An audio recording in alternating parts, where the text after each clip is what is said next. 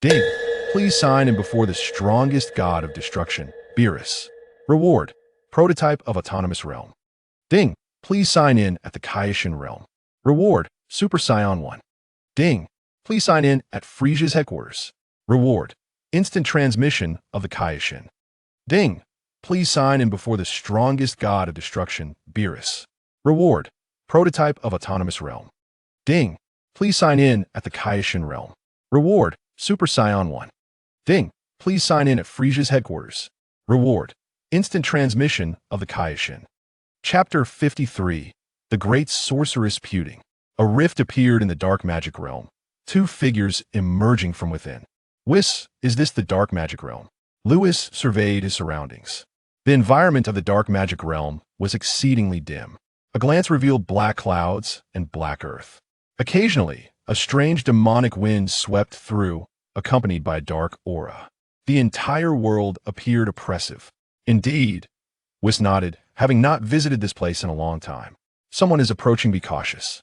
After Whis spoke, he couldn't help but shake his head, realizing he should be the one to exercise caution. Lewis sensed an overwhelming pressure approaching.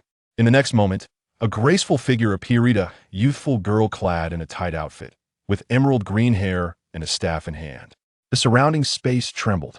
Clearly, the newcomer possessed formidable power. Then, 12 figures flew in from the distance, each radiating immense strength. Puting spoke, isn't this Mr. Whis from the Omni King universe? What brings you to the dark magic realm? The others stood silently behind Puting.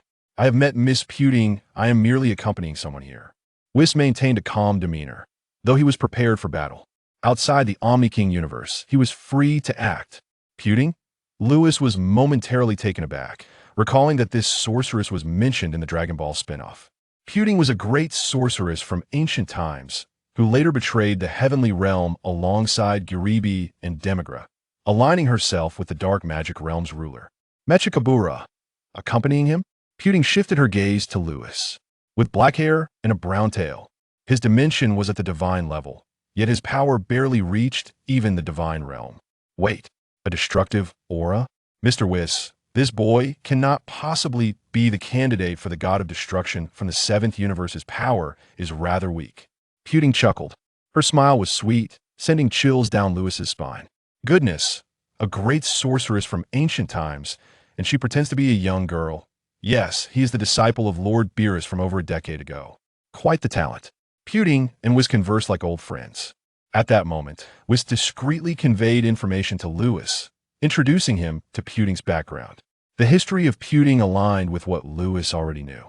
However, he was not entirely aware of her power. Through Whis's introduction, he realized how formidable this ancient sorceress truly was. As a great sorceress from the heavenly realm, her strength had always been significant. After her defection to the dark magic realm, she had gained the demonic powers bestowed by Mechikabura, elevating her strength to the level of an angel. Yet, what does an angel's power matter? Enough chatter. Puting, I ask you, where has Tawa gone? Lewis finally spoke. As soon as Lewis opened his mouth, the air fell silent. Whis couldn't help but swallow hard. This boy was audacious. Whis, are you here to find Tawa? Your approach is rather impolite. Puting smiled sweetly. To enter the dark magic realm and act so arrogantly, one must either be a fool or exceedingly confident.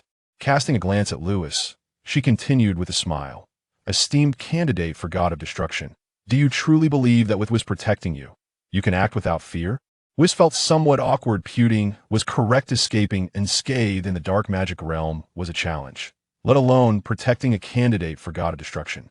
However, Lewis was no ordinary candidate. Could you stop laughing for a moment? Lewis glared at Puting, frowning. You're not as attractive as my ties, so your constant laughter is rather irritating. Already incensed by Tawa, this old sorceress's incessant laughter made him feel as though possessing angelic power made her superior. Whis covered his mouth, unable to suppress a laugh. This boy had a truly venomous tongue. You seek death. Puting's fury surged, her expression contorting as her genteel demeanor vanished, revealing her true nature as an old witch. Kill this boy for me. Puting fixed her gaze on Whis, preventing him from intervening. Understood. The 12 figures hovering around suddenly unleashed their power. Buzz! Buzz!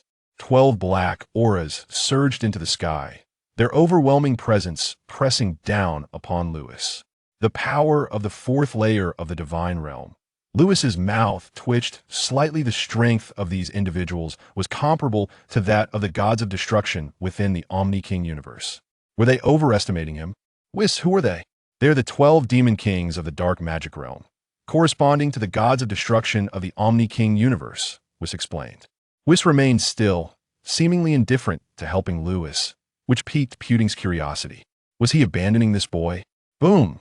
The 12 demon kings charged toward Lewis with incredible speed, leaving him no time to react. Bang! Bang! Lewis was struck and instantly found himself at a disadvantage. In the dark forest, Lord Demigra, the candidate for God of Destruction from the 7th universe, is truly terrifying. He possesses a technique called erasure. What? Demigra was taken aback. Erasure? Such a technique could only be comprehended by those at the priest level. How could that boy possibly grasp it? Lord Demigra, my sealing technique was instantly shattered before erasure. It was Ketla who deceived us. He only urged us to act out of fear. I understand. Demigra squinted, knowing that Tawa could not lie. Thus, the truth must be as stated. Ketla had done well, daring to deceive him. In his fury, Demigra couldn't help but wonder. Why could a candidate for God of Destruction from the 7th universe, with merely first-layer divine realm power, comprehend erasure? Moreover, the letter Ketla provided contained information about Lewis, claiming he could disregard any attack.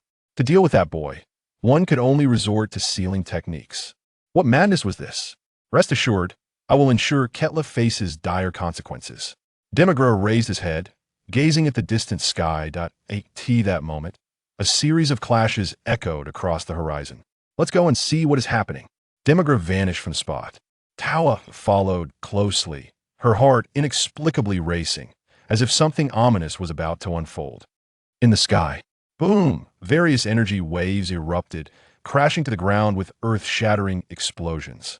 The ground was pockmarked and devastated. Suddenly, swish! A figure plummeted from the sky, creating a deep crater with a diameter of 100 meters. Cough, cough!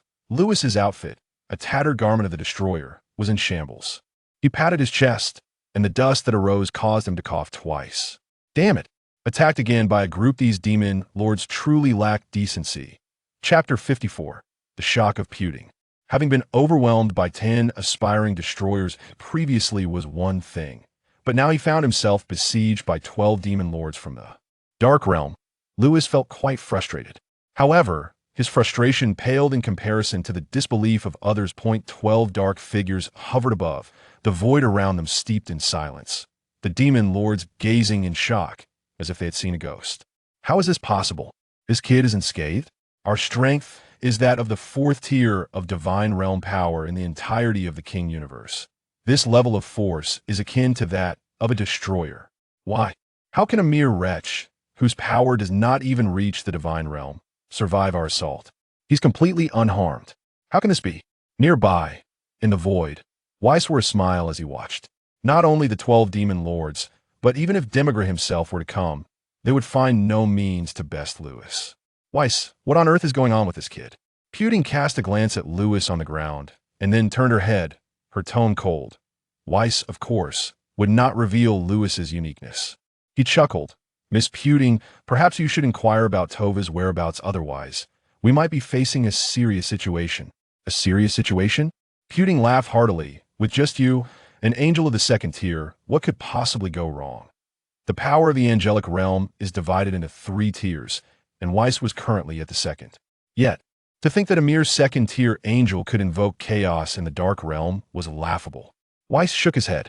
Alas, why won't you heed my advice? Lewis's power had ascended to the 1st tier of the divine realm. He had only recently cast erasure once. Clearly, Lewis was now capable of sustaining the use of erasure. In his perception, although Lewis's erasure was not as potent as that of the king, he still felt a looming threat of death emanating from it. Should these demon lords force Lewis to wield erasure, they would all meet their demise.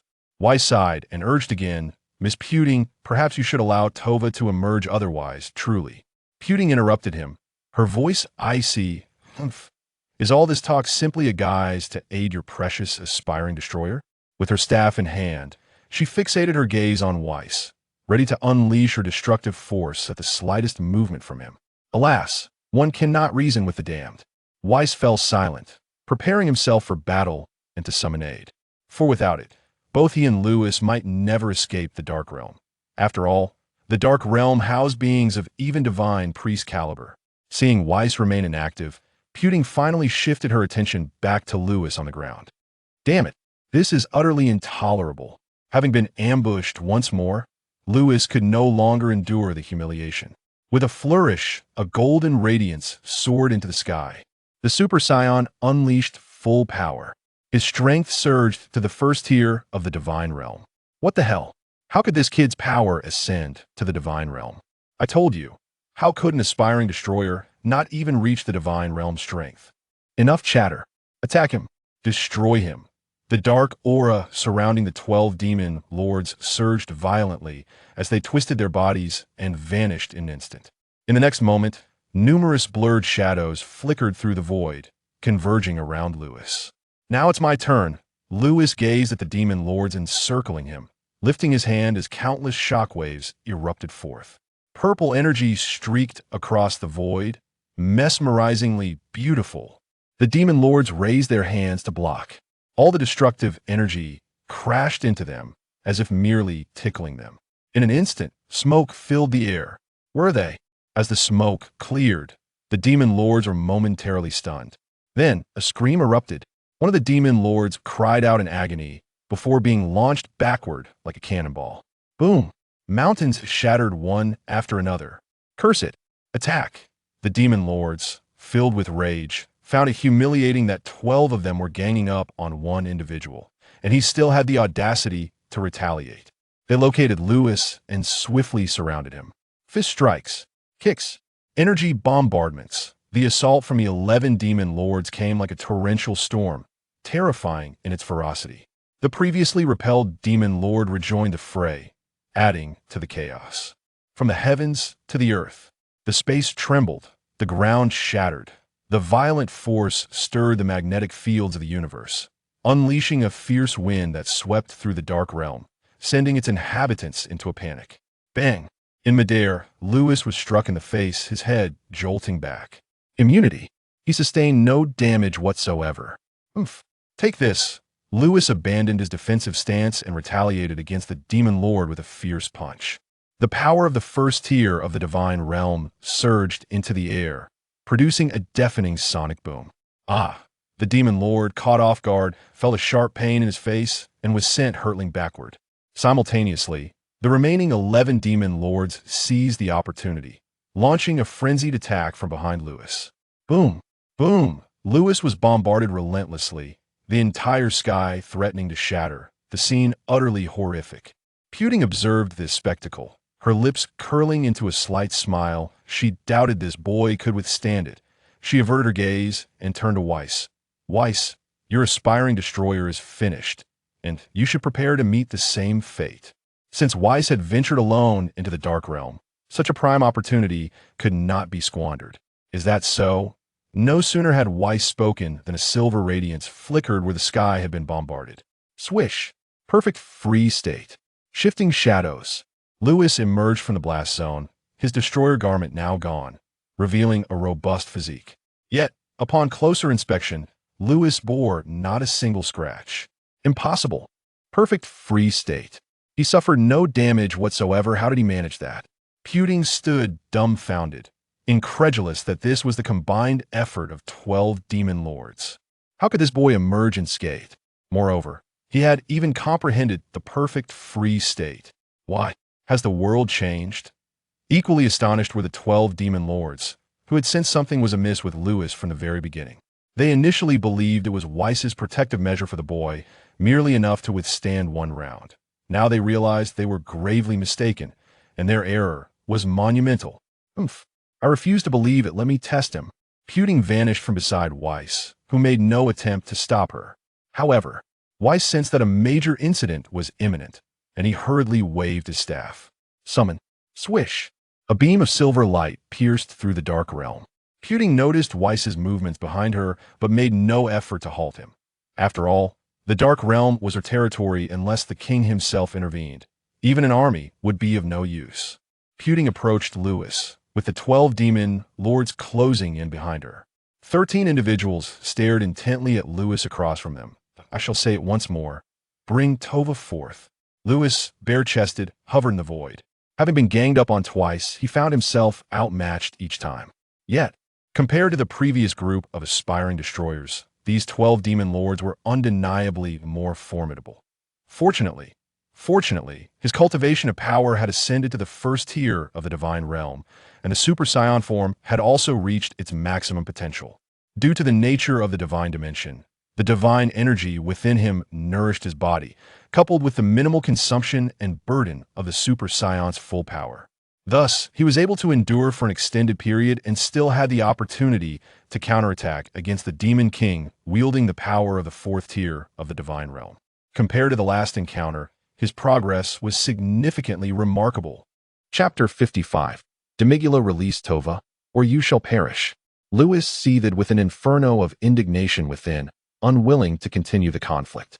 He understood that even with his utmost mastery of the perfect tranquility realm, he could not vanquish the formidable demons before him, even with his immunity. The battle would be a mere 50-50, until his stamina was utterly depleted. It was reminiscent of his previous spar with the candidate destroyer, utterly futile. The demon lords, initially ensnared in astonishment at the notion that someone could disregard harm, were soon amused by Lewis's defiance. You audacious youth, you think we will die? We know not how you achieve such immunity to damage, but to suggest our demise is sheer madness. Silence. Purton raised her hand, instilling immediate quiet among the demon lords. You withstood the assaults of 12 demon lords without a scratch? I shall see if your claim of invincibility holds true. Purton's gaze intensified upon Lewis, for he was an enigma beyond comprehension. And then she moved. Time and space seemed to falter as she traversed dimensions, appearing before Lewis in an instant. A punch landed squarely on his chest. She, like Whis, possessed the second tier of angelic power, unleashing her full force, shattering the heavens and trembling the entire dark demon realm. Surely, this time he must perish. But the next moment, Purton gasped in disbelief. Her fist remained pressed against Lewis's chest, and he was unscathed. Truly, he could ignore damage. How is this possible? Purton's complexion drained of color, her demeanor shifting from that of a formidable angel to a terrified woman, deeply unsettled by Lewis's prowess. You refuse to release Tova, do you? This is your own doing. The silver radiance enveloping Lewis vanished in an instant as he exited the perfect tranquility state and entered the full power of Super Scion. He raised his right hand towards Purton. Erasure. A brilliant white light erupted. Erasure? Purton's pupils dilated in horror. This was a concept only accessible to those of the divine priest rank. Why can he comprehend this power? And she sensed its authenticity. This was indeed erasure. No, don't. Demigula, approaching with urgency, trembled at the revelation of erasure. Was the Grand Priest or the Omni King present? In a moment of desperation, he strode forward, appearing before Purton. A bare-chested man was poised to unleash erasure upon her. Demigula sighed in relief. As long as it wasn't he the Grand Priest or the Omni King, all was well. He waved his hand, summoning a blade of dark demonic energy to intercept Lewis's erasure with a thunderous crash. The clash of two supreme assaults echoed like the end of worlds, unleashing remnants of power that engulfed the dark demon realm. In an instant, it transformed into a hellish landscape. Yet, with another wave from Demigula, the realm returned to its original state. Purton, drenched in sweat, her azure hair matted together, resembled a crone. Demigula, he can erase. I saw it. Demigula fixed his gaze upon Lewis, who had emerged unscathed from the residual power of the clash. Ignoring damage? He recalled Ketra's notes. This individual must be the candidate destroyer of Universe 7. Just then, Tova arrived, her face pale upon seeing Lewis, stammering, Demigula, it's Lewis. He has pursued us. She had never anticipated Lewis would follow her to the dark demon realm. If he caught her, it would spell disaster. Whis arrived at Lewis's side, witnessing his struggle to revert to his normal state. With a wave of his staff, he restored Lewis's stamina. The two stood defiantly against the 15 adversaries. Demigula glanced at Lewis, then shifted his attention to Whis. Whis, it has been a while. Whis feigned a smile. Indeed, it has been quite some time. Demigula observed. Are you anxious? Whis replied, his anxiety is not unfounded, for Demigula is a master of the divine priest level in the dark demon realm. Would you dare to stand before my father and see how anxious you become? Upon uttering this, the tension dissipated. Demigula's lips twitched, confronting the Grand Priest. That was a perilous endeavor. The Grand Priest's power far exceeded that of mere divine priests. Demigula turned to Lewis, inquiring, Whis, what is the story with this young man? Huh, do you believe I would divulge that? Whis shook his head, fully aware of Demigula's curiosity regarding Lewis's origins.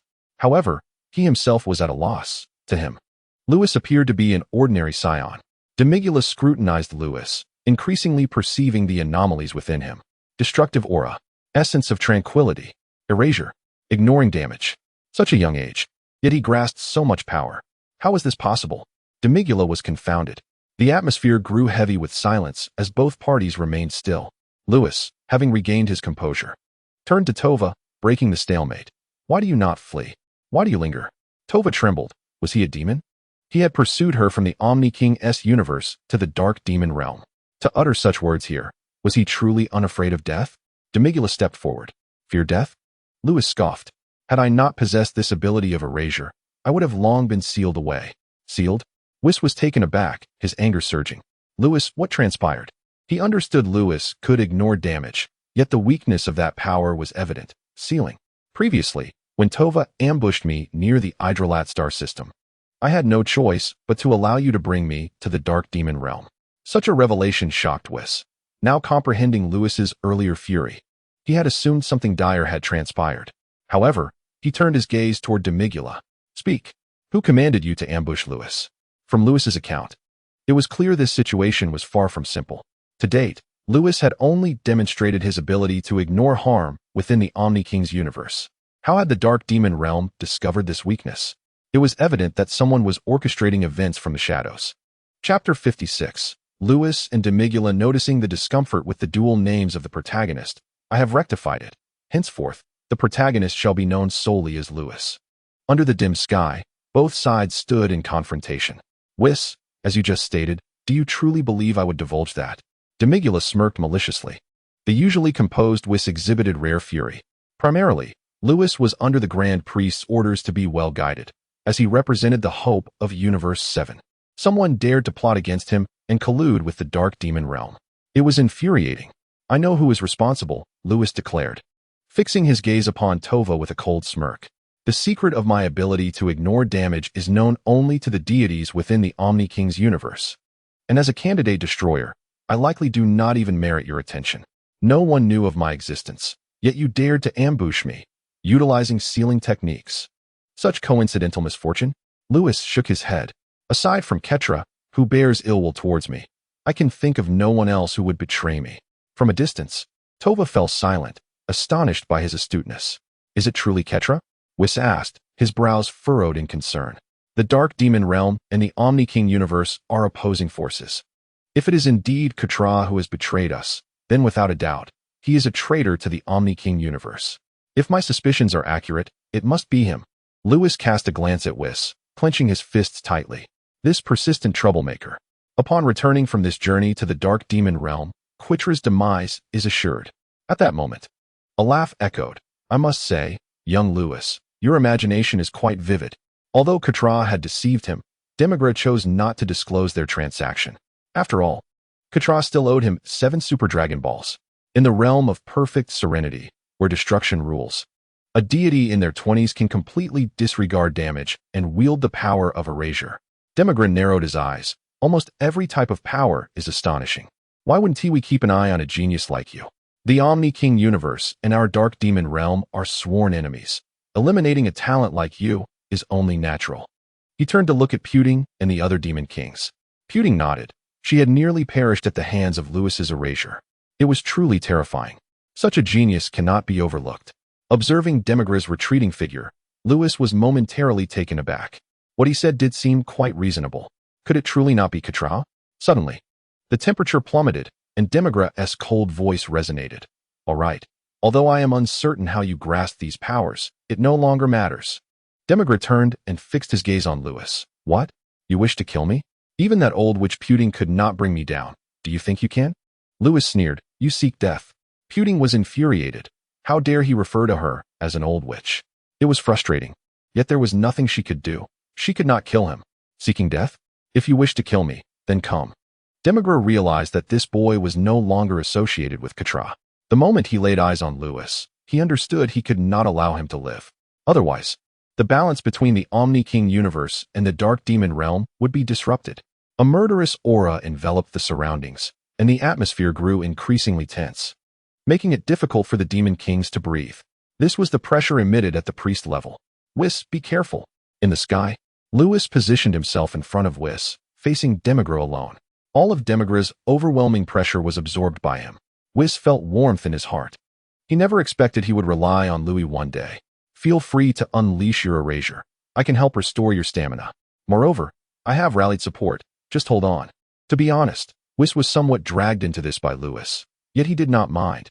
Instead, he felt a surge of excitement. Haha, then I shall proceed without worry. Lewis erupted in golden flames, entering the Super Saiyan state at full power once more. The first layer of divine strength surged wildly. Lewis and Demigra faced off. In the void, golden flames clashed against dark energy. The scene in the sky was astonishing. A being with merely the first layer of divine power, a small Karami, was standing against the demon god Demigra, who possessed priest-level strength. Meanwhile, the other demon kings had retreated far away, including Puting, who wielded angelic power, not daring to approach the battlefield. It was not that they were unwilling to assist Demigra. They had already tried before. Aside from sealing techniques, other powers had no effect on Lewis. Furthermore, Lewis could erase, rendering ordinary sealing techniques ineffective against him. Among those present, only Demigra, a master at the priest level, was unaffected by the erasure. The others had no means to contend with it. Naturally, Whis was also at a loss, yet he did not retreat, as he needed to restore Lewis's stamina. At that moment, Whis was like gasoline, and Lewis was the engine. When the engine ran out of power, Whis would supply the energy. Although I know you can ignore damage, I still want to give it a try. At that moment, Demigra in the sky moved. Dark energy erupted from him, enveloping the entire sky, resembling a hellish abyss. The scene was terrifying. Demigra ignored space and time, appearing above Lewis, waving his hand. An endless force stirred a spatial storm, obliterating everything in its path. A vast expanse of space shattered, forming transparent white blades that hurtled toward Lewis. Masters at the priest level seldom used pure energy waves as an attack method. Demigra employed the rules of space and time. Lewis could not react in time, and was instantly struck. However, immunity, a white radiance ignited around Lewis. Ding, ding, ding. The white light intercepted the incoming shards, which collided with him like nails striking steel, producing a piercing sound.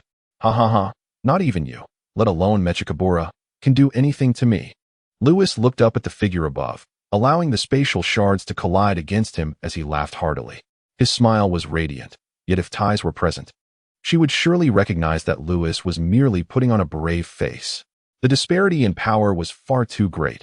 Lewis had contemplated counterattacking, without using erasure. Even unleashing his full strength would not be enough to defeat those 12 demon kings. It was somewhat embarrassing. Thus, Lewis could only passively endure the blows. After all, it was not his first time being hit, so what did it matter if he took another beating? It was simply infuriating. Demigra squinted, pondering, who was Mechikabura? A being of equal standing with the Omni King. Then let us seal you instead. Demigra mentally prepared himself, yet he remained shocked by Lewis's ignore. He could not allow him to live. Dark sealing technique.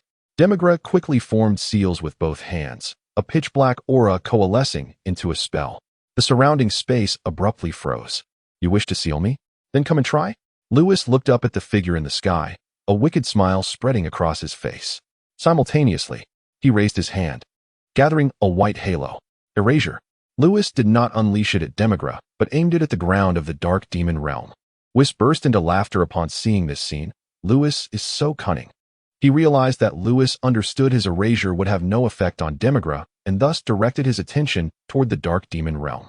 Although Lewis's erasure power did not reach the level of the Omni King, it could certainly threaten beings of angelic stature.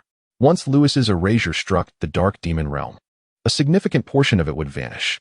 At that point, Demigra would undoubtedly intervene to stop it, but he would have to abandon his sealing of Lewis. What a despicable little fellow. Demigras sensed Louis's intentions and would not allow a large part of the dark demon realm to disappear. Thus, he had no choice but to abandon the sealing of Louis and instead move to intercept Louis's erasure. The white light suddenly erupted from Louis's hand. Demigras unleashed his demon god power. The two attacks were terrifying. Boom. They collided, producing a sound that could destroy the heavens and earth. Demigras' power matched perfectly, neutralizing Louis's erasure while leaving the dark demon realm unscathed. This is utterly terrifying. This boy possesses merely the first layer of divine power. How can he be so extraordinary? If that erasure had struck me, I would certainly be left half dead. Be more confident. You 1T survive. The demon kings gulped nervously, their faces filled with shock as they gazed at the distant battle. Upon witnessing this, Pudding gritted her teeth in fury. As a formidable master of the angelic realm, she had been subjected to repeated insults by a mere calamity. Today was intolerably humiliating. Huh. Louis gasped for breath, his strength dwindling to mere words. Ha. With your stamina, it seems you can only execute erasure once. Let us see how you meet your demise. Across from him, Demigula noticed Louis's condition.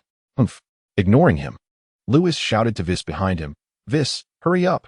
Whis waved his staff, enveloping Louis in a silver glow, instantly restoring him to full vitality. "Demigula, here I come." Louis laughed heartily, launching an attack aimed at the ground. Erasure. Whis, enraged, Demigula hastily defended against the blow, glancing at the revitalized Louis. He then eyed Whis behind Louis, thinking, "So you possess an endless source of energy, do you? Eliminate Whis, and let us see how you recover your strength."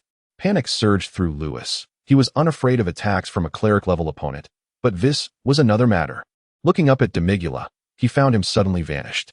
Louis's pupils constricted as he turned to Whis, shouting, "Run!" Buzz. Demigula reappeared before Whis, declaring, "Die." The ominous power of the dark god enveloped his fist, hurtling towards Whis. "No, don't. Whis, run." Louis's eyes widened in desperation. Whis was not only his mentor, but also his friend. Originally, Whis had been well in the King universe, only to be persuaded by Louis to venture into the dark demon realm. This was all his fault. If anything were to happen to Whis, he would surely ravage the dark demon realm. Louis bellowed, just as Whis was about to be struck by Demigula. Time in the dark demon realm seemed to freeze, abruptly halting. In the void, Demigula's fist was a mere millimeter from Whis's head. Crack! A powerful force erupted from Demigula, shattering the frozen time, restoring it to normal. His fist continued its advance. The sky exploded. Yet, Whis's figure had vanished without a trace. Such skill, Lord Demigula. A youthful, melodious voice echoed from above. Louis looked up sharply, spotting the little bundle of joy Kashi. And beside her was Whis. "Whis, you're alive. How wonderful." Tears welled in Louis's eyes. He had nearly brought harm to Whis. Thankfully, help had finally arrived. "You little brat. Do you wish for my demise?" Whis, upon seeing his elder sister, felt relieved from the worry of Demigula. He approached Louis, ruffling his hair. He had taken this child under his wing since he was 6, and now Louis could stand against a cleric-level opponent like Demigula, which filled Whis with pride. On the other side, Demigula's eyes widened in disbelief as he beheld the girl above. "When did you reach this level?" "It's been quite some time," Kashi replied, shaking her little head and giggling. Demigula swallowed hard and fell silent. Cleric-level power. Is the eldest daughter of the high priest this formidable? Louis glanced at Kashi, noticing Demigula's astonished expression. Clearly, Kashi's power had ascended to cleric level. Her strength and talent left Demigula astounded. No wonder, among all angels, the little bundle's power was unparalleled. Her talent was indeed extraordinary. Unaware of Louis's thoughts, Kashi soared in front of Demigula, puffing up angrily. "It seems Lord Demigula desires to kill my brother. You all should leave." Demigula shook his head and spoke plainly. He had anticipated the high priest descending into the dark demon realm, but he had not expected Kashi to be the one to arrive. With her power now at cleric level, and with other demons still in slumber, it would be unwise to confront Kashi alone, especially since he had no chance to act against Whis. It was better to let them go, lest a battle ensue that could devastate the dark demon realm. "Are you just going to let us leave?" A glimmer of mischief danced in Kashi's innocent eyes. Demigula's demonic power flared as he coldly stated, "If you do not depart soon, I will reconsider." "Ha, Lord Demigula, such a generous spirit." Kashi retorted playfully, "Whis, let us take our leave." Wait. Lewis interjected. All eyes turned to him. Hand over Tawa. Lewis had yet to finish. Do you seek death? Hurry and leave. Whis dragged Lewis, and they vanished from the dark demon realm, Kashi smiling as she followed suit. Chapter 58. Then let us kill Ketla. In the void of the dark demon realm, only Demigula remained, his face stern. In the distance, Tawa, Puting, and the other demon lords returned. Tawa weakly inquired, Lord Demigula, what about that kid? Demigula continued to fixate on the spot where Lewis had departed, silent as if lost in thought. Puting glanced at Tawa and said, they were rescued by Kashi. Now, tell me, what did you do to provoke them? She had been called an old witch today and was on the verge of exploding with rage. Her fiery eyes seemed capable of incinerating space itself. Tawa shrank back, preparing to explain. Demigula looked over and waved his hand. Enough, Puting stays. You all may leave. Yes. Tawa breathed a sigh of relief and quickly departed. The other demon lords were curious about Lewis, but they dared not defy Demigula's command and vanished without a trace. Sealing that boy was a deal made between Ketla and me. Only Puting and Demigula remained in the void, where Demigula recounted the terms of his agreement with Ketla. That old rat deceived us, Puting exclaimed, her chest heaving with anger. After a brief moment, she calmed slightly, but thanks to Ketla's agreement with us, we were made aware of such a genius in the King universe. Puting looked at Demigula. By the way, it's just Kashi. Why did you let that boy go? Kashi's power has surpassed the cleric level. Demigula's voice was flat, but to Puting, it sounded like thunderclaps. What? Cleric level power? Puting was left dumbfounded. Years ago, when she fled from the ancient heavenly realm to the dark demon realm, her power was at the 5th tier of divinity. At that time, Kashi's strength had barely reached the same tier. Later, influenced by demonic power, Puting broke through to the 2nd tier of the angelic realm. She never expected that others' powers could also transcend to such heights, reaching cleric level. Our other demons still slumber, and Lord Mechacapra remains sealed. Suppressing her astonishment, Puting remarked, currently, you are the only one holding the fort in the dark demon realm. No wonder you let that boy Lewis go. She had considered Demigula's concerns. After all, the battlefield was in the dark demon realm. If two cleric-level experts clashed, the commotion would be earth-shattering. The dark demon realm could very well explode. I did not ask you to stay for that. Demigula looked at Puting with grave seriousness. Have you not noticed that Lewis's physique resembles someone? Resembles someone. Puting furrowed her brow, puzzled by Demigula's meaning. Suddenly, a brilliant flash struck her mind. Silence. Demigula bellowed, then scrutinized his surroundings, fearful of eavesdroppers. Puting clamped her hands over her mouth, daring not to utter another word. Her pupils were filled with astonishment. A master of angelic caliber exhibited such an expression, evidently. Lewis's identity had profoundly shocked her. After a moment, disregarding the pain, Puting swallowed hard.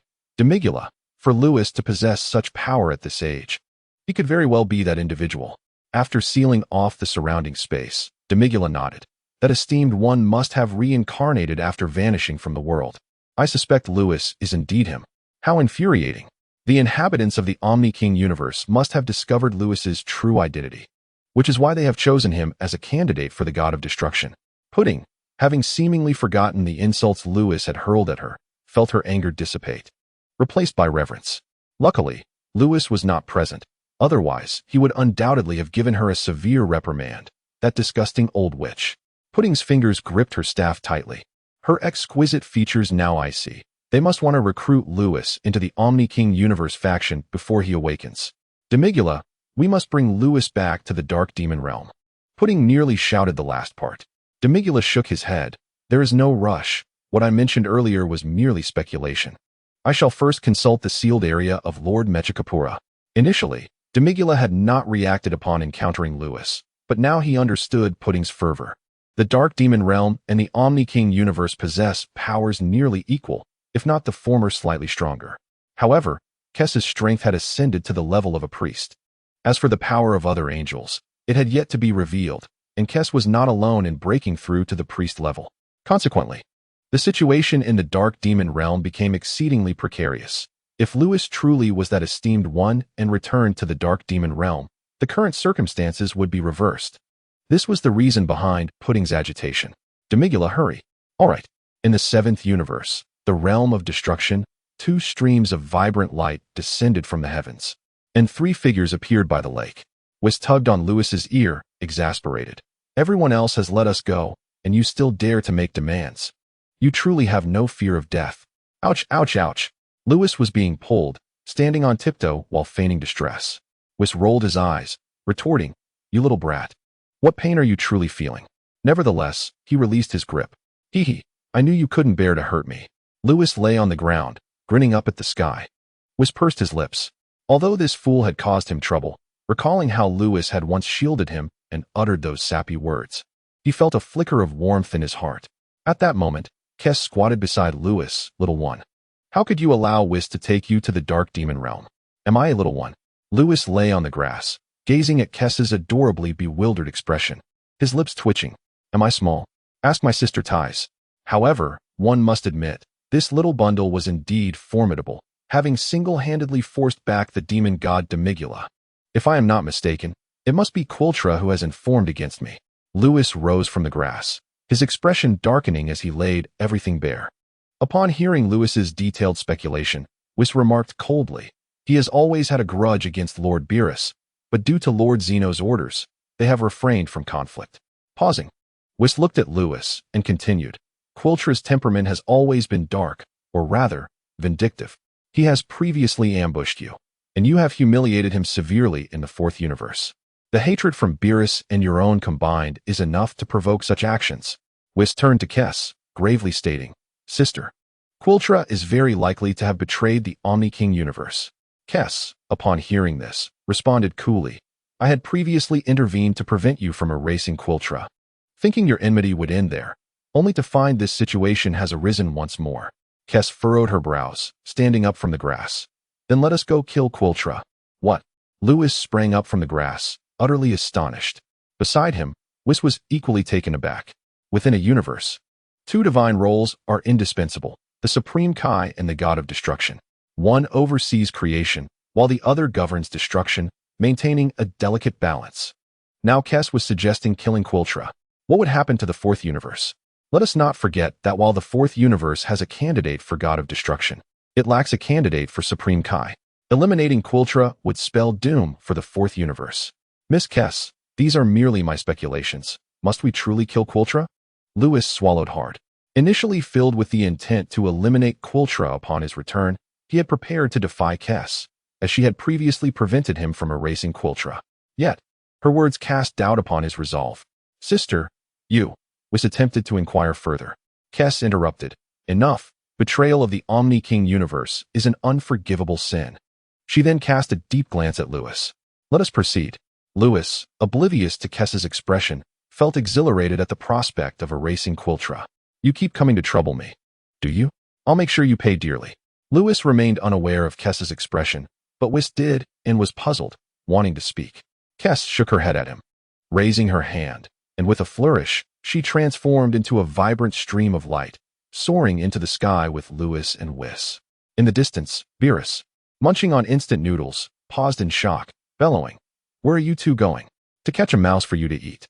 The sound of Lewis's laughter echoed above the realm of destruction as he disappeared. Beerus was left bewildered. "Catch a mouse for me to eat? What does that mean?" Lost in thought, he failed to notice the instant noodles dropping from his hand. After the calamity on planet Yardrat, Goku and Vegeta began to grasp the art of instant transmission. The Galactic Patrol headquarters awaited the return of King Vegeta, confirming the existence of Super Saiyans. A multitude of Saiyans continued their rigorous training, aspiring to one day transform into Super Saiyans. Everything in the 7th universe progressed normally, yet in the 4th universe, Quiltra felt a sense of unease. Within the Palace of Destruction in the 4th universe, Konik observed Quiltra pacing restlessly, puzzled. "Lord Quiltra, what troubles you?" Beside him, Troy, having been struck down by Lewis previously, remained despondent and indifferent to Quiltra's peculiar behavior, merely playing a minor role. "It's nothing," Quiltra replied, shaking his head. Though he uttered reassurances, his anxious expression betrayed that something was amiss, causing Konik to suspect that Quiltra was indeed troubled. "Are you truly fine?" "I am fine. You may leave." Quiltra gestured for them to exit, turning his back. "Very well, let me know if you require anything." Konik and Troy exited the Palace of Destruction. Once they were gone, Quiltra's demeanor darkened significantly. Ever since returning from the Dark Demon Realm, His heart had raced uncontrollably. Anxiety, unease, various negative emotions plagued him. Why is this happening? Quiltra clutched his chest, the ominous premonition growing ever stronger. Could it be that Whis sensed his presence in the dark demon realm? Impossible. He had concealed his aura. Suddenly, "Die, you wretched mouse. Come forth and face your doom." A voice filled with murderous intent reverberated throughout the realm of destruction. Keetra's pupils constricted sharply. He had indeed been discovered. Outside the palace of the destroyer, Cornic and Troy had just exited when they were startled by this sudden sound. They looked up to see a thick stream of colorful light descending from the heavens. As the brilliance subsided, Lewis and his companions appeared before Cornic and Troy. "Big sister. Whis, what brings you here?" Cornic inquired, turning his attention to Lewis, his brow furrowing. "What did you mean by Keetra must die? Are you here to kill Keetra?" Chris, wielding a short staff, glared with wide eyes. "Cornic, you need not concern yourself with Keetra's affairs. Big sister will explain shortly. Keetra is doomed." Whis stepped forward. At this revelation, Cornic trembled. What had transpired that had led his sister to condone Lewis's intentions against Keetra? At that moment, Keetra emerged from the palace. "Greetings, Miss Chris." "Oh, is that not Mr. Whis and Mr. Lewis? Since our last encounter, our grievances should have been resolved. What brings you here again?"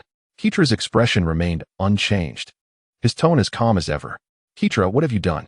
Cornic attempted to approach for clarification, but Whis held him back. Observing Chris's shake of the head, Cornic's heart sank. Keetra, noticing this, narrowed his gaze. Soon, he smiled at Lewis and the others. "What troubles you?" Silence enveloped the group as no one spoke or moved. Lewis took a step forward to confront Keetra directly, his voice cold. "During our spar, you instructed Troy to kill me. Then you ambushed me on Planet Meek. You should be grateful that Miss Chris intervened before I could eliminate you." Keetra's expression darkened. "It was my error. I should not have transferred my hatred of Beerus onto you. However, our grievances were settled in our last encounter. What more do you desire?" He retreated a step and shouted, "Will you not let me go?"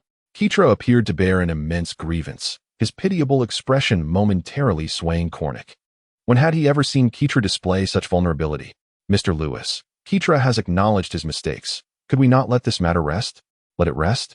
Lewis shook his head. "You have repeatedly sought my life, but failed each time, and now you feign victimhood. That could be overlooked, but your collusion with the dark demon realm cannot be forgiven." Lewis leaned closer to Keetra, enunciating each word. "Lord Keetra, you admit it, do you not?" With Lewis's words, the entire realm of destruction fell into an eerie silence. Only the sound of the cold wind could be heard. By the lakeside, a small fish leapt from the water, creating ripples. At that moment, the atmosphere in the fourth universe's realm of destruction grew ominous. Beside him, Cornic trembled, rushing to grasp Keetra's shoulders. "Lord Keetra, is it true? Have you truly conspired with the dark demon realm?" "No." Keetra shook his head vehemently. "That is not the case." It was only now that he realized others had indeed discovered his dealings with the dark demon realm. However, admitting it would surely spell his doom. He glanced at Chris and then at Cornic. If he denied it, with Cornic present, perhaps he might still have a sliver of hope for survival. "Mr. Lewis, Lord Keetra has stated otherwise. Do you have evidence?" Cornic urgently turned to ask. This was a grave matter. Once confirmed, Keetra would be doomed. Though angels are typically not swayed by emotions, after years of close association with Keetra, Cornic could not bear the thought of his demise. "I have no evidence. All of this is merely Lewis's conjecture, though the reality is likely close to the truth." Lewis frowned at Cornic, noticing that Chris had not attempted to intervene. Did Cornic intend to take action against him?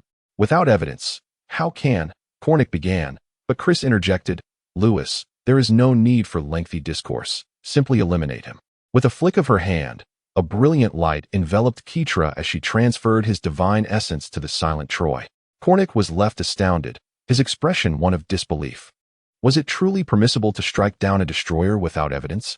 Lewis and Whis were equally taken aback, yet upon hearing Chris's command, Lewis hesitated not a moment longer and acted decisively. "Eradicate." Lewis, fearing Chris might reconsider, entered a full-power Super Saiyan state. With the amplification of his power from the first layer of the divine realm, streams of white light erupted from his hands, entwining to form a terrifying radiance. "No, I have not conspired with the dark demon realm. I was wrong, spare me." Keetra's cries echoed in despair as he sensed the impending threat of death. At that moment, He was filled with boundless regret. Regret for having directed his vengeance towards Lewis, for seeking out Demigra. Stop. Cornic's complexion shifted as Lewis's act of eradication sent shockwaves through him. Witnessing Lewis's attack, Cornic sought to intervene, but Chris's gesture immobilized him, rendering him powerless. In a flash, the white halo passed. The world dimmed. When the light dissipated, Ketra was utterly gone, having perished before reaching the fifth layer of divine power. The universe remained intact. Yet the destroyer had perished. This was an unprecedented event in the history of the Omni King's universe. In the fourth universe's realm of destruction, silence reigned once more. After a moment, Lewis collapsed to the ground, utterly spent. He could barely muster the strength to speak. Whis, startled, hurried over to inquire, "What is wrong with you?" He quickly restored Lewis's energy. Having slain Ketra, Lewis felt elated as he rose from the ground, grinning foolishly.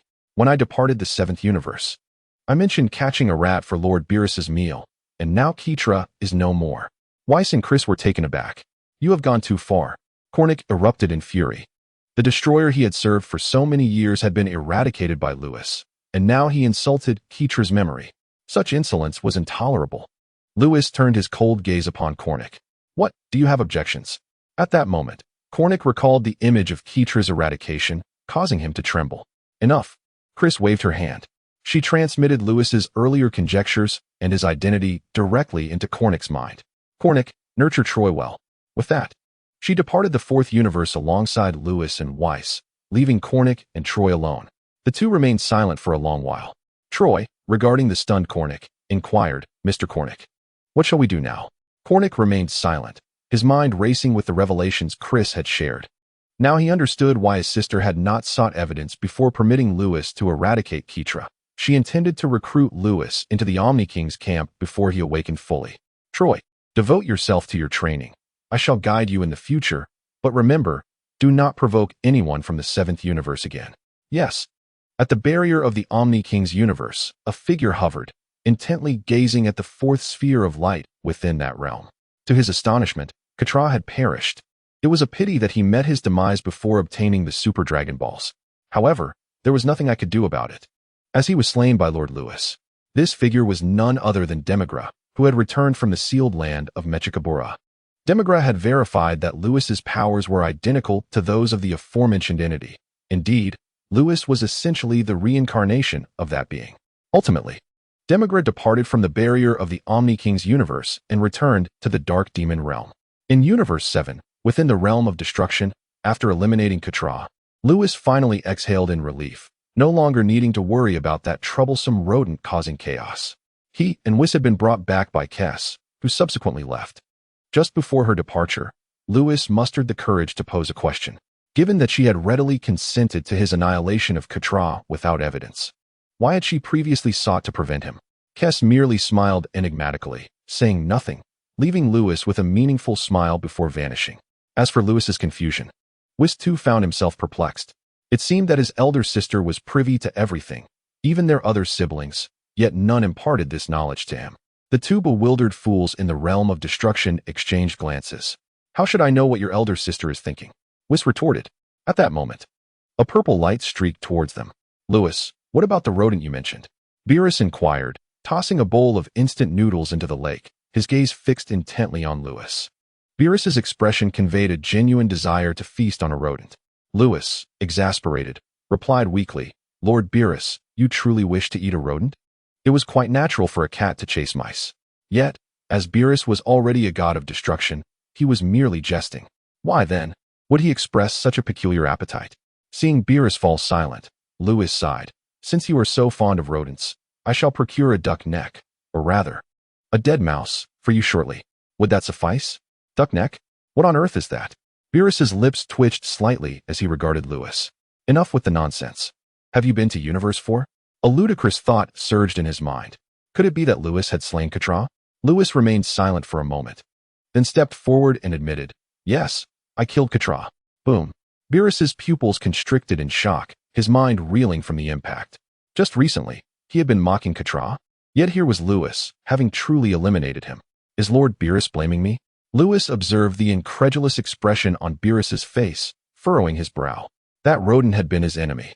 Had he not, he should have been pleased that Ketra was dead. Suddenly, laughter erupted from Beerus. Blame you? Why would I blame you? I have longed to rid myself of that wretched rodent, and you have done it for me. Splendidly executed. Beerus danced by the lake, behaving as if he were possessed. Whis and Lewis exchanged glances. Is Lord Beerus going mad? Whis wondered aloud. Surely not. Yet, how do you explain these grotesque antics? Indeed, it appears that Lord Beerus has lost his wits. The scene in the realm of destruction was uncomfortably absurd, with a purple cat performing a revolting dance. Eventually, Lewis and Whis could no longer bear to witness it and departed for Earth. At the Omni King's palace, Kes entered, announcing, Father, I have returned. The Omni King was still absent. The Grand Priest, observing Kes from below, acknowledged her return with a nod. Yes, it is sufficient that you have returned. However, why did you instruct me to hinder Lewis? Kes, just as bewildered as Lewis, sought an answer. A slight flush crept over the Grand Priest's face as he coughed lightly. I merely wished for Katra to serve as a training partner for Lewis. I did not anticipate that Katra would prove so uncooperative, colluding with the Dark Demon realm instead. Was it not better to serve as a mere experience package? He shook his head, adding, What a foolish boy. Kes stood in shock, realizing the truth. So, I had Lewis eliminate Katra at the behest of the Omni King? On Earth, having endured Beerus's peculiar behavior, Whis and Lewis returned. Brother-in-law, in the courtyard, Bulma, with Tai, rushed over upon seeing Lewis return. Where have Vegeta and Goku gone? Yes, where could they be? Tai, who had grown quite familiar with the warriors during her time on Earth, inquired. They went to learn a marvelous secret technique. Lewis approached Tai, embracing her tightly. Bulma rolled her eyes, thinking they were showing off their affection again. However, upon receiving news about Vegeta, her worries eased, and she left the courtyard. Whis, meanwhile, had already made his way to Tai's family's restaurant. Is something troubling you? Tai noticed Lewis's unusual demeanor and gently smoothed his furrowed brow with her delicate hand. It's nothing. Just a dead rodent that vexed me, leaving me somewhat weary, Lewis confessed, resting his head on Tai's fragrant shoulder, finding solace in her presence. Tai patted his back, chuckling. You are a candidate for a god of destruction. If someone provokes you, why not simply eliminate them? She felt a pang of sympathy seeing Lewis's troubled expression. Hearing her words, Lewis lifted his gaze, cradling her exquisite face with his hands, planting a soft kiss on her lips. Eliminate them, you say? I had no idea my dear Tai harbored such a fierce disposition. Tai, meeting his gaze, smiled with a mixture of exasperation and amusement. After being with you for so many years, my heart has grown colder than a knife used to slay fish. As long as you are happy, that is all that matters. She affectionately ruffled his hair. Lewis's heart raced. Her words struck a chord deep within him. Oh, Tai, you are so touching, he exclaimed, burying himself in her embrace. Get off me, Tai retorted, momentarily speechless, finding him to be an eternally childish boy. All right. Lewis feigned sorrow, extricating himself from her warmth. In the next moment, you told me to leave, and now you want me back. Tai firmly pressed Lewis's head back against her soft form, holding him close. In the courtyard, they embraced, as if time itself stood still. Lewis felt an unprecedented tranquility within. After a while, Tai remarked, by the way, a girl came looking for Kakarot. She mirrored Lewis's way of addressing Goku. Who? Lewis released Tai, pulling her close as they reclined on a beach chair. I think her name is Chi-Chi. Chi-Chi. Lewis sprang up from the chair, gripping Tai's shoulders with urgency.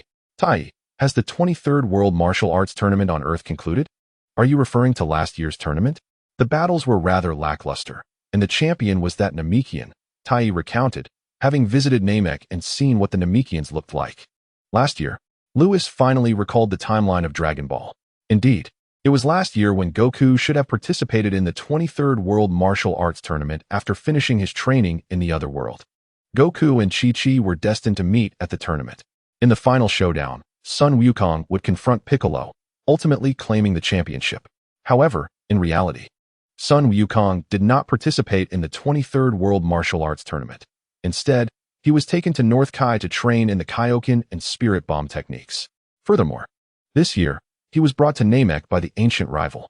Following Bardock's demise, Sun Wukong successfully ascended to the Super Saiyan state. Unexpectedly, Kakarot's lost love sought him out. Lewis pondered this in silence. Chapter 62. Comprehending the laws of time upon receiving news about Chi-Chi. Lewis was determined not to allow the foolish love of Sun Wukong to fade away. After all, the most formidable warrior in the Dragon Ball universe had yet to be born. In the end, Lewis instructed Ties to keep Chi-Chi at the estate and to share more knowledge about the universe with her. Lewis aimed to alter Chi-Chi's perception of education as a path to success, hoping that it might lead to Son Gohan becoming the ultimate warrior. Ties dutifully complied with Lewis's wishes. In the ensuing days, Sun Wukong and Vegeta trained in instant transmission on Yardrat, while Chi-Chi and Bulma awaited their return at home. Ties seized every opportunity to recount her past encounters with peril in the cosmos to Chi-Chi, emphasizing that only through formidable strength could one survive danger. Additionally, Ties imparted knowledge about the deities of the universe, angels, destroyers, and candidates for destroyers, explaining the dire consequences of their wrath upon planets, which mere mortals could not withstand. Chi-Chi trembled at these revelations, finally grasping the futility of ignorance. Resolutely, she vowed to train her future children with Sun Wukong, ensuring they possessed the strength for self-preservation, if not to protect both her and Sun Wukong. Upon learning of Chi-Chi's resolve, Lewis embraced Ties passionately for half an hour, leaving her lips swollen from his fervor. The prospect of the ultimate warrior seemed tangible.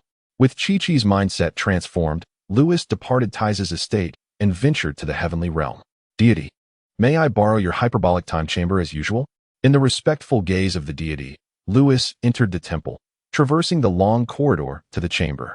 Oh, back here again, Lewis mused, recalling his previous 5-year training stint that elevated his power to the first tier of divine realms. It was during that time he successfully mastered the technique of erasure. Fortuitously, he had reached a level of power sufficient to employ erasure. Otherwise, his subsequent journey through the Dark Demon realm would have been disastrous. The memories of the Dark Demon realm were indelibly etched in his mind, being besieged by 12 demon kings, the old witch's intervention, and Demigra's murderous intent towards Whis, especially the latter, which nearly cost Whis his life, a thought Lewis could scarcely endure. Now, back in the chamber, he sought to grow even stronger, with the singular aim of one day vanquishing Demigra. This time, in addition to honing his power, he aimed to accomplish the unfinished goal from his last visit, to glean insights into other cosmic laws through erasure, such as time, space, light, and darkness. Thus, he resolved to commence with the laws of time. The laws of time are enigmatic, making them the ideal focus for rapid advancement. Time can accelerate, pause, or even reverse. These are merely the foundational applications of time. Lewis recalled a fantasy novel from his past life that spoke of traversing the river of time to eradicate evil at its inception. If he mastered the laws of time, perhaps he could achieve such feats. Lewis began his training, concentrating the power of erasure in his palm. As this energy manifested, the entire hyperbolic time chamber trembled. Soon, invisible threads of law began to leak from the erasure energy in his hand. Lewis closed his eyes and began to contemplate. Time flew by. A month had elapsed within the chamber. What is time? As the power of erasure dissipated from his palm, the surrounding invisible laws vanished as well. Exhausted from his efforts, Lewis collapsed to the ground. After a month of contemplation, he found himself unable to grasp even the concept of time's laws. How could he hope to comprehend anything under such circumstances? Looking skyward, he couldn't help but lament, questioning whether his talent was truly too weak. Upon reflection, it seemed indeed so. Each breakthrough he achieved in training was due to the system's influence. Immunity, the nascent stage of the free realm, Super Saiyan. Erasure, each a gift from the system. System, is my talent truly subpar? Lewis extended his hand toward the vast, white sky, as if the system resided within it. After a moment, he sighed. Indeed, my talent is lacking. Even the system ignores me. Negative. What? Lewis was taken aback as he finally heard the familiar electronic voice. Host, if your talent were weak, no one would surpass you. Immunity is inherently part of your physique, and erasure is your power. Your ability to break through is due to your consistent training. I merely assist you when you reach a bottleneck, not directly granting you such powers. What? Lewis, regaining some strength, rose to his feet, bewildered. Are you saying immunity is inherently mine? That erasure is also my power? What does that mean? The system fell silent, offering no further clarification. Could it be true that he had a connection to the Omni King? No, I have stated that you are not that individual. You have no relation to the Omni King. You are not anyone else. You are simply you. This time, the system finally spoke again. Lewis felt a surge of anger as he gestured wildly toward the sky. What do you mean by that? Time passed, and the system remained silent. Lewis's frustration intensified, and he gestured even more forcefully. Suddenly, a light bulb illuminated in his mind. He observed his own arm movements, left and right. Actions once performed could not be undone. Akin to how time, once passed, could not be reclaimed. Understanding dawned upon him. Lewis set aside the system's cryptic words and sat in meditation. As he sank into deep contemplation, threads of transparent laws began to emerge. To comprehend the laws of time in just a month is hardly weak, the system murmured. Another year slipped by. Lewis had now trained in the hyperbolic time chamber for over a year and a month, equivalent to just a day in the outside world. Buzz. The transparent laws swirling around Lewis gradually solidified, transforming quantity into quality. A brilliant silver light shot upward. The entire chamber quaked as time within Lewis's vicinity became tumultuous. Stop. The silver radiance emanating from Lewis erupted suddenly. The chaotic time surrounding him was instantaneously calmed by the aura of time emanating from his being. Gulp. Lewis swallowed hard. I truly have grasped the laws of time through erasure. Ha! Does that mean I can also comprehend the laws of space? Lewis was filled with joy. Chapter 63. Gula speaking of the laws of space. As far as Lewis knew, there were hardly any who mastered the laws of space within the universe of the Omni King. Lewis is well aware of the existence of the Kaioshin. The Kaioshin possesses the remarkable ability to traverse freely within this universe and even reach the Grand Kai's palace. However, their power does not extend to other universes. Additionally, Lewis is acquainted with a deity who is exceptionally knowledgeable about space, or rather, time and space, the legendary Kaioshin of time. To say that the Kaioshin of time is proficient in the manipulation of time and space would be an understatement. She essentially governs it. Yet, despite Lewis's journey into the Dragon Ball world, he has never encountered this deity, nor has he even heard her name. After his recent training session, he intends to inquire with Whis about the existence of this divine entity in the Dragon Ball realm. Lewis continues his training, having spent just over a year in the hyperbolic time chamber. Given the discussion of spatial rules, it is only natural for him to aspire to comprehend them. Mastery of spatial rules might enable him to merge them with the rules of time, thereby creating a new set of temporal spatial rules. Should he succeed, he would join the ranks of those who have grasped the intricacies of time and space, following in the footsteps of the Kaioshin of time. In the North Galaxy, at the galactic headquarters, a year has passed since Frisia's demise. During this time, the Scions have diligently adhered to King Vegeta's commands. Beyond their routine assignments from the Galactic Patrol, they have devoted their efforts to training in the gravity chambers engineered by the Patrol. Their ultimate goal is to achieve the transformation into Super Scions. This is especially true for King Vegeta, Bibidi, Theodore, as well as Raditz and Nappa. As elite warriors, they undergo rigorous training daily. After being resurrected by Whis, King Vegeta's power surged to 1 million battle power, and in just a year, it has skyrocketed to 2 million. Bibidi and Theodore have similarly advanced, breaking through from 600,000 to 1 million battle power. Raditz and Nappa, who did not return from the brink of death, have seen only modest improvements. Raditz now possesses 600,000 battle power, while Nappa boasts 70,000. As for Bardock, apart from Goku and Vegeta, he stands as the foremost warrior of the Scion race. Of course, excluding Broly. Over the past year, Bardock has dramatically escalated from 2 million battle power to 4 million. The magnitude of this increase is truly staggering. The remaining Scions have all achieved battle powers exceeding 100,000.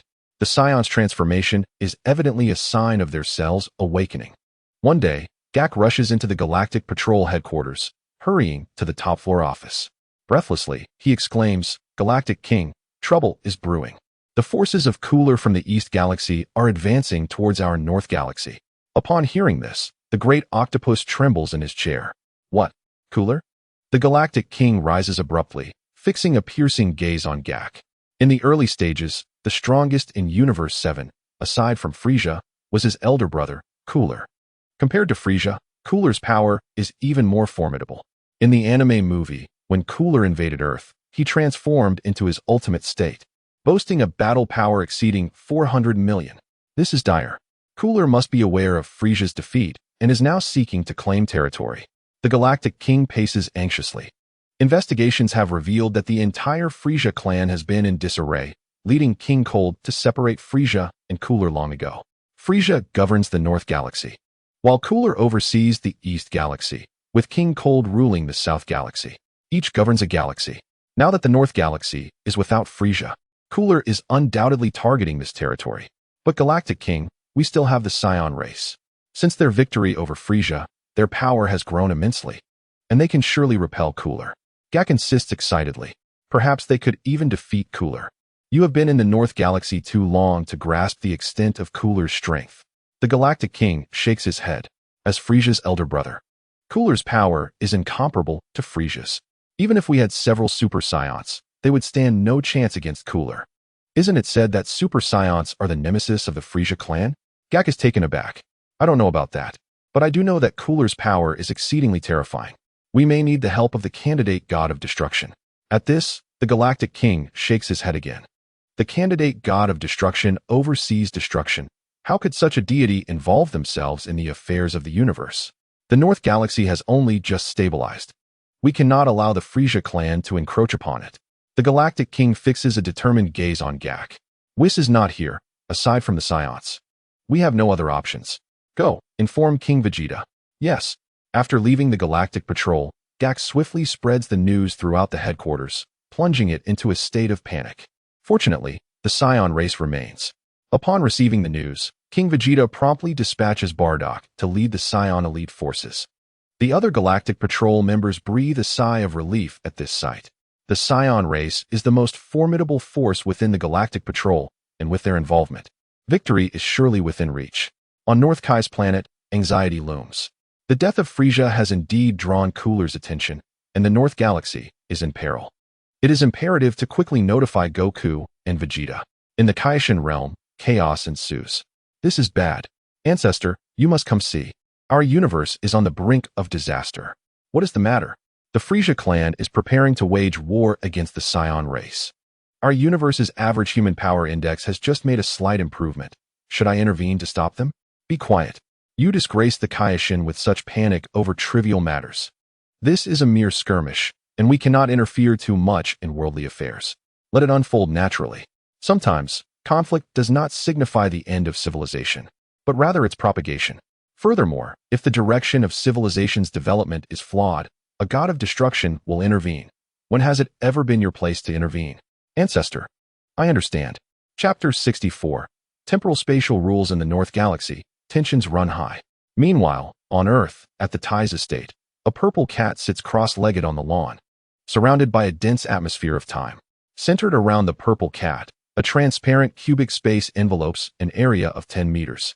From a distance, it resembles a room. Beside the transparent cube, two individuals recline on beach chairs, occasionally sipping on refreshments. Who would have thought you could comprehend the rules of time and space? Whis remarks nonchalantly. Lewis, having vanished for a month a year prior, returns exuding an aura suffused with temporal energy. In his Super Scion full power state, his strength has surged to the second tier of divine realms. This revelation astonishes Whis. How could Lewis's power have escalated so dramatically in such a short time? The surge in power is not the primary concern. Rather, it is the question of when Lewis mastered the rules of time and space. Whis was left bewildered for 2.5 days, struggling to comprehend it all. However, considering Lewis's ability to erase and become impervious to harm, perhaps there was no need for astonishment. It is akin to frequently encountering a ghost. Upon seeing one again, the element of surprise fades. Lewis's extraordinary capabilities are not new. Ultimately, Whis chooses to face this reality with equanimity. Haha, how do you like this time room I created? Lewis chuckles. He emerged from the temporal sanctuary after more than a month, and upon his return, his immediate endeavor was to construct a similar abode within the estate. Just then, Beerus had arrived from the realm of destruction, and Lewis invited him to test it out. The reason for Beerus's hastened journey from the realm of destruction dates back to a year prior, following the death of Katra, which had prompted Beerus to engage in an exuberant celebratory dance for 3 consecutive days and nights. Lewis and Whis could hardly bear to witness his antics, ultimately deciding to leave Beerus in the realm of destruction and disregard him altogether. Upon their arrival on Earth, Beerus realized too late and called out to Whis, who, to his dismay, ignored him. Frustrated, Beerus soared to earth in a fit of anger. Outside, a single day equated to half a year within the sanctuary, an extraordinary phenomenon. Observing the transparent cubic structure, Whis nodded in approval. You have grasped the principles of time and space and created such a sanctuary. It appears that your understanding of these concepts is quite impressive. How do I compare to the King of Time? Lewis inquired. Whis, taken aback, replied. I never mentioned the King of Time to you. How did you come to know of him? After a moment of contemplation, Whis shook his head, realizing that Lewis seemed to possess knowledge of many matters.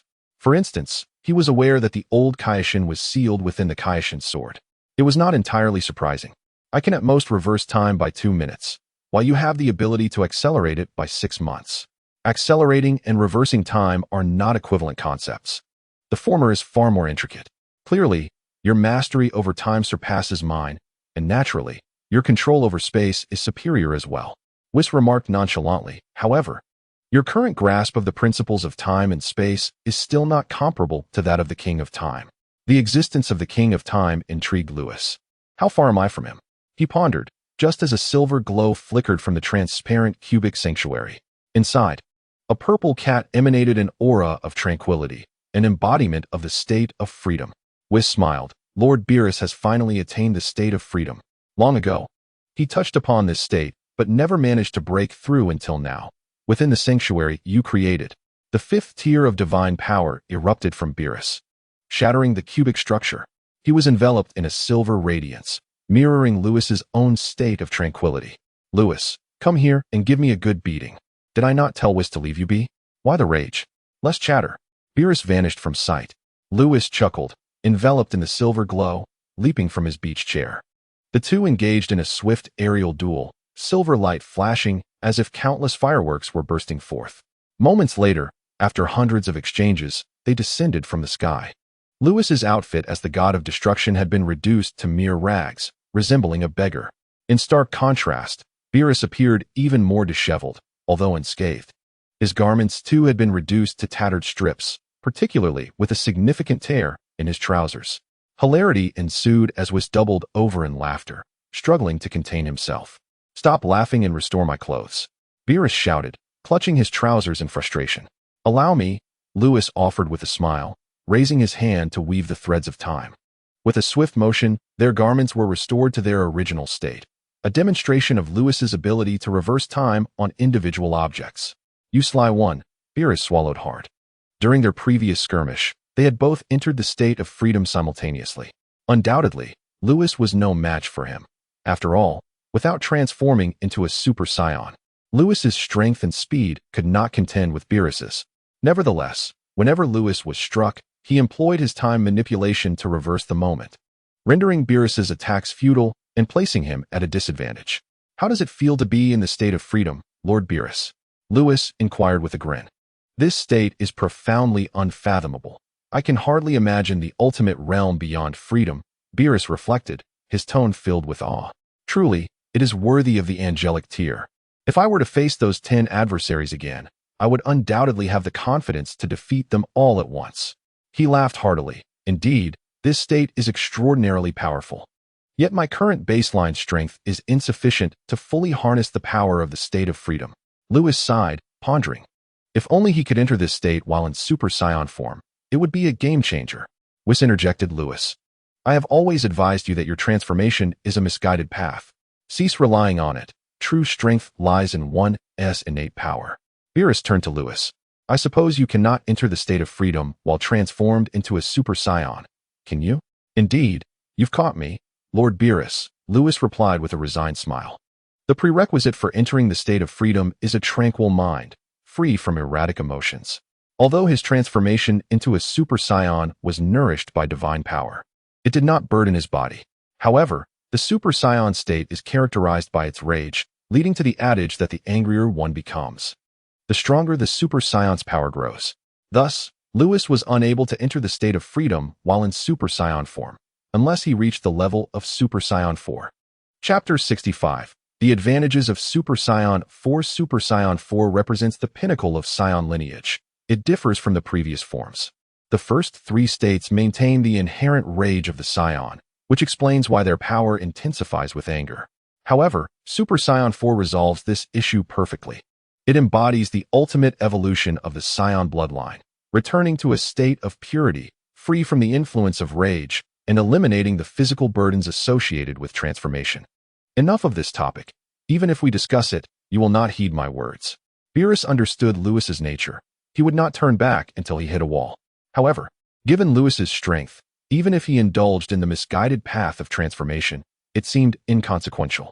After all, Katra had perished at his hands as he continued to train. Who could stand against him? Approaching the beach chair, he reclined, sipping a beverage. Now, let us discuss your principles of time and space, Beerus prompted, as Whis looked on. Why do you regard me so? Is it not normal for one who can erase to also grasp the principles of time and space? Lewis settled beside Beerus. The three of them lounged on their beach chairs, enjoying their drinks, reveling in their leisure. This reasoning was compelling, seemingly irrefutable, especially for Whis, who understood the implications of erasure. Erasure encompasses a collection of various principles. Only by comprehending these rules can one qualify to grasp erasure itself. Time and space are but two of those principles. Thus it stands to reason that Lewis could understand them as well.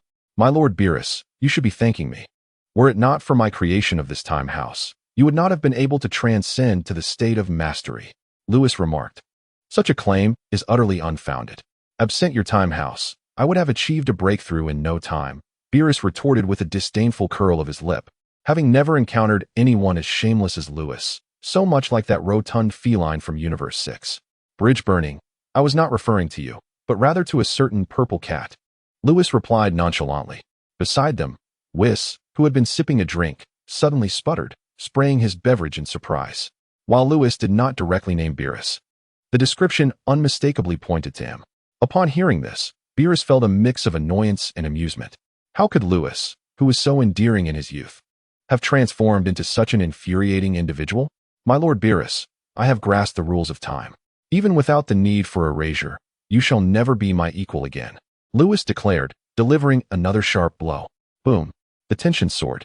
Beerus leaped from his beach chair, exclaiming in outrage, You little brat, I challenge you to a duel. Whis chuckled. My Lord Beerus, perhaps you should reconsider. After all, even Quitella fell at Lewis's hands, so it is quite normal that you would find yourself at a disadvantage. Beerus's mouth twitched slightly. Whis's words seemed to carry a semblance of logic, yet they also resonated with an undeniable sense of resignation. As Beerus fumed, Lewis reveled in his delight. The trio engaged in further conversation, bringing up the topic of the average human capabilities within Universe 7. With the growing strength of the Scions, Universe 7 had climbed from second to last place, and now it was even ranked fourth from the bottom. This news brought great joy to Beerus. All right, my Lord Beerus. It is time for us to visit other universes for some fun. Lewis recalled their previous sparring session, which had been his first encounter with a group assault. Following that, he had experienced a second group attack in the Dark Demon realm. The thought alone was infuriating. Now, with his newfound strength, he felt compelled to exact some retribution. Indeed, the average human capability index of Universe 7 has surged significantly, and with my comprehension of the state of mastery, I must go and flaunt it. Beerus's eyes sparkled with excitement as he licked his lips, especially a visit to Universe 6. The thought of that rotund pig's astonished expression was exhilarating. A flush of excitement enveloped Beerus's face, drawing laughter from Whis and Lewis. Truly, these brothers were a peculiar pair. As the trio prepared to embark, a sudden voice interrupted. Lewis, I have mastered instant transmission with Vegeta. 5 figures appeared from outside the courtyard. Bulma, Tais, Vegeta, Goku, and Chi-Chi. Goku hurriedly approached Lewis, accompanied by a stunning woman clad in a chi-pao. Goku, do not run so fast, Chi-Chi admonished, tightly wrapping her arms around Goku's. Lewis blinked in surprise. Kakarot. When did you return? Just came back. Goku scratched his head. Vegeta and I trained for a year and finally mastered instant transmission. However, I couldn't sense your energy. So we returned to Earth to find you. Lewis nodded. A year had passed since he had taken Goku and Vegeta to Yardrat, and it was only natural that Goku would have mastered instant transmission by now. This aligned closely with the timeline depicted in the anime. Moreover, it is understandable that Goku mentioned he couldn't sense your energy. Mortals cannot perceive divine energy unless Goku ascends to Super Saiyan God. Vegeta has mastered it too? Lewis inquired, casting a glance at Vegeta, whose expression darkened. Vegeta retorted angrily. What kind of look is that? Do you doubt my ability to learn? Shouldn't you be incapable? Lewis frowned. In the anime, Vegeta never mastered this technique. Boom. Vegeta was enraged, interpreting Lewis's words as an implication that his talent was inferior to Goku's. A disgrace. A blatant humiliation. Lewis, I challenge you to a duel. The declaration drew slight twitches from Whis and Beerus, recognizing yet another victim of Lewis's provocations. Be quiet, Vegeta. How dare you speak to your brother-in-law like that? Bulma scolded, tugging at Vegeta's ear. Vegeta promptly deflated. Ha ha. The others erupted in laughter, finding it amusing that the proud Prince Vegeta displayed such fear of Bulma. Lewis observed Goku laughing heartily and glanced at Chi-Chi beside him, musing, Kakarot, do not be hasty. You too shall soon find yourself fearing Chi-Chi. He then regarded Ties next to Bulma, relieved that his sister Ties was not as fierce. Now that you have returned, it is time for you to head to the Galactic Patrol headquarters to teach Bardock and the others how to transform, Lewis suggested. All right, I shall return with Kakarot in a couple of days, Vegeta nodded. Just as he finished speaking, a familiar voice echoed from above. Goku, Vegeta, we have a serious situation. Beerus furrowed his brow, recognizing the voice. Lord North Kai, what has happened? Goku inquired, looking upwards. Vegeta suddenly felt an ominous premonition. Everyone turned their gaze upwards, and Beerus realized with a start that it was none other than that diminutive North Kai. Silence lingered in the air. Suddenly, a gulp was heard, North Kai nervously clearing his throat before stammering. I need to speak with Lord Beerus. Lewis smirked slightly. Who wouldn't be anxious? After all, Beerus had once obliterated his planet with a single punch. Beerus coldly demanded, North Kai, what is it you wish to convey? I was about to visit other universes, but I was interrupted by you, little squirt. I am quite displeased. It's about Gula from the Eastern Galaxy attacking the Northern Galaxy. Gula? Who is that? Everyone present, apart from Lewis, looked momentarily perplexed. Even Beerus paused for a moment. Quickly, Beerus connected the dots. Gula was Frisia's older brother, the one for whom the entire Frost Demon clan served. Let him come. As long as Earth remains unscathed, I have no concern. Beerus dismissed North Kai. Turning to Whis and Lewis, let us proceed to Universe 6. Wait. Lewis halted Beerus, grinning, My Lord Beerus. Would you like to witness the average human capability index of Universe 7 surge once more? Beerus's eyes widened. What do you mean by that? The conversation between the two left the others baffled, while Goku sensed that something serious was indeed unfolding. Particularly for Vegeta, who understood the implications of Gula's arrival. If Frisia is the emperor of the universe, then Gula is his brother. Hearing Lewis speak was like a cleansing breeze. Unbeknownst to Lewis, Vegeta's thoughts spiraled as he replied. My Lord Beerus, if our entire Scion race were to transform into Super Scions, what do you think the average human capability index of Universe 7 would soar to? Gasp. Beerus inhaled sharply. He knew that a Super Scion could amplify their base power by 50 times. If every Scion could achieve this. Boom.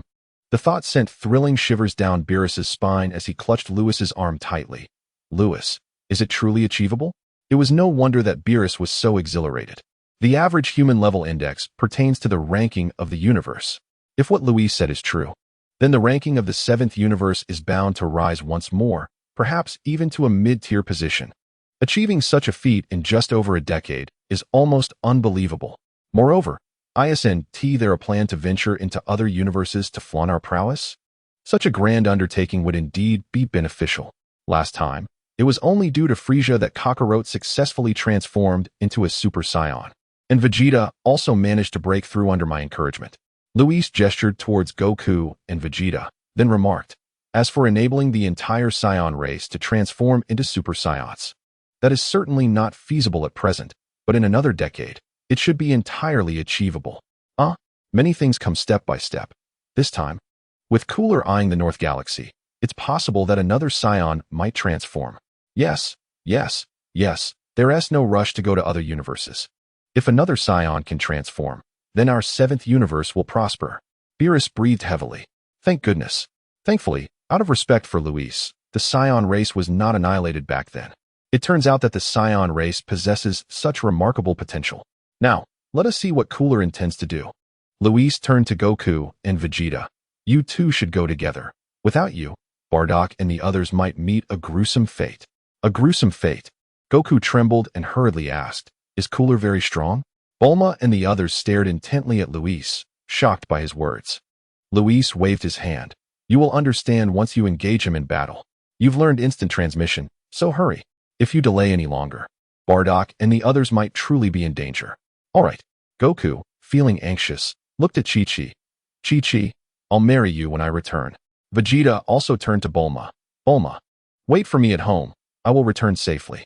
Chi-Chi and Bulma nodded vigorously. In the end, Goku and Vegeta vanished in an instant. As Luis prepared to leave, Bulma hurriedly said, "Brother-in-law, could you please protect Vegeta if he encounters danger?" "Rest assured." Luis waved his hand. In truth, even if Vegeta and Goku faced peril, Luis had no intention of intervening. Because with instant transmission mastered, unless Goku and Vegeta sought their own demise or encountered an immensely powerful adversary, no one could defeat them. Luis departed with Beerus and Whis, leaving only Tai Si and the three women behind. Tai Si consoled, "Chi-Chi, Bulma, don't worry, Luis is here." Yes, the two, already aware of Luis's identity, felt reassured. At that moment, Bulma asked, "By the way, Chi-Chi, how did you persuade Goku to agree to marry you?" Bulma smiled at Chi-Chi, who was dressed in a qipao. Tai Si was also curious. Chi-Chi covered her face shyly and replied, "I just told him that marriage comes with a grand feast. And then he agreed." Bulma, Tai Si. In the Kaioshin realm, Asin squatted on the lawn, watching the old Kaioshin place a crystal ball on the ground. "Ancestor, wonderful news. Luis and Lord Beerus have headed to the edge of the North Galaxy. With their presence, they can surely prevent this battle." Suddenly, ouch. "Ancestor, what are you doing?" Asin covered his head, crouching on the ground and crying out in pain. "You understand nothing." The old Kaioshin retorted angrily. "Do you think that Skinny Skeleton and Luis will intervene to stop this war?" "Skinny Skeleton?" Thankfully Beerus wasn't here, otherwise the old Kaioshin would have faced a beating. "Isn't that so?" Asin nervously shrank his neck, observing Asin's expression. The old Kaioshin felt frustrated. "Didn't I tell you before? War is not merely the extinction of a civilization, but rather the propagation of civilization. Only the strong can prevail. This is the survival of the fittest." The old Kaioshin said calmly, "Just watch. Although the Scion race is exceptionally gifted, if they cannot defeat the frost demons, neither Skinny Skeleton nor Luis will intervene. This is the god of destruction." Luis interjected, "Old Kaioshin, don't include me in your boasting. If the Scion race were to be exterminated in the past, it would be one thing. Now, if they truly face extermination, just watch me take action. Junior, there is much you still need to learn." The old Kaioshin turned his back to Asin and finally smiled. "Perhaps after this war, our seventh universe will truly ascend." Chapter 67 Prelude to War at the boundary between the North Galaxy and the East Galaxy. A colossal warship flew at the forefront, followed by countless vessels, resembling a swarm of locusts. In the pitch-black cosmic expanse, it appeared particularly oppressive. Inside that massive warship, a being sat in a baby carriage with a round head, blood-red eyes, and black lips. A powerful aura of oppression emanated from him. This being was none other than Frisia's brother, Cooler. Tap, tap, tap. Cooler tapped his fingers on the baby carriage, producing a piercing sound that echoed throughout the ship's chamber. At that moment, King Cooler had entered the North Galaxy. The commander of Cooler's mech army, Savaiza, spoke respectfully. "Savaiza, do you really believe that the Super Scions are formidable?" Cooler turned to the blonde Savaiza. "To have killed King Frisia, they must possess some strength. However, no matter how strong they are, they cannot surpass King Cooler," Savaiza flattered. "Indeed, King Cooler is invincible." The other two members of Cooler's mech army echoed loudly. "Just a bit of strength?" Cooler gazed out through the transparent glass, pondering. He shook his head and spoke coldly. "Accelerate the attack. I wish to see how strong those Scion monkeys truly are." As soon as he finished speaking, 10 small spacecraft appeared 1 kilometer ahead of the colossal warship. The formidable Cooler army abruptly halted its advance, and a voice from the control room reported, "Report to King Cooler. Unidentified spacecraft detected ahead." "Oh, who dares to obstruct me, Cooler?" In the chamber, Cooler revealed a sinister smile. "Shatter them to pieces." Yes, the control room received Cooler's order and issued an attack command. In the cosmic expanse, the vast fleet of spaceships gathered energy for their cannons. Fire. Thousands of spacecraft unleashed energy blasts. Boom, boom. In an instant, thousands of energy orbs struck the 10 small spacecraft ahead, illuminating the dark cosmos as if it were day. Continue advancing. In the chamber, Cooler commanded. The entire Cooler army prepared to move forward. Suddenly, as the smoke from the bombardment dissipated, a dozen figures emerged. They hovered in the cosmic void, tails swaying at their waists. "Report to King Cooler, it's the Science," came the voice from the control room. "What?" Cooler's eyes widened as he maneuvered the baby carriage to the transparent window, fixated on the dozen figures 1 kilometer away. "Science." "King Cooler, when did the Science become able to survive in the universe?" Savisa asked in shock. The other 2 members of the mech army, Niz and Dre, also widened their eyes. Wasn't it said that Science could not survive in the cosmos? "Enough chatter. Put on your oxygen gear and go kill them." Cooler frowned, though he too was puzzled. However, he had yet to seek out the Science, and now they come to deliver themselves to their doom. Then so be it. Thus, Savisa and the others donned their oxygen gear and flew out of the warship, charging towards the dozen figures. 1 kilometer away, 15 figures hovered in the void. Bardock, Raditz, Naba, Bibbert, and Theodore, along with 10 other Scions, gathered here represent the pinnacle of Scion combat prowess. In the words of King Vegeta, if Bardock and his small band cannot triumph over Cooler, then sending more Scions would merely lead to their demise. Thus, only 15 Scions have come to this place. Moreover, King Vegeta is diligently attempting to contact Goku on Earth through the Galactic Patrol headquarters. If the Super Scions of the Scion race do not arrive, Bardock and his companions are doomed. Yet, despite this, Bardock and the others do not waver. Who would have thought that our Scion race could survive in the cosmos? Raditz communicated through his aura, attributing it to a wish made by Whis to the dragon. A year prior, Bardock had been brought back to the galactic headquarters by Whis, who had mentioned this event.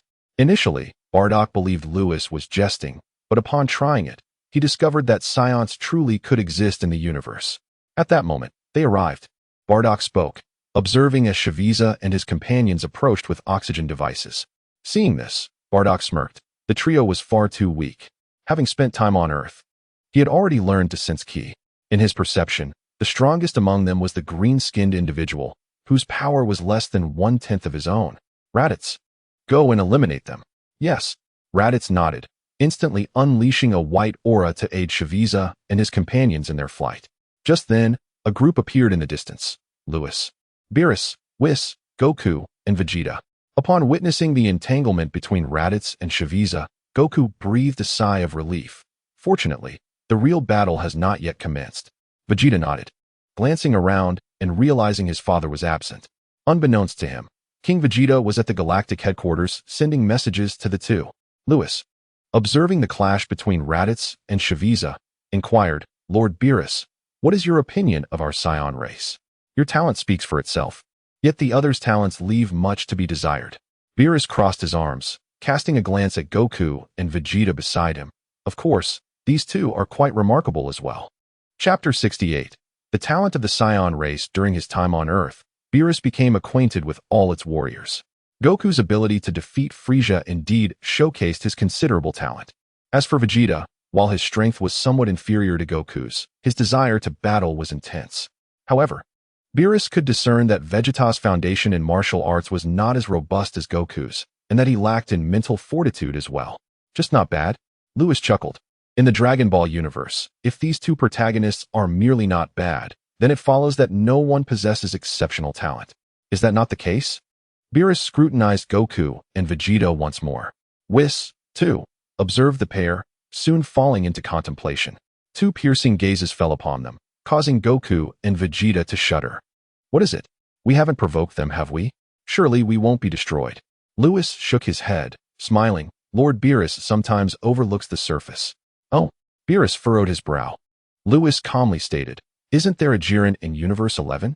In my view, Jiren pales in comparison to these two. His voice was soft, yet it startled both Beerus and Whis. Are you certain you are not jesting? Beerus had long heard of Jiren's reputation. Known to be a mortal of power comparable to that of a god of destruction, he intended to visit Universe 11 with Whis to witness Jiren's prowess. You will discover whether I jest in due time. Besides, although you may perceive the Scion race as lacking in talent, in truth, their potential ranks among the highest in the multiverse. Initially, Whis had believed the Scion race to be innately evil. If that were the case, the violent elements within their cells would suppress their potential, rendering them forever dormant. This was why Lewis had previously disregarded the Psions. Such a flawed power and their inherently aggressive nature hardly warranted protection. Eventually, Lewis realized he had been mistaken. The Psions were not inherently malevolent. Rather, their environment had shaped them. Once the latent powers within them awakened, every Psion could potentially transform into a super Psion.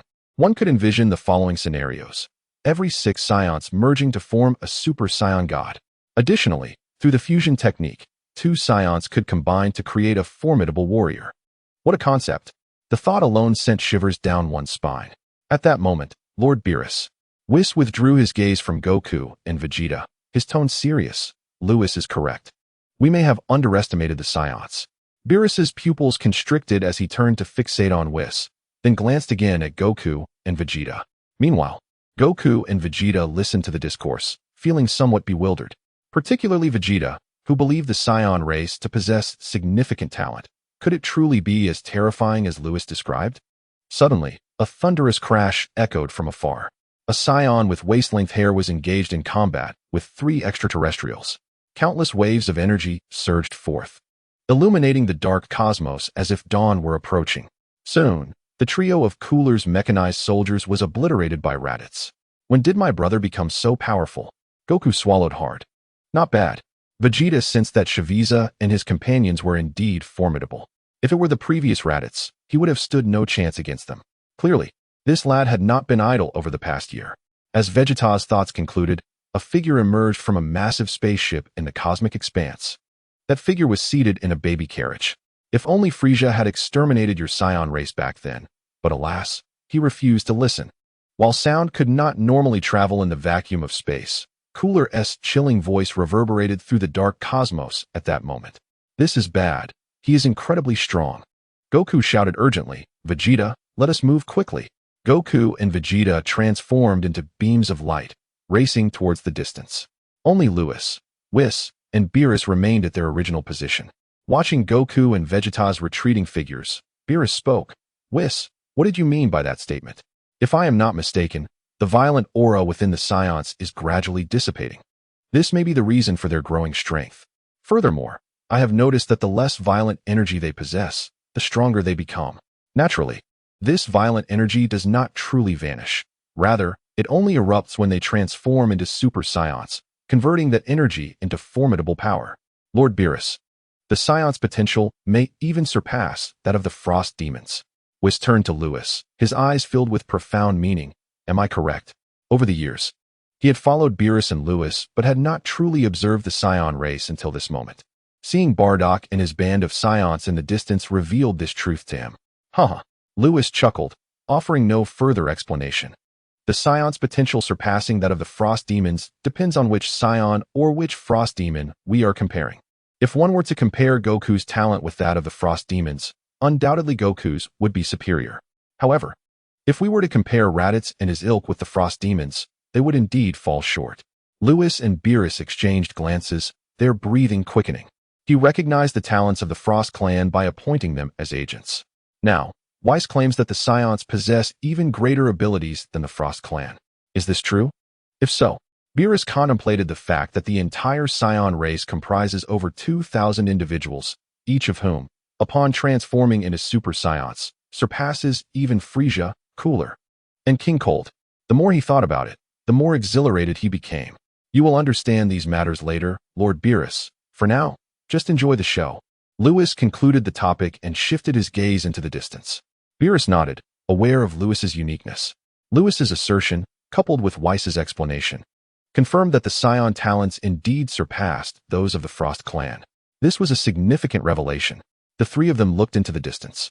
Chapter 69. A fierce battle with Cooler in the pitch-black expanse of the universe. An extraterrestrial being sat in a baby carriage, hovering in front of a colossal spaceship. Cooler cast a cold gaze at the floating remnants of flesh scattered across the cosmos. These were the fragments of Shaviza and his companions. He then glanced at the dozen or so Psions ahead. I never imagined my mech squad would be obliterated by a single Psion. No wonder you managed to defeat Frieza. It seems you possess some real strength.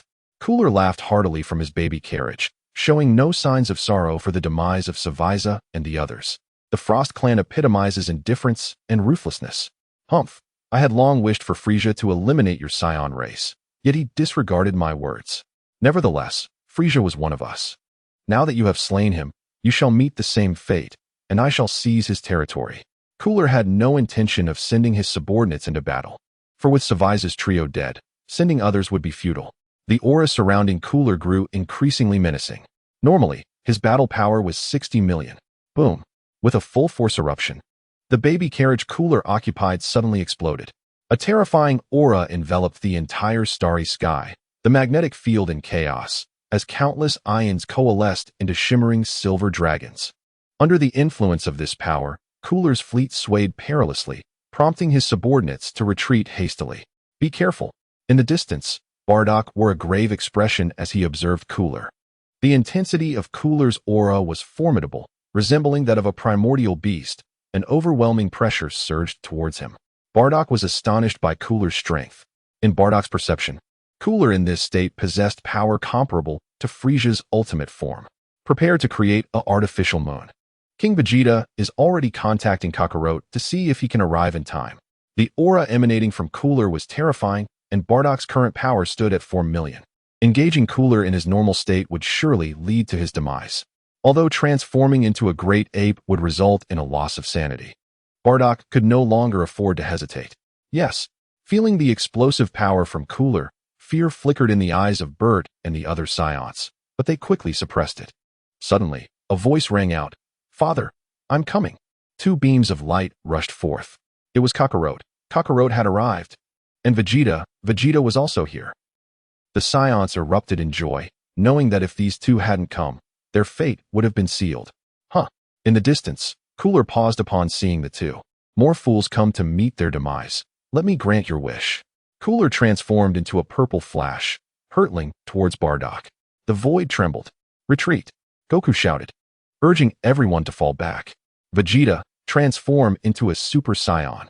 All right. As he spoke, a dazzling golden light radiated from Goku and Vegeta, akin to 2 newborn suns.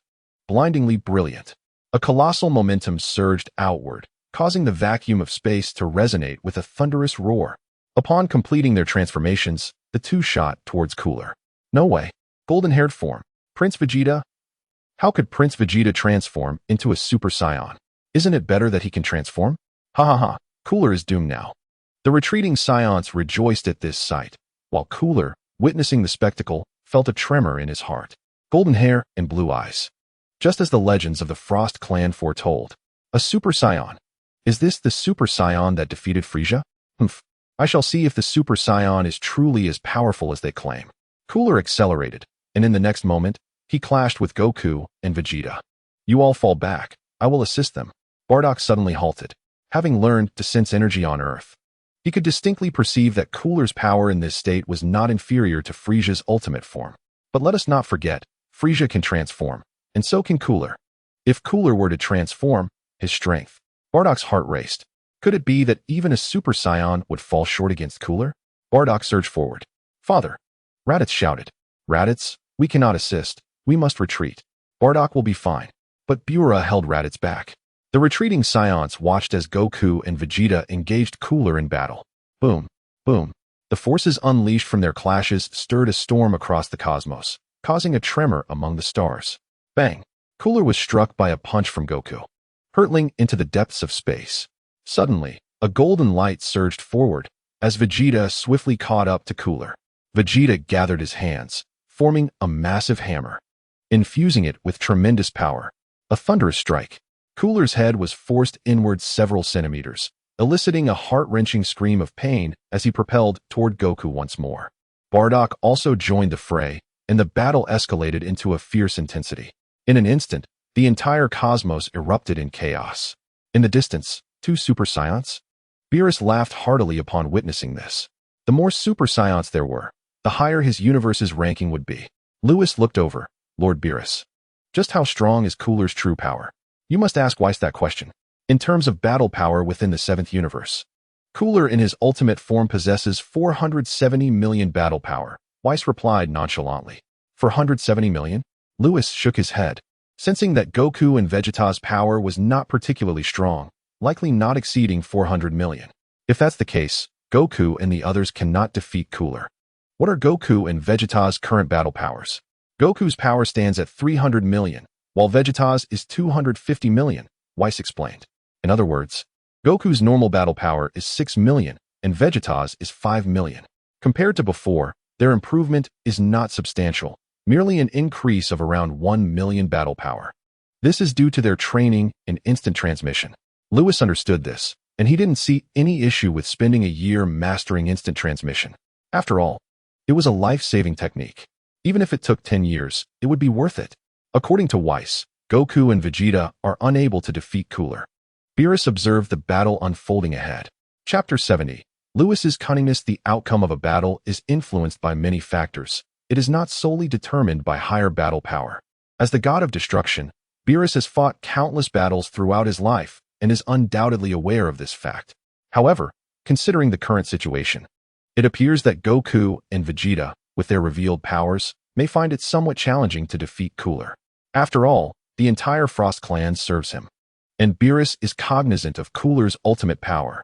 Lewis chuckled softly, pondering the difficulty two Super Saiyans face against Cooler. But what if there were another Super Saiyan? The mention of an additional Super Saiyan caught Beerus and Whis off guard. Wasn't Bardock already up there taking a beating? Yet, under his current conditions, if he were sufficiently enraged, it could be enough to trigger his transformation into a Super Saiyan. Lewis continued to observe the battle ahead, casually suggesting, Whis, control Kakarot and Vegeta for a moment, and let them suffer some heavy injuries from Cooler.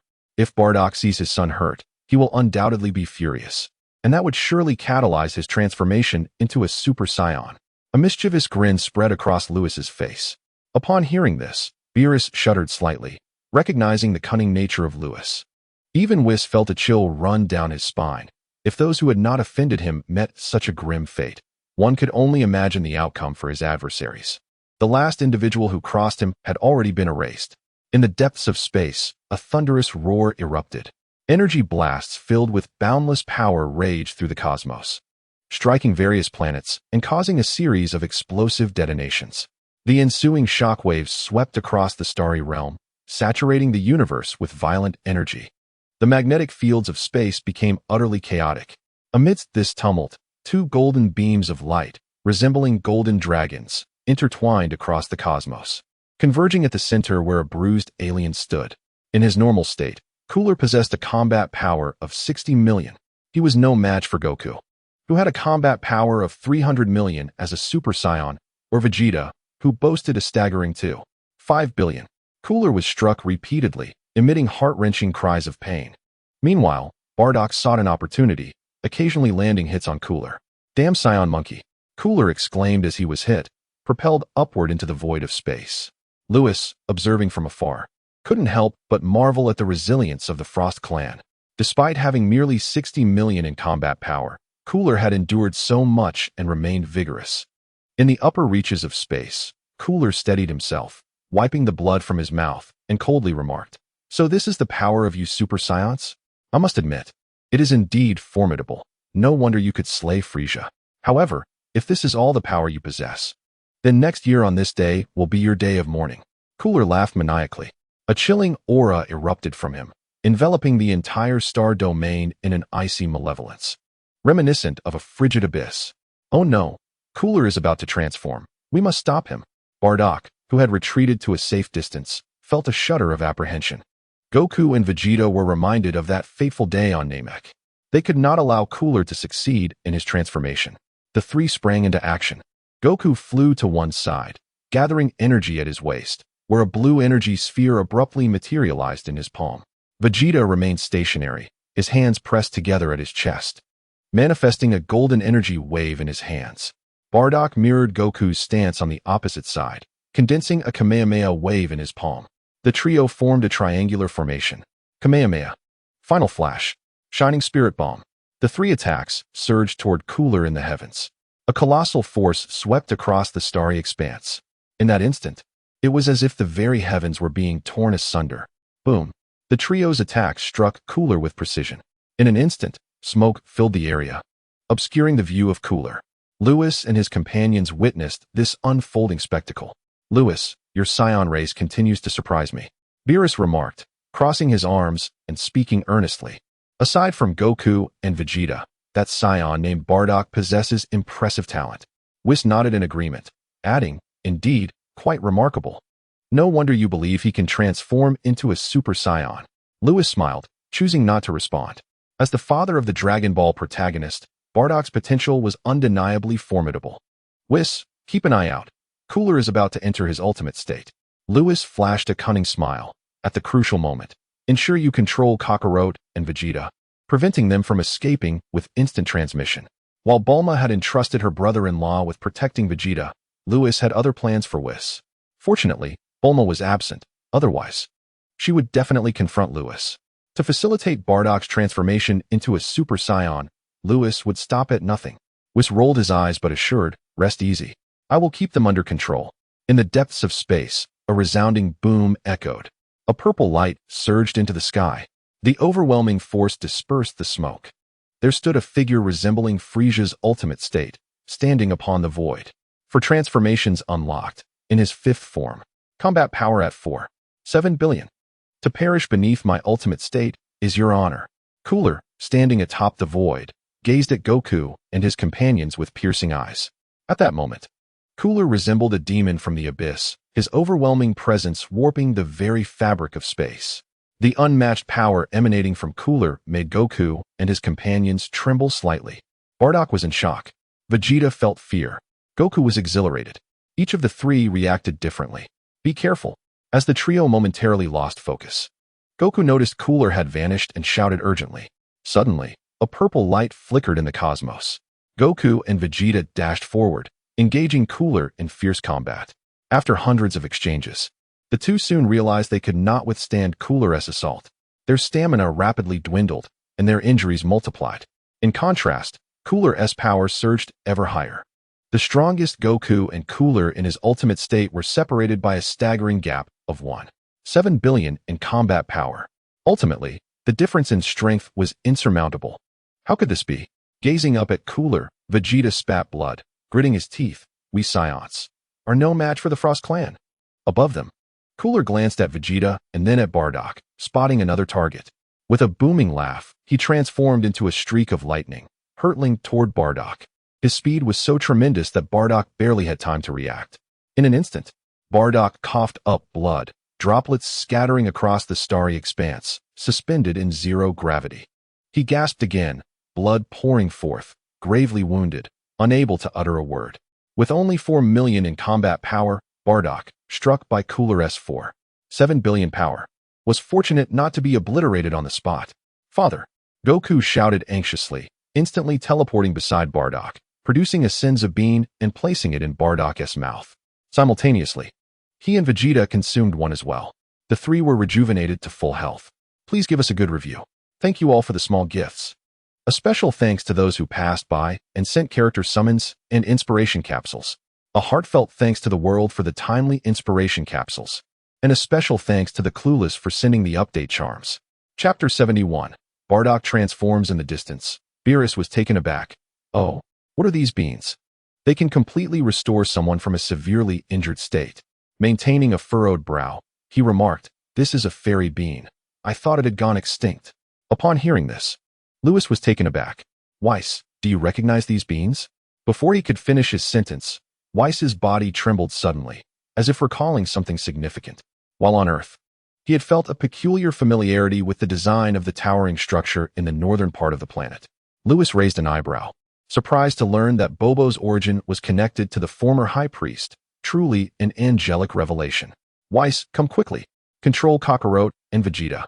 Lewis did not inquire further about the fairy beans. Instead, he focused on the battle ahead and shouted urgently. In the distance, Goku and his companions seemed to sense the dire situation and prepared to use instant transmission to escape. Whis snapped back to reality, pushing aside thoughts of the fairy beans, and swiftly waved his staff. A silver light enveloped Goku and Vegeta. Above them, the imposing presence of Gula grew increasingly terrifying. If we can't win, we must retreat, Goku declared. If he were alone, he would never have retreated so easily, but with his father present, he felt compelled to act. All right. Vegeta gritted his teeth and nodded vigorously.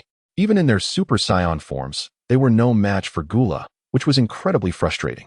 As Goku prepared to use instant transmission to bring Bardock to safety, he and Vegeta suddenly found themselves frozen in place, as if time had come to a standstill. "What is wrong with you?" Bardock shouted, noticing their strange behavior. Trying to escape? Gula had already anticipated Goku's instant transmission and, having witnessed the terrifying might of the Saiyans, was determined not to let them go. Seizing the moment while Goku and Vegeta were distracted, he raised his hands high, conjuring a massive energy sphere 3 meters in diameter. Its orange radiance radiated like a newborn sun, emitting a searing heat that threatened to boil the cosmos. "Die!"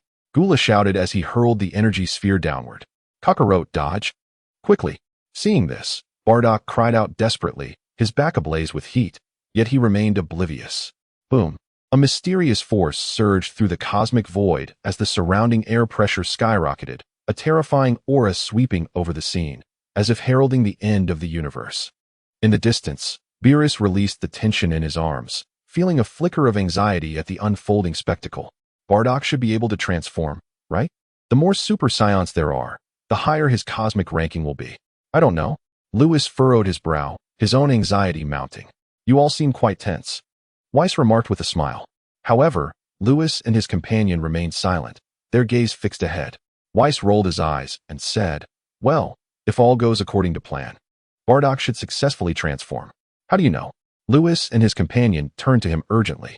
"Whis, I've noticed that when you transformed into a Super Saiyan, a powerful energy surged from your back. Bardock is experiencing the same thing. He is gathering immense strength there, mirroring your reaction. If all goes well, he should be able to transform."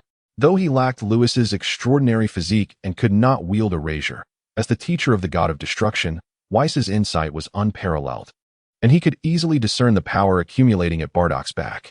"Lord Beerus, let us witness the moment when 3 Super Saiyans unleash their fury." Whis clenched his fists, laughing heartily. If 2 Super Saiyans could not defeat Gula, what about 3? In the cosmic expanse, the gigantic orange energy sphere descended with increasing speed. "No, Kakarot, Vegeta, you must dodge." Bardock's eyes widened with fury as his aura intensified, the chaotic magnetic fields around them becoming even more tumultuous. "Dodge now." Seeing that Goku and Vegeta remained motionless, Bardock's fury escalated, his hair beginning to shimmer. One golden, one black. The cosmos was filled with various energy mediums as Bardock unleashed a thunderous roar. Boom, boom. Like a volcanic eruption, the tremendous power emanating from Bardock caught Gula's attention. Upon witnessing Bardock's shimmering hair, Gula's heart trembled involuntarily. "Another Super Saiyan," he roared, raising his hand to conjure another massive energy sphere and hurled it at Bardock. Seeing this, Whis shouted from a distance, "Whis, release Kakarot and Vegeta." Whis complied. As Goku and Vegeta regained their mobility, they stared at the colossal energy sphere barreling toward them, ready to curse. Yet, they swiftly utilized instant transmission to escape their initial position. In the next moment, the 2 gigantic energy spheres Gula had thrown erupted with a deafening explosion. Boom. Wait, there's one more chapter. Please leave a good review. Thank you for the small gifts. Special thanks to the characters summoned and the inspiration capsules from those passing by. Heartfelt gratitude for the urging talismans. Chapter 72. Fairy Beans. Instantly, 2 mushroom clouds with a radius of 10,000 meters appeared in the cosmic void. The explosive force reverberated through the universe, as if threatening to shatter it entirely. This entire star domain was illuminated. Up above, Gula, having exerted himself against Goku and the other 2, was nearly exhausted after throwing 2 massive energy spheres. Surely this time, they must be finished. Gula gritted his teeth, gazing at the mushroom clouds. Damn Frisia, leaving us with such a catastrophe. Upon entering the northern galaxy, he resolved to eradicate the entire Saiyan race once and for all. After regaining some strength, Gula turned to head back to his spaceship. Suddenly, a series of explosive sounds reverberated through the energy-filled vacuum. Gula's pupils contracted as he swiftly turned his head, fixating on the 2 mushroom clouds. Suddenly, one of the clouds dispersed, revealing 3 figures glowing with golden light. 3 Super Saiyans. No, it's impossible. Gula trembled all over. Those last 2 attacks were my full strength. How could you withstand them? In that moment, just as Gula's giant energy spheres detonated. Goku and Vegeta had utilized instant transmission to appear beside Bardock, uniting their strength to block one of the attacks. Turning to face Gula, Bardock radiated golden light and coldly declared, "If 2 Super Saiyans cannot defeat you, what about 3? Prepare to perish." Goku and Vegeta shouted in unison as they charged at Gula. In the distance, as the 3 beheld Bardock glowing with golden light, they collectively exhaled in relief. "All right, it seems Gula is doomed," Lewis remarked, glancing at Beerus with a smile. "Lord Beerus, my kin will take down your other agent. Is that acceptable?" Whis stifled a laugh from the side. Beerus replied, somewhat exasperated, "If they kill him, then so be it. There's no way I can refuse your desires, right? Whether it's Frieza, Gula, or even King Cold, I have no objections. After all, with you as the candidate for God of Destruction, who needs an agent? Isn't that what I've been doing, standing here with you all along? I have not taken action. So how can it be said that this is what I desire? I am unaware of who prompted Whis to act." Beerus's face darkened.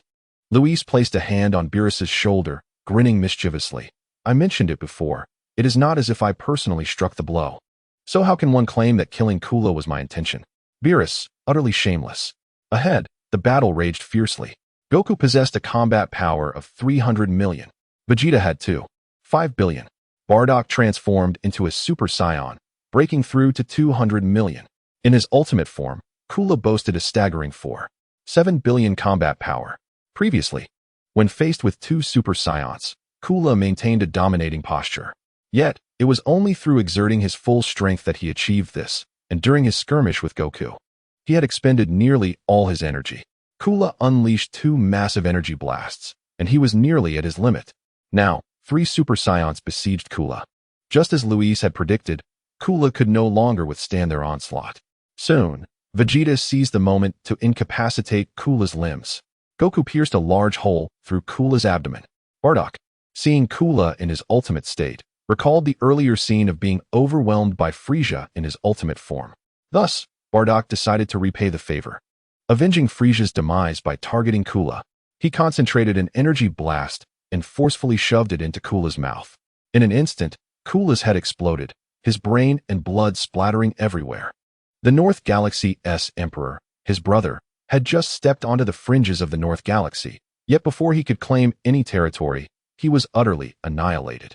Goku and the others transformed into a streak of golden light, racing towards the edge of the North Galaxy to eliminate all of Kula's subordinates. At this moment, Luis and the others flew over. "Luis, earlier, when Vegeta and I couldn't move, what was going on?" Goku inquired. Vegeta also looked towards Luis. "I have no idea." Luis chuckled, a rather cheeky smile on his face. Vegeta glanced at Goku and then at Bardock, deep in thought.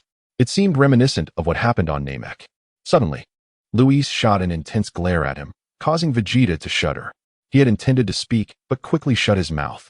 Luis withdrew his gaze from Vegeta and turned to the blonde-haired, blue-eyed Bardock, smiling. "Bardock, how does the power of a Super Saiyan feel?" Bardock examined his hands, blinking his wicked eyes. "It's overwhelming. This power is truly extraordinary." Previously, he thought having a combat power of 10,000 was impressive. Yet now it has soared to 200 million. "Ha ha ha, you will grow even stronger in the future." Luis smiled. After all, Bardock and the others were merely in Super Saiyan form. There remained Super Saiyan 2 and 3. At this point, Whis turned to Goku, frowning, and asked, "Mr. Goku, do you still possess that bean from before?"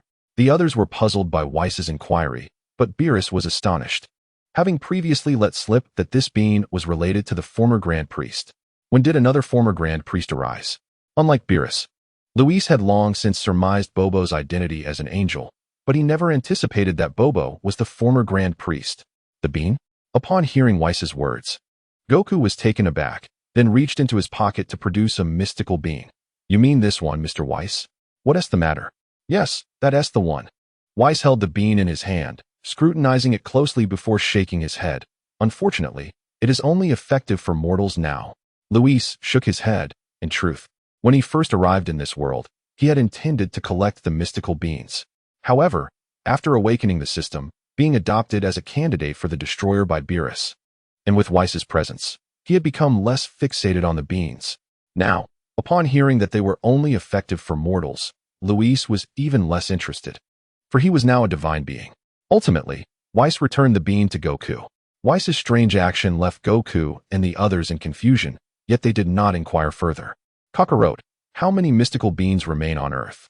Whis finally spoke. There are plenty. Plenty? Whis was taken aback, having thought all the mystical beings on Earth had been devoured by Yachirobe. Yes, initially those beings were all with Yachirobe, but when Vegeta arrived on Earth, he seized them all. Goku scratched his head, grinning foolishly. So that's how it is. Whis looked at Vegeta with admiration.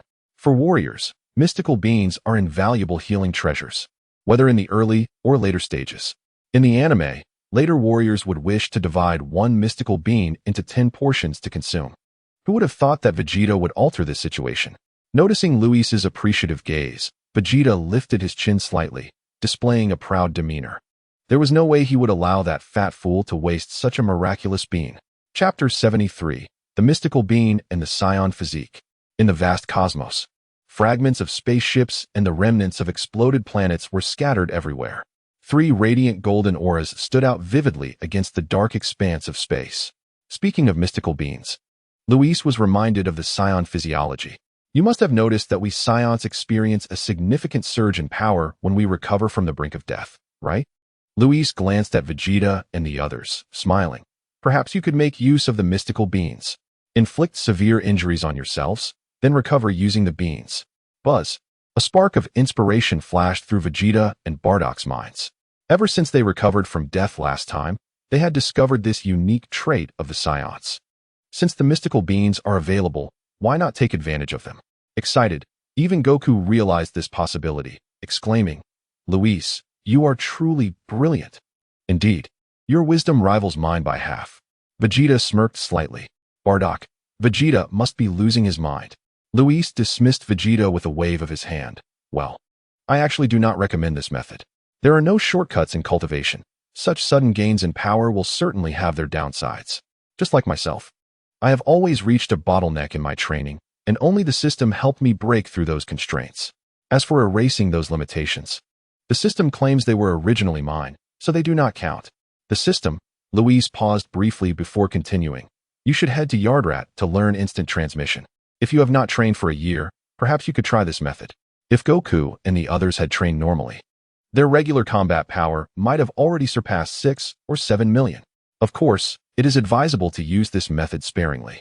Whis concluded, in the upcoming period, I will be leaving Universe 7. The protection of Earth and the Scions will rest upon you. At this moment, Beerus interjected. Speaking nonchalantly, it matters not if your Scion race is exterminated, but do ensure that my Earth remains intact. In Beerus's mind, even the entire galaxy paled in comparison to Earth. For the culinary delights, there were simply unparalleled. Whis nodded in agreement, sharing the same sentiment. Observing Beerus's reaction, Whis rolled his eyes. Is it truly appropriate to say such things while I am still here? Whis, where are you going?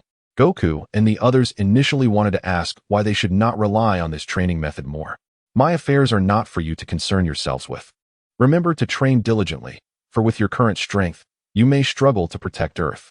Whis did not mention the issue with Cell, but his tone startled Goku and the others. Unable to protect Earth? Could it be that Earth is in danger? Just as they were about to inquire further. Indeed, Bardock. You should be aware that transforming into a Super Saiyan requires an unparalleled fury.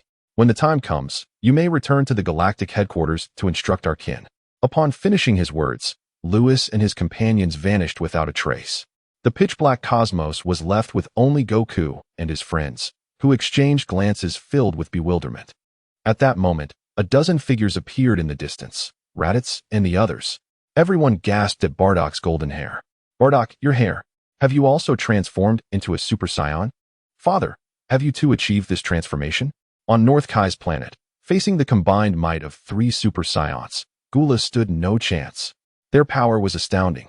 The Scion race had reached such extraordinary heights. Witnessing Gula's defeat, North Kai couldn't contain his excitement and began to dance joyfully. In the Kaishin realm, Asen crouched on the ground, gazing at the scene in the crystal ball, his voice filled with exhilaration. Ancestor, another Super Saiyan has emerged. Calm down now.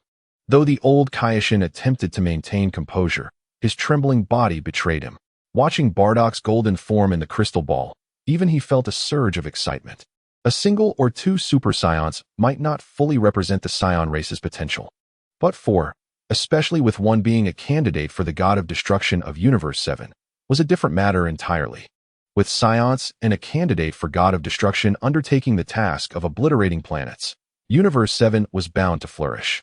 The average power level of its inhabitants might even ascend to the pinnacle among all universes. The more he contemplated, the more exhilarated he became. The old Kaioshin's face flushed with excitement, leaving Asen dumbfounded, having just been told to remain calm. This battle at the edge of the North Galaxy stirred not just the old Kaioshin's enthusiasm, but also that of Beerus. As the supreme deity of Universe 7, he had remained rather lazy, rarely managing the universe. Yet, he yearned for its improvement, especially after witnessing this battle. He had glimpsed the scion race's extraordinary potential.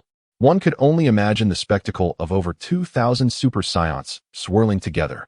The sight would be nothing short of blinding. At this moment, Lewis, having departed from the North Galaxy's edge, returned to Earth. Beerus and Whis did not follow, choosing instead to await Lewis's return with Ties in the realm of destruction. On Earth, in West City, Ties' room basked in the afternoon sun, casting a warm glow throughout the space. The atmosphere was languid. A stunning woman reclined on the bed, her golden waves cascading over the pillow as she lay on her side, her beautiful eyes gently closed. Her lips parted slightly, emitting soft breaths. She resembled a sleeping beauty, exuding an endless allure. With a sudden whoosh, Lewis appeared, and upon seeing the enchanting figure on the bed, a tender warmth flickered in his eyes. He approached the bedside, lying down beside the peacefully slumbering Ties. Her small mouth opened and closed adorably, a sight that melted Lewis's heart. Overcome by emotion, he reached out his finger and gently tapped her soft lips. So warm, so tender. The warmth that belonged to Ties seeped through his fingertips and into his heart. Ties was simply too adorable. Lewis propped his head up with one hand, gazing intently at the sleeping beauty, unable to resist any longer. He leaned down and lightly kissed her rosy lips. So sweet, so soft. It seemed she sensed something, for Ties slowly opened her eyes to find her beloved boy. Her brows arched into a crescent shape. Ties closed her eyes once more, inviting him in. 10 minutes later, Ties touched her lips, revealing a sweet smile. Why are you back? Did you defeat Gula? Yes, Kakarot and the others have already vanquished Gula. Lewis nodded, hesitating to elaborate. Ties inquired, what is it? Do you have something else to say? I wanted to ask if you'd like to explore other universes with me. You're going too? Yes. Both Beerus and Whis will accompany us. Then I must go as well. Ties added, wherever you go, I shall follow. Boom. Ties' declaration was simply irresistible. Lewis felt a rush of impulse surge within him, and he lunged forward. After a while, the couple exited the room, disappearing from Earth, leaving behind an unusual atmosphere. I'm a bit busy today. There will be another chapter later. Chapter 74. The origin of the former Grand Priest within the spatial tunnel leading to Universe 6. A cube traversed rapidly, housing 4 individuals. Lewis, what brings you to other universes? Ties asked, linking her arm with his. Do you remember that group of candidate gods of destruction who troubled us a few years back? Now it's our turn to confront them. Lewis chuckled. We were beaten up twice. We must reclaim our honor. Let us go fight. Sounds great. Ties' eyes sparkled. Ever since she had followed Lewis, she had been influenced by his fierceness. Now I can gather plenty of material for my stories. Ties smiled. Her previous journey with Lewis to Namek had inspired her immensely, providing her with many ideas, such as the tales of Dragon Balls and the Scion race. These were splendid sources. However, as Lewis's wife, she knew what was appropriate to write and what was not. The Dragon Balls from Namek certainly could not be included in her novels. Otherwise, the hard-won stability of Universe 7 would be plunged into endless chaos once more. By the way, Lord Beerus, why did you ask Lewis to find me before? Ties then turned her gaze toward Beerus. Ties now realized that Lewis's visit to Earth had also been at Beerus's behest. He and Whis wished for you to cook for them. Lewis huffed, I couldn't care less about those two. Let them eat those additive-laden instant noodles. Don't say that. It's fine for Lord Beerus to have instant noodles, but I want Ties' cooking. Whis exclaimed with a forlorn expression. Beerus shook his head in disbelief, while Lewis and Ties burst into laughter. The atmosphere within the cube was filled with joy as they chatted. After a while, they still had some distance to cover before reaching Universe 6. Lewis recalled something and turned to Whis. By the way, Whis, about the former Grand Priest you mentioned, Suddenly, the atmosphere inside the cube shifted, growing somewhat tense. Beerus looked at Whis, confusion evident in his eyes. Ty's glanced between Lewis and Beerus, sensing something was off.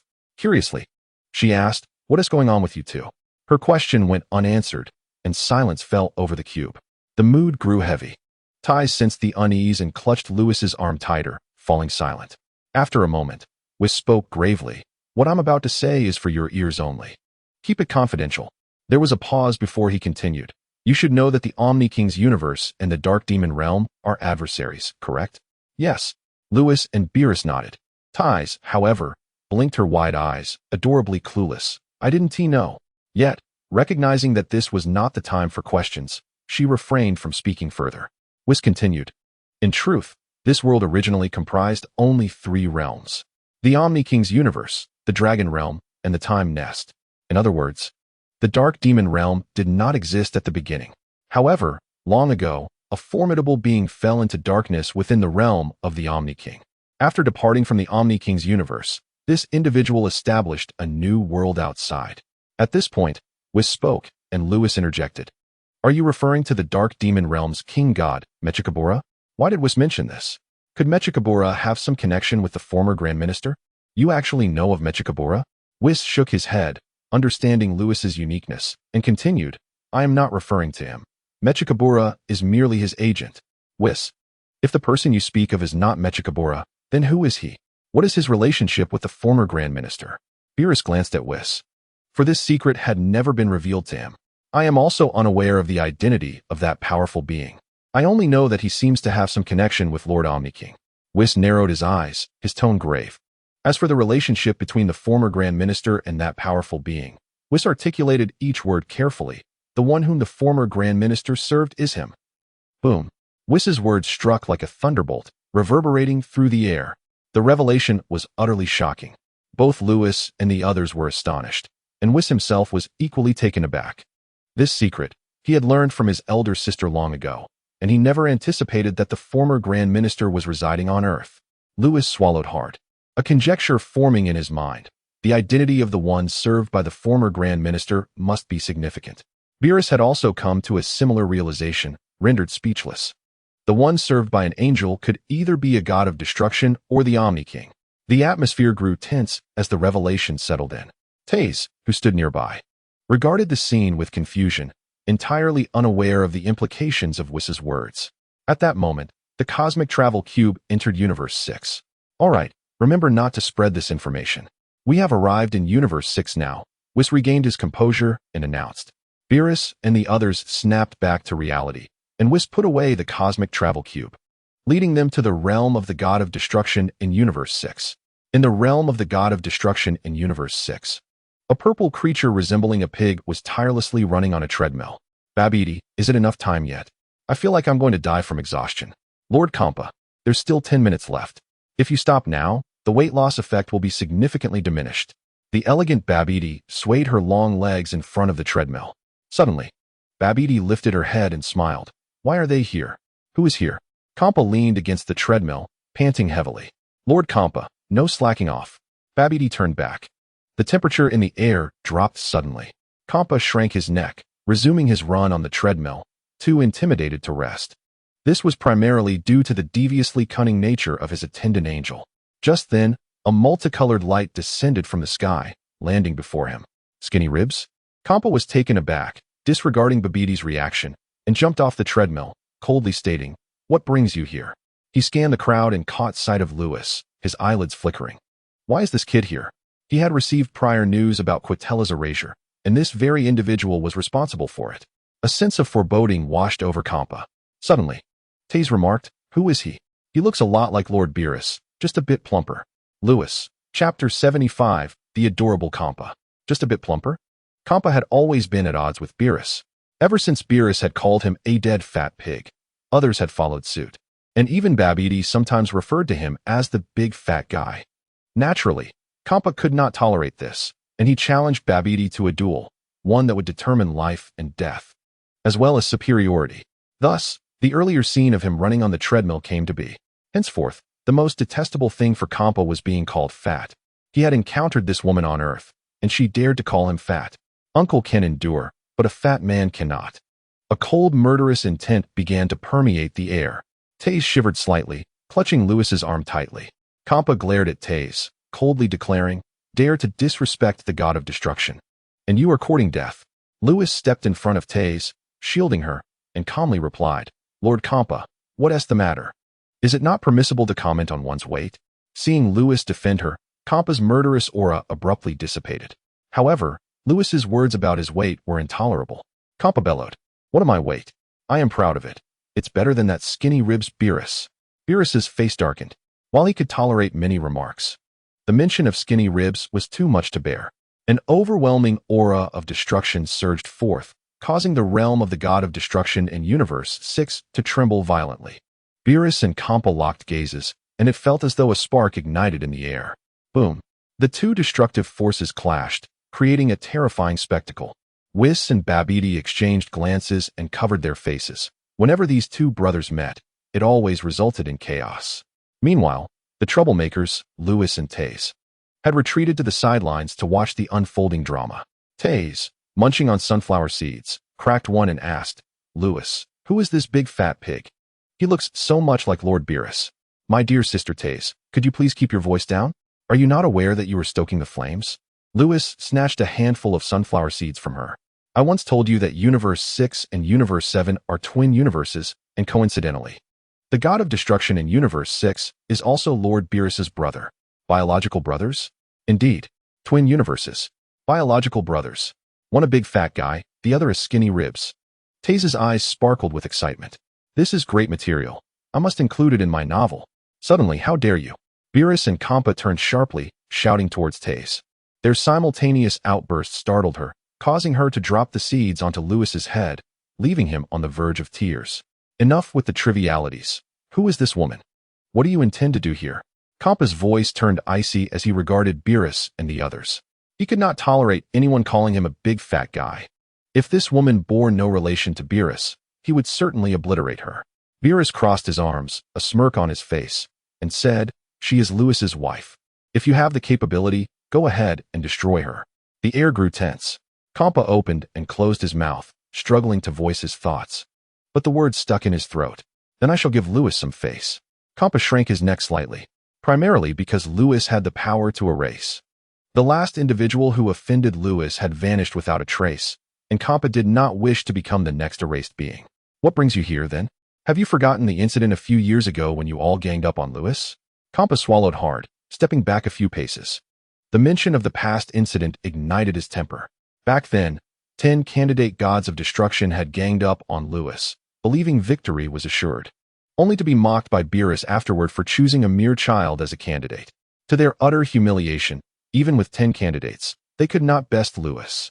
What a disgrace, one that would haunt them. "So, you have brought Lewis here to cause trouble? Beerus, can you act like a person for once? I'm your brother. What if he erases me just like he did with Quitella?" Xiangpa exclaimed, his voice filled with desperation. "Act like a person?" Beerus nonchalantly dug at his nose. His demeanor relaxed. "I apologize, but I am a cat, not a human. And when you call me thin rib, did you ever consider that I am your brother?" At that moment, Beerus shot a glance at Luis. However, on Luis's side, Taze was busy removing the sunflower seeds from his head. Luis turned, surprised. "What is going on?" Xiangpa shouted, "Beerus." Quickly, Luis reacted, unleashing a surge of destructive energy that obliterated the seeds atop his head. With a serious expression, he approached Xiangpa. The sound of Luis's footsteps echoed ominously in the quiet realm of destruction, each step causing Xiangpa's heart to race with dread and uncertainty. "Will I be erased?" Xiangpa's face paled, his anxiety escalating. You want to settle the score? How about I let my universe's candidate destroyer give you a good beating?" Xiangpa's fearful demeanor sent Beerus into fits of laughter, while the nearby Bados covered her face in embarrassment. "You claim to be Beerus's brother, yet with the bond between Luis and Beerus, how could he truly harm you? I really want to give him a good thrashing." As Xiangpa noticed Luis drawing closer, he caught sight of Bados's murderous glare. "I'm doomed. I've truly become the unloved. Adorable fatso." Clenching his fists, Xiangpa shouted at Luis, "Don't come any closer." Luis suppressed a grin, striving to keep his lips from curling into a smile. "I'm not interested in your candidate for destruction right now. How about a friendly spar with you, Lord Xiangpa?" Once it's over, I promise I won't bother you again. Fight with me. Xiangpa hesitated, his voice trembling. You don't plan to erase me, do you? Luis shook his head. Given your relationship with Lord Beerus, you should know I wouldn't harm you. I am here primarily to spar with a master of destruction. Chapter 76. Engaging with Xiangpa, regaining his honor was one objective. Sparring with other destroyers was another goal for Luis. Whis had mentioned that becoming powerful wasn't merely a matter of relentless training. While continuous practice would indeed enhance one's strength, without engaging in battles against other skilled opponents, one would lack combat experience and technique. Normally, with Luis's erasure ability, he could overlook this aspect. However, what if he encountered an opponent of equal or greater strength? If others could disregard his erasure, then combat experience and skill would become paramount. Beerus shared this perspective. Having fought countless battles throughout his life, accumulating combat experience and techniques that were unparalleled among ordinary destroyers. This was why Beerus was hailed as the strongest destroyer. On this journey to regain his honor, Beerus instructed Luis not to use erasure, allowing him to engage in a genuine battle with other destroyers. They would start from Universe 6 and battle through all 11 universes, accumulating combat experience and skills along the way. How wonderful it would be if you were my candidate destroyer in Universe 6. Upon hearing Luis's request, Xiangpa shook his head. Beerus, displeased, grabbed Xiangpa by the collar, fuming. What? You fancy my candidate destroyer from Universe 7, huh? Oof, let go of me. Xiangpa wriggled free from Beerus's grip. Luis turned to Xiangpa, smiling. So, Lord Xiangpa, it's settled then. Let us have our duel, and we'll put the previous incident behind us. Xiangpa still felt a pang of anxiety. Although Luis assured him that he meant no harm, the fear of being erased lingered.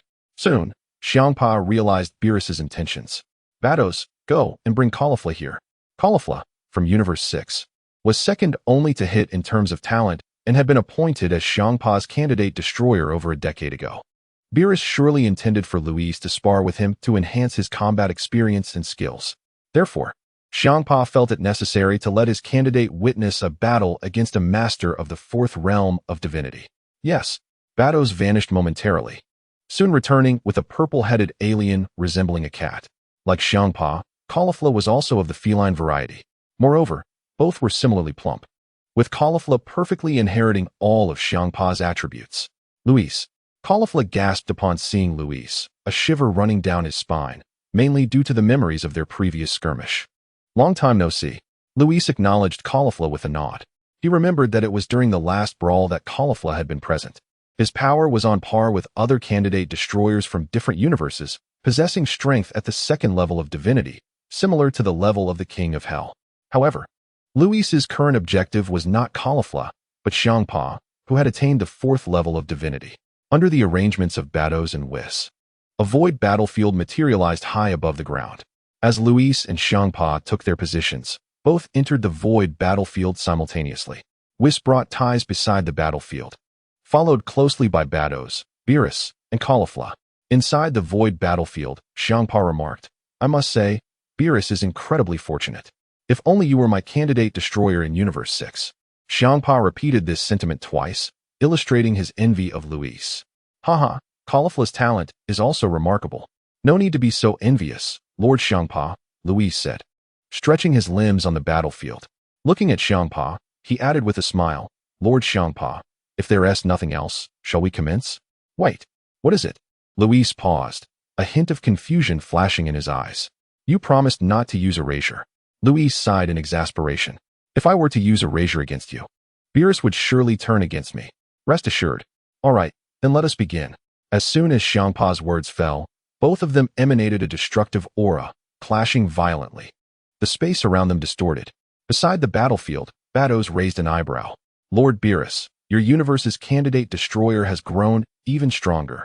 In a previous sparring session years ago, Luis had not managed to break through to the realm of divinity even when using all his strength. Batos was aware that Luis had the ability to transform, and now, his normal strength was nearing what it had been in his transformed state. Haha, it's not too shabby. Beerus chuckled, though he too was astonished.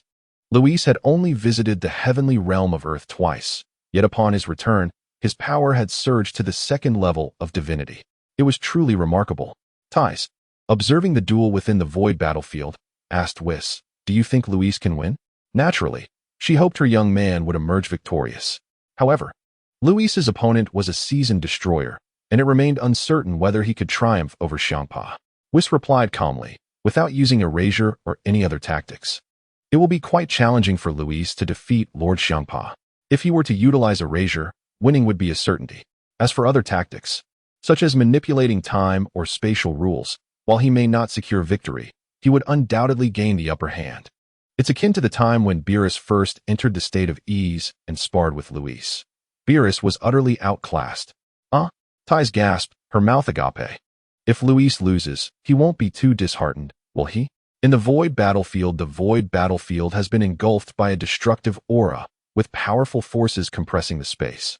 Emitting crackling sounds, Xiangpa and Luis stand in confrontation, their energies growing increasingly intense. Suddenly, Luis makes a move. Observing this, Xiangpa shakes his head, realizing that the young man is still unable to maintain his composure. In an instant, Xiangpa transforms into a streak of light, retreating swiftly before launching a powerful punch. The space shatters. A dark figure suddenly emerges from the void, crashing backward. In just one exchange, Luis finds himself in a passive position. This is only natural. In terms of strength, Xiangpa possesses the power of the 4th level of the God Realm, and he is aware that Luis can ignore any damage. Thus, he is exerting his full strength. Meanwhile, Luis has yet to transform into a Super Saiyan. His base power merely grazes the 1st level of the God Realm, falling short of even the 2nd level. The speed of such power is no match for Xiangpa, who effortlessly captures Luis's movements. In terms of combat experience, striking first often leads to disadvantage. As soon as Luis makes a move, Xiangpa perceives his intentions, allowing him to counter with ease. After all, regardless of his size, Xiangpa is a god of destruction with countless battles under his belt, and his combat experience is far beyond Luis's. Chapter 77. Strength Through Adversity. How formidable. Luis crashes onto the void battlefield, springing back like a carp, twisting his neck and limbs. His joints crack with sound. Luis gazes at the imposing figure above, realizing the disparity between them after just one exchange. Truly, a god of destruction. With a mighty roar, a golden light envelopes Luis, his hair transforming into a brilliant golden hue, surrounded by a violet aura of destruction. Gold and purple intertwine, emanating an overwhelming brilliance. Super Saiyan at full power. Dimension, divine dimension. Power, 2nd level of the God Realm. This power was cultivated while he trained in the time chamber alongside mastering the laws of time and space. His base power grazes the God Realm, and upon transforming into a Super Saiyan at full power, his strength surges directly to the 2nd level of the God Realm. To hold back against a master at the level of a god of destruction would be foolish. Luis unleashes his full strength, dashing through the void like a streak of light towards Xiangpa. The void battlefield reverberates with Luis's voice. Master Xiangpa, be cautious. Have you used your full power? Ha, bring it on. Above, Xiangpa licks his lips, excited to engage with this indomitable opponent. Here it comes. A destructive energy sphere hurtles toward him, causing the surrounding space to erupt in chaos. With a resounding boom, Xiangpa raises his hand, delivering a punch that shatters the violet energy sphere like fireworks, scattering its remnants like starlight from the heavens. The scene is beautiful.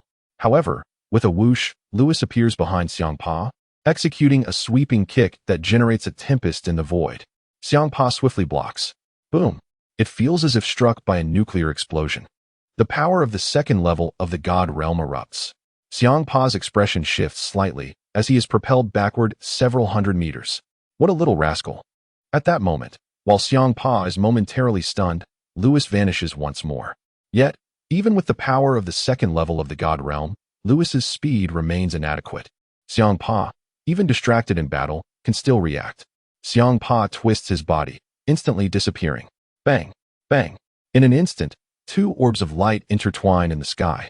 Within a heartbeat, the two engage in countless exchanges. Ding! Ding! Ding!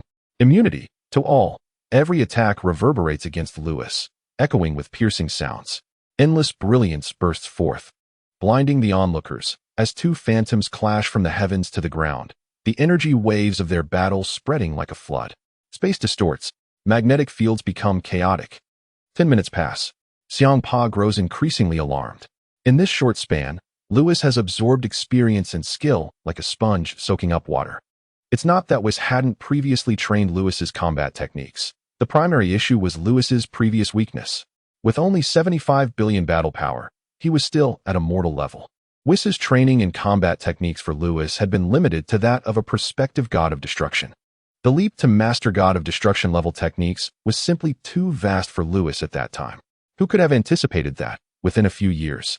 After only 2 visits to the divine realm, Lewis's power would soar to the second level of the god realm? This caught Whis completely off guard. On the edge of the void battlefield, the two continue their fierce clash, Lewis's growth evident to the naked eye. Seeing this, Kale gulps, exclaiming, "My goodness! Is this boy even human?"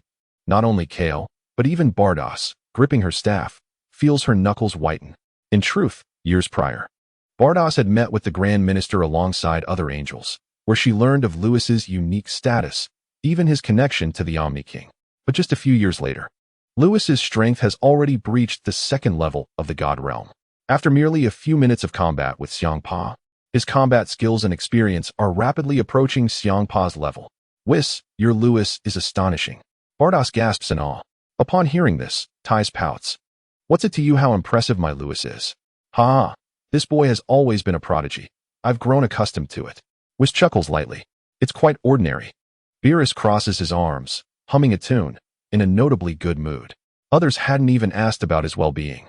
Whis and Bardos exchange glances, their lips twitching slightly. Soon, everyone's gaze shifts back to the void battlefield.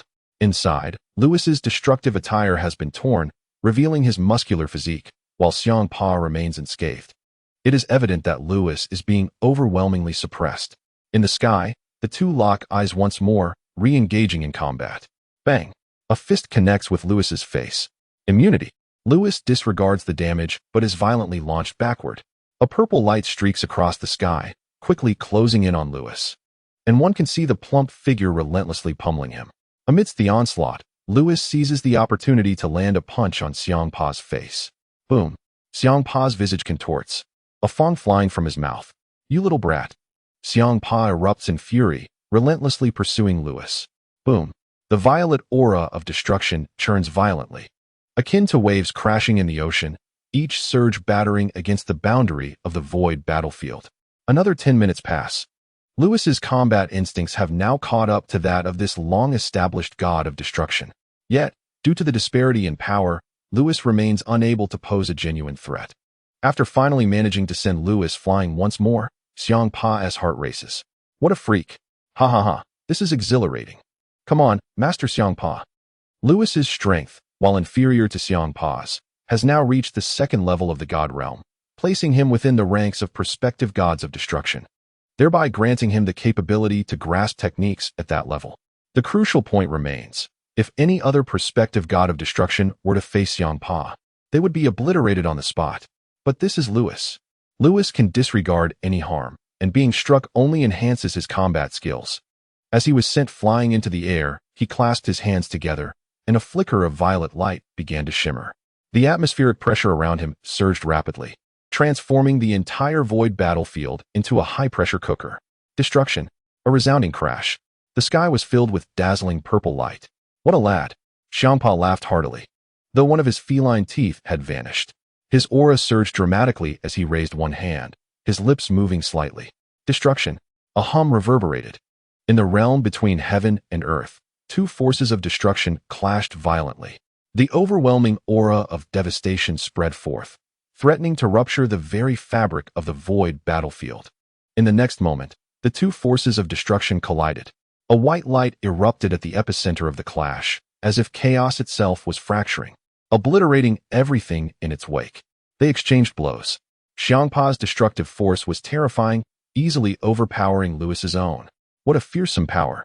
Observing the oncoming wave of destruction, Lewis's veins bulged, and a torrent of strength surged through him. He exerted all his might, yet it remained futile. Suddenly, he exclaimed, "Xiangpa, I cannot defeat you." Lewis laughed heartily, his eyes shifting as he abandoned the confrontation with Xiangpa. Unfazed by the encroaching force of destruction, Lewis remained composed. Chapter 78. The Peach Explosion. Did he intend to endure this strike through sheer will?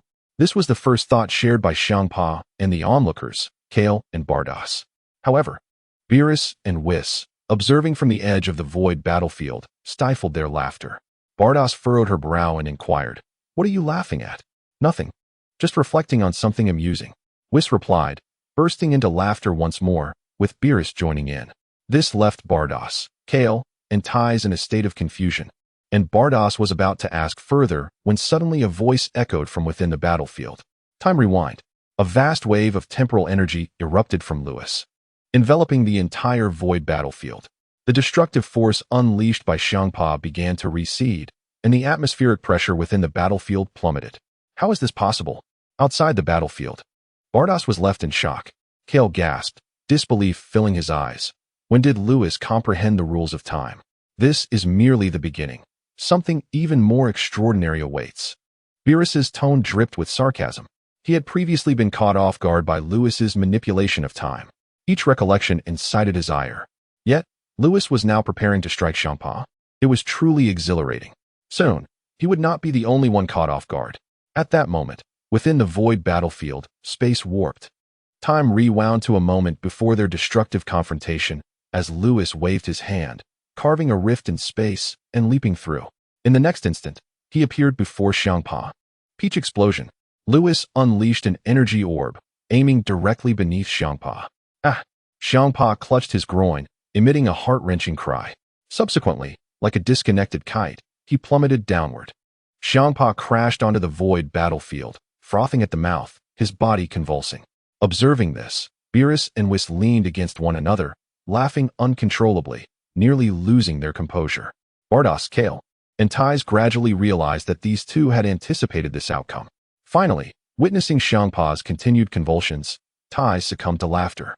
Kale and Bardas wished to join in but restrained themselves. Aware that Xiangpa was the god of destruction of Universe 6, their faces flushed red from the effort of suppressing their amusement. Above, Lewis gasped for breath. And seeing Xiangpa's unfortunate state, he grinned. "This is what you get for relentlessly assaulting me." In truth, Lewis's combat prowess had surged to this extent precisely because he had endured Xiangpa's relentless attacks. After all, the disparity between the second and fourth levels of Divine Realm was substantial. It was solely due to Lewis's unique immunity that he had survived Xiangpa's onslaught. Thus, this sparring session concluded in a comedic spectacle. As Whis had previously remarked, without employing erasure or other means, Lewis could never triumph over Xiangpa. Ultimately, it was only through the manipulation of time and space that he managed to turn the tide. Half a day later, before the god of destruction's palace, a feast of various foods, beverages, and fruits was laid out. Ties was preparing a grand meal while Lewis assisted. At a nearby table, Xiangpa sat, gazing mournfully at Lewis's back. Gritting his teeth, Xiangpa muttered, "Skinny ribs. When did that brat gain mastery over the rules of time and space?" Lewis had ambushed him using these two rules, leading to his humiliation. What a disgrace. Nearby, Bardas and Kale stifled their laughter but perked up at Xiangpa's inquiry. "Fat pig. Don't call me skinny ribs," Beerus remarked, not even glancing at Xiangpa, as he scooped pudding into his mouth. "It was just recently. Can Lewis truly merge these two powers?" Bardas blurted out. The fusion of the rules of time and space would yield the rules of space-time. Indeed, Whis, enjoying his ice cream, glanced at Beerus and added, "Lord Beerus has achieved a new breakthrough thanks to Lewis's space-time rules." Upon returning from the heavenly realm, Lewis had created a time chamber using these rules. And it was within this chamber that Beerus had attained the state of self-mastery. As Whis's words hung in the air, an oppressive silence enveloped the room. Xiangpa abruptly turned to stare at Beerus, his gaze intense. A new breakthrough. What does that mean? Has he surpassed the 5th level of divine power to reach the angelic realm? Bardas also scrutinized Beerus, observing intently until realization dawned upon her. She swallowed hard. "Lord Beerus, you have merely achieved a minor state of self-mastery? If Lewis can do it, why can't I?" Beerus waved his hand dismissively, though he appeared calm on the surface. The upward curl of his lips and the exuberance of his tail betrayed his pride.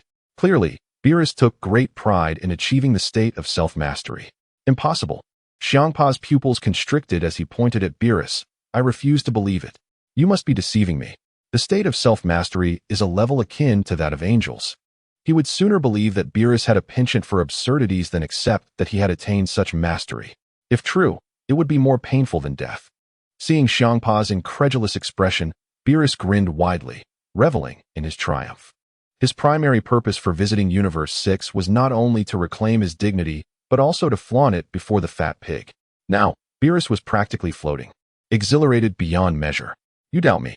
A silver radiance radiated from Beerus, rendering him agile as he vanished from his seat in an instant. The next moment, he reappeared beside Xiangpa, delivering a sharp rap to his head. Do you believe me now? Ouch! Xiangpa clutched his head, his eyes ablaze with fury, skinny ribs. I challenge you to a duel. Lord Xiangpa, please finish your meal first. We can duel afterward. Lewis and Tais approached, carrying the prepared dishes. Even before they arrived, the enticing aroma of the food wafted through the air. Xiangpa and Beerus's noses twitched wildly, resembling eager pups, squinting their eyes as their tails wagged excitedly. Lewis served the tempura, sushi, and takoyaki that Tai had prepared to the dining table. Beerus transformed into a silvery gleam, departing from Xiangpa's side and instantly returning to his original position.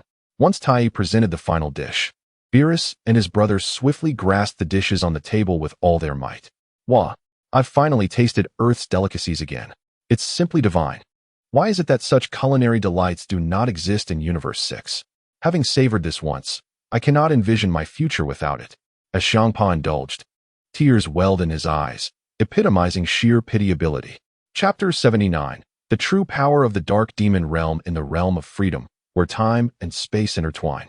Erasure becomes paramount. Xiangpa continued to stuff his mouth, casting a sidelong glance at Kale.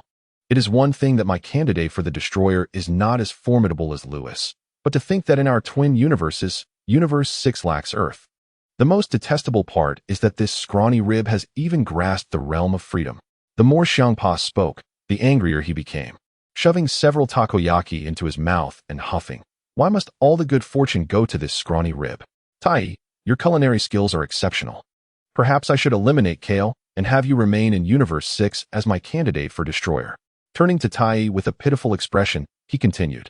Meanwhile, Kale, who was engrossed in his meal, rolled his eyes, thinking, I'm still here. Is this really an appropriate comment? Lord Xiangpa, please be quiet. Bardos interjected with irritation, lamenting the misfortune of having such a destroyer. I was merely jesting, Xiangpa retorted, retracting his neck, recognizing Bardos's fierce demeanor. Suddenly remembering something, Xiangpa inquired, by the way, Tai, do you still have instant noodles? They were the most delectable thing I've ever consumed. At the dining table, the others wore exasperated expressions, wondering when this glutton would cease. Finally, Beerus could no longer contain himself, tossing Xiangpa a universal capsule filled with the instant noodles Lewis had given him. A satisfied grin spread across the rotund figure's face. At that moment, Bardos turned to Lewis. Lewis, how did you come to confront Katra? The atmosphere around the table shifted subtly. Xiangpa and Kale, both hefty figures, fixed their gazes on Lewis. They had recently received news that Universe 4 had a new destroyer, one whom Lewis had eradicated. Erasure, a principle of supreme authority. Only those of priestly caliber could comprehend such power. Who would have thought that Lewis had mastered it? However, both Xiangpa and Kale were perplexed as to why Lewis would wish to eliminate Katra. Lewis wiped his mouth with a napkin, glancing at the three of them before looking at Beerus, who nodded in assurance, indicating that this hefty fellow was an ally and posed no threat. With that reassurance, Lewis felt at ease. Despite their daily bickering, the bond between Beerus and Xiangpa ran deeper than any rivalry. After that sparring session, Katra ambushed me and colluded with the Dark Demon Realm, Lewis began to explain. The table fell silent as everyone held their breath, captivated by Lewis's narrative. He recounted every detail, causing Tai's heart to race with the realization of the challenges Lewis had faced. That despicable rodent dared to ambush you, Xiangpa exclaimed, rising from his seat, his gaze turning icy. However, it is unsurprising, given that rodent's vindictive nature. He would never tolerate the emergence of a talent like you in Universe 7, especially since he has a long-standing feud with Beerus. In truth, it was not only Beerus who had enmity with Katra. Xiangpa too had encountered numerous minor conflicts with him. The cat-and-mouse dynamic was inherently adversarial. Sitting back down, Xiangpa eyed Lewis. I never imagined you had ventured into the Dark Demon Realm. Glancing at Whis, he continued, to have escaped from the Dark Demon Realm is indeed fortunate. Fortunate? Lewis scoffed. Without Demigra, the Dark Demon Realm is inconsequential. With erasure at my disposal and Whis supporting me, anyone who comes at me is doomed. Lewis shot back. Moreover, Miss Kess was there to rescue us. This was no mere boast. With Whis present, he was an unstoppable force, and even angelic-level experts could hardly withstand his power of erasure. Lewis, you underestimate the dark demon realm. Bardos shook his head. Even without Demigra, should you cause a ruckus there, my sister would intervene, making it difficult for you to escape unscathed. The dark demon realm has always been a fierce adversary of the Omni King's universe. They are well aware of the number of powerful beings in the Omni King's universe, and vice versa. Within the dark demon realm, aside from Demigra, there are 4 other demon gods, each wielding power at the priestly level. Additionally, alongside Puting, there are another 11 angelic-level experts. Indeed, Lewis, you still underestimate the dark demon realm. Beerus took a sip from his drink. Regarding Lewis, I had refrained from discussing the dark demon realm with you, wishing to spare you from such early exposure. Little did I know you would venture there with Whis. Upon saying this, Beerus shot a glare at Whis. Whis merely stuck out his tongue, having thought that Lewis would merely handle a kill and depart, never expecting such an uproar. Upon hearing Beerus and Bardos, Lewis was taken aback, looking at Whis. Whis, is this true? Lord Beerus and my sister are correct. Our safe exit from the dark demon realm surely indicates an event transpired there, Whis affirmed, recounting the powerful beings of the dark demon realm, concluding, it is likely that other demon gods fell into slumber, and that is why my sister was able to intervene, granting us the opportunity to escape. Whis's deduction was indeed accurate. The other demon gods of the dark demon realm had indeed succumbed to slumber. Lewis gulped, feeling a bead of sweat trickle down his back. The dark demon realm harbored 4 additional demon gods, each possessing priest-level power. Unlike angelic-level beings, those of priestly caliber could disregard his erasure and impose a permanent seal upon him. Now you're frightened, are you? Be more prudent in the future. Whis chuckled lightly, reveling in Lewis's unease. In truth, he was merely trying to spook Lewis. It was not that the powerful beings in the dark demon realm were a mere figment. Rather, even in the absence of his sister, they would have successfully escaped from the dark demon realm, for he had summoned his father. It was merely that his father had not descended, but his sister had. After your return from the dark demon realm, I had initially intended for you to swiftly cultivate your powers to the godly realm, refining your combat skills thereafter. After all, the dark demon realm has set its sights on you. Whis observed Lewis with profound intent. Little did I know that after 2 visits to the heavenly realm, your power has ascended to the 2nd layer of the godly realm. The heavenly realm? The others were bewildered, questioning the nature of the heavenly realm. While Xiangpa and the others were oblivious, Beerus had gleaned information about the former Grand Priest from the Senzabines. The former Grand Priest resided in the heavenly realm. Chapter 80. Bardos's instruction. In the midst of their puzzled expressions, Whis deftly shifted the topic. Lewis, with your power now at the 2nd layer of the godly realm, and with the dark demon realm fixated on you, I wholeheartedly support your proposal to embark on a challenge journey across the Omni King's universe alongside Lord Beerus. Your recent battle with Lord Xiangpa has significantly enhanced your combat skills and experience. If you manage to conquer the remaining 9 universes, you will undoubtedly experience significant enhancements in all aspects. Typically, without the command of the Omni King, both the gods of destruction and their candidates are not permitted to stray too far from their original universes for prolonged periods. Firstly, this is to prevent situations where the god of destruction is absent, which could lead to unforeseen events involving the supreme Kai within the universe, possibly resulting in the sudden demise of the god of destruction. Secondly, it is to avert conflicts between the gods of destruction from different universes, as those who ascend to such positions often possess rather volatile temperaments. However, Lewis's current situation is exceptional. His elder sister and the Grand Minister have not intervened. Thus, Whis has consented to Lewis's challenge journey. Wait, exclaimed Kampa. At the dining table, everyone turned their attention to Kampa. Lewis inquired, what is it, Lord Kampa? Kampa took a hearty gulp of his drink, casting a resentful glance at Lewis. Why must you challenge my 6th universe first in this Omni King universe challenge? Do you see me as your practice target? Suddenly, recalling something, Kampa covered his groin, still feeling a dull ache from their previous encounter. Lewis recoiled slightly. This hefty figure was rather endearing, and he hesitated to state the truth. He merely squeezed his eyes shut and cast a sidelong glance at Beerus, implying that it was Lord Beerus who prompted him to do so. Noticing Lewis's gaze, Kampa paused, then erupted in anger. You skinny twig. It's one thing if good fortune doesn't come my way, but now you allow Lewis to bully me first. Kampa vanished from the table, instantly appearing before Beerus and gripping his neck. Still not satisfied, Kampa bared his teeth, glinting ominously, and bit down on Beerus's ear. You crazy fat pig.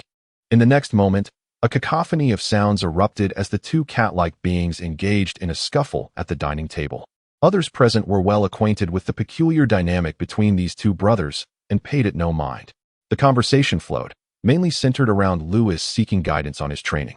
Kyle, the candidate god of destruction from the sixth universe, listened attentively, occasionally posing questions.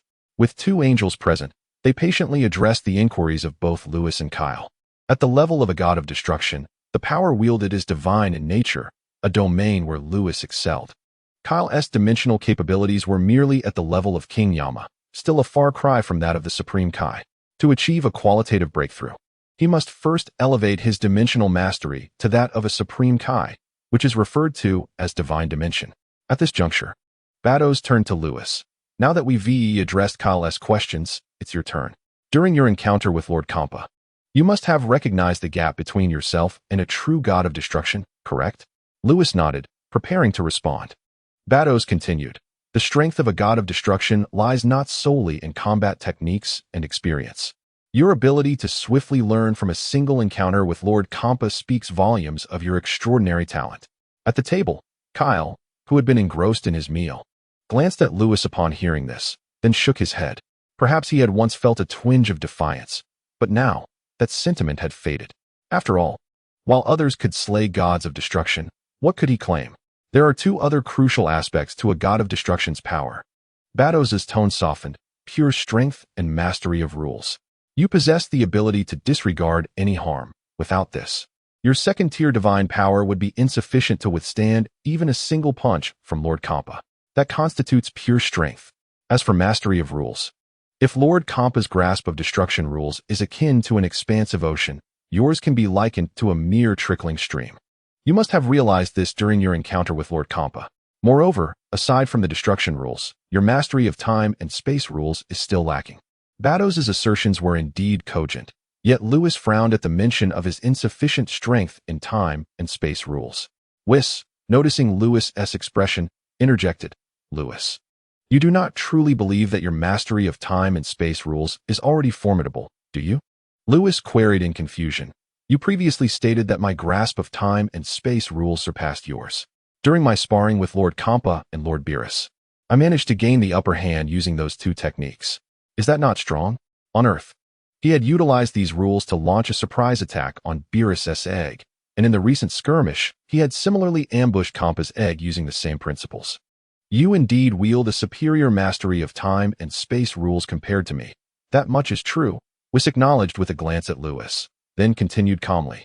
But do you dare assert that employing only these two rules could defeat me? It is utterly implausible to vanquish a second-tier angel with merely time and space rules. Lewis shook his head. Presently, the only threat he could pose to angels stemmed from the erasure technique. Precisely, Whis remarked, picking up a napkin to dab at the corner of his mouth. In truth, your prior advantage against Lord Beerus stemmed from the element of surprise. The same applies to your engagement with Lord Kampa. Numerous factors can influence the outcome of a battle, including power, combat techniques, and the element of surprise. To put it bluntly, you merely ambushed Lord Kampa, allowing you to turn the tide during that recent spar. Bados chuckled lightly. Whis is correct. Had Lord Kampa been aware of your capabilities regarding time and space rules, you would have found yourself in a precarious position. Why is that? Lewis inquired, his eyes wide with curiosity. At the dining table, the two brothers continued their scuffle, while Kyle and Ties also turned their attention toward Bados. This indeed brought us back to the discussion of power. There is an adage that rings true. One force can shatter myriad laws. Bados glanced at Kampa, still engaged in his tussle with Beerus, and shook his head. In truth, the power of a fourth-tier god can disrupt your time rules.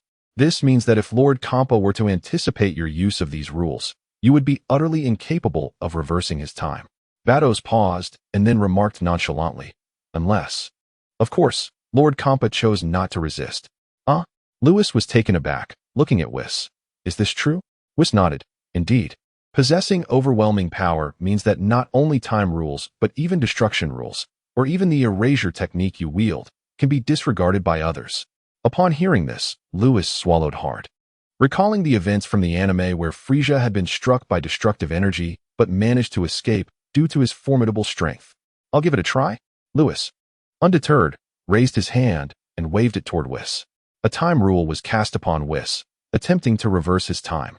Whis smiled. The power of a second-tier angel quivering slightly. Crack. Like glass shattering upon impact with the ground, a sharp, crisp sound echoed. That silvery radiance vanished in an instant. Lewis's pupils contracted sharply. He could sense that his time rule had been overwhelmed by a formidable force. Chapter 81. Departing from the sixth universe, it truly could not be reversed. Subsequently, Lewis fixed his gaze intently on Beerus, who was still grappling with Compa. It dawned on him.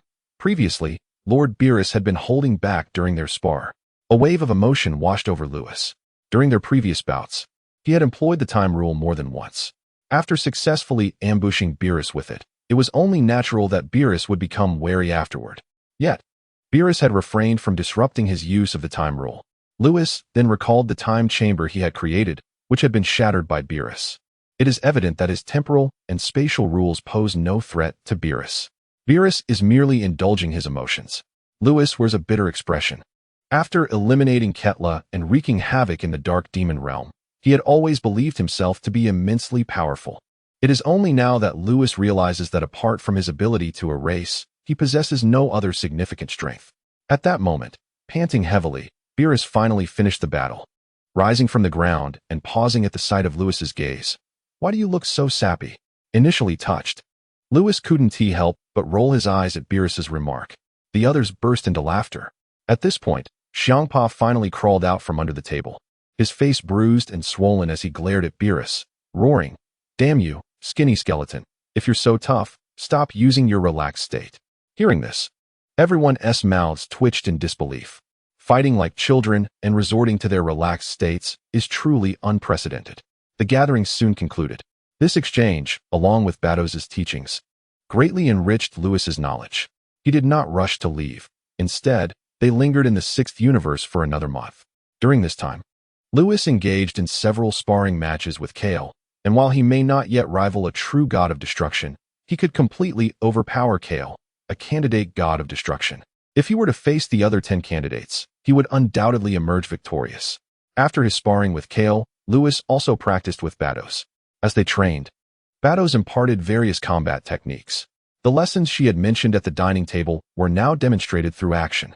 Ultimately, Bados remarked that no amount of words could substitute for practical experience in mastering combat techniques, power control, and the application of rules.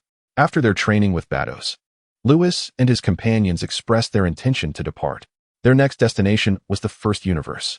"You glutton, save some of the instant noodles I gave you." Beerus called out to Xiangpa from before the palace. "Stop babbling and just leave," Xiangpa retorted, though his eyes sparkled with amusement. "Thank you, Lord Xiangpa, Miss Bados. And Kale for your guidance. Until we meet again." Lewis and Tais waved goodbye to Bados and the others. Whis waved his staff, transmitting a message to Bados before they transformed into a dazzling streak of light and ascended into the sky. Upon receiving the message, Bados's pupils dilated sharply. The former Grand Priest is in the seventh universe. Inside the space tunnel, a cubical vessel sped forward rapidly. Beerus turned to Lewis and smiled. "Lewis, how did you find this round of training?" Lewis shook his head. "I underestimated the experts of the fourth level of the God realm." "Haha. Do you think that because you can kill Ketla, you are particularly formidable?" Whis interjected. Lewis, feeling helpless, nodded in agreement. "Your ability to defeat Ketla stems from your erasure technique. Each being capable of becoming a god of destruction is not to be underestimated," Whis chuckled. "Your journey is still long, Lewis." Lewis nodded. During that month in the sixth universe, he became acutely aware of his shortcomings. Aside from his lack of proficiency in combat techniques, his grasp of the rules was also inadequate. Naturally, the rules in question are the rules of time and space. As for the destruction rules, he was quite adept, surpassing all other candidate gods of destruction. However, his command of time and space rules left much to be desired. If the rules were categorized into 10 levels, Lewis's destruction rules would be at the 5th level, barely passing. Meanwhile, His mastery of time and space rules would only reach a maximum of 2 levels. In Batos's words, to employ time and space rules in combat, one must first elevate these 2 rules to the same level as the destruction rules. Alright, let us now proceed to the first universe, and from there, we will battle our way to the 11th universe. Whis declared, I believe that when this journey of challenges concludes, you will experience significant growth. In the 7th universe, Lewis had been away from Earth for half a year. During this time, Goku and Chi-Chi were wed. According to the typical timeline of Dragon Ball, their marriage was delayed by a full 3 years. Fortunately, shortly after their marriage, Chi-Chi became pregnant. Earth was undergoing changes, and so was the North Galaxy. The previous invasion by Gula had plunged the North Galaxy into chaos. However, with Bardock's successful transformation into a Super Saiyan, and alongside Goku and Vegeta, they managed to defeat Gula, restoring stability to the North Galaxy. Following this event, the Saiyans were increasingly recognized. The legend of the Super Saiyan spread throughout the North Galaxy and even to other galaxies. As members of the Galactic Patrol, the Saiyans' prestige soared to unprecedented heights. Additionally, the Saiyans received uplifting news. They welcomed another Super Saiyan. This individual was none other than King Vegeta, originally possessing a battle power of 2 million. King Vegeta was deeply inspired by Bardock's transformation. Throughout the past 6 months, he dedicated himself to rigorous training, ultimately raising his base power to 3 million. Under Bardock's encouragement, he then entered an extreme state of rage, successfully becoming the 5th Super Saiyan of the Saiyan race. The breakthroughs of Bardock and King Vegeta instilled hope in all Saiyans. After transforming into a Super Saiyan, Bardock stated that 2 conditions must be met to achieve this transformation. First, possessing a certain level of foundational battle power, and second, experiencing extreme rage. King Vegeta's successful transformation revealed to the Saiyan race that Bardock's words were indeed true. Fulfilling both conditions would allow one to become a Super Saiyan. Unbeknownst to the Saiyans, there was a third condition, the activation of a sufficient number of cells. As of now, aside from Bardock, King Vegeta, Goku, Vegeta, and Lewis, the remaining Saiyans had not activated enough cells. This meant that, in the short term, no new Super Saiyans would emerge from the Saiyan race. However, the Saiyans remained oblivious to this fact, diligently training and striving to elevate their battle power beyond 3 million, as that was King Vegeta's battle power at the time of his transformation. One day, on Earth, at the Bowsy Mountain, Goku was accompanying the pregnant Chi-Chi, while Bardock and Jine were also present. Suddenly, a voice echoed from above. Goku, there is trouble. Goku paused, recognizing the voice of the North Kai. North Kai, what is the matter? He inquired. The last time the North Kai spoke in such a tone, Gula had appeared. Could there be a new enemy? Goku, Bojack has appeared. The North Kai's voice was urgent. Who is Bojack? Goku frowned, looking up. Is Bojack stronger than Gula? Oh dear. These two are not even in the same league. Soon, the North Kai revealed Bojack's identity as a villain intent on destroying the 4 major galaxies. Many years ago, the 4 Kai Lords united to seal Bojack and his minions. Bojack and Gula are fundamentally incomparable. If one were to draw a comparison between these two, 100 Gulas would still fall short of a single Bojack. The North Kai exclaimed anxiously. If Lewis were present to hear the North Kai's words, he would undoubtedly not question him. In the anime, Bojack and his 4 henchmen were originally sealed away quite effectively. However, during the Cell incident, Son Goku inadvertently led Cell to the North Kai's planet, resulting in the North Kai's demise. The North Kai's life was intrinsically linked to Bojack's seal. With the North Kai's death, the effectiveness of Bojack's seal was nullified. Ultimately, it was thanks to Gohan's breakthrough to Super Saiyan 2 that Bojack was finally defeated. The analogy of 100 Gulas pales in comparison to Bojack, and it is indeed fitting. What? 100 Gulas cannot match a single Bojack? Bardock and Son Goku gasped in astonishment. They were well aware of Gula's formidable power, having defeated him alongside Vegeta. Had it not been for Bardock's last-minute breakthrough, he and Vegeta would have been utterly outmatched by Gula, forced to flee in haste using instant transmission. North Kai, is Bojack truly that powerful? Son Goku swallowed hard, clearly astonished, prompting him to inquire again. Indeed, in the past, to seal Bojack away, my fellow Kais and I nearly perished at their hands. I am acutely aware of their strength. The North Kai's voice resonated further. For reasons unknown, the seal was abruptly broken. Once the 5 of them broke free, They unleashed chaos throughout the North Galaxy. Goku, this time the North Galaxy. The North Kai initially intended to say, this time it relies on you. However, upon reflecting on the disparity in power between Son Goku and Bojack, he ultimately refrained from voicing it. Primarily, Bojack was simply too powerful. Allowing Son Goku to confront him would be tantamount to sending him to his demise. The North Kai, having been impulsive earlier, fell into silence as he contemplated the consequences. Son Goku, puzzled by the North Kai's sudden quietness, pressed his finger to his forehead to sense the atmosphere. An ominous aura emerged at the edge of the North Galaxy, potent and malevolent. "What is it, Kakarot?" Bardock inquired urgently. "Father, the North Kai is right. Bojack is incredibly strong." A fervor ignited in Son Goku's eyes. Bardock, noticing Son Goku's expression, paused momentarily before shaking his head. Over the past 2 years, he had come to understand Son Goku's simplicity of thought. Son Goku held a deep love for his family and an equally profound passion for battle. He never shied away from formidable foes, making him a true martial enthusiast. Such expressions only manifested in the presence of formidable adversaries. This new foe indeed appeared to be extraordinarily powerful. At that moment, the North Kai interjected, "Goku, you must not involve yourself with Bojack. I will devise a plan with the other Kais to seal him again. You must not seek out Bojack." Upon finishing his statement, the North Kai ended the communication. Despite the North Kai's warnings, the fervor in Son Goku's eyes did not wane. Rather, it intensified. "Father, do you intend to fight Bojack?" Bardock chuckled. Son Goku nodded vigorously. "You possess instant transmission. As long as you wish to flee, no one can detain you. Go, but exercise caution." Bardock understood his second son's nature well. Son Goku then glanced at Chi-Chi, who was visibly pregnant. Chi-Chi gently caressed Son Goku's face. "Go, just ensure your safety." Son Goku beamed. "Then I shall seek out Vegeta now." Just as he prepared to use instant transmission, he suddenly halted. "Chi-Chi, you have a few months left before giving birth. I will be careful." With that, Son Goku vanished from sight. Watching the spot where Son Goku had disappeared, Chi-Chi bit her lip. In the past, she would never have allowed Son Goku to confront Bojack. However, after Tais had informed her of the potential dangers of the universe, she realized that often, escape was not a guarantee. She consented to Son Goku's pursuit of Bojack, understanding that only through continuous combat could he grow stronger.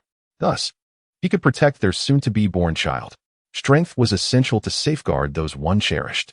This principle would become the guiding tenet she imparted to their future child. In the dark demon realm, "Lord Demigra, why must we proceed in this manner?" In the shadowy forest by the lake, Tawa blinked her beautiful eyes, gazing at Demigra. "Did we not agree to bring Lord Lewis back? Why have we suddenly released Bojack?" Demigra's eyes were devoid of any emotion as he cast a glance at Tawa, emanating a chilling aura that seemed capable of freezing the entire lake. Tawa quickly lowered her gaze. At the dark lake, 2 figures stood by the shore. Ethereal light cascading over the surface, creating a dazzling shimmer. Silence enveloped the air. After a moment, Demigra glanced up at the sky and stated coolly, "Lord Lewis has been designated as a candidate for the God of Destruction by the Omni King's universe. Until he awakens, who among you can retrieve him from the Omni King's universe?" Aside from us 5 demon gods, Tawa suddenly comprehended. She realized that Lord Lewis was not yet aware of his identity. He now belonged to the Omni King's universe. The Omni King's universe and the Dark Demon realm were inherently antagonistic forces. If they sought to take Lord Lewis away, the other powerful beings of the Omni King's universe would undoubtedly intervene. Even Lewis himself would likely resist, given that Lewis could ignore harm and erase it. Aside from the demon gods, no one else could possibly retrieve him. However, it was impossible for Demigra and the other 4 demon gods to infiltrate the Omni King's universe, as they were under the watchful eye of the Grand Priest. What then? Tawa nodded, attempting to speak. Demigra gazed down at Tawa with a sinister smile. "Since we cannot retrieve Lord Lewis through conventional means, we shall resort to unconventional methods." "What methods?" "Simply awaken Lord Lewis." Demigra spread his arms wide and laughed heartily. "The Dark Demon realm was created by Lord Lewis himself. Once he awakens, he will surely remember his past. At that time, Lord Lewis will return to the Dark Demon realm of his own accord." Hearing this, Tawa exclaimed with delight, "Lord Demigra, how can we facilitate Lord Lewis's awakening?" Demigra turned his head, his smile wicked. "To awaken the master of the Dark Demon realm is quite simple. We merely need to corrupt Lord Lewis." "Corrupt?" Release Bojack? Tao was taken aback. Quickly, she connected the two ideas, her eyes widening. Lord Demigra, do you intend for Bojack to annihilate the Scion race? To provoke Lord Lewis into a frenzied state? Ha ha ha, precisely. It is impossible to corrupt a candidate for the god of destruction through normal means, as such candidates embody the very essence of ruthlessness. It can be said that hardly anything can sway their emotions. Yet, every individual has their shortcomings. Even true gods of destruction possess vulnerabilities. Take Quitella, for instance. His narrow-mindedness is his flaw. He cannot tolerate anyone stronger or better than him. This is precisely why he later ambushed Lewis. According to Demigra's investigations, Lewis is currently a scion from the 7th universe. He laughed. Attacking others from the 7th universe may not be sufficient to provoke Lewis into corruption. However, I have discerned that Lord Lewis holds the Scion tribe in high regard. Should we take action against them, Lord Lewis would undoubtedly be enraged. If that does not suffice to incite his malevolence, I have other means at my disposal. My investigation reveals that Lord Lewis has taken a wife, who is surely his Achilles heel. Go, find someone to lure Ties back to me. I shall awaken the other demon gods, and together we shall strike against Ties. At the edge of the northern galaxy, the starry expanse spanning millions of kilometers is filled with lamentations and devastation. On a desolate planet, ruins abound. Zanjia stands amidst the wreckage, gazing at Bojack.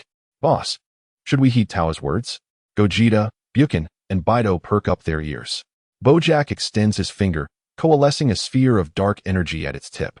The surrounding space trembles violently. The magnetic field of heaven and earth is thrown into chaos. Thunder rumbles. Ha ha. Bojack sneers at the dark energy on his finger.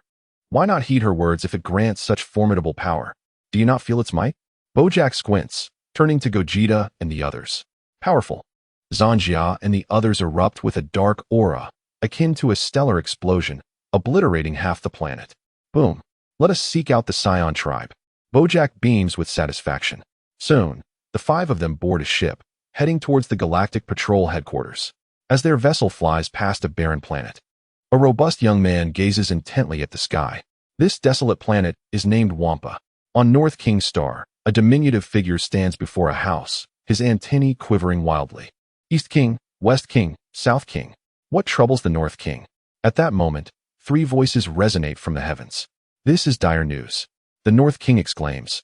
The seal on Bojack and his cohort has been shattered. What? Who? Bojack? Were they not sealed by us? The other 3 kings urgently inquire. The North King, drenched in sweat, shakes his head. I do not know how this happened. They suddenly broke free and are now heading towards the center of the northern galaxy. East King, if we are alive, how could Bojack and his crew possibly break the seal? West King, North King, as the ruler of the northern galaxy. You should know why Bojack has breached the seal. Your failure as a king is glaring. Enraged, the North King retorts, do you think I wish to be ignorant? Their breaking free came without warning. Enough. Now is not the time for blame. South King's voice interjects. The fact remains that Bojack's seal is broken. We shall investigate how it occurred later. For now, we must devise a strategy to confront them. Years ago, Bojack and his gang had clashed with them, and they were all too aware of Bojack's might. If they failed to stop him, the universe would surely descend into chaos. Chapter 84. Does Lewis enjoy picking peaches? South King is correct. We must find a way to thwart Bojack and his crew. Let us seal them again. East King and West King communicate. Seal them again. The North King shakes his head. When we sealed them previously, we expended half our power, and we have yet to recover. Do you think we can seal them again? As the North King's words fade, the sky falls into an eerie silence. Soon, South King has a realization and speaks up. Right. North King, did not several super scions emerge from your northern galaxy? Let them confront Bojack. His tone is laced with envy, for no such powerful beings exist in his southern galaxy. Indeed, the other 2 kings recall the legend of the super scions, chiming in agreement. They will not be able to stop him. The North King shakes his head. Those super scions are only slightly stronger than Frisia. Pitting them against Bojack is less effective than us 4 old fellows sealing them again. Initially, the North King sought Son Goku out in a panic. Now, having regained his composure, sending Son Goku to confront Bojack would undoubtedly be tantamount to sending him to his doom. Only slightly stronger than Frisia, they certainly cannot impede Bojack. What shall we do? With our current strength, we cannot seal them again. The voices of the other three kings are filled with urgency. The North King contemplates, then raises his head. We must seek the Grand King. The sky falls silent once more. All right, we have no choice but to turn to the Grand King. In the seventh universe, turmoil brews. 6 months pass, and Lewis has ascended to challenge the ninth universe.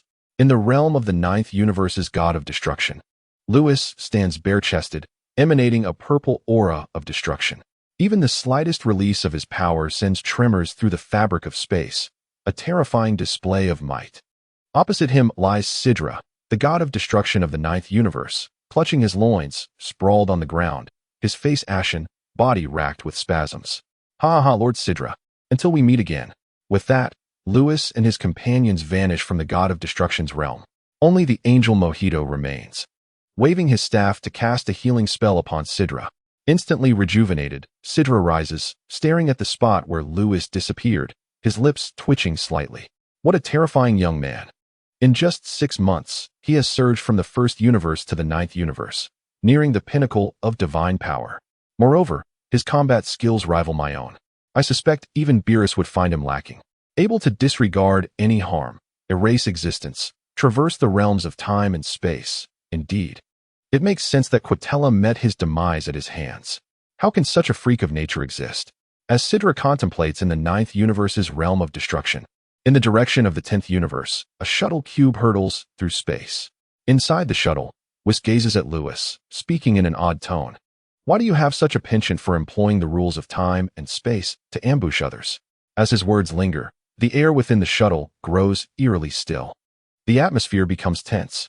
Beerus recalls the previous incident on Earth, feeling a chill in his nether regions, instinctively crossing his legs. You don't have some peculiar fetish, do you, Lewis? Ty swallows hard, instinctively stepping back.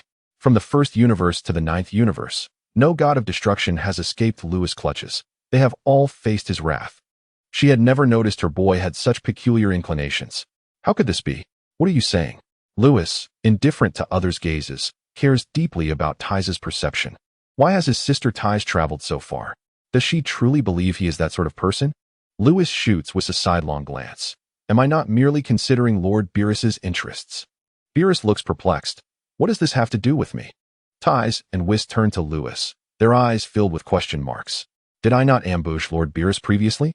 If this were to leak, it would surely amuse Lord Beerus's enemies. Lewis grinned widely, exclaiming, Look, if I expose all of Lord Beerus's other enemies, then none of them can dare to speak against anyone else. Hiss. Both Whis and Ty's gasped in astonishment.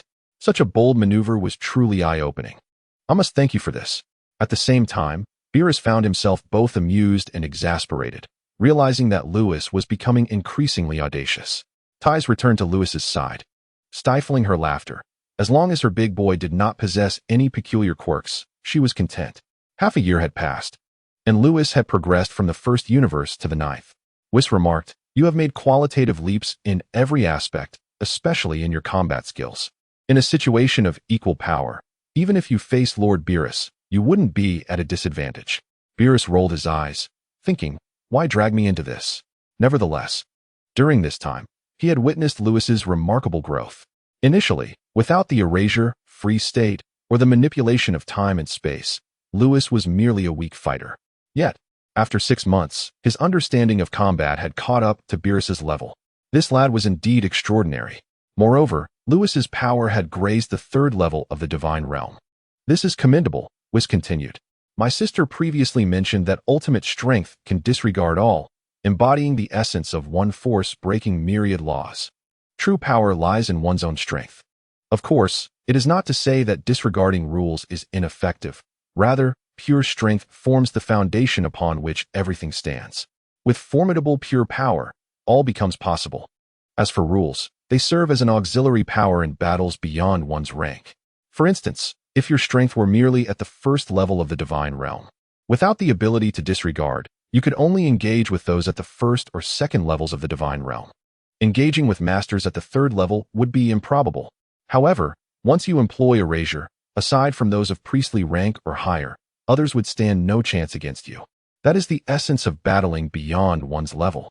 The cosmic travel cube soared through space as Whis delivered an extensive lecture to Lewis, who nodded in agreement. Beerus occasionally chimed in, learning much from Whis as well. The two seemed like eager students absorbing Whis's teachings. Ties, observing them, covered her mouth to suppress her laughter. Her Lewis was simply too adorable. Now, our next destination is the 10th universe. Whis concluded, reflecting on Lewis's recent accomplishments. Lewis, you have entered full power Super Saiyan. Your strength has reached the bottleneck of the second level of the divine realm. Perhaps during your time in the 10th universe, you may break through to the third level. The thought of reaching the third level of the divine realm made Lewis clench his fists, pondering deeply. Ultimately, he shook his head. He understood he had reached a bottleneck. And such barriers were not easily surpassed. Compared to breaking through to the third level, he was far more intrigued by the candidate god of destruction in the 10th universe. As the cube continued its journey, the scene shifted to the headquarters of the Galactic Patrol in the 7th universe. Boom. The entire Galactic Patrol building was shattered. Where's King Mel's? We need him for reinforcements. Chapter 85. The Terrifying Zanja Boom. Another energy blast struck near the collapsed Galactic Patrol building, creating a thunderous explosion. The powerful shockwave knocked both King Galactic and Gak to the ground. Boom. Explosions continued to erupt. Gak spat out the sand from his mouth and hurriedly helped King Galactic to his feet as they fled into the distance. Mel's is stationed at the Galactic prison. We cannot rely on him now. King Galactic lamented as they escaped. Mel's is at the Galactic prison? Gak dodged an energy blast, his face filled with despair. Then we're doomed. Suddenly, laughter echoed. The Scion race is indeed here. Die.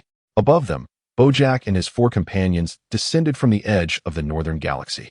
They hovered in the air, bombarding the galactic headquarters indiscriminately, sparing no life, whether Scion or otherwise. Soon, Scions began to fall victim to Bojack's onslaught. Wasn't Bojack sealed by the Kais? King Galactic panicked as he witnessed the chaos. Just then, a golden light streaked in from afar. Gak turned, excitement bubbling within him. King Galactic, it's King Vegeta. Both Gula and Frieza had perished at the hands of Super Scions, and King Vegeta also had the ability to transform into a Super Saiyan. We are saved. However, King Galactic, with years of secrets under his belt, knew better. He had been in this position long enough to understand the threat posed by Bojack and his gang. The 4 great Kais nearly perished sealing them away in the past. King Galactic knew that Bojack's crew was not something King Vegeta could contend with. Could it be? Not even a Super Saiyan stands a chance against them? Let's escape first. Then we can find a way to notify Mel's. We must rely on him. In the sky, as the golden light approached, Bojack and his crew halted their assault. Gazing down with mocking expressions, Zanja chuckled. Boss, his power seems quite decent. Is this what a Super Saiyan is? Why is such a weakling targeted by Towa? Bojack glanced at King Vegeta and shook his head. Who are you? King Vegeta's rage surged as he took in the numerous fallen Scions around him. However, having spent 2 months on Earth, he had learned to sense energy, and the overwhelming power emanating from Bojack and his companions filled him with dread. Charging in would only lead to his demise. In truth, King Vegeta's assessment was accurate, even in his Super Saiyan form, amplifying his power 50-fold.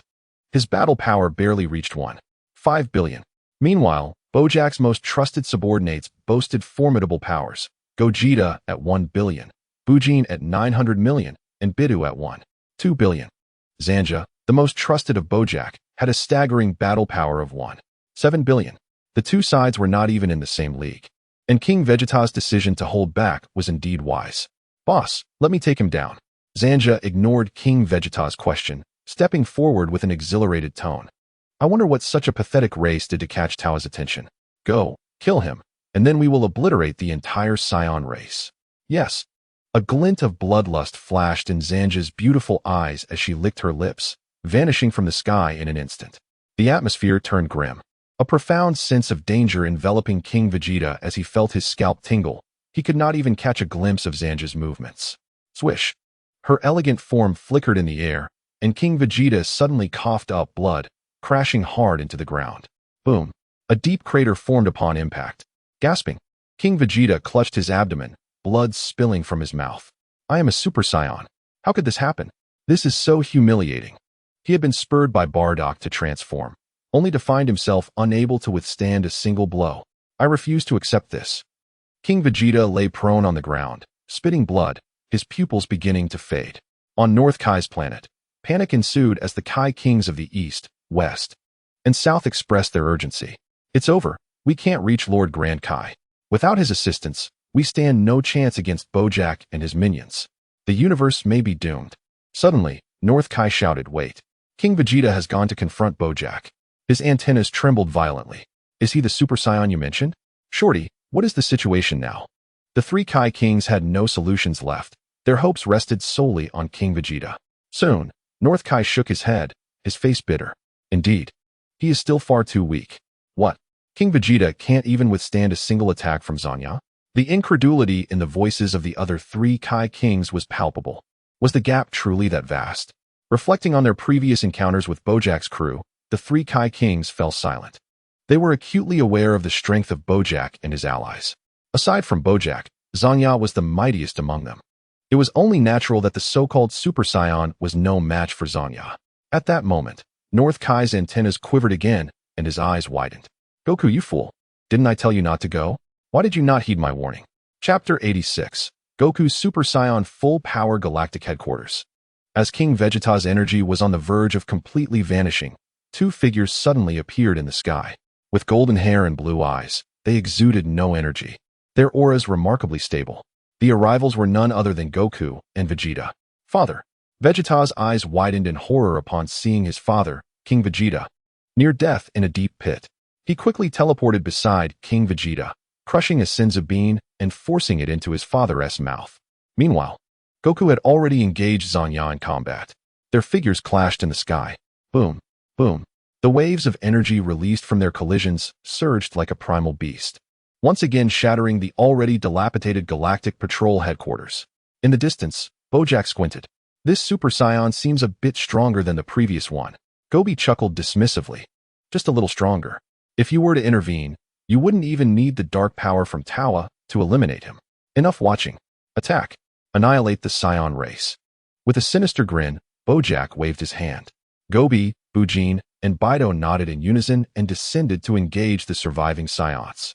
Swish. The three figures transformed into harbingers of destruction, delivering blows with fists and feet. Boom, boom. One by one, the Saiyans exploded like fireworks. As time passed, even Bear and Gracie fell to their hands. Raditz and Theodore were absent, having been on a mission and narrowly escaping this calamity. More and more Saiyans perished at the hands of the demon Gobi. Curse it. In the sky, Goku pushed Zanya back over 100 meters. Witnessing the increasing deaths of his kin, he yearned to intervene. Cackling, "You think you can escape me? Not a chance." A seductive voice whispered in Goku's ear. When did this happen? Goku's pupils contracted sharply, only to be met with a powerful fist striking his cheek, twisting his face and sending him crashing to the ground like a cannonball. On the ground, after consuming the Senzu bean, King Vegeta regained his strength. Standing up, he saw hundreds of his people being slaughtered. Fury consumed him as he roared, "Vegeta, go save them." Vegeta turned to witness the horrific scene, his heart seizing. Those were his subjects. Unforgivable. With a brilliant flash of golden light, he vanished from sight. King Vegeta transformed into a beam of gold, rapidly heading towards Gobi and his companions. In the sky, Goku freed himself from Zanya's grasp and, upon seeing Vegeta act, began to calm down slightly. "Who are you?" He had sensed this energy on Earth earlier. North Kai had advised him against involvement. Yet, after finally encountering such strong opponents, he felt restless if he did not spar with them. Of course, despite his naivety, Goku was not foolish. He understood his own power. Recklessly venturing to the outskirts of North Galaxy would not be a sparring session, but rather an invitation to be beaten. Thus, he brought Vegeta into the hyperbolic time chamber, where they spent 2 years training. Who could have predicted that upon emerging, Bojack and his crew would arrive at the Galactic Patrol headquarters? Cackling, "Boy, your power is impressive. You managed to endure against me for so long." Zanya hovered in midair, eyeing Goku with a hint of apprehension. This Super Saiyan was unlike the previous one. His power was terrifying. "Kakarot, our kin are being slaughtered, and you still stand idly by? Eliminate them." At that moment, Vegeta engaged Gobi and his companions, severely injuring them in just a few exchanges. He shouted to Goku above, "Goku." In the sky, Goku glanced at Vegeta and King Vegeta, and a surge of immense power erupted from him. Boom. The overwhelming force shook the sky. Zanya was taken aback. "Your power. You are the second to witness my full power state. Prepare to die." The first was, of course, Vegeta. After defeating Cooler, 6 months had passed, and Goku's base power had surpassed 10 million. Transforming into a Super Saiyan granted him 500 million battle power, but compared to Bojack and his crew, he still fell short. Hence, he brought Vegeta into the hyperbolic time chamber for 2 years. Utilizing Senzu beans, they recovered from near death, and in that time, Goku's power reached 50 million. Transforming into Super Saiyan amplified his strength 50 times, amounting to 2.5 billion. As for Vegeta, his Super Saiyan power only reached 2.4 billion.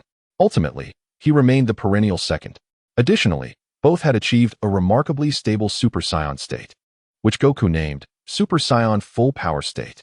Upon entering this state, Goku was unrecognizable compared to his usual self. An aura of malevolence enveloped him, and his gaze was frigid.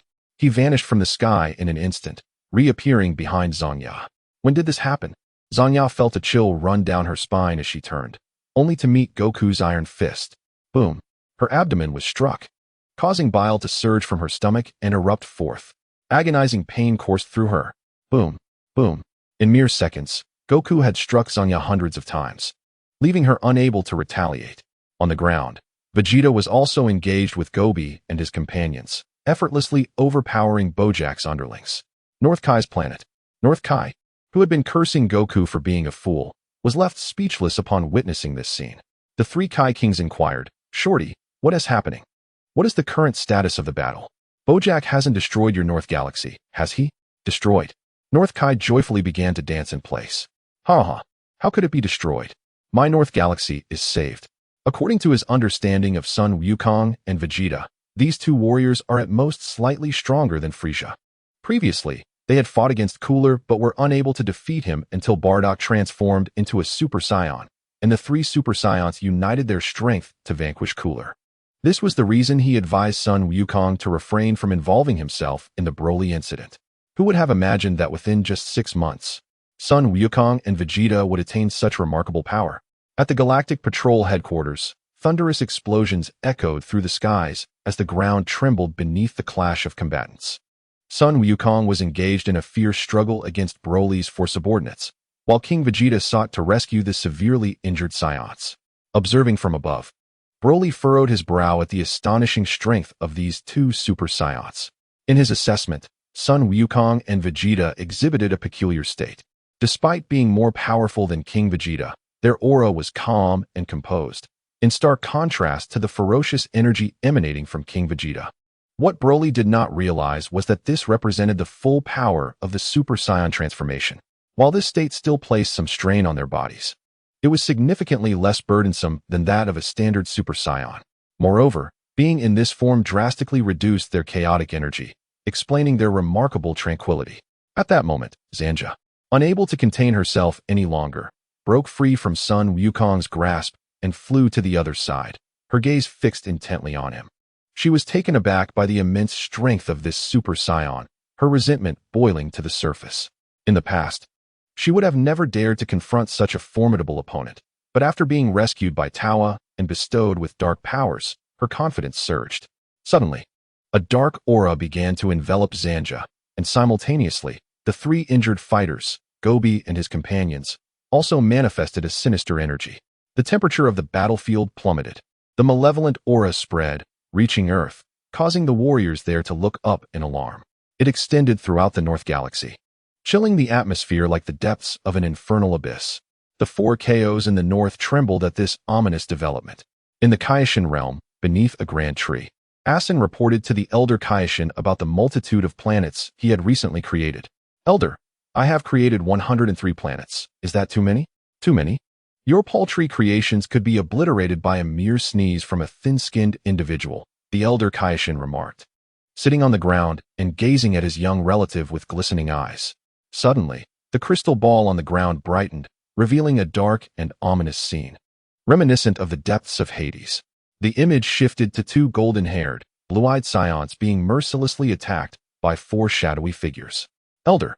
Asin exclaimed in distress. "What is it?" The Elder Kaioshin jumped to his feet, accidentally stepping on his young relative's foot, ready to scold him. Asin pointed at the crystal ball, shouting, "Elder, look!" The Elder Kaioshin was taken aback, perplexed by Asin's frantic behavior. He leaned closer to the crystal ball. Dark energy, my goodness. He gasped, startled once more, inadvertently stepping on his young relative's foot again. Elder, what is dark energy? Did I not tell you before?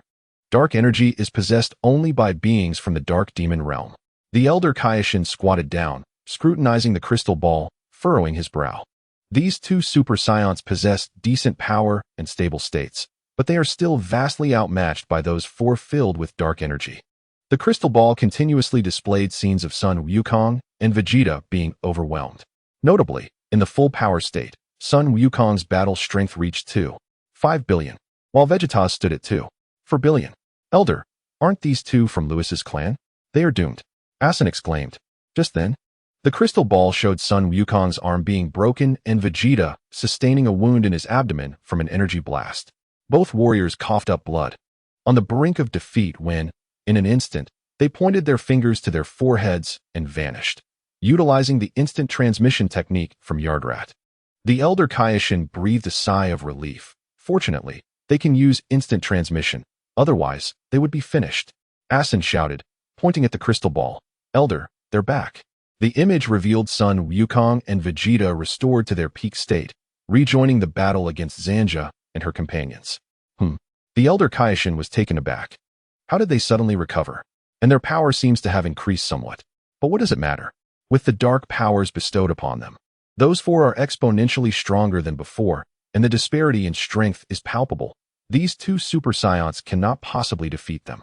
Before they were imbued with dark energy, the power levels of Zanja and her companions were as follows. Gogaya possessed a battle strength of 1 billion. Bukin had 900 million. Bido boasted 1.2 billion. And Zanja had a battle strength of 1.7 billion. According to the elder Kaioshin, with the dark energy, their powers had surpassed 10 billion. What can we do? Asin clenched his fists in despair. The strength of Zanja and her allies was overwhelmingly potent. Furthermore, their aura was exceedingly wicked. Asin couldn't help but draw parallels to the presence of Majin Buu within Zanja, causing his anxiety to escalate. Asin, have you noticed? That one who has been watching the fight is the strongest among them. The elder Kaioshin observed Broly's figure, his brow furrowing in concern.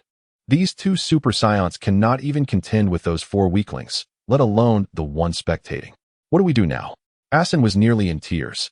Lord Beerus and Lewis have both left Universe 7. We are doomed. The elder Kaioshin paced anxiously in the Kaioshin realm.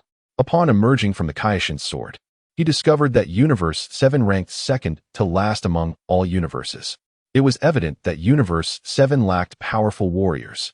Over the past several years, aided by his guidance and the destruction caused by Lewis, Universe 7 had thrived, yet strong warriors remained few. Since the ceiling had been broken, the strongest mortals he had witnessed were the two super scions displayed in the crystal ball. Without Lewis and Beerus, Universe 7 would undoubtedly be overwhelmed by those filled with dark energy. The elder Kaioshin's expression grew increasingly anxious, his pace quickening. Suddenly, a bell chimed near his ear, and his eyes brightened with realization. Chapter 88. The fusion warriors in the crystal ball, Sun Wukong and Vegeta were once again severely injured by Zanja and her group. Fortunately, they possessed instant transmission, allowing them to escape the Galactic Patrol headquarters just in time during life-threatening moments. They recovered and returned to the fray, continuing to battle Zanja and her companions. This situation was utterly unsustainable. The atmosphere in the Kaioshin realm grew tense, and Asin was on the verge of tears. Elder, with Lord Beerus and Lewis absent, Universe 7 is finished. Finished, my foot. I am still here. The old Kai lowered his head, intently observing the images within the crystal ball. Asin turned his head, casting a peculiar glance at the old Kai, and remarked with a touch of incredulity, Ancestor, with your slender arms and legs, do you truly believe you can contend with those 5 individuals? Asin's expression left the old Kai momentarily speechless, prompting him to spring up and deliver a sharp rap on Asin's head. Ouch! Ancestor, what was that for? Did I ever say I wanted to fight? The old Kai returned his focus to the crystal ball, fixated on the two figures displayed within. He touched the bell earrings at his ears, and his eyes began to gleam with anticipation. What promising candidates? Asin, looking rather mournful, responded, What do you mean by promising candidates at a time like this? The so-called promising candidates are currently being held down by others. Young one, would you like to witness the warriors of fusion? Ancestor, what is a fusion warrior? A fusion warrior.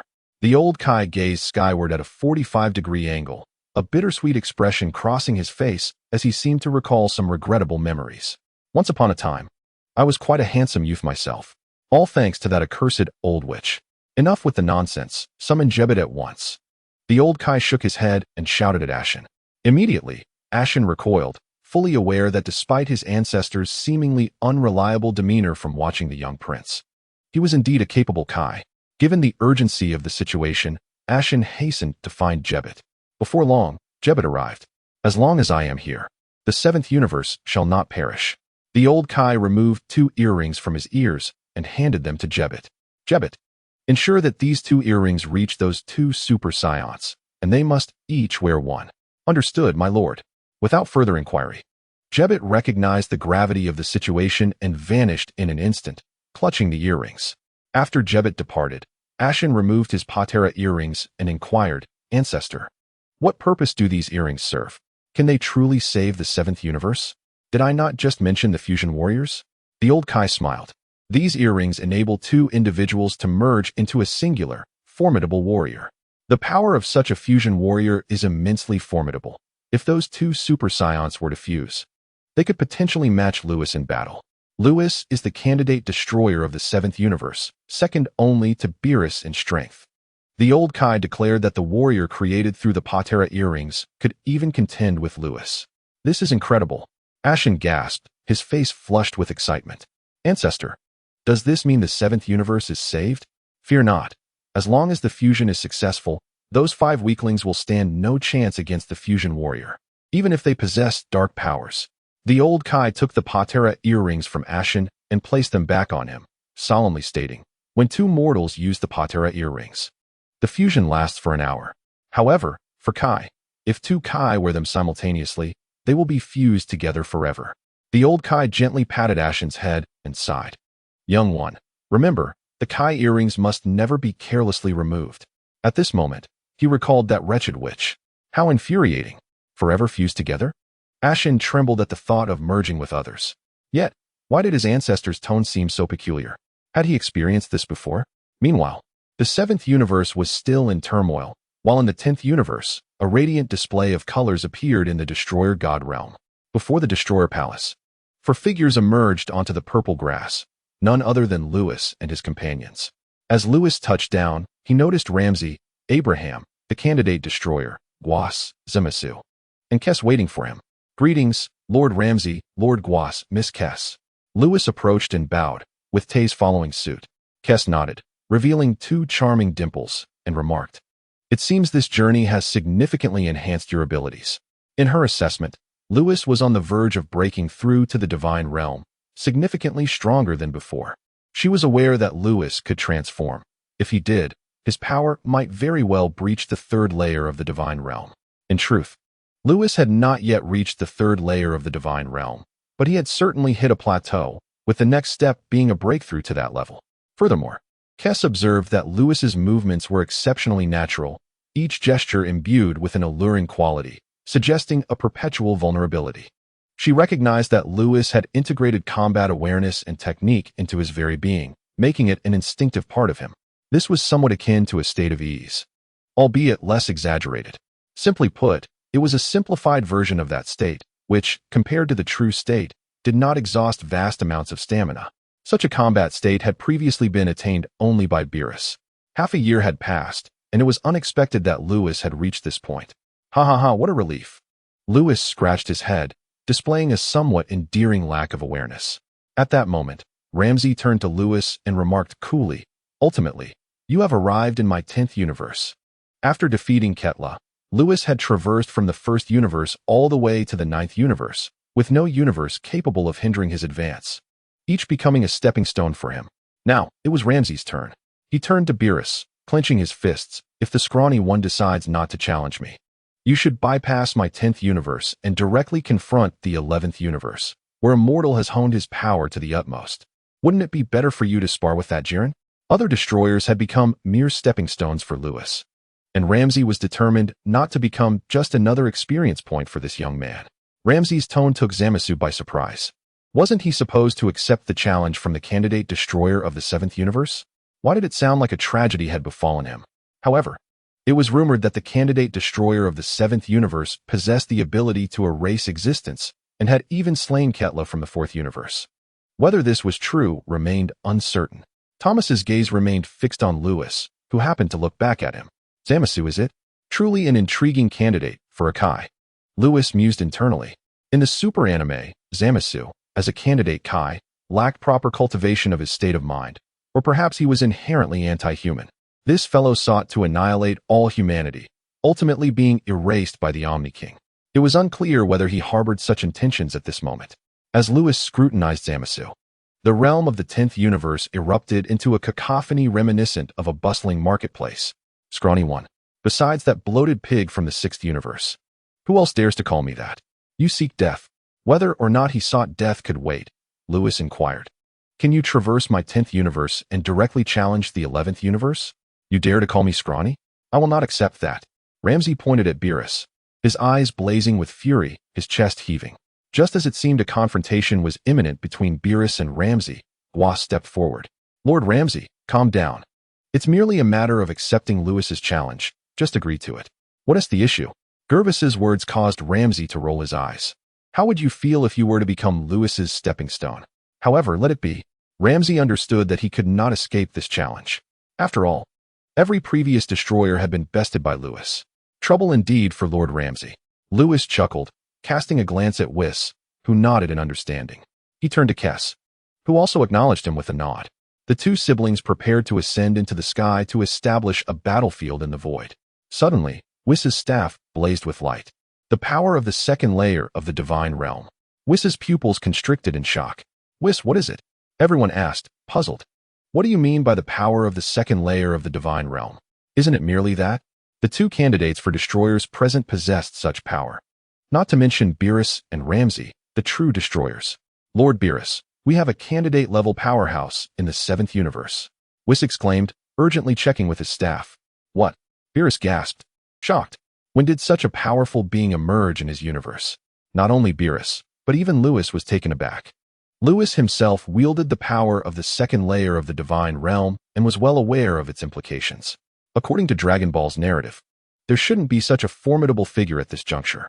Could it be that the 7th universe was in grave peril? Quickly, Beerus reached the same conclusion. He and Lewis had both departed from the 7th universe, and now such a powerhouse had arisen. If it were those destructive beings, then old Kaioshin and Asin would be doomed. If old Kaioshin and Asin perished, then so would he. Beerus shouted, Lewis, we must return immediately. Very well. Let us hurry back. Lewis agreed, turning to Ramsey. Lord Ramsey, something has occurred in the 7th universe. We shall have to postpone our sparring for another time. With that, Lewis took Beerus, and Whis, disappearing in an instant using instant transmission. The speed at which they vanished left Ramsey dumbfounded. Weren't they supposed to spar? Wasn't he to be their stepping stone? Why had they suddenly fled? No. A powerhouse at the second layer of the divine realm. Another candidate-level destroyer had emerged in the 7th universe. Impossible. How could there be so many strong individuals in the 7th universe? Ramsey was consumed by envy and jealousy. Meanwhile, Zamasu remained unfazed by Ramsey's expression, fixated instead on the spot where Lewis had vanished. He had intended to inquire about his views on humanity. Zamasu mused to himself, shaking his head slightly, returning to the composed demeanor befitting a Kaioshin. As for Kes, she found it odd that Whis had remained hesitant since arriving in the 10th universe. As if he wished to convey something but found it difficult to articulate. In the 7th universe, within the realm of the Kaioshins, the crystal ball displayed a scene for shadowy figures relentlessly assaulting Goku and Vegeta. The four combatants, each with a fighting power in the billions, overwhelmed Goku and Vegeta, leaving them unable to withstand the onslaught. The headquarters of the Galactic Patrol erupted in a cataclysmic explosion, utterly disintegrating. Fortunately, Lewis had previously wished upon the dragon to allow the Scions to survive in the void, enabling Goku and Vegeta to endure in the cosmic expanse. Having sustained severe injuries at the hands of the Zanjia Quartet, Goku and Vegeta managed to escape, taking the injured King Vegeta with them. After consuming Senzu beans, they returned to the battlefield, their powers surging with each injury. Goku's strength increased from 2.5 billion to 3 billion, while Vegeta's escalated from 2.4 billion to 2.8 billion.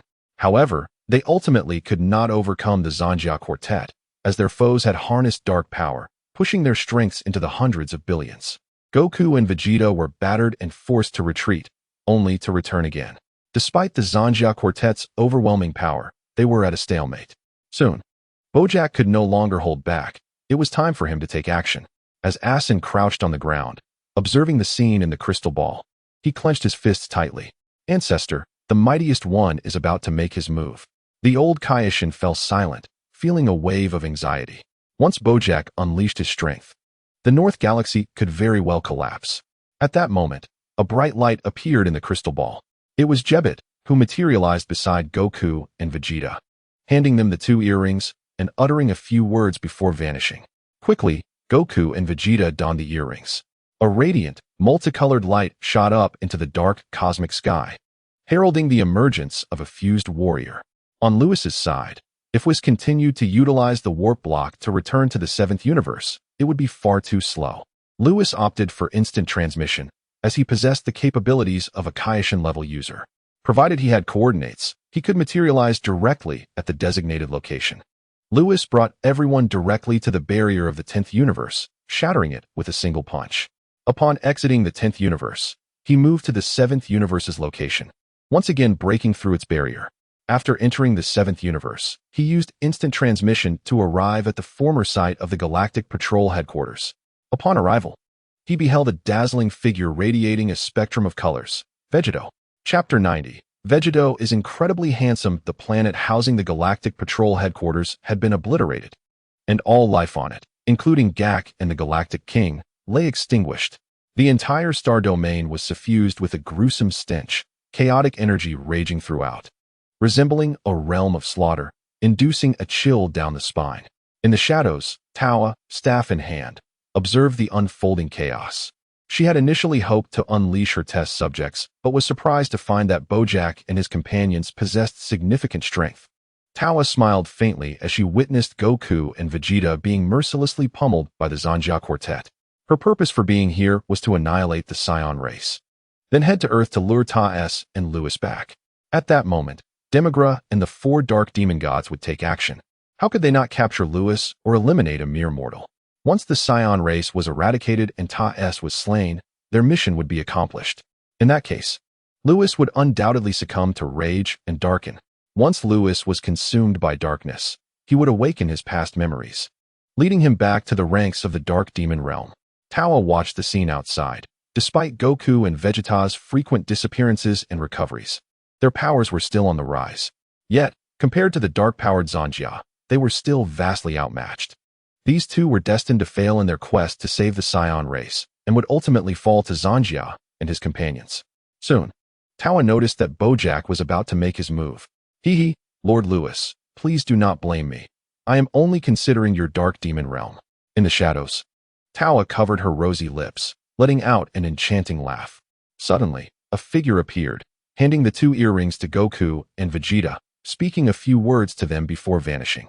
Immediately afterward, Goku and Vegeta donned the earrings. A radiant, multicolored glow soared into the sky, a vast power sweeping across the star domain, resonating throughout every corner of the 7th universe. The warriors on Earth all looked up, sensing the formidable auras of Vegeta and Goku. On North Kai's planet, the North Kai, initially filled with surprise, fell into despair upon witnessing the scene at the galactic headquarters, his body trembling. This power, it belongs to a candidate for the level of Destroyer God. Damn it, what is this power? Has the Grand Kai intervened? Speak quickly. The other 3 Kais urged anxiously. It must be the Supreme Kai's intervention. Our universe is saved. The North Kai clenched his fists, his face flushed with excitement. The 3 Kais paused in shock, pondering for a moment, before suddenly exclaiming, "The Supreme Kai? The legendary Supreme Kai? You're not deceiving me, are you? This power is so immense. Only the legendary Supreme Kai could possess such strength." Meanwhile, in the shadows of the Galactic Patrol headquarters, Tawa was astounded. How is this possible? These 2 mortals can unleash such tremendous power. Just as despair settled in, she suddenly spotted 4 figures appearing outside: Luis, Tais, Beerus, and Whis. Ha ha ha. They really have returned.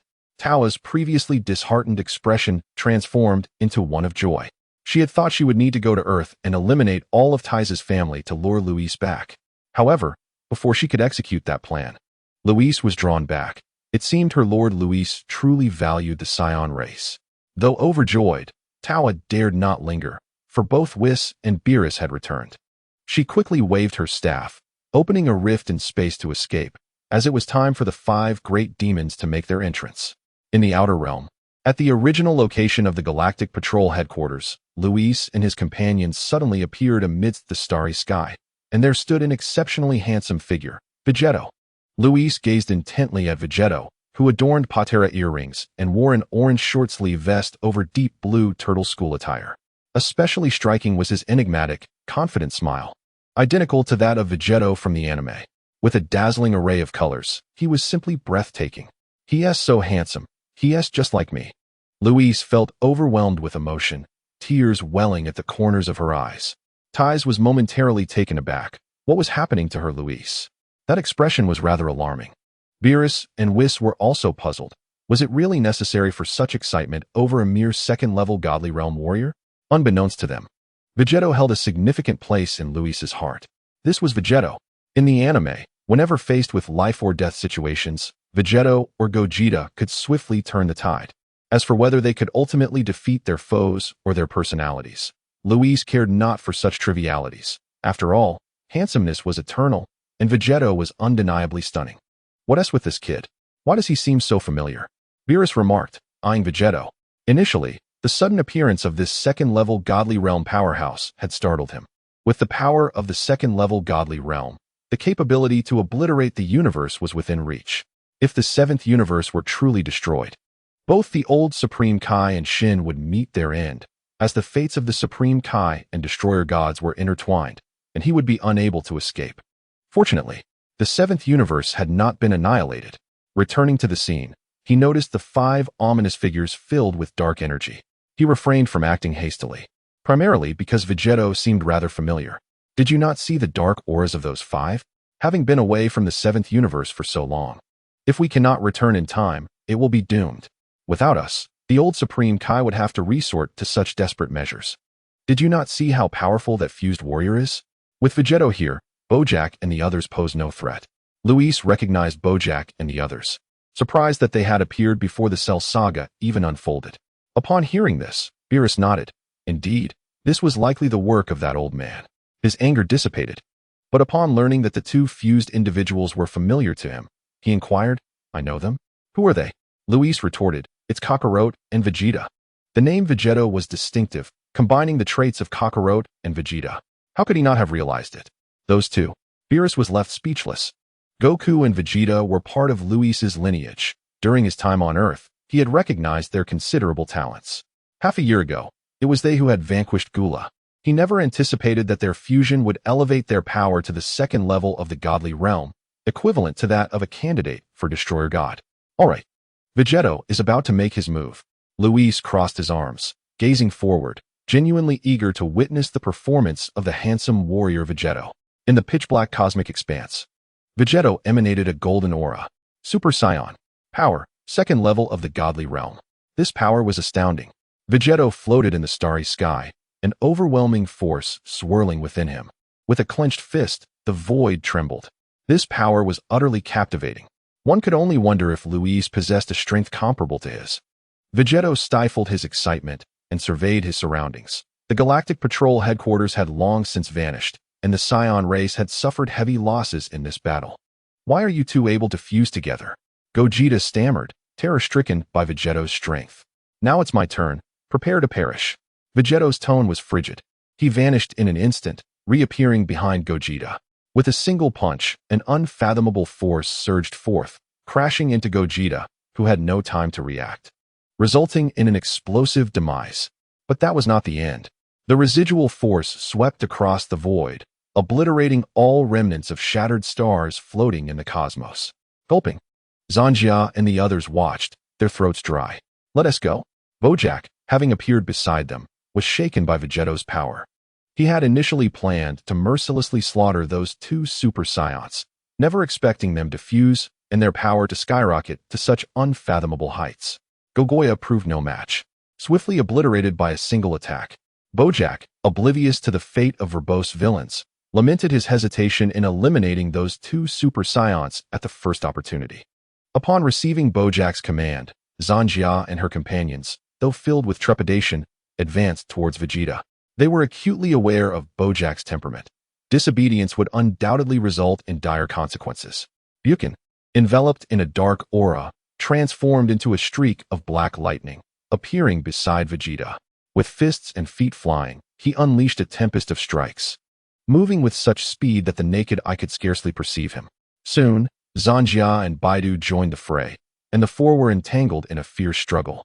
Their combined battle power, exceeding hundreds of billions, unleashed torrents of energy that surged forth like wild wolves in a frenzy. In a moment, the starry sky bore witness to a flurry of afterimages. Despite the apparent back and forth between Vegeta and his adversaries, a discerning eye would realize that Vegeta was merely toying with Zanjia and her allies, as if walking a dog. Their sluggish pace suggested they had not eaten. Finally, Vegeta let out a mocking laugh, deftly dodging their attacks with ease. Zanjia's dark power surged uncontrollably, transforming her once orange hair into an abyssal black, reminiscent of an ancient sorceress. Her aura intensified, nearing 200 billion in strength, as she gathered a black energy orb in her hands. "Die, you scion monkey," she screamed, launching the energy ball, which swelled to 1,000 meters in size. With a mighty throw, the tempestuous energy orb unleashed a cataclysmic storm, causing the planets in the northern galaxy to tremble as if on the verge of detonation. Vegeta chuckled heartily. Had they not fused, they would surely have fled. With a sudden focus, he condensed the power of the second tier of the divine realm into his fist, a silver glow radiating forth. His presence grew increasingly formidable, akin to a blazing sun. As the energy orb approached, Vegeta unleashed a punch to intercept it, declaring, "Break for me." A sharp crack echoed throughout the cosmos as the colossal energy orb disintegrated into countless specks of starlight. How is this possible? Zanjia spiraled in disbelief amidst the vastness of space. Suddenly, a shadow darted through the stars. Baidu attempted a surprise attack, but Vegeta intercepted his punch, taunting, "So this is the pleasure of toying with others. I had hoped to let you savor the taste of being played with a bit longer." His gaze shifted to the distance where Bojack was fleeing. "You think you can escape after killing my kin? Humph. To hell with you and your treachery." With a vice-like grip, Vegeta crushed Baidu's fist, eliciting a heart-wrenching scream as it exploded. In an instant, a shockwave erupted from Vegeta's hand, obliterating Baidu into mere fragments. A warrior of 100 billion battle power had perished so effortlessly. "Don't come any closer." Zanjia, now enveloped in a dark aura, wore a mask of despair. She never anticipated that the once derided weakling could ascend to such heights. Even more shocking was Bojack's abandonment, choosing to flee alone. Chapter 92. The destruction of Bojack. At this moment, Vegeta was entirely under the influence of Vegeta's persona, a harbinger of death, as he savagely hunted down Bojack's subordinates. After obliterating Baidu, he turned to Zanjia, who resembled a witch under his icy gaze. Suddenly, Vegeta transformed into a beam of golden light, darting towards Bojack. Zanjia and Buchan exchanged glances, sighing in relief, believing Vegeta had chosen to spare them in pursuit of Bojack. But then Kamehameha, a cerulean energy wave, surged from afar. "No!" Zanjia and Buchan cried in despair. With an explosive roar akin to a stellar catastrophe, their bodies twisted and dissolved into dust, vanishing from the cosmic expanse. Cursed Scion! Bojack, fleeing, turned to witness the scene, rage boiling within him. Those had been his loyal subordinates for millennia, now extinguished by that fused warrior. Yet, compared to his own survival, their demise was inconsequential. He would grow stronger and return for vengeance. Just then, a voice echoed, "Can you escape?" Bojack's pupils dilated as he turned, only to find Vegeta standing before him, finger poised against his brow. "How can you move so quickly?" Bojack was unaware that Vegeta utilized instant transmission. As long as he sensed Bojack's energy, he could appear at will. "Please, spare me." Bojack's heart raced with terror. "Why do you seek to annihilate our Scion race?" Vegeta inquired coldly. Originally, Son Goku had received word from the North Kai that Bojack and his cohorts were wreaking havoc on the outskirts of the northern galaxy. In mere days, they had arrived at the Galactic Patrol headquarters, mercilessly slaughtering Scions. There had to be more to this tale. "It was Tawa who commanded me." Bojack trembled, fear evident in his demeanor. The unparalleled strength emanating from Vegeta was beyond mortal comprehension. Even with his dark powers, he'd likely falter within mere moments against Vegeta. However, Bojack realized that this warrior would not let him go, and he began to subtly summon his dark powers. Meanwhile, in the distance, Lewis, initially a mere observer, reacted upon hearing Bojack mention Tawa.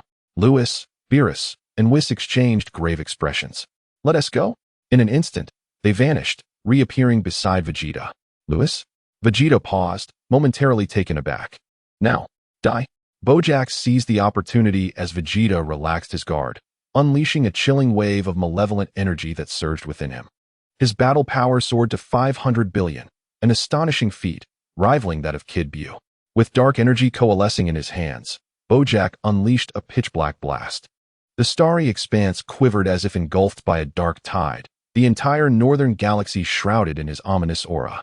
Faced with the approaching dark energy, Vegeta remained unfazed, his gaze fixed on Lewis as if inquiring when he would return. Bojack's heart soared at Vegeta's apparent negligence. Surely, this dark energy would spell his doom. But just as Bojack envisioned Vegeta's demise, a voice resonated through the cosmos. "Destruction."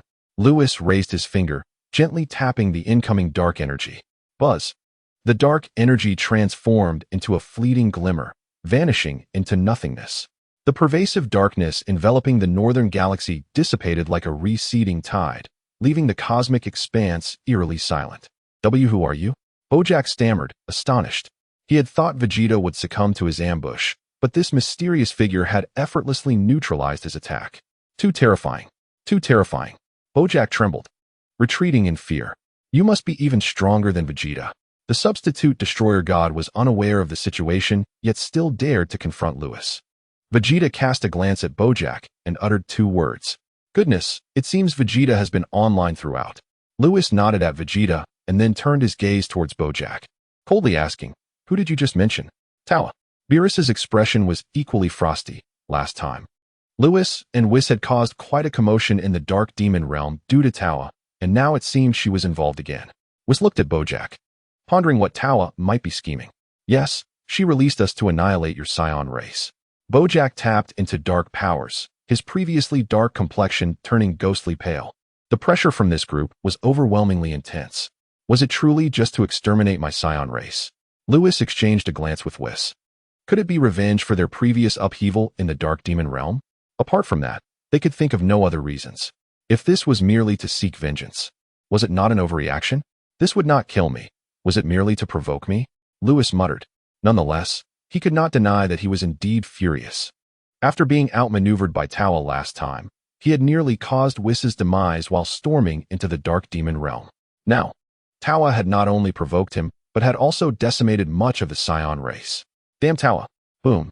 A surge of violent energy erupted from Lewis, compressing the space around him, causing it to tremble violently.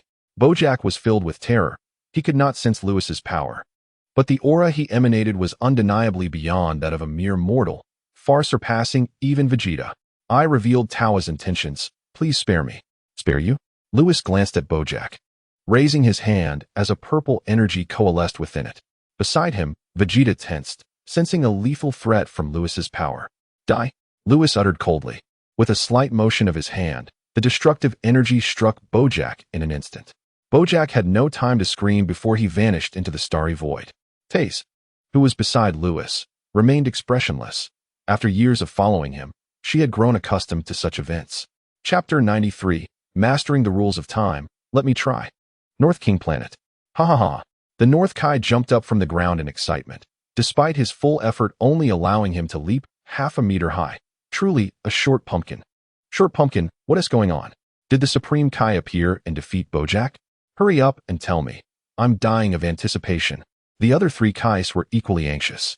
No, the Supreme Kai did not appear. The substitute destroyer god has returned. The North Kai's planet had been shrunk by Beerus long ago, and the other 3 Kais were aware of the existence of destroyers. However, substitute destroyer god? When did Lord Beerus take on a disciple? The other 3 Kais were no longer concerned about Bojack. Their focus shifted to when Beerus had accepted a disciple. You don't know this, do you? The North Kai, in high spirits, began relaying stories about Lewis to the others. In the Kaioshin realm, Asen squatted on the grass, gazing at the crystal ball with excitement. Ancestor, this fusion warrior is incredibly powerful. The old Kai raised his chin slightly, responding with a hint of pride. This is the strength of a fusion warrior. You have much to learn, young one. Indeed. Asen nodded vigorously, his eyes brimming with excitement. With Vegeta present, Bojack was doomed. Suddenly, four figures appeared on the crystal ball. Ancestor, Lord Beerus, and the others have returned. Asen, blushing with excitement, leaped from the ground. Soon after, he witnessed Bojack's destruction at the hands of Lewis. Asen, overwhelmed with enthusiasm, clenched his fists. Lewis is too powerful. I must take him to annihilate Majin Buu once and for all. Back then, he had ambushed Bibidi while he was sealing Majin Buu. But the sealed Buu was ultimately stolen by Bibidi's son, Babidi. Until Majin Buu was eradicated, Asen would find no peace. The old Kai, upon seeing Beerus and Lewis, let out a sigh of relief. These two had finally returned. Who knew how much pressure he had endured during their absence? Asen understood nothing. Without Beerus and Lewis, he had no one to rely on. Fortunately, two incredibly powerful Super Saiyans had emerged in Universe 7, and they fused using the Patera earrings. Even if Beerus and the others could not return in time, Vegeta would suffice against Bojack. However, if the Dark Demon Realm decided to strike against Universe 7 again, even Vegeta might prove insufficient. The universe could not long endure the absence of a destroyer. Beerus's timely return brought true relief to the old Kai. The old Kai observed Lewis on the crystal ball. He had been away from Universe 7 for over half a year, embarking on a journey of cosmic challenges. Now, seeing Lewis again, the old Kai noted that Lewis's base power was on the verge of breaking into the second tier of the God Realm. The old Kai knew that Lewis could transform. Should he do so, his power might very well ascend to the third tier of the God Realm. Furthermore, every action Lewis took was imbued with seductive potential, capable of launching both offense and defense at any moment, an innate combat awareness woven into his very being. This was something Kress had previously observed in Lewis, and now the old Kai witnessed it as well. If Lewis were to harness these powers again, my goodness, this young man is truly a monster. In the North Galaxy, amidst the pitch-black starry sky, remnants of chaotic energy lingered. In the wake of an impact from countless billions of energy, no star in this region could survive. They were all reduced to ashes. After Bojack and his companions were slain, Lewis and his allies hovered in the cosmos. Vegeta had been watching Lewis intently. The destructive energy Lewis had just unleashed filled him with an instinctive fear. He had gathered the powers of both Goku and Vegeta, and this was no trivial matter. His strength was a multiplication of the two.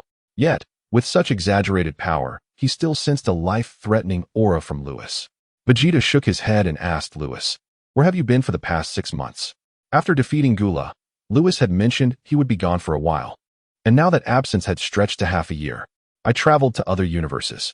Lewis surveyed his surroundings. The galactic headquarters had vanished, and the Scions were nearly annihilated. That wretched Bojack had obliterated it all. How fortunate for him. To other universes? What are those? Vegeta inquired, puzzled. However, noticing the sadness in Lewis's gaze as he surveyed the surroundings, he added, "Our kin are nearly all gone. It truly infuriates me." Beerus was seething with rage. His universe had struggled to elevate the average ranking of humanity from the bottom. Now, it seemed they had regressed to square one. Damn it. Beerus's expletives were laden with intensity and harshness. His reaction was even more vehement than that of Vegeta and Lewis, as though he were the only true Scion amongst them. Ignoring Beerus's barking, Lewis placed a reassuring hand on Vegeta's shoulder. "You have all done remarkably. Without you, our Universe 7 would have been doomed." Goku's persona took over Vegeta, leaving him momentarily stunned. "You know me? He is currently in a fused state. Why would Lewis recognize him?" Lewis was momentarily at a loss for words, pondering with his toes that it was obvious that Sun Wukong had taken control of Vegeta's body. Such a foolish personality could only belong to that simpleton. "I am a candidate for the God of Destruction," Lewis stated nonchalantly. Vegeta, Sun Wukong, suddenly realized, oh right. It was the King Kai who instructed Jebbit to give him the Patera earrings. There's no reason for Lewis not to recognize the earrings by his ear. Vegeta within Vegeta rolled his eyes at this foolishness. "Lewis, most of our kin are nearly extinct. Let's seek the Dragon Balls," Vegeta, now controlled by Vegeta, suggested. At that moment, "Don't we have Whis? We shouldn't need to search for the Dragon Balls. Tai remarked, looking towards Whis. Whis shook his head. No? It's been over 2 minutes. I can't do anything. With his power, he could only reverse time by a maximum of 2 minutes, and he was powerless now. Vegeta sighed. Then we must find the Dragon Balls. Despite the frustration, it was a relief to have the Dragon Balls as a final hope. Don't worry. Have you forgotten that I also understand the rules of time? Lewis waved his hand. Let me give it a try. Chapter 94. Temporal Erasure regarding the rules of time. Tai, Beerus, and Whis were aware of this, but Vegeta was still in the dark. What are the rules of time? Vegeta inquired, puzzled. The rules of time. It can be considered a form of energy, just like the destruction rules I just employed, though this power is even more potent than Ki. Lewis explained with a smile after glancing at Vegeta. Vegeta clicked his tongue in response. When Lewis had just obliterated Bojack, that purple power had also made him feel uneasy.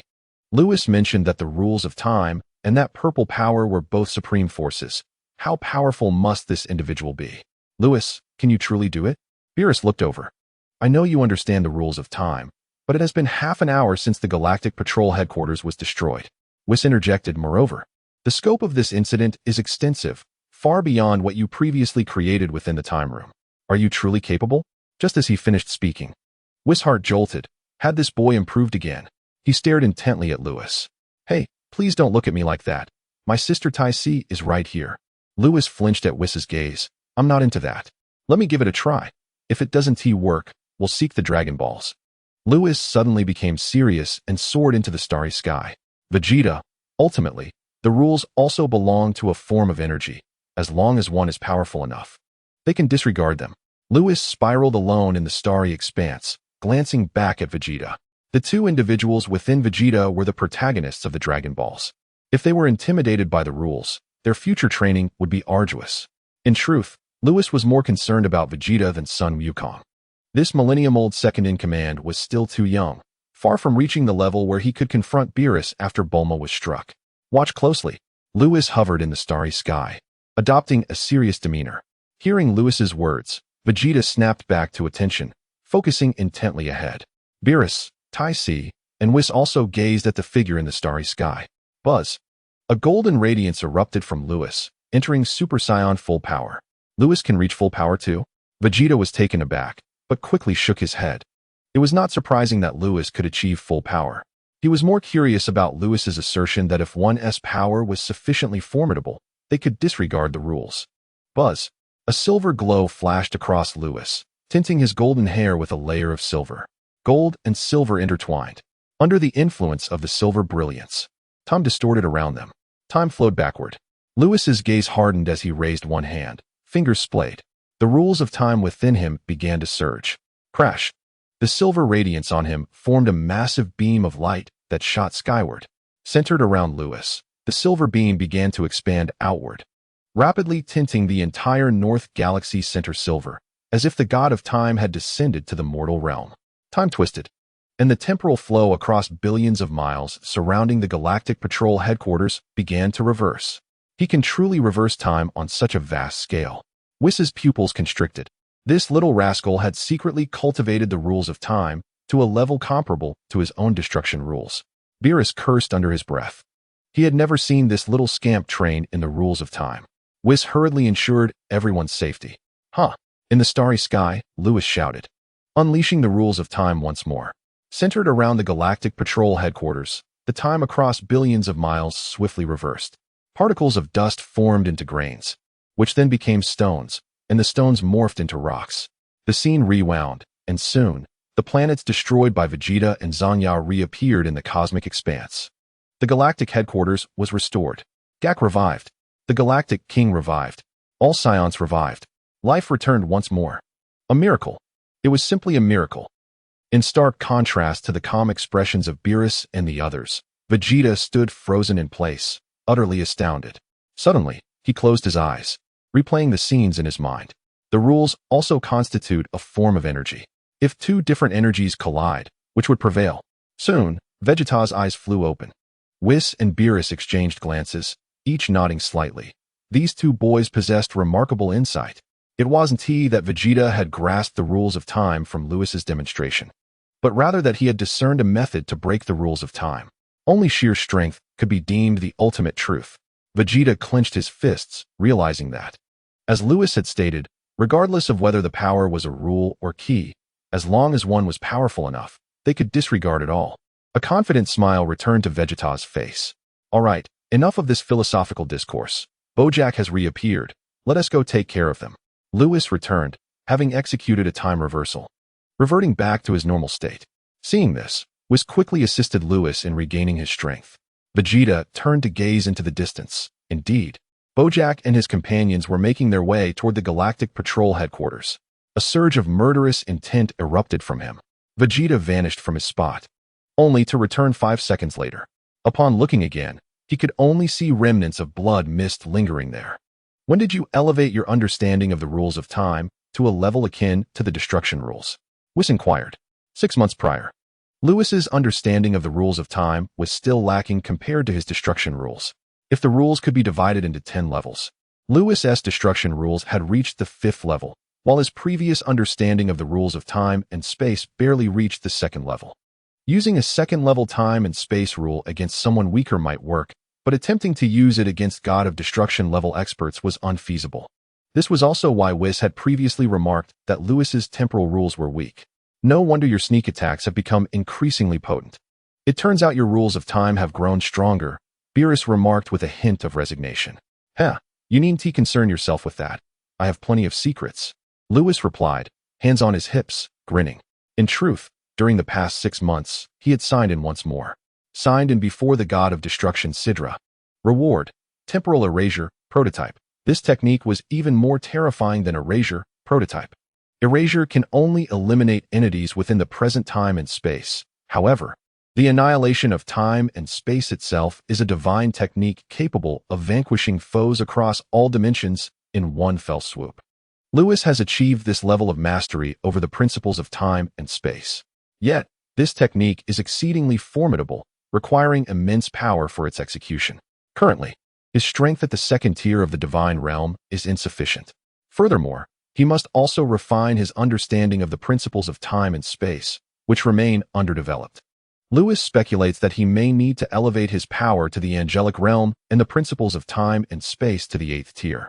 Thus, he finds himself in a position of helplessness. Lewis wishes to express his desire for the skills he cannot utilize to be awarded to him. Special thanks to Rin Jiuyen, who loves Snow Chrysanthemum Tea for the character summoning. Special thanks to genius Xiao Chun Bao for the update urging talisman. Chapter 95, Super Saiyan 3. Upon hearing Lewis's explanation, Beerus and his companion exchanged exasperated glances. Nevertheless, compared to Lewis's other secrets, his sudden mastery over the principles of time and space hardly qualifies as a secret.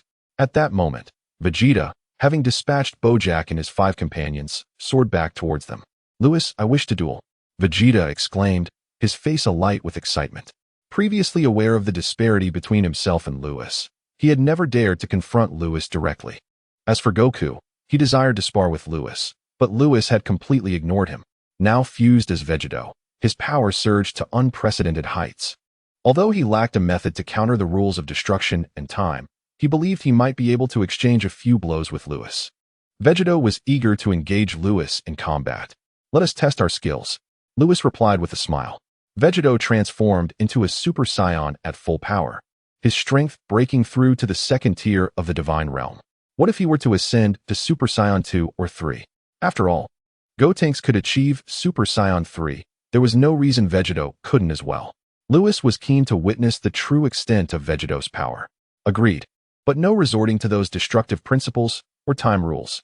Although Vegeto had learned methods to counteract such powers, his current raw strength remained inadequate to disregard them. Fear not. Lewis waved his hand dismissively.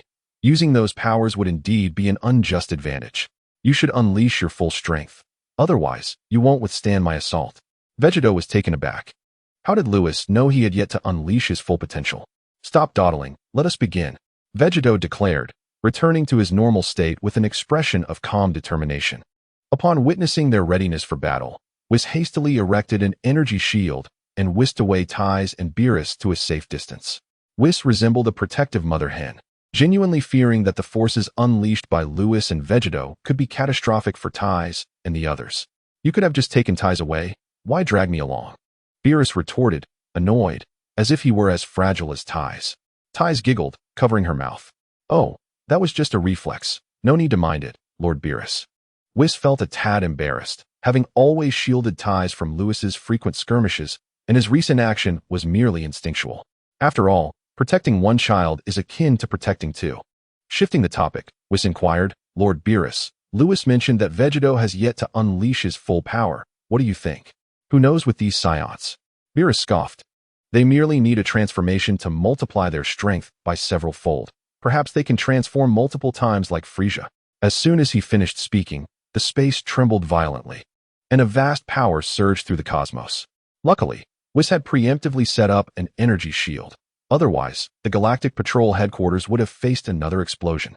In the distance, a thunderous roar echoed as the space quaked more intensely. A tremendous force erupted from Vegeto, akin to a primordial beast, its presence overwhelming. Drawn by the unparalleled might, ions drifting in the void coalesced into jagged arcs of electricity. Crackling sounds filled the air as countless arcs danced around Vegeto, his expression resolutely calm. Could this lad genuinely transform into Super Saiyan 3? Seeing this, Lewis's eyelids twitched. Huh. Vegeto clenched his fists, an unending source of power surging forth from within. Huh. The veins on Vegeto's forehead bulged. With a deafening roar, an overwhelming aura erupted, reminiscent of a reservoir releasing a flood after millennia of accumulation, surging forth in relentless waves. Centered around Vegeto, the surrounding light was instantaneously absorbed, only to erupt into a blinding white flash. A colossal golden ape flashed before Vegeto's eyes as his hair began to lengthen, and his eyebrows vanished. Indeed, it's Super Saiyan 3, Lewis exclaimed, unable to contain himself. Simultaneously, on the other side, the pinnacle of the second tier of the divine realm was reached. Perceiving this power, Beerus and Whis were left dumbfounded. This power was identical to Lewis's. Both stood at the peak of the second tier of the divine realm, mere steps away from breaking into the third tier. Lewis, come forth. A golden light erupted from Vegeto, transforming his entire being. His eyebrows disappeared. His golden hair cascaded down to his waist. The earrings dangled playfully at his ears. So dashing. Lewis swallowed hard. This striking figure was unbearable. I must deliver a thrashing. Lewis gritted his teeth, unable to tolerate someone more handsome than himself. He entered Super Saiyan at full power, his own strength also surging to the pinnacle of the second tier of the divine realm. With a flash, Lewis became a bolt of lightning, tearing through the void and launching a punch. Come at me. Vegeto laughed heartily, finally able to perceive Lewis's movements clearly. Clenching his fists, the two punches collided. Bang! A halo of light flared at the point of contact, exploding outward in a circular wave, creating a tempest of cosmic proportions. The space became chaotic. So powerful, Vegeto was pushed back 1,000 meters, his fists tingling with pain. Lewis was similarly thrust back, exhilarated by the clash. Next chapter preview, The Dark Demon Realm. Thank you all for the small gifts. Special thanks to Ren Jiuyen, who loves Snow Chrysanthemum Tea for the character summoning. Special thanks to Genius Xiao Chun Bao for the update urging talisman. Chapter 96. Lewis and Vegeto truly deserving of the title of protagonist. Lewis's eyes sparkled with the ardor of battle. He knew Vegeto was no ordinary foe, and indeed, Vegeto could transform into Super Saiyan 3, elevating his power to match Lewis's own. Is this what it means to be a genius? I shall strike down this genius. Two golden auras clashed in the starry expanse. The battle commenced. Lewis vanished from sight, while Vegeto's senses heightened. Behind you. Vegeto swiftly sidestepped, barely avoiding a fist that grazed past his head. The power at the peak of the second tier of the divine realm exploded beside him. Even in the cosmos, it felt as though a tempest was brewing. Waves of energy crashing relentlessly. The battlefield erupted with fervor. Vegeto retreated quickly, a cold sweat forming on his brow. Such speed, such formidable power. Yet the speed felt unremarkable, and the strength lacked intensity. A mocking voice echoed in his ears. Vegeto's pupils constricted. When had he allowed himself to be distracted? Quickly regaining his focus, Vegeto crossed his arms defensively before his chest. Boom!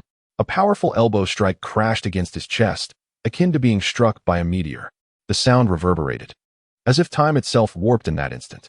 Vegeta staggered backward, 1,000 meters, struggling to catch his breath, the searing pain causing a dizzying sensation. This is bad. In an instant, Lewis reappeared before him, a brutal force surging through his legs. He raised his foot and delivered a fierce kick. Boom! Vegeta's face was struck, the muscles contorting instantly, and blood erupted from his mouth. How infuriating! Vegeta slammed against the energy shield set by Whis, producing a thunderous impact. How could Lewis be this powerful? Vegeta's anger soared. He was quite astonished by his new state, though mostly filled with excitement. In this form, his power surged to match Lewis's height. Yet, despite this, he found himself at a disadvantage in their confrontation. Why is this happening? I refuse to believe it. Vegeta gathered his hands, a ghostly blue light manifesting in his palms, the surrounding pressure intensifying rapidly, arcs of electricity dancing within his grip. Kamehameha wave. The Kamehameha sliced through the cosmos, friction with the space producing crackling sounds, a series of fiery flashes igniting, as if the void were on the verge of shattering. A truly terrifying sight. However, the surging Kamehameha abruptly split into 3 energy waves, each hurtling toward Lewis from different directions. Intriguing. From a distance, Lewis's gaze sharpened. Raising his hand, a golden light enveloping it. Form the blade. Explode. With a swift motion, a golden beam swept through the void, shattering the 3 energy waves. Boom. A cataclysmic explosion echoed across the cosmos, engulfing Lewis's figure in a fiery blaze, soon followed by a cloud of smoke.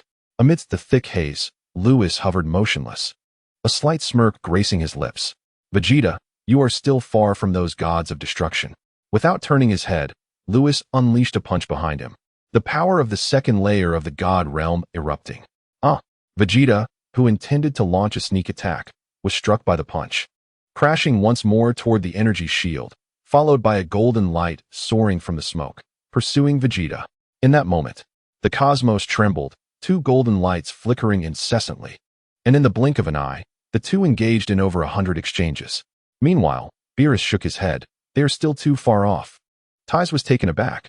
What do you mean by too far off? Whis observed the distant battle, stating nonchalantly. Lord Beerus remarked that Vegeta is still considerably inferior to Lewis. Ties could not discern the distant clash, only witnessing the cosmos shimmering with golden light, dazzling and beautiful. Vegeta's attacks were overly convoluted, filled with unnecessary movements. His new state consumed a significant amount of stamina, leading to his inevitable exhaustion. In contrast, every attack from Lewis could be described as swift, fierce, and precise. This was the result of Lewis's journey from the first universe to the 9th over the past 6 months. His combat techniques had become instinctual. This was a fighting state befitting a god of destruction. Vegeta's combat skills and reflexes were too lacking. Even 6 months ago, Lewis would have bested him. Thus, under equal power, Vegeta could never be a match for Lewis. This illustrates the paramount importance of combat techniques and strategy at the same level of power, which was the reason Whis had previously consented to Lewis's cosmic challenge journey. On the other hand, despite being 2 masters of equal strength sparring, Vegeta appeared juvenile before Lewis, being thoroughly dominated. As time passed, Vegeta's strength began to plummet, his reactions dulled. It was evident that his stamina could no longer keep pace with his exertion. Soon, a shockwave struck him, a glow erupting from his body, separating Goku and Vegeta. Having recovered his stamina with a Senzu Bean, Goku flew before Lewis, exhilarated. So, Lewis, your power is truly immense. He had long wished to spar with Lewis, but Lewis had consistently declined him. Now, through fusion, he finally witnessed the strength of a candidate for God of Destruction, truly worthy of that title. Vegeta flew over, intensely observing Lewis. In this spar, they both recognized the gap between them and Lewis. Despite having the same power, they could not overcome him, clearly indicating their combat awareness was insufficient. Lewis looked at them with a smile. You both are already quite strong. If you were to spar with other candidates for God of Destruction, you might even have the chance to defeat them. Not every candidate for God of Destruction operates at the pinnacle of the second layer of the God realm. Vegeta certainly possesses the capability to triumph over other candidates. But I only said you have a chance. Power is crucial, yet at times less significant. After this, you should recognize the importance of combat techniques. Lewis flew toward Ties, speaking as he went. Other candidates for God of Destruction consistently receive guidance from angels. Their combat skills are undoubtedly formidable, and they also adhere to the rules of destruction. If you were to fuse, Your only advantage would be in raw strength. This is why I mentioned you only have a chance to defeat them. Your journey is still long. Continue to strive for improvement. Goku and the others followed closely behind, listening intently to Lewis's discourse. Suddenly, Lewis halted, his tone meaningful. Actually, there are angels who can instruct you. Lewis referred to Bubbles having taught the two of them. Goku and the others were momentarily taken aback, utterly baffled by Lewis's statement. Observing their confused expressions, Lewis wore a mischievous grin. Well, your kin have been revived. You should hurry back and gather them. Lewis was quite the trickster, having piqued their curiosity only to say nothing further, returning to Tai's side. Hey, clarify that a bit more. Watching Lewis's retreating figure, Vegeta fumed. Vegeta, what does Lewis mean? How would I know? Vegeta retorted brusquely. Let us go. Our kin have revived. We should return and inform them about Bojack. Chapter 97. The arrival of the 5 great demon gods. Goku and the others departed the cosmos, returning to the Galactic Patrol headquarters. In the vastness of space, only Lewis and the others remained hovering. Lewis remarked, Lord Beerus, what do you think of my two kin now? Initially, I thought their potential was merely adequate, but now it seems their martial talent surpasses that of other universe candidates for God of Destruction. Beerus spoke earnestly. It's a pity they do not train in dimensions. If they did, I might even consider bringing them into my fold. There is no stipulation in the universe that only one candidate for God of Destruction may exist. Hearing Beerus's words, Lewis rolled his eyes. Beerus continued, if before, I only had hopes for you Scions, now seeing Vegeta, the ranking of Universe 7 truly relies on you. Lewis laughed heartily. Lord Beerus, let me put it this way. Not only Kakarot and Vegeta can fuse, other Scions can do so as well. With the Patera earrings. I know that other Scions can also fuse, which is why I assert that the ranking of Universe 7 rests upon you Scions. Beerus smiled. He was in high spirits, almost envisioning the moment when the Omni King would commend him. No, there are only a few pairs of Topola earrings. Relying solely on the Topola earrings would yield only a handful of fusion warriors at most. Lewis wore a radiant smile. Lord Beerus, can you imagine the spectacle if I could allow all Scions to fuse? What? Beerus gasped, gripping Lewis's shoulders tightly. Are you serious? If the old Kaishin were here, he would undoubtedly comprehend Lewis's implications. Metamor's fusion technique. Very well, you will find out soon enough. Lewis teased, having just piqued the curiosity of both Vegeta and Beerus, only to leave them hanging. He was growing rather mischievous. Ties and Whis chuckled quietly to the side. Soon, the chaotic cosmos began to settle. Lewis spoke. Whis, Lord Beerus, have you noticed that Tao's recent actions seem somewhat off? She released Bojack, yet only eliminated his kin, which serves no purpose. Not to mention the Dragon Balls, she also possesses time manipulation, allowing her to resurrect Scions. Is it merely to provoke me? For some reason. Lewis felt a sense of foreboding. Lewis, it seems you two have sensed it, Whis remarked. Indeed, I have an ominous feeling. It cannot be that simple. Lewis turned to Beerus. Lord Beerus, you must exercise caution. The Dark Demon Realm cannot harm me, but I fear they may target you. Fear not. As long as no beings of angelic caliber appear, all others shall perish. Initially irked by Lewis's provocation, Beerus became serious upon hearing this. Sensing a hint of conspiracy surrounding the Bojack incident. What are you discussing? Ties asked, puzzled. Lewis embraced Ties, shaking his head. Nothing, merely dealing with some lowly nuisances. You should refrain from returning to Earth for now. Stay by my side. The atmosphere grew somewhat heavy. Yes, wherever you go, I shall follow. Ties wrapped her arms around Lewis's waist. Now, let us return to the God Realm. We can challenge the remaining universe later. Lewis prepared to head back. Suddenly, 5 exceptionally malevolent auras enveloped the entirety of the 7th universe. Ha ha ha, Lord Lewis, it is time for us to return home.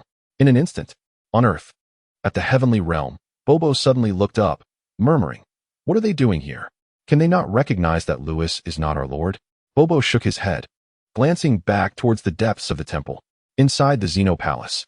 Old, the Grand Minister gazed furiously towards the 7th universe, his wrath palpable. The 5 fiends from the Dark Demon Realm dared to invade the Xeno universe. The nearby Eraser, somewhat confused, piped up in a childish voice, Grand Minister. What troubles you? The Grand Minister replied respectfully, Lord Xeno, the 5 demon gods from the Dark Demon Realm have descended. Oh, you handle it. I wish to play eliminate the stars. Yes, An endless wave of dark energy swept across the seventh universe, freezing its space in an instant, transforming it into a prison. Without the strength of a minister, escape was impossible. Near the Galactic Patrol headquarters, boom, 5 massive pillars of darkness descended from the sky. Demon God Demigra, Demon God Dora, with a lion's body and a human face, exuded a fierce aura. Demon God Es, with blue hair and emerald eyes, rode upon a giant black leviathan, radiating an ancient and profound essence. Demon God Layla, the sole female demon god, was emaciated. Her skeletal frame and hollow eyes seemed capable of pulling one into an endless abyss. Demon God Raz, robust and clad in a taut black bodysuit. The 5 demon gods had arrived. Hiss! In the starry sky, Beerus and Whis gasped in shock. The 5 demon gods. A terrifying dark aura surged forth, and Whis swiftly conjured an energy shield, but it proved utterly futile. Crack! The energy shield exploded in an instant. Lewis held ties tightly, pressing her small head against his chest, feeling a prickling fear. Exterminate. Lewis raised a hand, unleashing a wave of obliteration against the encroaching dark energy. A white halo swept through the cosmos. The approaching dark energy dissipated instantly, though only partially, as a relentless tide of darkness continued its advance. No. Despair enveloped Lewis and the others. Suddenly, the previously frozen seventh universe was shattered by a burst of divine radiance. As the sacred light spread, the chilling dark aura dissipated as if winter snow met the first rays of sun. The Grand Minister, adorned with a divine halo, descended. It seems you have recognized Lewis's identity. Father. Whis sighed in relief upon witnessing the Grand Minister's arrival. Beerus patted his chest, realizing that Tao's actions were indeed far from simple. Chapter 98, The Power of Darkness. In the Kaishin realm, Hiss, the 5 demon gods, were doomed. Our 7th universe is finished. The old Kaishin crouched, staring at the crystal ball, his face stricken with terror. Elder, who are the 5 demon gods? Asen inquired hastily, his heart racing as he beheld the 5 sudden arrivals. Fear, an inexplicable fear, more intense than that which he felt from the Majin Buu incident. They are the 5 demon gods from the dark demon realm. I never expected them all to mobilize. The old Kaishin fixed his gaze on Lewis within the crystal ball, solemnly stating, if I am not mistaken, they have come to seek Lewis. What shall we do? The 5 demon gods are all experts of ministerial caliber. Suddenly, a figure descended from the heavens within the crystal ball, and the surrounding dark aura vanished as if pulled by the tide. The Grand Minister? Ha ha. Our 7th universe is saved. I knew the Grand Minister would not stand idly by. In the northern galaxy, a figure soared down from the starry sky. The Grand Minister standing before Lewis and the others, confronting the 5 from the dark demon realm. Light clashed with darkness. The resulting power shattered cosmic realms. In the face of such overwhelming force, Ties felt like a fragile leaf adrift in an ocean, vulnerable to being overturned by the slightest ripple. She trembled in Lewis's embrace. Do not fear. Lewis held Ties close, sighing in relief at the Grand Minister's arrival. However, Demigra said, Lord Lewis, we are going home. What does that mean? Furthermore, the Grand Minister had just told Demigra that they recognized Lewis's identity. Could it be that I possess another identity? Lewis furrowed his brow. The system had clearly stated he was just an ordinary scion.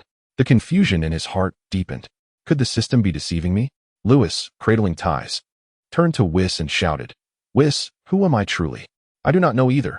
Whis was equally curious about Lewis's identity, as if his siblings were aware of something while he remained in the dark. You do not know? Lewis glanced at the trembling Beerus, who was hiding behind Whis. Beerus rolled his eyes. If even Whis does not know, how could I possibly? Damn it. Lewis gritted his teeth. He had never experienced such a sensation. As if the entire world conspired against him. Even that canine system is no exception, claiming that erasing these is all within its power. Who am I, after all? At this moment, the words ahead piqued the interest of Lewis and his companions. It is only natural for you to discover Lewis's identity, for the power he possesses mirrors that of your esteemed master. However, to dare trespass into the realm of the Omni King, you must truly be weary of life. The Grand Priest's power surged mightily. Ordinary angels would not dare to unleash their full strength within the Omni King universe, as they are bound by its rules and cannot engage in the struggle between good and evil, nor can they wield their angelic powers in battle. Should an angel breach the principle of neutrality, their existence would vanish. Yet the Grand Priest is different. The power emanating from him is fundamentally distinct from that of Chris. Every strand of his power is imbued with law. Unlike the angelic realm, which consists of 3 tiers, the priestly realm encompasses only one. Nonetheless, the priestly realm's power cannot possess the law. The Omni-King realm. The Grand Priest's strength has ascended to the Omni-King realm. This is precisely why he dares to unleash his full might within the Omni-King universe, for the power of the Omni-King transcends the constraints of the universe. How formidable! Upon witnessing this, Lewis seemed to forget his earlier discontent, utterly taken aback by the Grand Priest's might. It is not that the Grand Priest's power could vanquish him, but rather that this was the first time he had witnessed the Grand Priest in action, both in the anime and since traversing to the Dragon Ball world. The Grand Priest's power appeared somewhat different from that of Chris. Whis, has your father's power truly reached the Omni-King realm? Whis had never divulged the powers beyond the priestly realm, yet Lewis could surmise that above the priestly realm lies the Omni-King realm. Obviously, without the Omni-King realm, how could the Grand Priest contend against 5 foes? Beerus, concealed behind Whis, rolled his eyes. Whis nodded. His father's power was not a secret, and revealing it mattered little. Gulp. Lewis swallowed hard. If the Grand Priest's power had indeed reached the Omni-King realm, how immensely powerful must the Omni-King be? At that moment, a resounding clash. In front of them, the light of the Grand Priest transformed into a sword of brilliance, slicing through the air. A single strike that could conquer mountains and rivers. Crack. The starry sky fractured, the cracks multiplying like a spider's web. Faced with the oncoming sword of light, Demigra and his 4 companions remained expressionless. They were already aware that the Grand Priest's power had ascended to the Omni-King realm, while their own strength was merely at the priestly level. 5 priests could not hope to overcome a single Omni-King. Not even 100 priests could achieve such a feat, however. Ha ha. Do you think we come here without our own means? Demigra laughed heartily, glancing at the other 4 demons. Attack. As soon as the words left his lips, an overwhelming dark aura erupted from Demigra and the 4 other demons, swirling in the cosmos like 5 black holes. Go forth. The 5 demons extended their hands, their dark power converging in their palms. Together, their combined might forged an ancient dragon of darkness, roaring toward the sword of light. Upon collision, boom, the starry sky trembled, and the entire 7th universe erupted in an instant. The sword of light unleashed by the Grand Priest had vanished, neutralized. The Omni-King universe. The 7th universe is gone. What is happening? No, one is the Grand Priest's power, and the other 5 are the forces of the Dark Demon realm. Has the Dark Demon realm invaded our Omni-King universe? All the destroyers and angels within the Omni-King universe were struck with fear by these 2 powers. Hastening toward the 7th universe. North Galaxy. The 7th universe exploded, creating a void. The Grand Priest stood before Lewis and the others, shielding them from the residual waves. Beerus, Ties, and Whis were thus spared. However, witnessing the destruction of his universe, Beerus felt a sense of despair. Such misfortune. First, the Scions were slain by Bojack and his ilk, and now his 7th universe lies in ruins. Lewis, I am afraid. Ties trembled all over, fear gnawing at her heart amidst the chaos of battle. Fear not, the Grand Priest is here. We shall be safe, Lewis reassured as he patted Ties' back. Lewis had not anticipated that Demigra and his allies could be so powerful as to withstand a blow from the Grand Priest. Dark power indeed. Ahead, the Grand Priest observed his sword of light being nullified, raising an eyebrow. He paid no mind to the explosion of the 7th universe. Instead, addressing Demigra and his companions with a mocking tone, Mechikabura has endowed you with dark power. How intriguing. But you may have withstood my first strike. Can you endure my second? The Grand Priest discerned the nature of the power emanating from Demigra and his companions. Unlike the light of angels, the power they unleashed belonged to the realm of darkness. The dark power is the nemesis of the light, a unique force bestowed by Mechikabura. It was evident that he had granted this dark power to the 5 of them. Chapter 99. Ties has perished. Block me? The demon Eras, standing atop a colossal beast, gazed at the Grand Priest ahead and shook his head. Even with the dark power granted to us by Lord Mechikabura, we cannot hope to rival you. At least they possess some self-awareness. The Grand Priest nodded slightly, his demeanor one of disdain, as if nothing in the world could disturb his tranquility. As long as I am here, you shall not take Lewis away. Have you considered how you will meet your demise? The Grand Priest's aura of light surged once more. as if the deity of light had descended upon the earth, a sacred presence enveloping the entire Omni-King universe. Why do they wish to take me? Lewis pondered, gazing at the Grand Priest back. Am I somehow related to the Dark Demon Realm? No, that cannot be. If I were associated with the Dark Demon Realm, why would Demigra have attacked me previously? Ahead, the demon Lara's hollow eyes flickered with a glimmer. Take away, Lord Lewis? No, we are not that foolish. They could hardly hope to escape from the Grand Priest, let alone abduct someone in the presence of a master of the Omni-King realm. Such a feat is utterly impossible. However, our true purpose was never to abduct Lord Lewis. The demon Dolan, with a lion's body and a human's visage, exuded an aura of profound malevolence. With those words, within the void, Lewis clutched ties tightly, an ominous premonition swelling within him. The Grand Priest, standing before Lewis and the others, furrowed his brow. Their purpose is not to take Lewis. The Grand Priest racked his brains, unable to fathom the intentions of Demigra and his companions. Enough with the idle chatter. Let us attack. The demon Raz, muscles rippling, burst forth from his black bodysuit. In an instant, the five of Demigra bore mocking expressions, unleashing their power. The dark power coalesced once more, forming an energy sphere with a diameter of 10,000 meters, the void created by the explosion of the seventh universe boiling with energy. Arcs of electricity danced around the energy sphere as Demigra and his companions thrust their hands forward. With a resounding crash, the Omni-King universe trembled incessantly. This power threatened the very fabric of the entire realm. How amusing! Yet you are not Mechikabura. Even with the dark power bestowed by him, you remain mere insects. Then let us eliminate you all. Without you, the Dark Demon Realm shall surely suffer a great loss. The Grand Priest laughed heartily. The power of the Omni-King surged within him, and the previously empty void suddenly stirred into a tempest. Thunder and lightning crackled as if heralding the end of days. The Grand Priest glanced back at Lewis before turning his gaze toward Demigra and his companions. Annihilate. With a sweeping motion of his hand, the Grand Priest commanded. Buzz. A radiant halo of white light erupted from his hand, resembling a celestial dragon of illumination, roaring forth with the might to obliterate the very fabric of existence. This was the moment he had awaited. Demigula laughed heartily, swiftly extricating himself from the five individuals.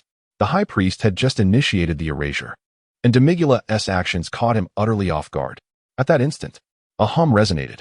The white erasure beam had already swept past the colossal dark energy orb, measuring 10,000 meters in diameter, causing it to vanish in an instant. But that was not the end. The erasure continued its relentless pursuit towards the remaining four demon gods, whose expressions were peculiarly serene. They smiled, disregarding the High Priest's erasure as if they were utterly indifferent to life and death itself. Meanwhile, the vanishing Demigula suddenly appeared before Lord Lewis. My apologies, Lord Lewis. He bellowed in laughter, conjuring a staff from the void and directing a beam of light towards the ties cradled in Lewis's arms. No. Lewis clutched ties tightly, swiftly turning his body to shield her with his back. Yet, the beam of light seemed to possess a life of its own, circumventing Lewis's protection and striking directly at ties.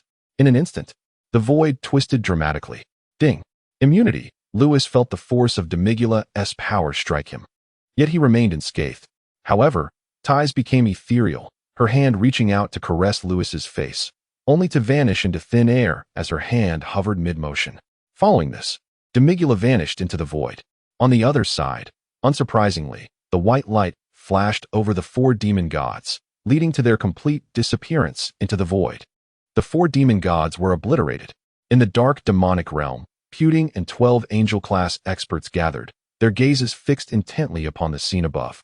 Tova was also present, her fists clenched, and upon witnessing Ty's disappearance, she exclaimed in exhilaration, "We did it! Ha ha! Lord Lewis's return is imminent." Puting and the others cheered excitedly. Only Puting's expression darkened. "We sacrificed 4 demon gods for this opportunity, Lord Lewis. You must return." Upon hearing this, the mood of everyone present instantly plummeted. In the 7th universe, within the void, cursed Demigula. So this was your scheme. The High Priest eradicated the remaining 4 demon gods, finally comprehending Demigula's intentions. He sought to provoke Lewis, inciting him to darken. This would likely awaken Lewis's memories of his past life. No, I cannot allow this to transpire. The high priest's fury flared as he waved his hand, the temporal rules flowing through the void. A silver radiance illuminated the surroundings. The seventh universe reverted to its previous state, untouched by destruction. However, ties remained absent from Lewis's embrace. Chapter 100. Lewis's loss of reason. The high priest employed a time reversal, yet he could not retrieve ties, nor restore the four demon gods. It was evident that Demigula had utilized a power akin to erasure against ties. Such power could only be disregarded by someone with Lewis's extraordinary constitution or those possessing comparable strength. Otherwise, this force could obliterate all existence and defy temporal restoration. Ties was dead. In the profound expanse of the cosmos, an eerie silence prevailed. Whis and Whis were unaware of Demigula's plans, but with Ties' demise, Lewis would undoubtedly be engulfed in anguish. Lewis, the master and apprentice, yearned to console him, yet words eluded them. Many years prior, Lewis had returned to the god of destruction realm with Ties. Each time he embarked on a planetary destruction mission, he would take Ties along. After every training session, Ties would prepare a meal for him. They were inseparable, their bond deepening over time. Whis and Whis had witnessed the evolution of their relationship. Given Lewis's feelings for Ties, they found themselves at a loss on how to comfort him. How could they tell him not to be angry? Ridiculous. In such circumstances, could anyone refrain from fury? Unlike Whis and Whis, the high priest had surmised Demigula's intentions. Demigula's act of slaying Ties was intended to exploit Lewis's dearest connection, driving him into utter darkness and thereby awakening the memories of their master. Surely, he cannot truly darken. The high priest's gaze bore into Lewis, swallowing hard. Whis, come to me quickly. The urgency in his tone was palpable. Although Whis and Whis were puzzled, they departed from Lewis's side to join the high priest. This brought him a modicum of relief. If Lewis truly succumbed to darkness, he could swiftly evacuate Whis and Whis. At that moment, a multitude of vibrant beams surged from the cosmic barrier, racing rapidly before materializing beside the high priest. They were angels and gods of destruction from other universes. You have arrived too. The high priest lamented, tears nearly forming. With so many present, were they courting death? He had no confidence in escaping from Lewis should he awaken his memories and powers. Chris glanced at the dazed Lewis, then furrowed her brow and remarked, Father, did the seventh universe just explode? What of those beings from the dark demonic realm? Explain later, but remember, if dark energy manifests around Lewis, you must lead your siblings away. The high priest soared before the gathered angels. His urgency puzzled everyone present. Why mention the emergence of dark energy around Lewis? Moreover, as the foremost expert beneath the Omni King, his tone suggested he was apprehensive about impending calamity. As the angels observed Lewis, Demigula and his cohorts in the dark demonic realm watched through projections, their eyes glued to the starry expanse where Lewis resided. Suddenly, Lewis's previously vacant expression began to shift. Ties, still in a half embrace, his eyes were hollow, repeatedly murmuring her name. You protect me, and I'll cook for you, okay? Do you think I do look good with long hair? Do I look good with long hair, Lewis? I like you. Hee hee, I'm so happy. You finally understand my feelings. These were Ties' past words. Never before had Lewis experienced the agony of losing her, but now he felt it acutely. At the moment of her disappearance, it felt as though his very soul were being torn asunder. So painful. The angels who had arrived were taken aback. What had happened to Lewis? However, the high priest remained silent, and they too refrained from speaking. Lewis continued to chant Ties' name. Vivid memories of their time together bombarding his mind. It hurt too much. Lewis clutched his chest, tears of blood streaming from his eyes. Sadness, despair. My Ties. An overwhelming fury surged within him. Lewis's countenance twisted in rage, and his aura began to roil. Witnessing this scene, the high priest shouted, Chris, quickly lead everyone away now.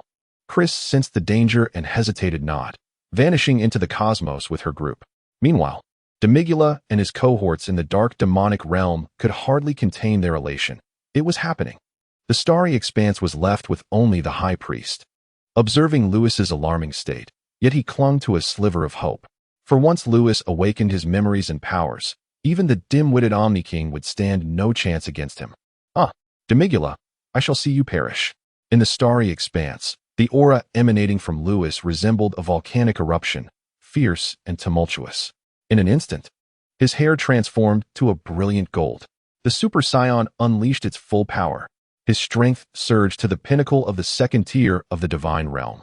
Then, ions drifting in the cosmos coalesced, forming arcs of silver electricity that danced around Lewis like a silver dragon. Crackling sounds erupted. The aura Lewis radiated roared like an ancient giant ape, its overwhelming force spreading forth like tumultuous waves crashing against the heavens. Entering the Super Saiyan 2 state. With a crack, his shackles shattered. His power surged from the second tier of the divine realm, breaking through to the third tier. Oh, but this was not the end. Tears of blood streamed from Lewis's eyes, his emerald gaze now stained crimson, his aura growing increasingly malevolent, reminiscent of an ancient demon. He was truly on the brink of darkness. The Grand Priest trembled, the flicker of hope within him shattering instantly, vanishing from the scene. Unwilling to linger for even a second longer. After the Grand Priest's departure, Lewis's state underwent yet another transformation. His immense power stirred the magnetic field of the cosmos. The silver arcs of electricity around him suddenly thickening into formidable bolts of lightning, cleaving through the starry void as if to herald the end of worlds. Boom. Lewis's hair began to lengthen, his eyebrows vanished. When his golden locks cascaded down to his waist, he attained Super Saiyan 3. In a mere moment, Lewis ascended from full-power Super Saiyan straight into the Super Saiyan 3 state. His strength surged to the zenith of the third tier of the divine realm. With another crack, his bonds shattered once more, breaking through to the fourth tier, a power truly befitting a god of destruction. The destructive aura erupted, a pure force roaring forth. In an instant, the galaxy fractured. The surrounding star domain, spanning billions of miles, crumbled in an instant. The recently restored Galactic Patrol headquarters obliterated anew. Demigula, I will end your life. An overwhelming wrath consumed Lewis's mind. The demise of Tai Si pierced through him like agony. With a sweeping motion of his hand, a rift in space appeared amidst the starry void, and he leaped through it. After Lewis's departure, the Grand Priest and the assembly of angels returned to the scene. Beerus clutched Whis anxiously, asking, Whis, what has happened to Lewis? Is he heading to the Dark Demon realm? Whis' expression turned grave. The loss of Tai Si has struck him profoundly. His rage propelled him from the second tier of the divine realm to the fourth tier. If all goes as expected, he is likely heading to the Dark Demon realm. In contrast to Beerus and Whis' reactions, Kes furrowed her brows. Having grasped the unfolding events, it was evident that the denizens of the Dark Demon realm sought to awaken Lewis's memories, drawing him back into their fold. But what was transpiring now? Kes regarded the Grand Priest with a puzzled expression. The Grand Priest shook his head, equally perplexed. The aura Lewis had just unleashed was profoundly wicked. Had he not succumbed to darkness? Was it merely the power of the fourth tier of the divine realm? Why had his full potential not awakened? How could this be? On Earth, within the divine temple, Bobo entered the sanctuary, his usual indifferent demeanor replaced by a jubilant expression. He traversed the corridor, descending the steps, passing through the graves of the gods. He arrived in a pitch-black space, where the aura was thick and profoundly malevolent. Bobo, come play with me. A diminutive blackened figure sprang from a tiny coffin, its large eyes twinkling innocently, yet emanating a disturbingly evil presence. An incongruous sight. Chapter 101. The power of the Time King in the Dark Demon realm. The sky was shrouded in gloom. Before a volcano, a dozen figures stood. Above, an image projected the vicinity of the Galactic Patrol headquarters. Blood tears streamed from Lewis, his eyes tinted red, his aura exceedingly sinister, akin to an ancient demon. His power rising uncontrollably. Tova exclaimed excitedly, "Ha ha, Lord Lewis is awakening." Patine sighed in relief. We sacrificed 4 demon gods for this opportunity, and thankfully, Lord Lewis is about to awaken. Hearing this, the returning Demigula remarked nonchalantly, though Layla and the others sacrificed themselves, if Lord Lewis awakens successfully, our plan is accomplished. The day Lord Lewis returns to our Dark Demon realm will be the day we avenge Layla and the others. Just as Demigula finished speaking, Lewis abruptly vanished from the projected image. Where has Lord Lewis gone? Is he returning to the Dark Demon realm? A wave of excitement surged among the other angel-level experts in the Dark Demon realm as they speculated wildly. At that moment, a spatial disturbance rippled through the void. Demigula's smile emerged. It appeared their plan had indeed succeeded, and it was certain that the figure to appear above would be none other than Lord Lewis. A portal opened, and a voice thundered forth. "Demigula, I will end your life."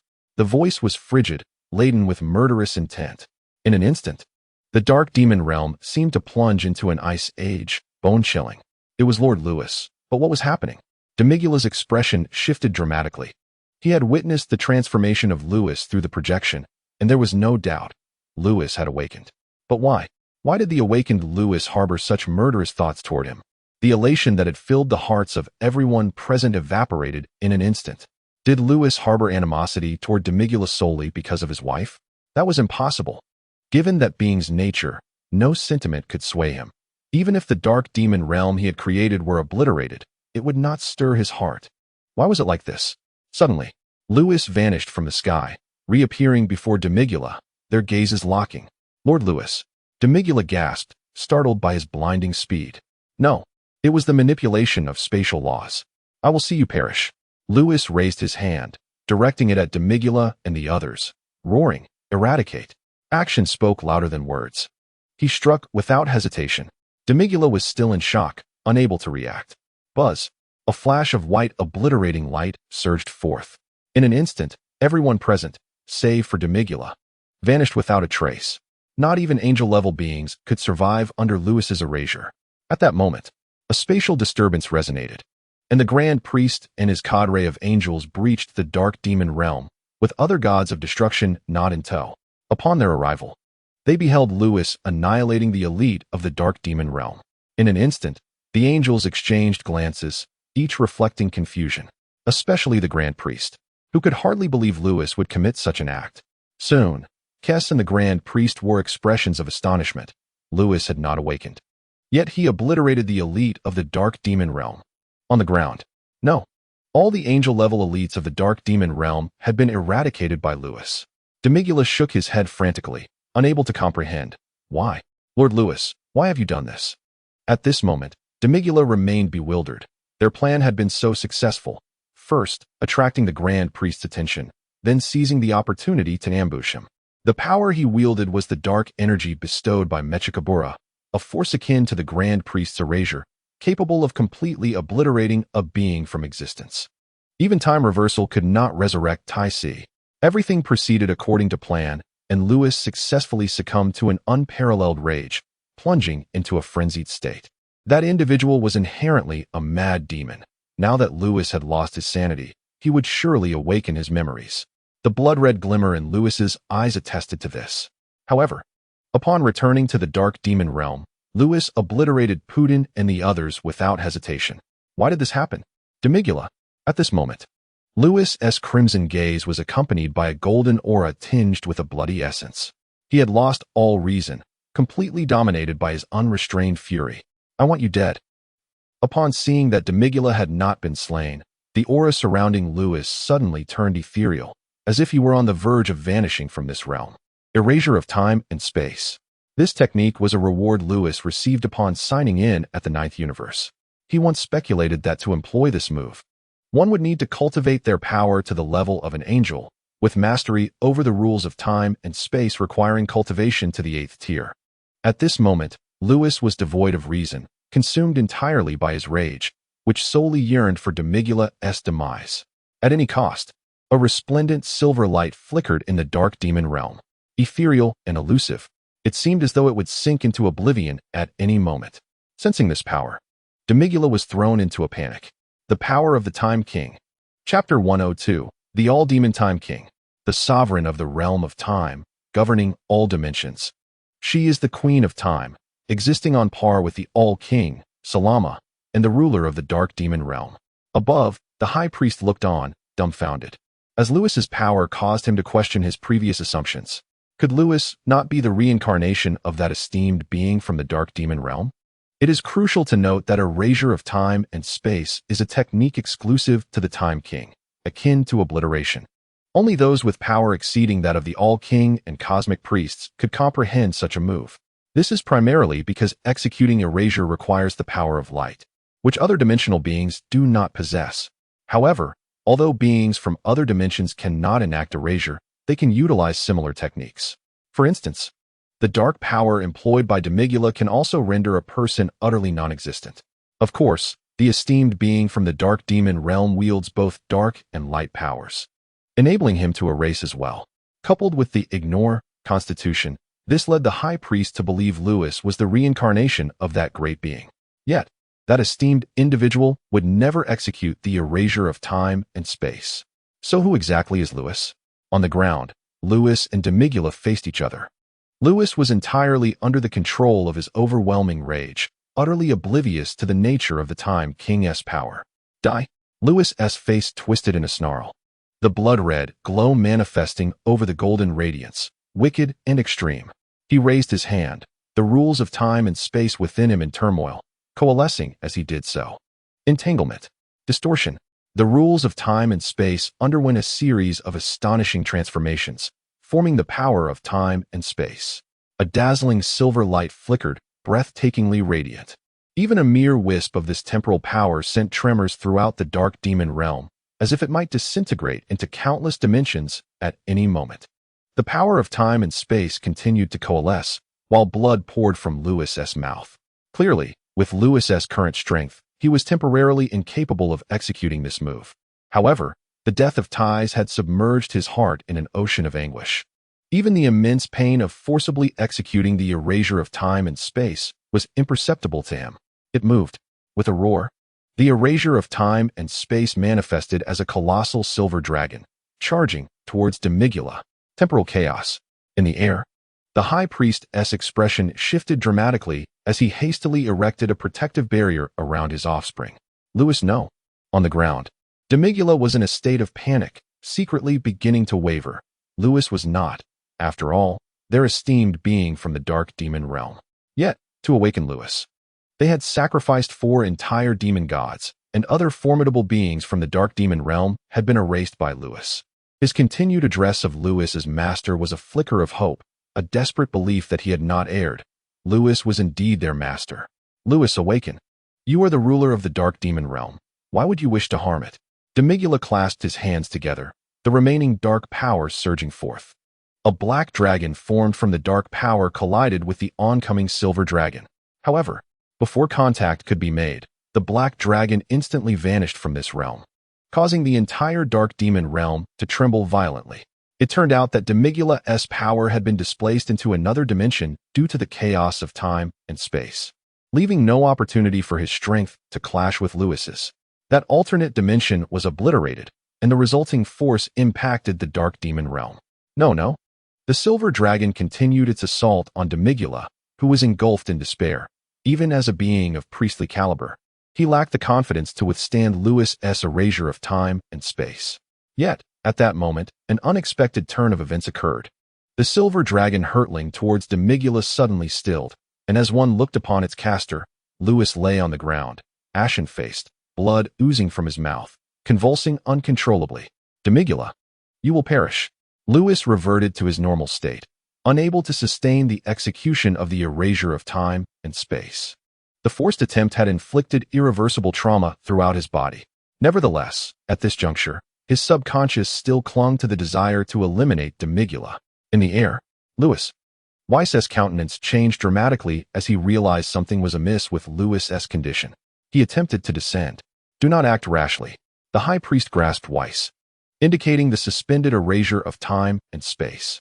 This force could erupt at any moment. If it did, even beings of priestly caliber would find it impossible to escape unscathed. But Lewis is my disciple. I cannot abandon him. Whis shouted. Years ago, when he ventured into the dark demon realm, Lewis had proclaimed, if anything were to happen to Whis, I would surely shatter the dark demon realm. Whis was deeply moved, grateful to have been chosen as Lewis's master. Lewis was akin to Beerus, a figure he had watched grow since childhood. Rather than a mere master-student relationship, it resembled that of a father and son. Today had unfolded with too many events, overwhelming even an angel such as himself. Yet, Whis cared not for Lewis's identity. He desired only to rescue him. You should rest for a while. The high priest sighed, waving his right hand, a beam of light enveloping Whis, who instantly fell into slumber. Bardos swiftly supported her younger brother. On the ground, the silver dragon remained motionless, and upon witnessing Lewis sprawled on the ground, Demigula's heart raced, flooded with a sense of relief. How infuriating! Why has Master Lewis not awakened?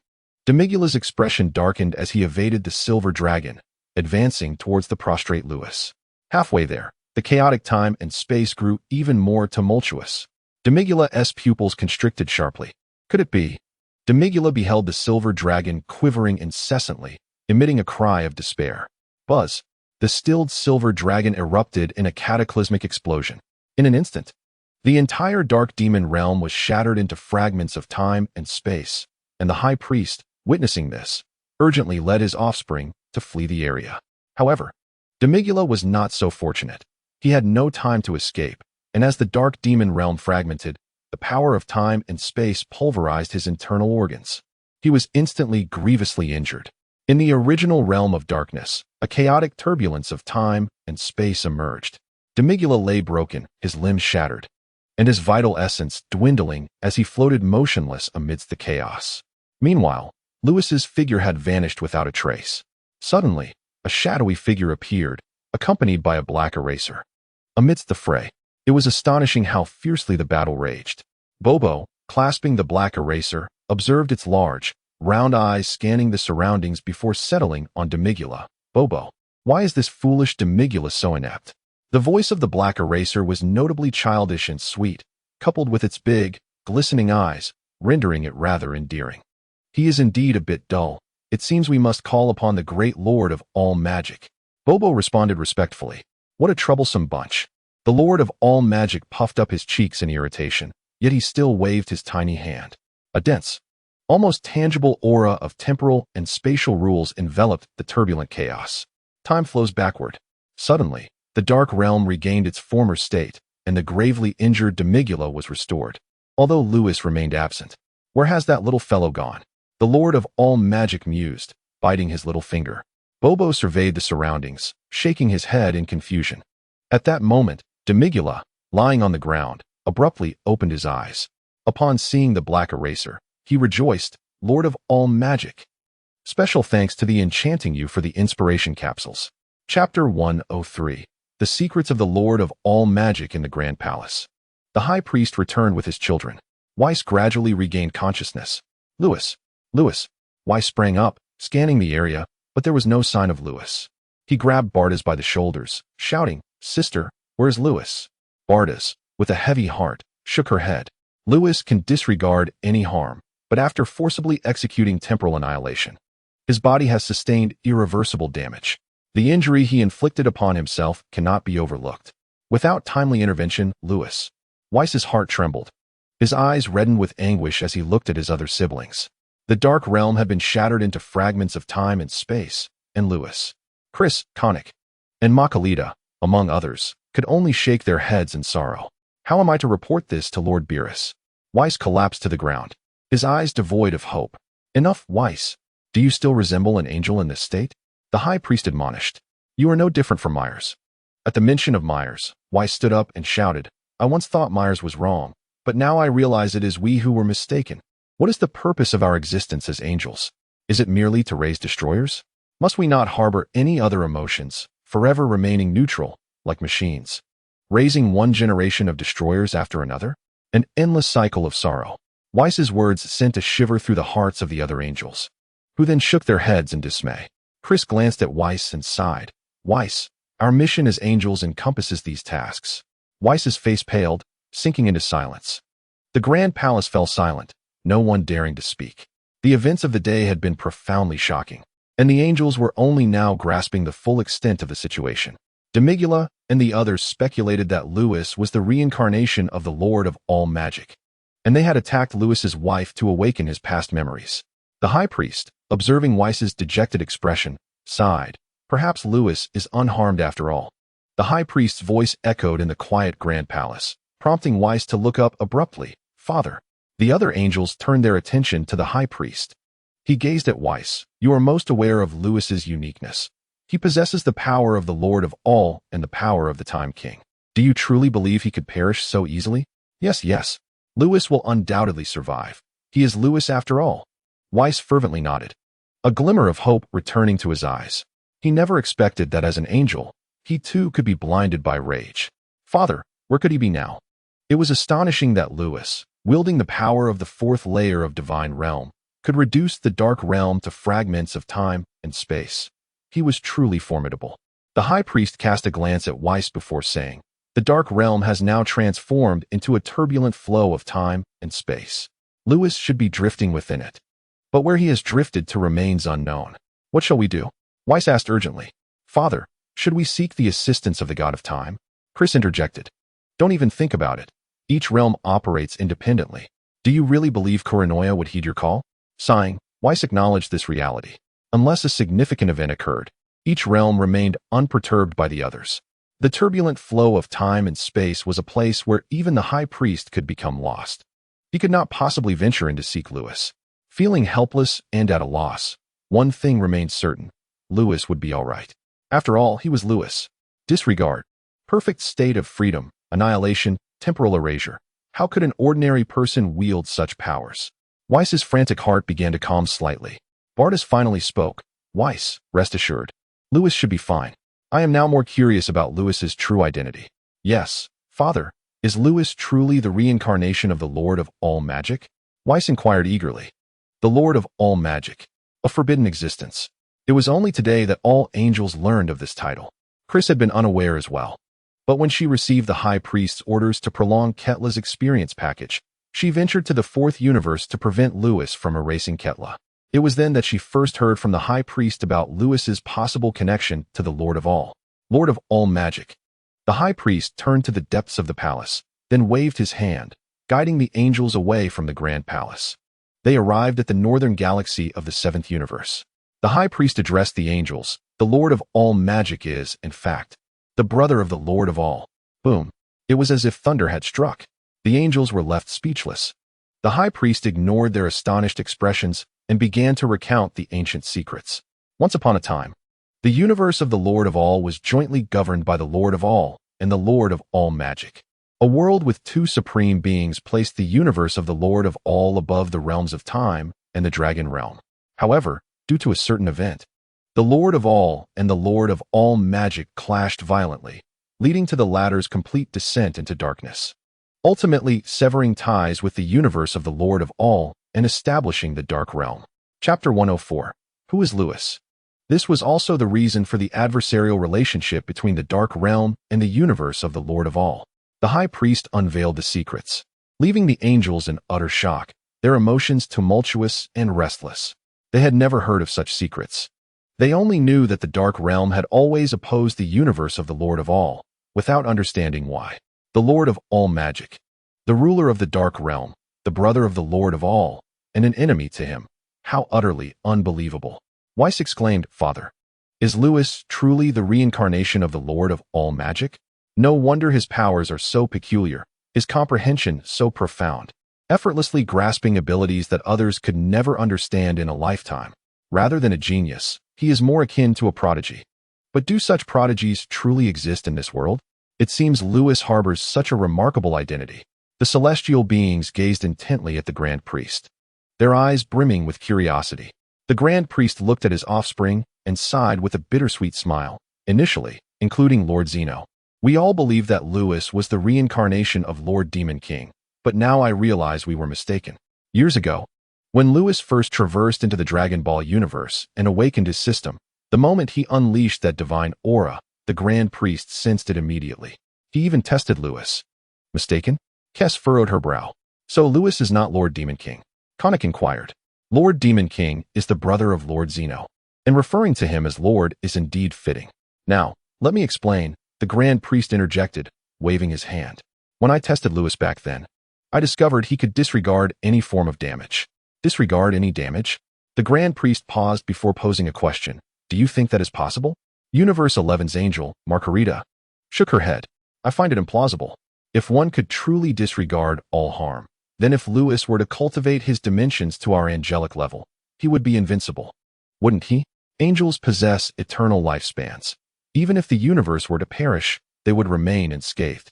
If Lewis were to refine his dimensions to that of an angel, he would possess no weaknesses, and even if sealed, he could not be slain. But is there truly anyone who can disregard all harm?" Margarita remained skeptical. "Margarita, during the time when you were a candidate for the Destroyer, did you not witness Lewis's ability to disregard firsthand?" Kes spoke up. "Indeed." The other angels nodded in agreement. When Lewis had sparred with the other 10 candidates for Destroyer, he had withstood their attacks, undeniably exhibiting the ability to ignore their onslaughts. Margarita frowned, now perplexed. Turning to the Grand Priest, "Father." Initially, my reaction mirrored Margarita's. I too believed it was impossible. The Grand Priest regarded Margarita before shaking his head. However, when I unleashed my erasure upon Lewis, he surpassed my test. The facts contradicted my conclusion. It turns out there truly exists someone who can disregard all harm. Upon hearing this, the celestial beings gasped in astonishment.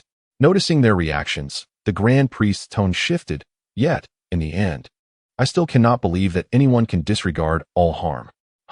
The celestial beings were taken aback. Hadn't the Grand Priest just claimed that Lewis withstood his erasure? Concluding that someone could indeed disregard any damage? The ability to disregard all harm is relative. The Grand Priest explained while looking at Whis. "Whis, if a mortal were to attack you, would you not be able to disregard their assault?" None of the angels were foolish. The Grand Priest's words sparked a realization among them. Indeed, if a mortal were to attack an absolute being, even if the being remained indifferent, the mortal could not harm them in the slightest. The Grand Priest seemed to see through the thoughts of the celestial beings, stating, "Yes, that was my line of thinking. In my eyes, Lewis's identity must be extraordinary. He is undoubtedly an absolute being, which is why he can disregard all harm. I've only witnessed this phenomenon in Lord Zeno, Lord Salam, and Lord Time." He paused before continuing. "In fact, there is another who can achieve this, Lord Demon King." The celestial beings chimed in. The Grand Priest nodded. "Correct. The Lord of the Dark Demon Realm vanished long ago. Lord Zeno informed me that Lord Demon King likely entered the cycle of reincarnation.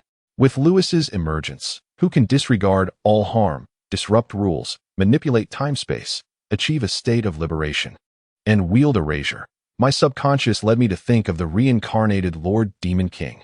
The celestial beings nodded, understanding now why their father would associate Lewis with the Demon King. Had they known the secrets of the Demon King earlier, they would have undoubtedly thought the same. At that moment, the Grand Priest pointed towards a cerulean planet in the starry sky and looked at Bados. "Bados, did you not mention that the former Grand Priest resides there?"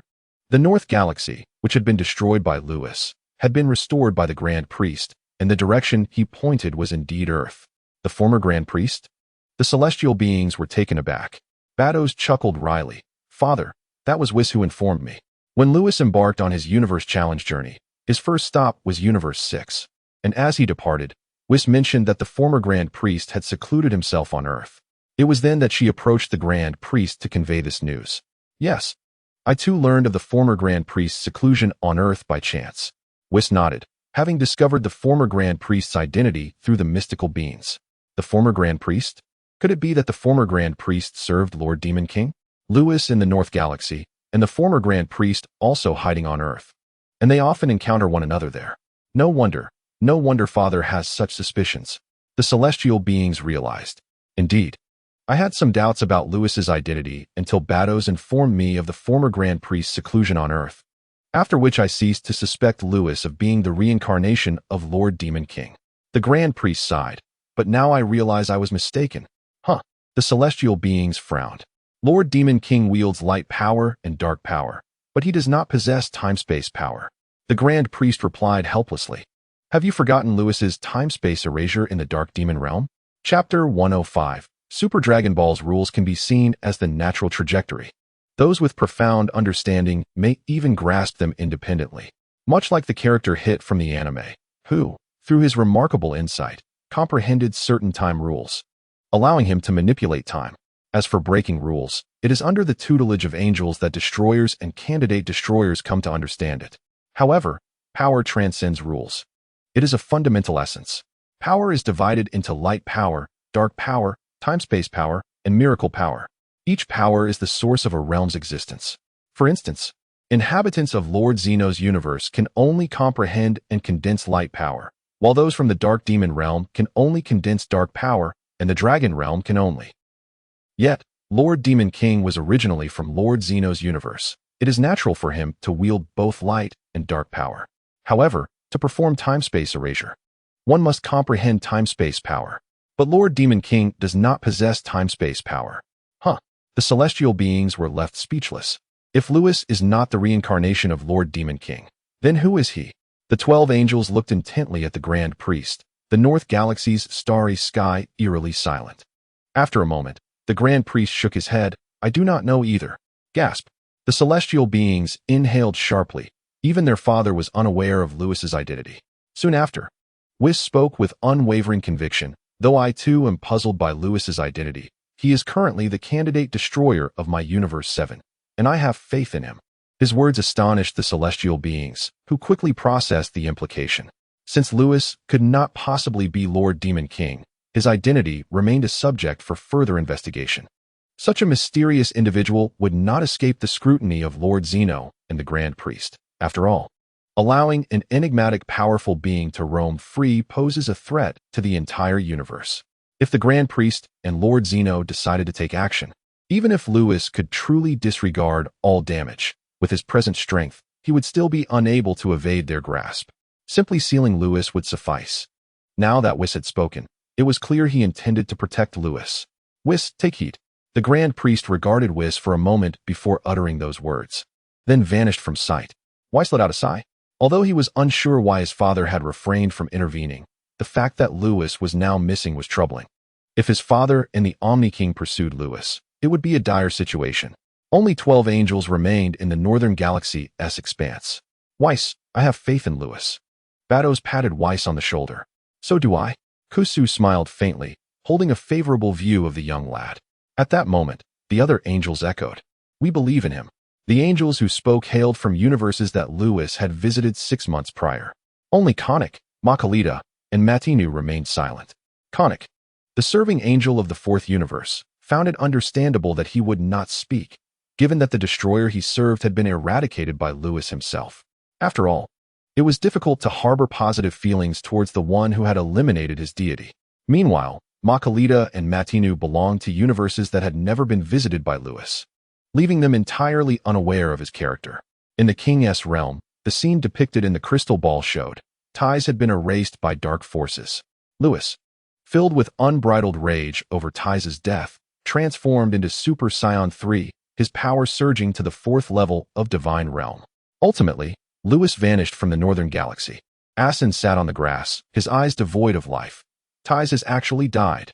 Ty's was Louis's wife, who had even shared instant noodles with him. Was she truly gone? The old Kai did not dwell much on Ty's death, but instead commented on the Scion physiology. As long as they are enraged, their power can rise exponentially. The Scion race is truly formidable.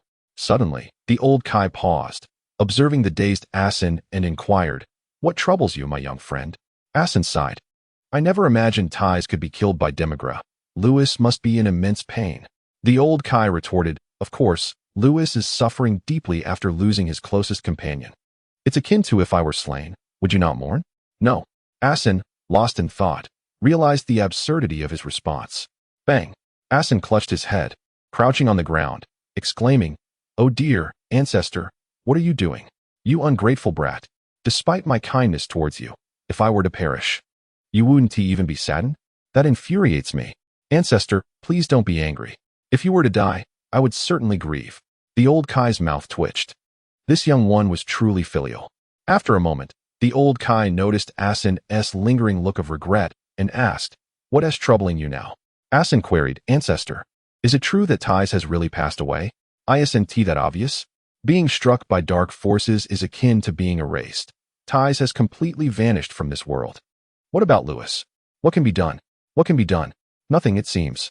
Noting Asin's furious expression, the old Kai decided not to tease him further.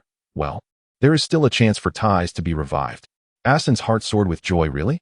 He understood how significant Ty's was to Louis, who was also a candidate for the destroyer of the 7th universe and a dear friend. He did not wish to see Louis wallowing in despair. Ordinarily, being struck by such primordial forces would render any hope of revival impossible. The old Kai spoke mysteriously. However, there exists a power that can resurrect Ty's. Asin eagerly pressed. Ancestor, what power? Please tell me, I'm desperate. Seeing the old Kai's playful demeanor made him want to give him a good smack. The old Kai playfully rapped Asin's head, saying, You are the Kai of this era. Must you always be so impatient? Once Asin settled down, the old Kai continued, The power that can revive Ty's is known as the miracle power. Asin was about to speak, But the old Kai waved him off, continuing. Miracle power, as the name suggests, brings forth miracles from the impossible. This power exists only in the dragon realm. However, reaching the dragon realm is quite unrealistic. The old Kai shook his head. Aside from the perpetual conflict between the Omni King's universe and the Dark Demon realm, other realms remained largely uninvolved. The dragon realm? Where is that? If we cannot access the dragon realm, how can we find the miracle power to revive Tais? Asin clenched his fists, filled with anxiety. The old Kai glanced at Asin and added, while we cannot reach the dragon realm, we can seek the Super Dragon Balls. Super Dragon Balls? What are those? Asin asked, his face a mask of confusion. Ever since the old Kai emerged from the Kai sword, he realized how much he had yet to learn. Much like when Demigra's 5 companions appeared, whom he had no knowledge of. Now, the Super Dragon Balls the old Kai mentioned were entirely foreign to him. The Super Dragon Balls were wish orbs created by the ruler of the dragon realm, capable of granting any wish, even resurrecting those who had been erased. Tais could surely be saved. A glimmer of nostalgia flashed in the old Kai's eyes as he recalled the divine Super Shenron, a memory that lingered in his mind.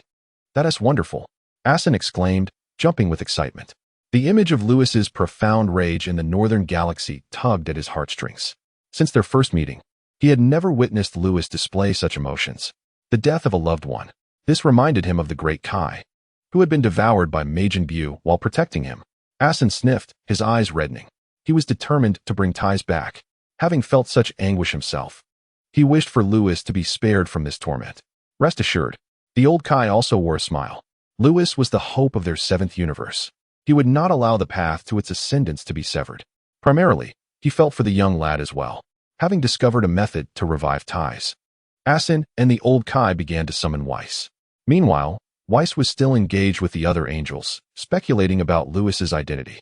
However, they could not fathom it. Louis's powers were exceedingly unique. Erasure and time-space obliteration were ultimate techniques wielded by the Omni King's universe in the realm of time. Should Louis also possess dark and miracle powers, he would harness the primordial energies of all worlds. Unable to deduce Louis's identity, the angels shifted their discourse to the dark demon realm. Of the 5 demon gods, aside from Demigra, the other 4 had been eradicated by the Grand Priest. In a fit of extreme rage, Louis had transcended to Super Saiyan 3, his powers surging to the 4th level of Divine Realm. The power of the 4th level belonged to a true destroyer. With such strength, Louis unleashed erasure, obliterating all formidable beings within the Dark Demon Realm. The Dark Demon Realm bled profusely as a result. In the aftermath, Louis forcibly executed time-space obliteration, reducing the entire Dark Demon Realm to temporal fragments. Now, the Dark Demon Realm had devolved into a chaotic temporal stream, and Louis had consequently disappeared. The angels viewed Louis differently from the destroyers. While the destroyers harbored disdain for Beerus and the 7th universe, all angels, save for Conic of the 4th universe, held a favorable view of Louis. Louis was immensely talented, gentle in demeanor, humble in nature, and in this incident, he had obliterated the Dark Demon Realm.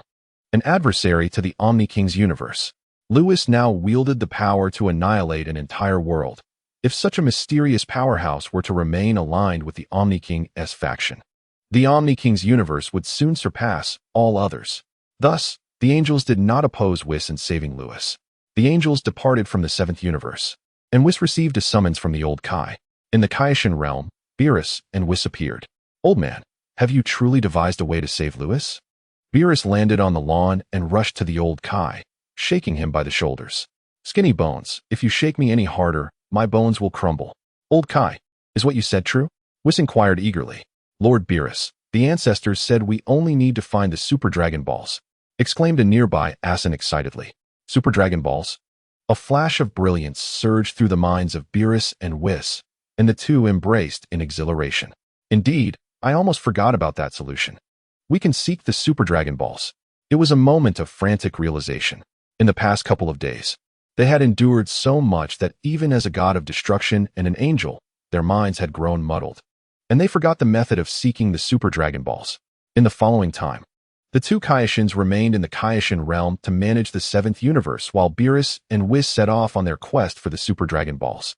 In a certain timeline, on a cerulean planet, buildings lay in ruins, and the landscape was a scene of desolation. On a dilapidated street, a tattered, battered man lay on the ground.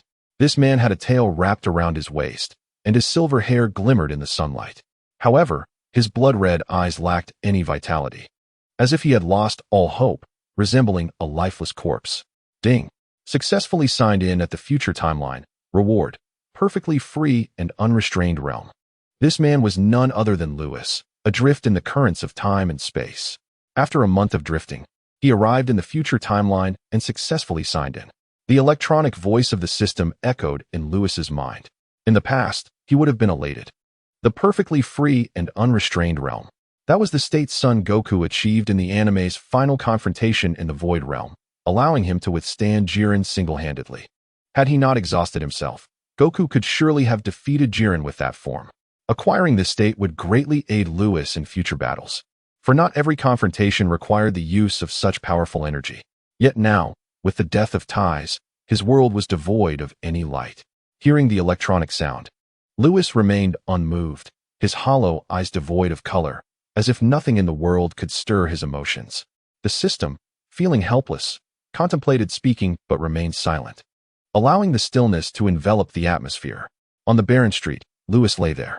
A gentle breeze stirred, causing tattered plastic bags and newspapers to drift by, creating an eerie desolation. Suddenly, an energy blast surged forth. Boom. Half the street erupted in an explosion, engulfing Lewis in flames. Ding. Immunity amidst the thick smoke.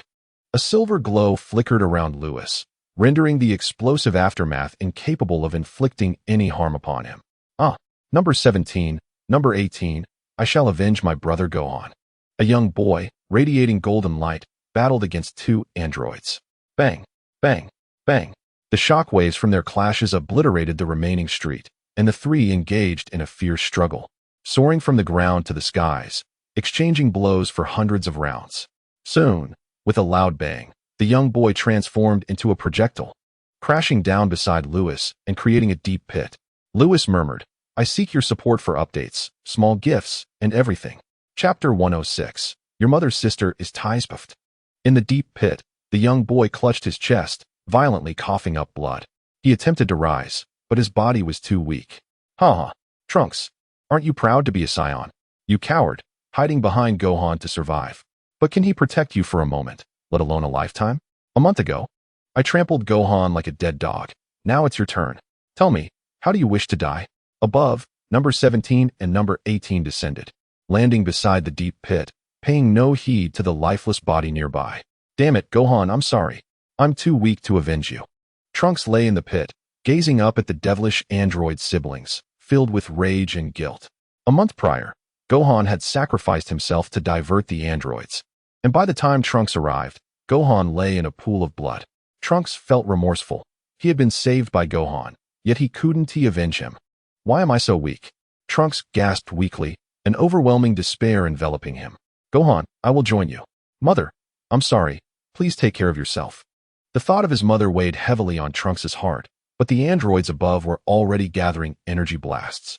The immense power caused the pit to tremble as debris rained down upon him. Trunks realized he could not withstand the attack, yet he lacked the strength to escape, despairingly closing his eyes. Above the pit, number 17's energy blast grew more potent, a sneer curling his lips. This garbage is the son of the Scion Prince? Far inferior to Gohan. Aren't you going to continue to toy with him? Number 18 squinted at number 17. Shaking his head, number 17 replied with a cold laugh. I had hoped to play with him, but he is utterly pathetic and fails to pique my interest. Let us finish him off. Number 18 chuckled, agreeing with number 17's decision, as she too had lost interest in Trunks. Two energy blasts coalesced in the hands of the android siblings, and the surrounding debris levitated as if freed from gravity. Just as the attacks were about to be unleashed, a voice interrupted the air of despair. Despairing, are we? I too am in despair. The ones I cherish most are right before my eyes, yet I lack the strength to protect them. The lifeless body nearby suddenly spoke. The unexpected sound shattered the tense atmosphere, causing number 17 and number 18 to widen their eyes in shock. They turned towards the source of the voice, astonished to find that the corpse was still alive. The divine energy emanating from Lewis was undetectable to the androids, combined with his lifeless gaze, leading them to believe that Lewis had perished. Who are you? Number 18 arched an eyebrow, her voice firm. Who cares who he is? Let us die together. Number 17 laughed heartily as he unleashed his energy blast. Number 18 followed suit, casting her own attack.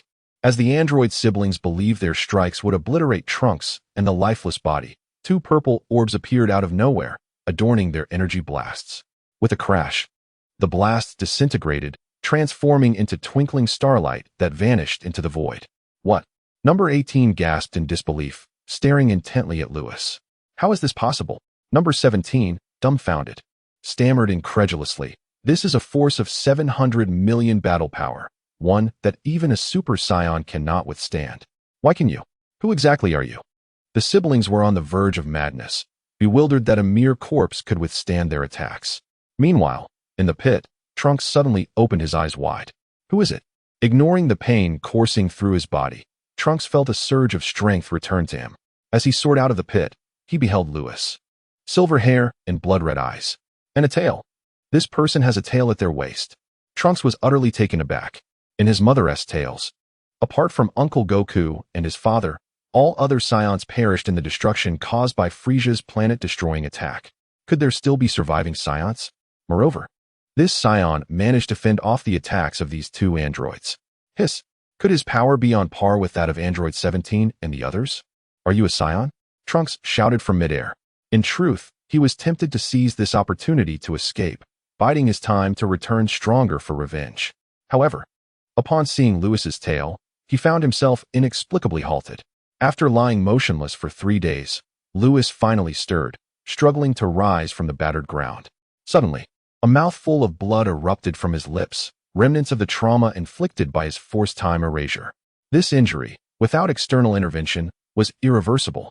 Lewis, grievously wounded, felt his life flickering like a candle in the wind, ready to extinguish at any moment.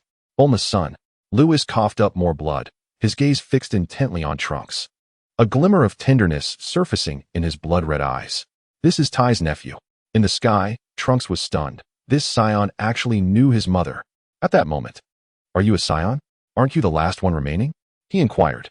By the edge of the pit, androids 17 and 18 retreated several meters, their vigilance undeterred by Lewis's bloodshed, as his earlier display had left them profoundly shaken. Lewis wiped the blood from his lips, gazing at the two androids.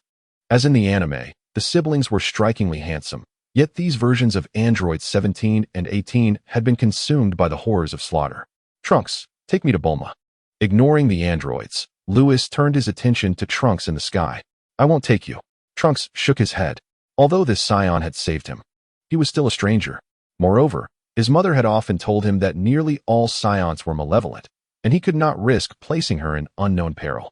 At this juncture, Lewis slowly spoke. "Your mother's sister is Tai, and Tai is my wife." "What did you say?" Trunks spiraled down, disregarding the androids on the ground, swiftly landing beside Lewis. At that moment, Lewis appeared pale, resembling a frail shadow of himself. Trunks grasped Lewis's shoulders tightly, demanding, "You are my aunt's husband? Where is she?" The last question erupted from him in a shout. When he was just a child, Earth had suffered destruction at the hands of the androids, with Gohan continuously guiding him and Bulma to safety. Amidst the chaos, he had found solace in his mother's embrace, where she would recount stories of the past. She had said that if Uncle Goku were still alive, these androids would pose no threat. The fact that Goku had succumbed to heart disease was a profound regret. Furthermore, another sorrow for his mother was the disappearance of her sister. She had mentioned that her sister left Earth long ago and had since lost all contact. In the treacherous cosmos, such disconnection often hinted at disaster. Each time she reminisced about the past, this was a poignant topic for her, representing her greatest sorrow. Trunks was acutely aware of this, never anticipating that he would encounter his aunt's husband today. Could it be that his aunt was safe? Lewis, gripped by Trunks, felt each shake aggravate his internal injuries. Uffed. Another mouthful of blood escaped him. Trunks, startled, released Lewis, exclaiming, "What is wrong with you?" "I'm fine. I won't deceive you. Take me to Bulma. I have matters to discuss with her." Lewis waved his hand dismissively. In his original timeline, without his intervention, Tai would likely have met with misfortune. In this timeline, it appeared that Tai had encountered calamity as well. Lewis understood that each timeline was distinct, meaning this version of Tai was unrelated to him. Yet, the thought of Tai facing adversity deeply troubled him. At that moment, a chilling voice interjected. A defeated foe and a frail wretch daring to converse so freely before us. Do you think this is your home? Android 18, arms crossed, regarded Lewis with disdain, a smirk curling her lips. You don't believe that merely blocking our attack makes you invincible, do you? She conceded that Lewis's earlier defense had astonished them, but his current state was unmistakably precarious. Even a blind person could discern that he was gravely injured. Lewis's earlier act of defiance likely drained his last reserves of strength. Had he been unscathed, she might have felt a modicum of caution. However, in his current weakened condition, he was assuredly no match for her. Ha. The last person who thought himself invincible was that scion named Vegeta, yet he was still defeated. Android 17 chuckled darkly. He too recognized Lewis's dire state, realizing they could easily dispose of him. How infuriating! Trunks seethed with rage upon hearing his father's name insulted, ready to eliminate the androids. Trunks. Lewis grasped Trunks, shaking his head. With your current strength, what can you accomplish by charging in? Have you forgotten how your brother Gohan met his demise? Trunks glared at the mocking expressions of androids 17 and 18, feeling humiliated and powerless. Take me to your mother, and I will teach you how to personally annihilate them. Lewis released his hold on Trunks, speaking calmly. At this declaration, the androids erupted in laughter. Did I hear you correctly? This sickly wretch is instructing this trash to kill us. Android 18 wiped the tears of mirth from her eyes, nearly losing her composure. Android 17 pointed at Lewis, laughing hysterically. Ha! This foolish dog is too amusing, rivaling that arrogant Vegeta. Suddenly, 17's expression turned serious. In your current state, I could easily eliminate you. Do you truly believe you can escape? A formidable power erupted from him, a tempest of energy crashing down upon Lewis and Trunks. Is this amusing? Lewis furrowed his brow, and a vast divine aura surged forth. The ground within 1,000 meters buckled under an invisible force, sinking 2 meters. The pressure from the dimensional realm caused Trunks, Android 17, and Android 18 to bend their knees slightly. Although Android 17 and 18 were fundamentally human, they felt the weight of the dimensional pressure. Impossible. Your power. Who are you? The androids recoiled in fear, unable to comprehend the magnitude of Lewis's strength, yet the oppressive force they felt indicated his formidable might. Hadn't this wretch been lying on the ground like a corpse? How could he rise and unleash such potent energy? They were not his match. On the 17th and 18th, they exchanged glances and fled. The clamor was deafening. Lewis raised his hand and, with a powerful sweep, unleashed a force that stirred the air, creating a ferocious whirlwind that instantly hurled the 2 androids thousands of miles away. How astonishing! Trunks was left dumbfounded. This scion had effortlessly dispatched 2 immensely powerful androids. To what extent had his strength escalated? At that moment, Lewis coughed up blood, his complexion paling further. Trunks, filled with concern, asked, "Are you all right?" Lewis shook his head, wiped the blood from the corner of his mouth, and turned to Trunks, saying, "I haven't killed them. I have left them for you." Trunks clenched his fists. He had already sensed the scion's power. Despite being gravely injured, he could still send those 2 androids flying. The implication was clear. The scion had the capability to eliminate them. "You're leaving them for me?" Trunks gritted his teeth, exclaiming, "I will personally destroy them." Noticing that Lewis had coughed up more blood, he hurriedly asked, "How are you holding up?" This scion claimed to be his uncle, yet he was continuously spitting blood. Surely he wouldn't perish, would he? "For now, I'm fine, but if you don't take me to Bulma soon, I might truly meet my end." Lewis blinked his blood-red eyes and forced a wry smile. He was not jesting. A month prior, he had lost control and forcibly executed the time erasure, resulting in irreversible injuries to his body. Having reached a divine level of dimensional existence, his lifespan was now akin to that of a supreme Kai. However, an extended lifespan did not equate to healing. He was on the brink of death at any moment. "All right, I will take you to see my mother. You must hang in there." Trunks swallowed hard. This scion claimed to be his uncle. Whether true or not, his instincts told him that the scion was not deceiving him. Trunks swiftly led Lewis into the skies. Chapter 108. Help me create a super dragon radar in West City amidst the dilapidated streets. A hidden chamber within the ruins was filled with various intricate instruments. At the center of the chamber rested a spacecraft resembling an octopus. A blue-haired woman, her face etched with weariness, operated the computer tirelessly. Data processed through chips flowed into the octopus-shaped vessel. "It's finally done," Once I gather the necessary energy, I can return to the past. The woman was none other than Bulma from the future, holding a heart disease remedy, murmuring to herself. At that moment, footsteps echoed from above the chamber, sending a shiver down Bulma's spine. She held her breath, daring not to make a sound. Trunks always gently tapped 3 times on the ruins upon his return. The approaching figure was certainly not Trunks. Who could it be?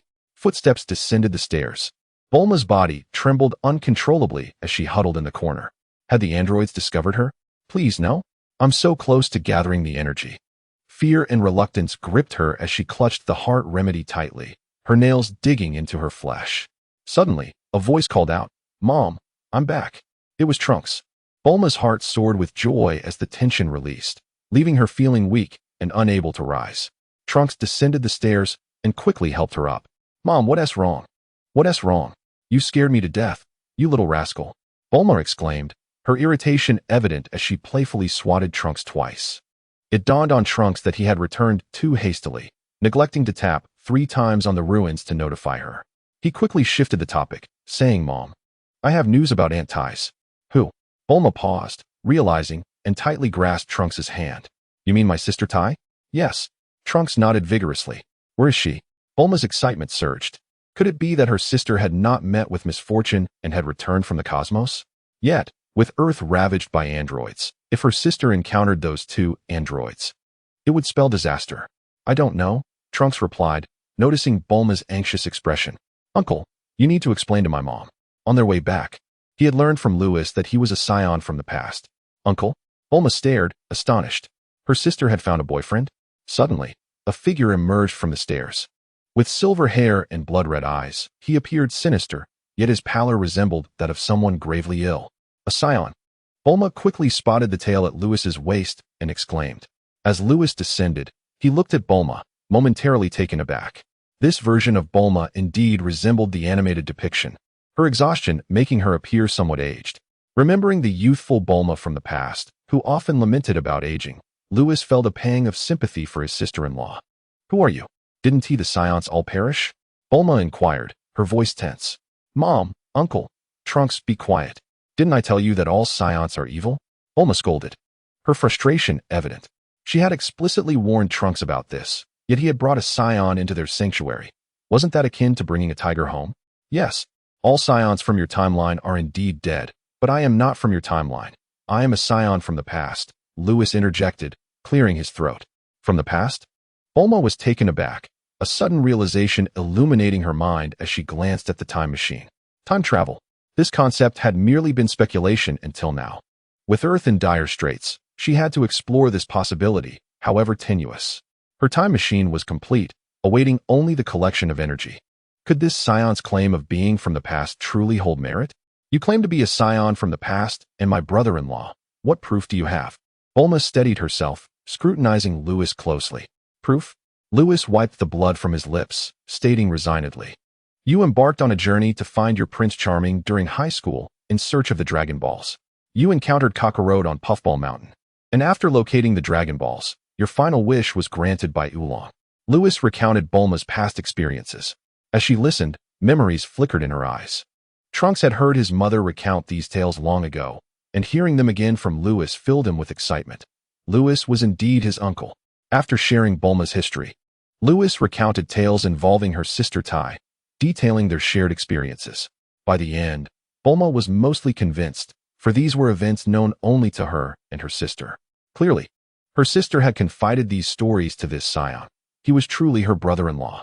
At that moment, Lewis remarked, "Bulma, you detest it when others mention your age." With that, a thunderclap seemed to strike Bulma. This scion knew her greatest aversion. "Brother-in-law, are you truly my sister's husband?"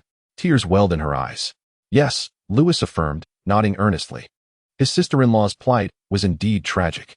Goku was dead, Vegeta was gone, and ultimately, Gohan had perished as well. Only Bulma and Trunks remained to support one another. Without the protection of these 3 scions, Earth had succumbed to chaos and darkness. Trunks is still too young to protect the Earth. In a moment of desperation, Bulma conceived the idea of traversing time to alter the past, believing that any change therein would inevitably transform the future. To this end, she dedicated herself to studying time theory, ultimately inventing a time machine. Alas, her efforts proved futile. Altering the past would not affect the future, as these timelines exist in parallel, devoid of any connection. "Brother-in-law, how is my sister?" Bulma urgently inquired, her greatest concern lying with her sibling. A sharp pain pierced through Lewis's chest, and he could not suppress the blood that spilled from his mouth, his body swaying precariously as Trunks rushed to support him. "Brother-in-law? You?" Bulma's pupils dilated in horror. Could it be that her sister had truly met with misfortune? "Your sister will be fine," Lewis reassured, clutching his chest as memories of Taiza's demise gnawed at him. "She will be fine." The last flicker of hope extinguished within Bulma as the grim reality of her sister's plight sank in. "Aren't you my brother-in-law? Why couldn't you protect her?" she shouted, her hysteria overriding her concern of being discovered by the androids. Lewis's complexion turned an ashen white. He gritted his teeth, fighting to suppress the blood threatening to escape his lips. Swallowing hard, he declared, "Bulma, she will be fine. I will definitely bring your sister back. I came to ask you to help me create a Super Dragon Ball radar." "Super Dragon Ball radar? What is that?" Bulma asked, bewildered. "I only know about the Dragon Ball radar." Observing Lewis's pale visage, her worry intensified. "Are you all right?" "I'm fine. For now," Lewis replied, shaking his head. The Super Dragon Ball radar functions similarly to the regular radar, but while the latter can only locate ordinary Dragon Balls, the former can pinpoint the Super Dragon Balls. His current injuries were the result of forcibly using time erasure, likely beyond even an angel's capacity to heal. He was uncertain if the Grand Minister could restore him. However, he recognized his identity was uniquely significant, as evidenced by Demigra's pursuit of him. Being entangled with the Dark Demon realm was a grave matter. He could not seek the Grand Minister's aid, as it might lead him into a den of wolves. For now, he could only rely on the Eternal Dragon. "I understand now. Your Super Dragon Balls are similar to the Namekian Dragon Balls. The Earth's Dragon Ball radar cannot detect its signals, which is why you need me to create a new Super Dragon Ball radar." Bulma's gaze remained fixed on her brother-in-law. He had come from the past, and now, with her sister in peril and Lewis gravely injured, something must have transpired in the past timeline. Suddenly, a flash of realization struck her. Her brother-in-law had traveled from the past to the future. When had her sister found a boyfriend? If Ties in the past had a partner, how could her future self be unaware? Time paradox. It truly was a time paradox. Bulma's eyes widened as she comprehended the implications, her eyes reddening with emotion. Her expression startled Trunks, who worriedly asked, "Mom, what's wrong?" "Brother-in-law." Ignoring Trunks, Bulma fought against her breakdown, turning to Lewis with disbelief in her eyes. Lewis shook his head with a wry smile. "As expected of Bulma, you figured it out." "Uncle, Mom, what is happening?" Trunks was utterly confused. Having just been discussing the Super Dragon Ball radar, why did his mother suddenly display such despair? "Brother-in-law, is it a parallel timeline?" Bulma didn't look at Trunks, her focus solely on Lewis. "Yes, my timeline is entirely separate from yours. Your time machine cannot truly take you back, it will only lead you to a parallel timeline." Lewis lamented, wishing he could keep this hidden, but his very presence made it impossible. There was no escaping the intellect of Bulma, one of the brightest minds in the Dragon Ball universe. He continued gently, "Even if you return to a parallel timeline and change history there, your own timeline will not be altered." His words plunged the room into a profound silence. One could have heard a pin drop. "Is this true?" Trunks asked, dumbfounded. He had witnessed his mother's relentless efforts to save the world over the years, and Lewis's declaration now seemed to invalidate all her struggles. "It is true." Trunks felt a tightening in his chest, fearing his mother might collapse under the weight of this revelation. Bulma's face was pale, only slightly better than Lewis's.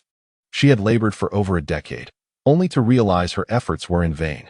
Indeed, Bulma had contemplated the time paradox. As one of the foremost scientists in the Dragon Ball universe, it would be a failure not to consider such possibilities. Yet, with Goku dead, Vegeta gone, and ultimately Gohan also perished, only a young Trunks remained, incapable of safeguarding the Earth with his current strength.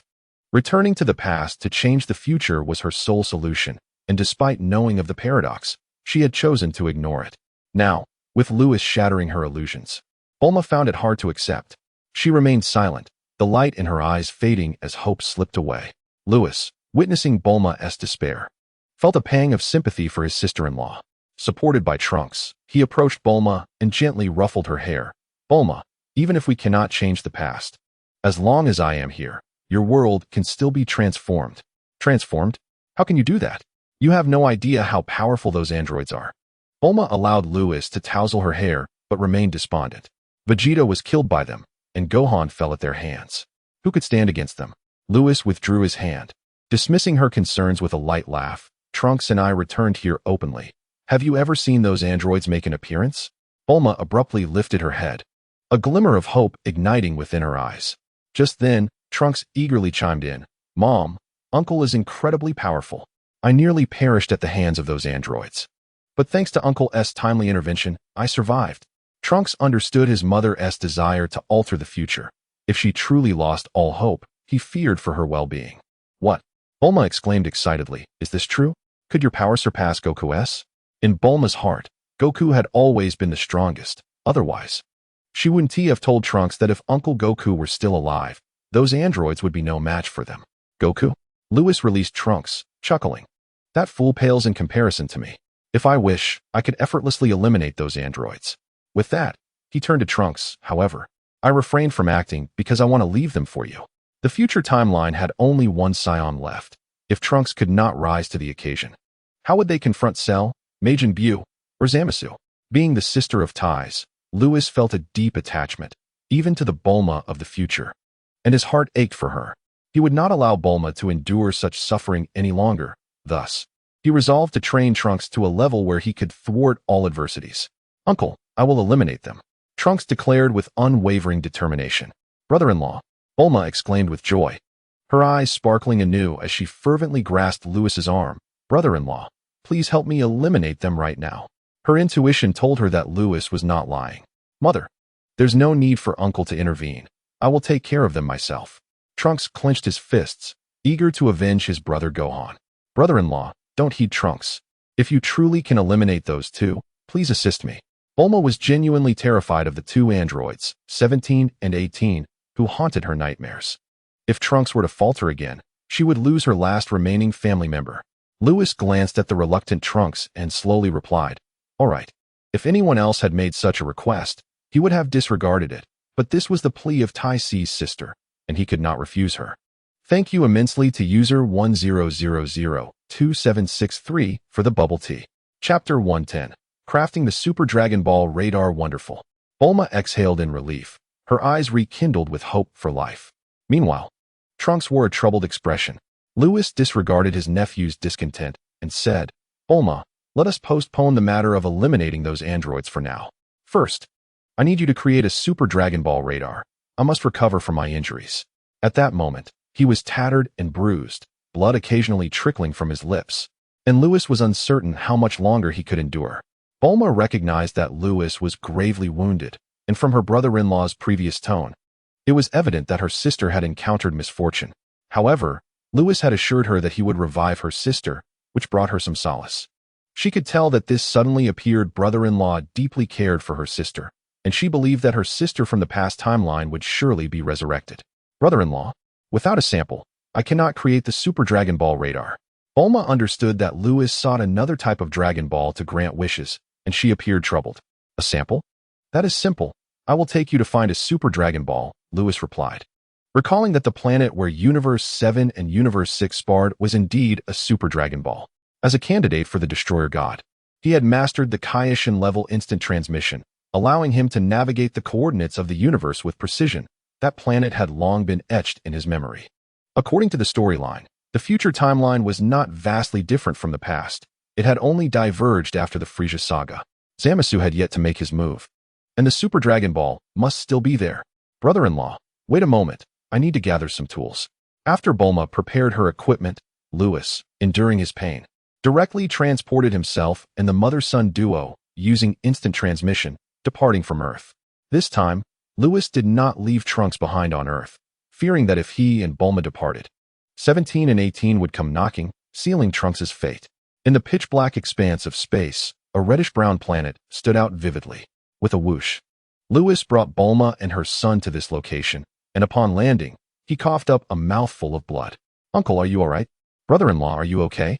Bulma and her son inquired anxiously. Amid their concern, they were also startled by Whis's instant transmission. However, Bulma recognized the technique he had employed. It was instant transmission. To her astonishment, her brother-in-law could perform it as well. I'm fine. I'm not dead yet. Lewis waved his hand dismissively, wiping the blood from his lips as he crouched down and unleashed a punch. With a crack, the ground began to splinter, and a beam of orange light shot forth from the fissure. Indeed, it was still here. Lewis's taut nerves could finally relax. The Dragon Ball remained, signifying that nothing had changed. This meant he could locate the 7 Super Dragon Balls in the future timeline and wish for his injuries to be healed. Thus, when he returned to the past timeline, he could also seek the Super Dragon Balls from that era and wish for Tai Si's resurrection. Bulma, begin collecting data. I don't see the Super Dragon Ball. Bulma looked around eagerly, curious about what her brother-in-law's Super Dragon Ball resembled. If they managed to find all 7, perhaps the summoned dragon could grant 2 or 3 wishes, allowing her to resurrect Vegeta and the others. What Bulma did not realize was that her aspirations were destined to remain unfulfilled. Firstly, the Super Dragon could only grant 1 wish at a time, and after Lewis utilized it, he would have to wait for the cooldown period before he could use the Super Dragon Balls again. Secondly, the Vegeta of the future timeline had already been reincarnated, and the ordinary dragon could not bring back a reincarnated Vegeta. Perhaps the Super Dragon could accomplish that, but it would mean the death of Vegeta's reincarnation. Here, Lewis stomped on the ground. Bulma still looked puzzled. Where? I don't see it. Trunks pondered, meekly suggesting, Uncle, you can't mean that this planet is the Super Dragon Ball, right? Though Trunks had never seen a Dragon Ball, his mother had described their appearance to him, and in his mind, Dragon Balls were only the size of a fist. Goodness. Bulma gasped, no way. Yes. The planet beneath our feet is one of the Super Dragon Balls. It is merely covered in dust, Lewis affirmed. Thank you, Bulma. Gulp. Both Bulma and her son swallowed hard, realizing that this planet was one of the Dragon Balls, explaining why it bore the title Super. Indeed, it lived up to its name. Soon, Bulma ceased her days. Her brother-in-law's condition was dire, and she needed to craft the Super Dragon Ball radar swiftly. She began gathering data for the radar and proceeded to fabricate it on-site. Meanwhile, Trunks kept himself occupied, understanding that his uncle was formidable, and he could seek his guidance on combat and training. In Lewis's observation, Trunks's fighting skills were exceedingly rudimentary, and his training methods were misguided. However, upon reflection, Lewis comprehended why Trunks was in such a predicament. Shortly after Trunks's birth, the future timeline had been besieged by androids, and Vegeta had perished when Trunks was still very young, with only Gohan left to lead Trunks and Bulma to safety. Trunks had been deprived of proper training methods and lacked sufficient time to hone his skills. A heartfelt thanks to user 10002763 for the bubble tea. Chapter 125. The Prophecy of the Prophecy. Fish Tai Si turned abruptly, her eyes widening at the sight of the familiar figure before her. Lewis. Sister Tai Si. I have returned. Lewis, is it truly you? Tai Si stood frozen, the kitchen utensils slipping from her hands as tears streamed down her cheeks. The prophecy fish had not lied. Her Lewis had indeed returned during this time. You have finally returned. Tai Si covered her face with her hands, emotions of joy, excitement, and relief surging forth, her tears flowing uncontrollably. You naughty rascal. Do you have any idea how terrified I was that you wouldn't come back? Tai Si wept. Her first reaction upon being revived was to search for Lewis. However, in Whis's recounting, she had learned that Lewis had fallen into the chaotic currents of time and space. Though Whis had not elaborated much, she understood that the chaotic currents of time and space were undoubtedly perilous. For the past 2 months, she has been in a state of trepidation, fearing that her Lewis would never return. Fear not, for I have indeed returned. Lewis stepped forward, gently parting her small hands to wipe away her tears. Her tears flowed continuously, and he kept wiping them away. Finally, Tai's tears ceased as she lowered her head, saying, Lewis, don't look at me. I'm ugly. No, you are not ugly at all. You are the most beautiful. Lewis pulled her tightly into his embrace, feeling her soft body and warm temperature. This was a real sensation. His ties had truly come back to life. How wonderful. The two remained in each other's embrace. Suddenly, Tais lifted her head and reached out to touch his silver hair, her eyes rimmed with red. Lewis, what happened to your eyes and hair? Silver hair, blood-red pupils. Although they were beautiful, it was still shocking. Did I cause you to become this way overnight? Tais choked on her words, tears once again escaping her beautiful eyes. No, it has nothing to do with you. Lewis lowered his head, resting his forehead against hers. Woo-woo. It's all my fault. If it weren't for me, You and T have changed like this. Ties placed her hand on the back of his head, gently massaging his hair, and burst into tears. Sister Ties, if you keep crying, you'll look unattractive. Lewis held her close again, his heart aching at her cries. Lewis felt pain, but Ties felt it even more. Over 2 months ago, she had died in Lewis's arms. She was his wife, and Lewis must have suffered immensely. It was unexpected that turning white overnight was indeed real. How much pain must Lewis have endured? Woo, it's all my fault that you've become this way. No, I don't blame you at all. Lewis shook his head, expressing his sorrow. If anyone is to blame, it is me. You were in my arms, yet I failed to protect you. Lewis's face was filled with guilt, yet before he could say more, Ties placed her hand over his mouth. She shook her head and held him tightly. Being by Ties's side, Lewis's restless heart finally found tranquility. In the kitchen, the two remained in their embrace, enveloped in silence. Half a day passed, and they were still holding each other, a rhythm of wanting to stay close forever. Ties, have you finished cooking? I'm starving, came the voice of Beerus. In the kitchen, Lewis and Ties exchanged amused glances. Sister Ties, I'm hungry too. All right, I'll cook something for you right away. Actually, I want to eat you. Ties was taken aback, quickly lowering her head in shyness, whispering, I'll serve you later tonight. Hee hee. Lewis grinned, releasing his hold on Ties and beginning to assist in preparing food for Beerus and the others. In the grand hall of the God of Destruction's palace, Lewis and Ties presented their culinary creations. Beerus looked at Lewis and teased, What took you so long in the kitchen? Lewis scoffed, lifting the lid off the plates with annoyance. You single dog. No, you single cat will never understand. You little brat, you just got back and already anger me. You might as well not have returned. I'd prefer not to return, but here I have my cat, the God of Destruction, my angelic master, my mischievous Loach, and most importantly, my sister Ties. Upon hearing this, Beerus chuckled and fell silent, while everyone burst into laughter. The once eerily quiet God of Destruction's palace was now filled with life. When Lewis uncovered all the dishes, tempura, sushi, takoyaki, alongside various drinks, desserts, and fruits, of course, there was also the instant noodles that Whis could never forget. The cat, the angel, and the Loach instantly lit up with excitement. Everyone quickly grabbed their chopsticks, soon immersing themselves in a world of delectable food, unable to extricate themselves. So delicious. Though Ties had always prepared meals for them, this time it was evidently even more delectable. Indeed, emotions can influence one's culinary skills. Whis is right, Lord Beerus. You must protect this rascal Lewis from now on so that Ties's cooking can always remain this delicious. You troublesome Loach, with so many tasty dishes.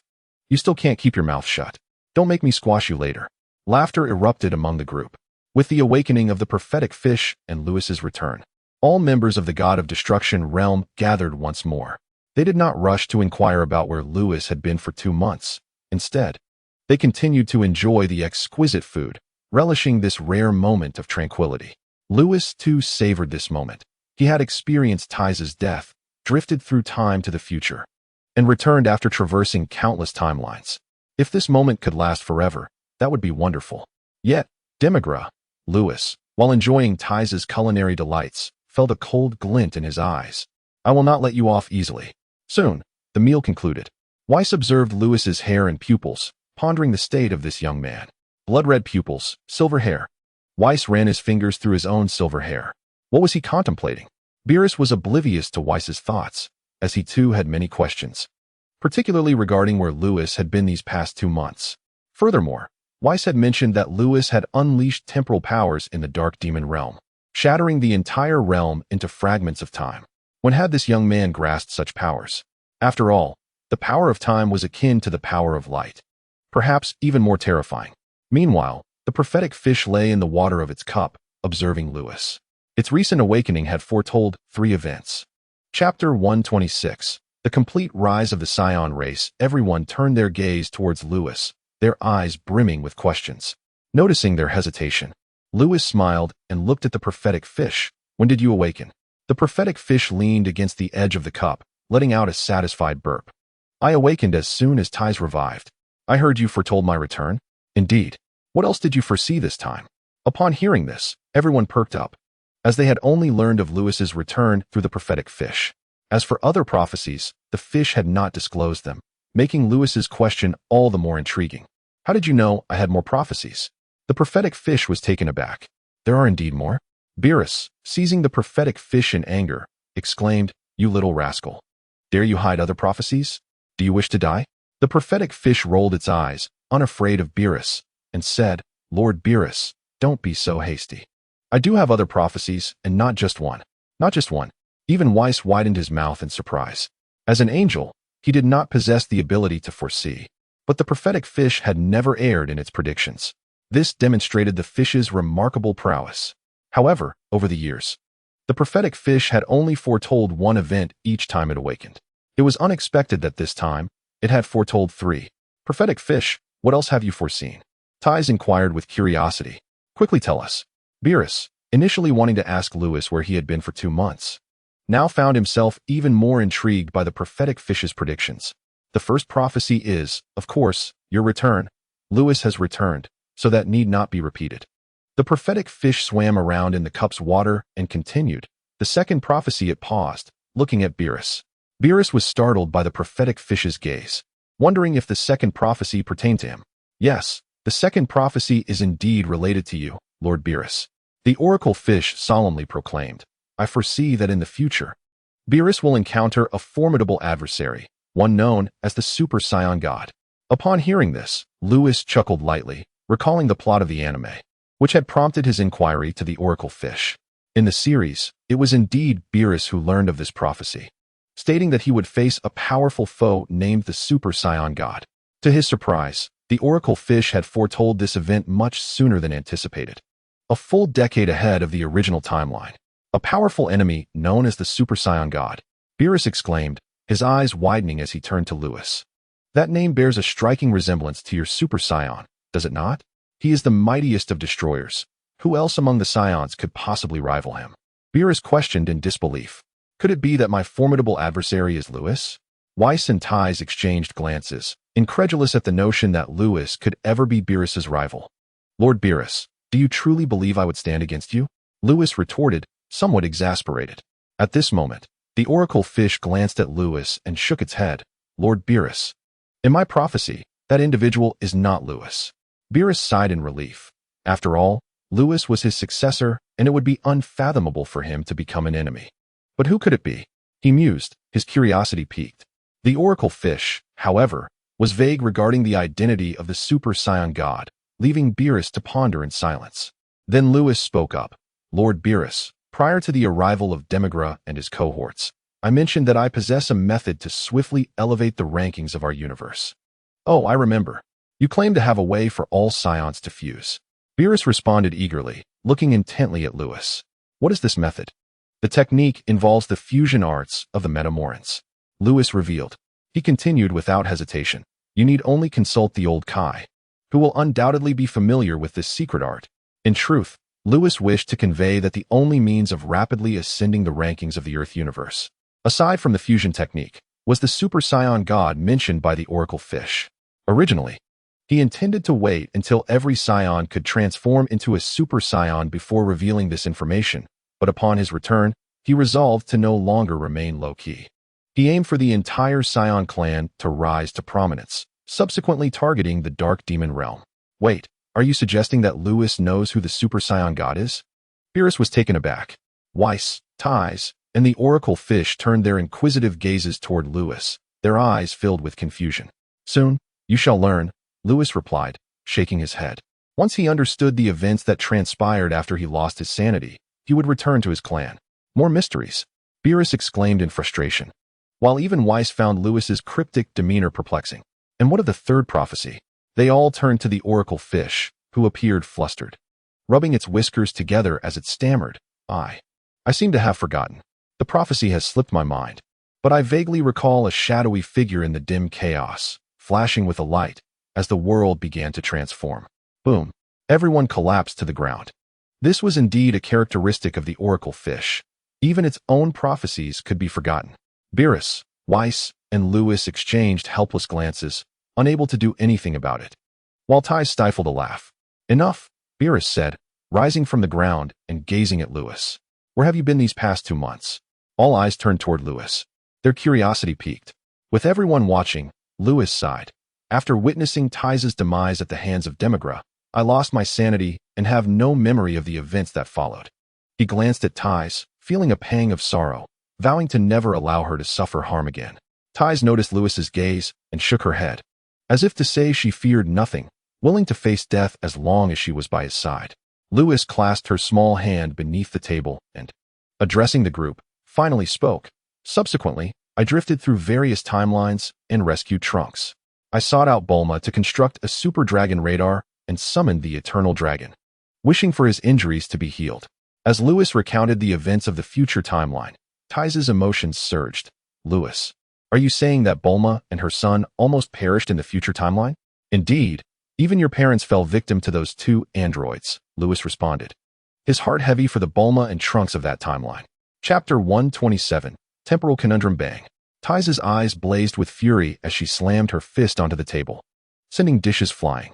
If future Bulma could consume the spiritual fruit I provided, there's no reason I shouldn't be able to.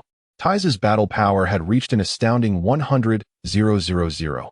Her strike nearly shattered the dining table in half. Fortunately, Beerus's table was crafted from a divine tree, thus sustaining no damage. At the table, aside from Lewis, Beerus and the others held their breaths, fearful of inciting Ty's wrath. Heavens! To provoke Ty's is to invite disaster, they thought. Our timelines are ultimately disconnected, and I have vanquished those two androids, Lewis reassured Ty's. But could she truly accept his words? I understand, she replied, biting her lip and forcing a strained smile. Lewis squeezed her hand. It was no surprise that Ty's displayed such expressions, for despite the differences between the timelines, future Bulma and her kin were still Ty's family. Much like in the anime, when Vegeta learned of Trunks' peril in the future timeline, he was consumed by rage, eager to exact vengeance. Following Zamasu's emergence, Vegeta even ventured into the future, accompanied by Goku, to avenge Trunks and his allies. After a while, the atmosphere at the table eased. Beerus looked at Lewis and remarked, "You sought the Super Dragon Balls and cleverly used the Eternal Dragon to heal your injuries. Quite astute." In Lewis's narrative, he had forced the use of temporal erasure, resulting in severe injuries, an act that involved manipulating rules and laws, beyond the capacity of ordinary beings to recover from. Not even angels of the highest order could assist. Only those of the priestly rank had the ability to do so. Lewis had learned this from his last encounter with the erasure technique, realizing the flaw in his constitution. While he could disregard any harm inflicted upon him, he could not ignore the injuries he caused himself. Fortunately, he was aware of the Super Dragon Balls. Otherwise, his fate would have been sealed. If not for the Super Dragon Balls, whom else could I seek? Lewis said, observing that Ty's emotions had settled somewhat. He then turned to Beerus with a wry smile. I can't very well approach another version of you in a different timeline. Seek me? Beerus shook his head. If you were to traverse to another timeline, albeit unintentionally, it would still be considered time manipulation. The charges for such transgressions can be severe. The alternate version of me would not recognize you and would surely act against you. Ha ha ha, Lord Beerus. You possess an admirable self-awareness. What? The alternate version of me would truly act against you? Beerus's eyes widened, having merely spoken in jest. Indeed, Lewis chuckled, elaborating on the details of his encounter. He had engaged in combat with the Beerus of the future timeline, and through the similarity in their fighting styles, he managed to earn the trust of that version of Beerus. In the distant future, the Lord Beerus pretended to be defeated, hastily dragging his sister, the future Whis, away, wishing to protect his disciple from harm. To his surprise, the alternate universe's Beerus appeared rather endearing. Whis stifled a laugh, covering his mouth. Lewis chuckled as well. Both incarnations of Beerus exuded warmth. Meanwhile, Beerus's cheeks flushed with embarrassment, wishing for a hole to hide in. Fortunately, the alternate version of himself accepted Lewis's identity and refrained from causing further trouble. By the way, when I summoned the Eternal Dragon, Lord Salama took over its body. Lewis exclaimed, revealing the information. What? You mean Lord Salama? Beerus and Whis sprang from their seats in shock, while the prophetic fish in their cups leaped out of the water, equally astonished. Tai, having partially emerged from the tragedy of her future, observed the stunned expressions of the group with confusion. Was this truly shocking? There was more to come. Seeing their bewilderment, Lewis solemnly declared, "The Salama who descended upon the Eternal Dragon was not the future Salama. He recognized me. He accurately identified my origins. He is our universe's Salama." capable of transcending countless timelines to manifest in the future's eternal dragon. At this revelation, silence enveloped the god of destruction's palace. Even the faintest sound, like a pin dropping, could be heard. Goodness! Beerus gasped, disbelief etched across his features. He shook his head. How is that possible? Aside from Lord Beerus of the Time Realm, no one else could achieve such a feat. Whis interjected, swallowing hard. Have you forgotten about the Super Dragon Balls? Realization struck Beerus, and he inhaled sharply again. Noting their reactions, Lewis felt puzzled. He was only vaguely aware of the events concerning the King of All and had no knowledge of the Dark Demon Realm, Time Realm, or Dragon Realm. What did it mean that Salama could truly accomplish this? His curiosity piqued. Lewis furrowed his brow and asked, Whis, what are you talking about? Oh, so you too have moments of ignorance. Beerus laughed heartily, pointing at Lewis. Enough. Whis waved his hand and began. Lewis, I have not previously discussed the intricacies of time with you due to a lack of opportunity. But now let me explain. In recent years, too many events have unfolded. First, other gods of destruction brought their candidates to the seventh universe for battle, followed by Quitra's ambush, and finally, the arrival of 5 demon gods, including Demigra, into the seventh universe. With so much happening, and given that you were not yet involved in time issues, I refrained from elaborating. Lewis was taken aback by Whis's words. Weren't they discussing Salama? How did the conversation shift to time? Confusion aside, he listened attentively to Whis's narration. In this world, time is the most enigmatic existence. Sometimes, even a trivial matter can split into an entirely new parallel timeline. As per the claims of the Kaishin of time, any alteration in the trajectory of history would result in the creation of parallel timelines. However, the original trajectory of history remains unknown, preventing anyone from halting the birth of parallel timelines. In these parallel realities, all entities are identical prior to the historical alteration, meaning every timeline contains versions of you, me, and him. Yet, there exists a singular realm in this world, the Time Realm. The Time Realm, positioned at the end of time, is governed by the King of Time, with the Kaishin of Time overseeing all timelines. Only those from the Time Realm are qualified to handle time issues.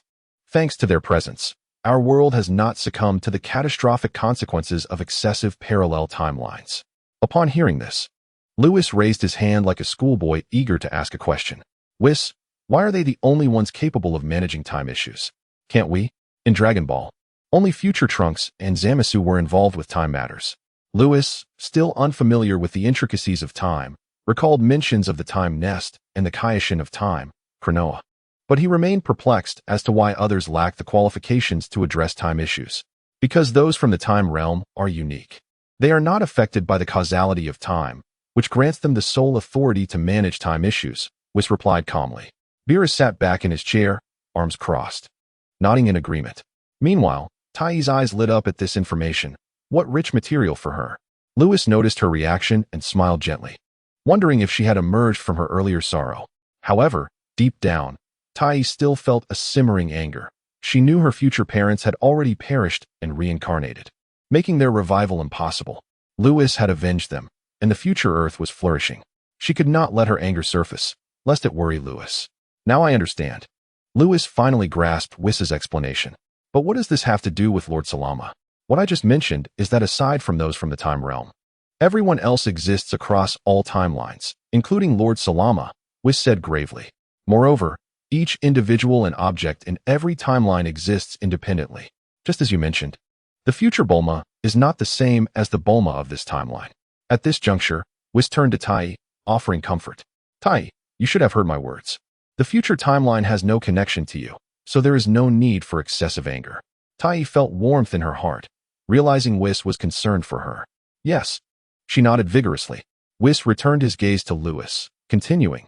However, Lord Salama can project his consciousness into the eternal dragon of other parallel timelines, as if he created the Super Dragon Balls of the future timeline himself. This feat is beyond even the King of All. Upon hearing this, Lewis exclaimed, "Why is that?" At this moment, Beerus slowly spoke. "It is due to the power of miracles." Whis nodded.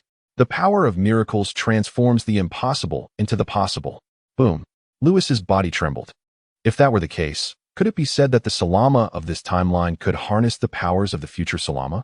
Was Lord Salama potentially more formidable than the King of All? Lewis swallowed hard. Ha ha. Beerus and Whis burst into laughter, clutching their stomachs.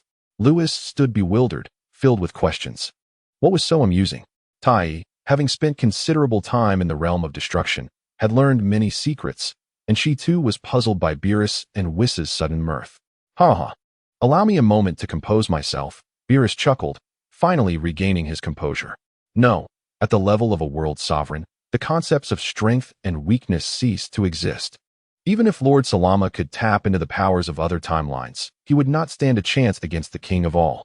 When it comes to strength, it merely concerns the concern of whether the beings of the dragon realm will invade our universe governed by the king of all. At the level of the king of all, wars with other realms are inconceivable, with the exception of the dark demon realm. Once a true war erupts between the two worlds, it will herald the end of existence, leaving no survivors. Do you comprehend? Beerus gazed at Lewis, who nodded in response. His earlier inquiry about who was superior had sparked a flicker of concern regarding a potential invasion of the dragon realm upon the Omni King universe. After all, in his past life, many speculated that Salama was the true powerhouse of Dragon Ball. Lewis remained uncertain if Salama indeed held such power. Yet his worries were not for his own safety. He possessed immunity, allowing him to disregard any external harm, even from Salama. His true concern lay with ties. Given his current strength, if a war were to ensue between the worlds, he would be unable to protect her.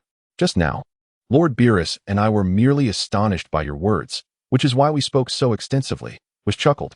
In truth, these matters are well known among the deities, but we simply lack the opportunity to discuss them with you.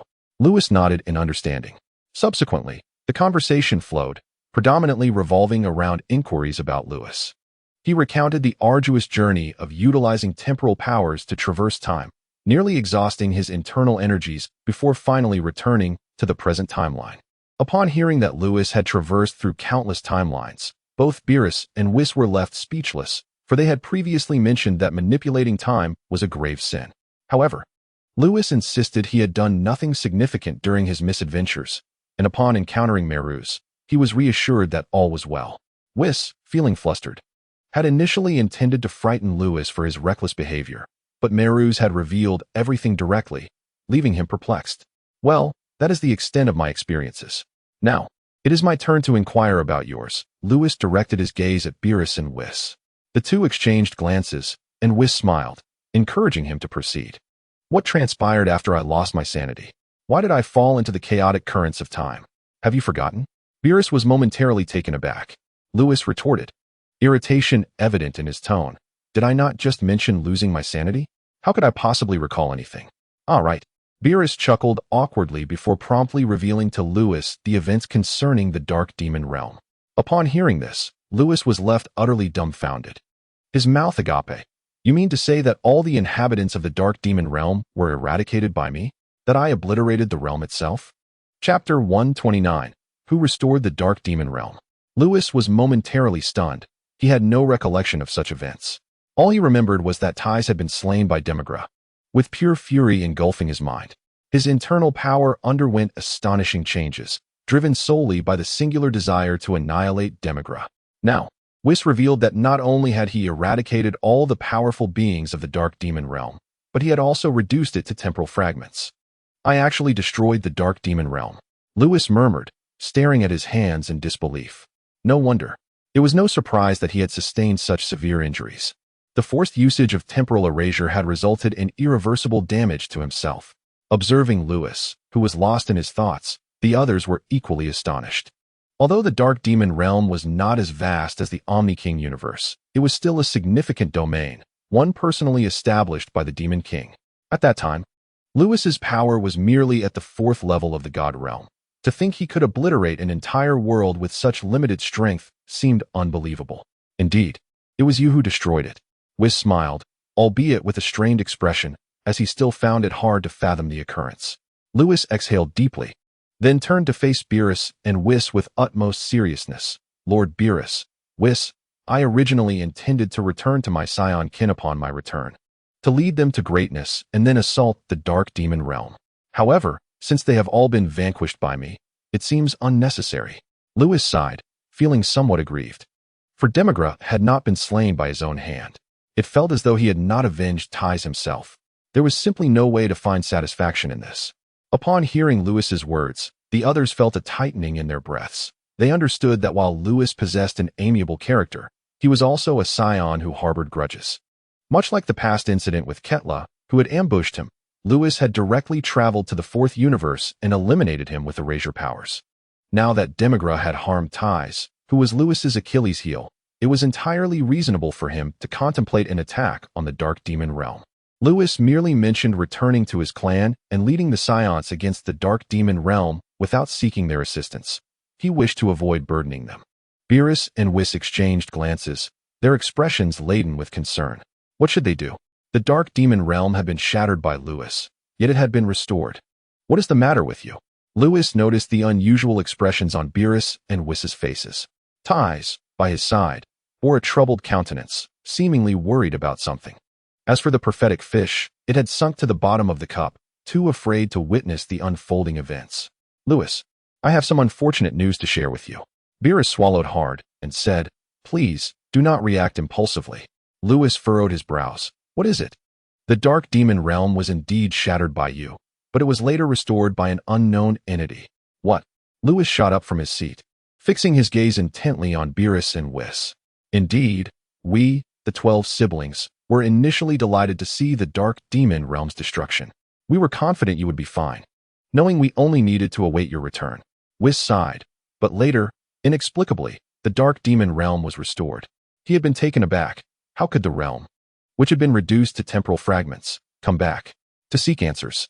He had observed the vicinity of the Dark Demon realm for a month and discovered that those powerful beings erased by Lewis had not returned, yet Demigra had.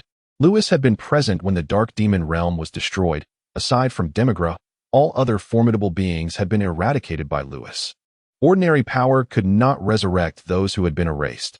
Only the miraculous force of the Super Dragon could achieve such a feat with this information. It was evident that the Dark Demon realm had not been restored using the Super Dragon's powers. Who could it be? Lewis's expression darkened, particularly his blood-red eyes, which radiated an ominous aura. The murderous intent emanating from Lewis caused the temperature within the God of Destruction's palace to plummet. Ties trembled and quickly stood, tightly embracing Lewis. Lewis, please do not act recklessly. I do not want you to seek vengeance on my behalf. Previously, Lewis had vanished for 2 months while attempting to avenge her. If another incident were to occur, would Lewis still return safely? No, this cannot happen. She must stop Lewis. Sister Ties, do not fear. I will not act rashly. Lewis, feeling Ties's warmth, found his once bloodthirsty gaze clear once more. Yes, promise me you won't act impulsively.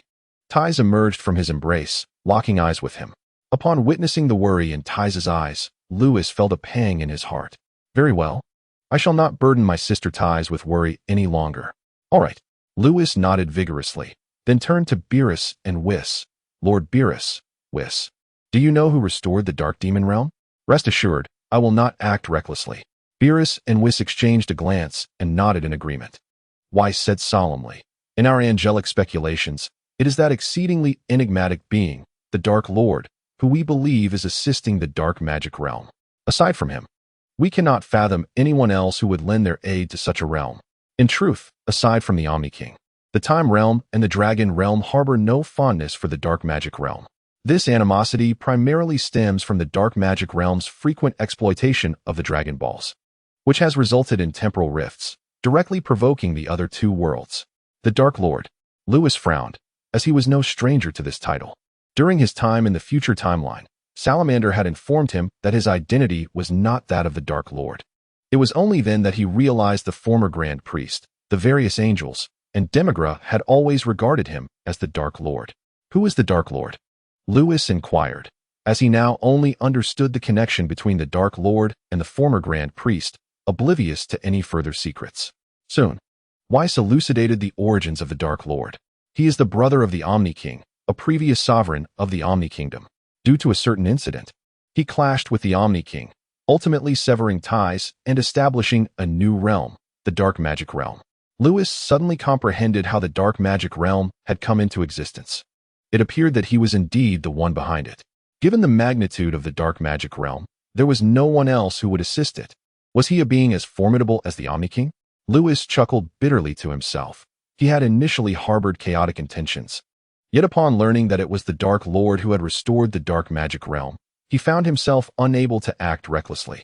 After all, with his current strength, he could barely contend with the Grand Priest, let alone a sovereign of an entire world. He could only afford to spare Demigra and the dark magic realm for now, waiting for the day when his cultivation bore fruit. Then would come Demigra's demise. Chapter 130. The Grand Priest's attitude towards Lewis. The atmosphere in the God of Destruction's palace relaxed somewhat, with the assurance that Lewis would not act recklessly. Thais naturally believed her Lewis would not deceive her. She departed the God of Destruction's palace with the oracle fish. The dining table still bore remnants of the meal. Whis waved his staff, tidying up the tableware, marking the end of the gathering where all members of the God of Destruction had convened. During this gathering, the attendees conversed for quite some time, marveling at Lewis's experiences. He had first lost his sanity and annihilated all the elites of the dark magic realm, subsequently shattering the entire realm. His return involved traversing through time and space hundreds of times, a foolish endeavor that elicited laughter. Yet, Whis and the others understood that Lewis was merely testing his temporal powers, and as no severe consequences had arisen, it was of little consequence. As for Salamander projecting his consciousness onto the future timeline superdragon, Whis and Whis found it difficult to describe, merely noting their growing understanding of such a sovereign-level being. Through Whis and Whis's accounts, Lewis became aware of all that had transpired during his loss of reason. He had personally slain all the powerful beings in the dark magic realm. Although it was ultimately restored by the Dark Lord, at least he had avenged Thais. After Thais and the oracle fish departed, only Whis, Whis, and Lewis remained in the God of Destruction's palace. Whis, I wish to know your father's attitude towards me, Lewis said, seated at the table with his hands propping up his chin. His crimson eyes and silver hair gave him an air of wild abandon. Whis twitched slightly at the corners of his mouth. He was not accustomed to Lewis's current demeanor, yet he turned to Whis. If Lewis was not the Dark Lord, would the Grand Priest allow him to remain in the Omni Kingdom? My father has not interfered with you. Whis shook his head. Previously, his father had believed Lewis to be the Dark Lord and sought to draw him back into the Omni Kingdom's fold while Lewis had yet to fully awaken. Therefore, even if the Dark Lord truly awakened, he would not forget this segment of memory. Whis could not fathom his father's motives, but surmised that he wished to alter something. Perhaps he desired to end the enmity between the two worlds. After all, the Omni Kingdom and the dark magic realm had been at odds for many years. Before Lewis's appearance, neither world had suffered significant casualties, yet numerous parallel timelines had emerged. An excess of parallel timelines was detrimental to both the Omni Kingdom and the dark magic realm. However, all of this was predicated on the assumption that Lewis was the Dark Lord. Lewis was not the Dark Lord now, and his powers were so unique that if Whis were to consider his father's perspective, he certainly would not permit Lewis to frolic freely within the Omni Kingdom. After all, Lewis's power was immensely formidable. Should he cause trouble, it would bring nothing but harm to the Omni Kingdom. Yet, the fact that his father had not intervened with Lewis indicated that the Omni King had also left him alone.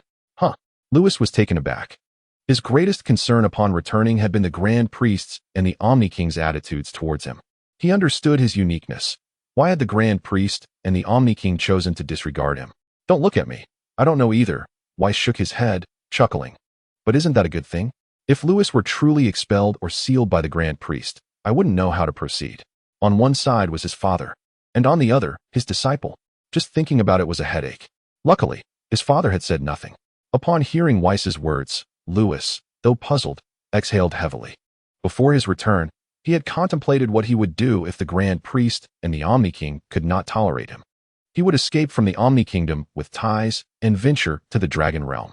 This was a plan he had set in motion, for in the future timeline, Salamander had invited him to the Dragon Realm. However, the thought of leaving the Omni Kingdom was ultimately difficult for him to bear. After all, Thais' family resided here. Beerus Whis, Son Goku, Vegeta, Old Kaioshin, and Ashen were all present as well. The seventh universe held too many memories for him. To be frank, Lewis did not wish to leave this place. Wonderful! Beerus exclaimed with excitement, leaping up. Upon witnessing Beerus's exuberance, Lewis could not help but smile. Whis approached, ruffling Lewis's hair. After all, he had raised him since childhood. After conversing with Beerus for a while longer, Lewis reaffirmed the Grand Priest's attitude towards him, receiving the same reassuring answer, which put him at ease. Lewis bid farewell to Beerus and chose not to linger, departing the realm of destruction.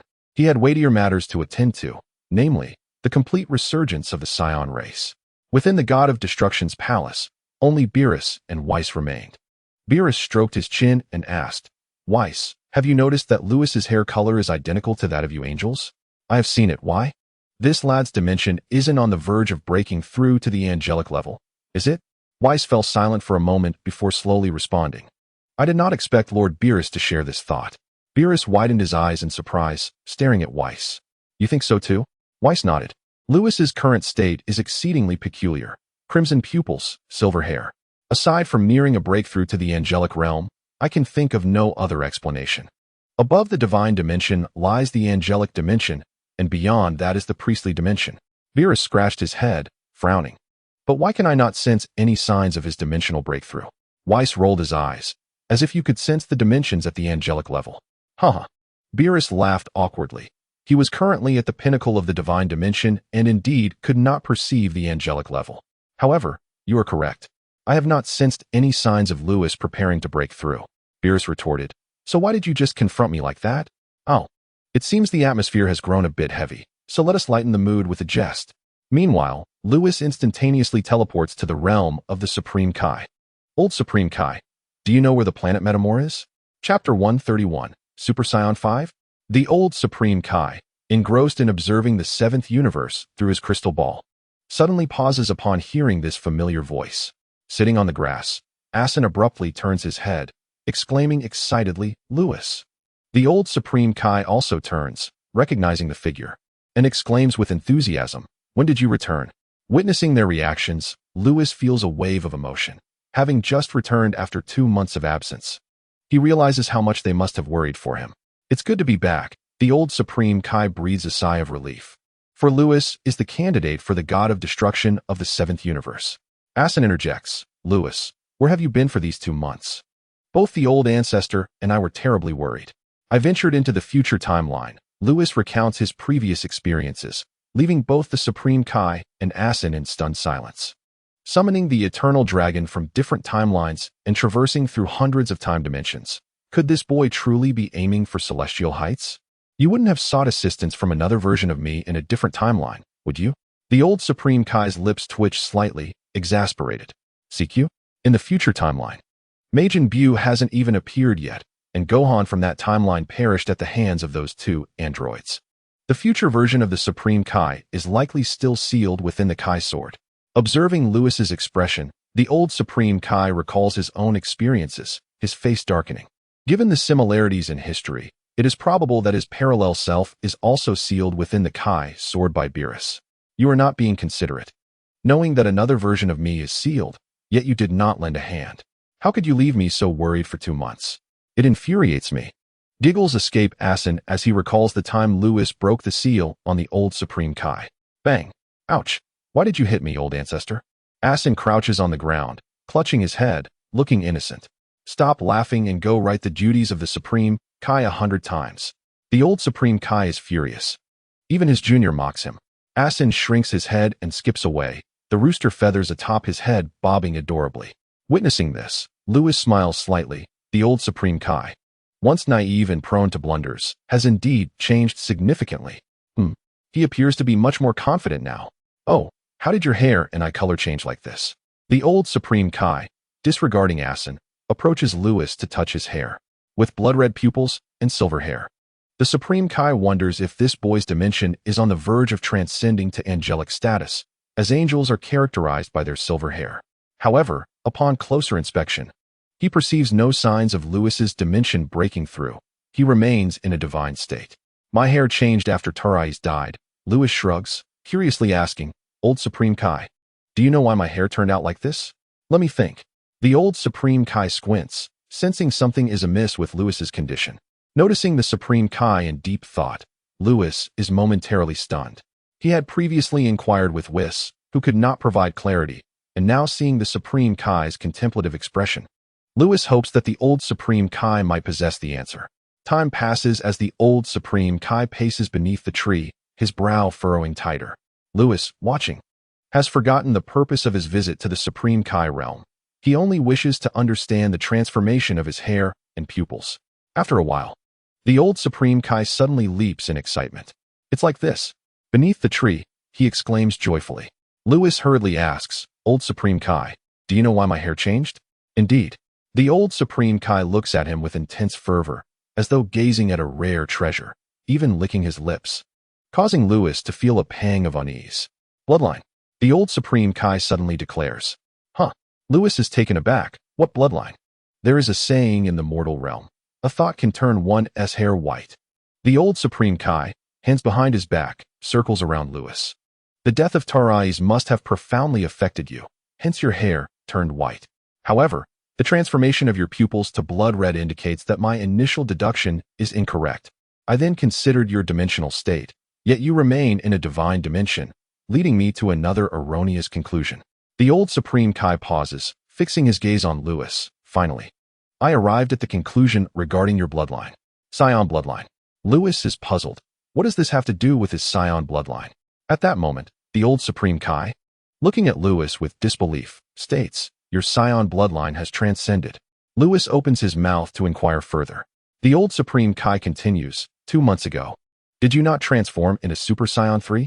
The transformation into Super Scion is indeed a testament to the elevation of your bloodline.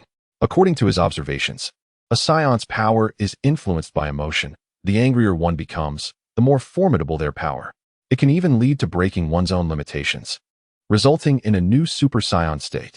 After extensive study, he finally comprehended the reason behind this phenomenon. In essence, transforming into a Super Scion signifies the elevation of the Scion bloodline. Scions ignite their bloodline bomb through fury, pushing past their limits. Lewis's current situation is undoubtedly similar. The death of Tarais provided a significant impetus, enabling him to transcend to Super Scion 3. However, the intensity of his rage has likely propelled his bloodline to continue evolving. Super Scion 4. The old Supreme Kai exclaims with exhilaration, Lewis, your bloodline surely allows you to break through to Super Scion 4. What? Lewis's mouth drops open wide. Super Scion 4? But wait. Shouldn't Super Scion 4 only be achievable by regaining sanity in the golden great ape state? No, wait. Silver hair. Could it be the legendary Super Scion 5? Lewis gazes at his hands, breath quickening. Can I transform into Super Scion 5? At that moment, the old Supreme Kai's voice resonates. It turns out I have been mistaken all along. I previously claimed your transformation into Super Scion was misguided, but at this moment, I realize I was wrong. The old Supreme Kai reflects, looking at Lewis. Indeed, existence itself is reasonable. Everything naturally evolves towards perfection, especially humanity. Lewis, your path to becoming a Super Scion is indeed correct. If you achieve Super Scion 4, I believe all the shortcomings of Super Scion will vanish. Lewis snaps back to reality, shaking his head. The old Supreme Kai is right. In the Super Scion 4 state, flaws such as uncontrollable rage, physical strain, and excessive energy consumption will all dissipate. It can be said that Super Scion 4 represents a return to one's original state. However, the old Supreme Kai is mistaken again. He is not limited to transcending to Super Scion 4. His bloodline is very likely evolving towards Super Scion 5. Chapter 132, The Fusion Technique of Metamor. Well then, Lewis, what brings you to the realm of the Supreme Kai?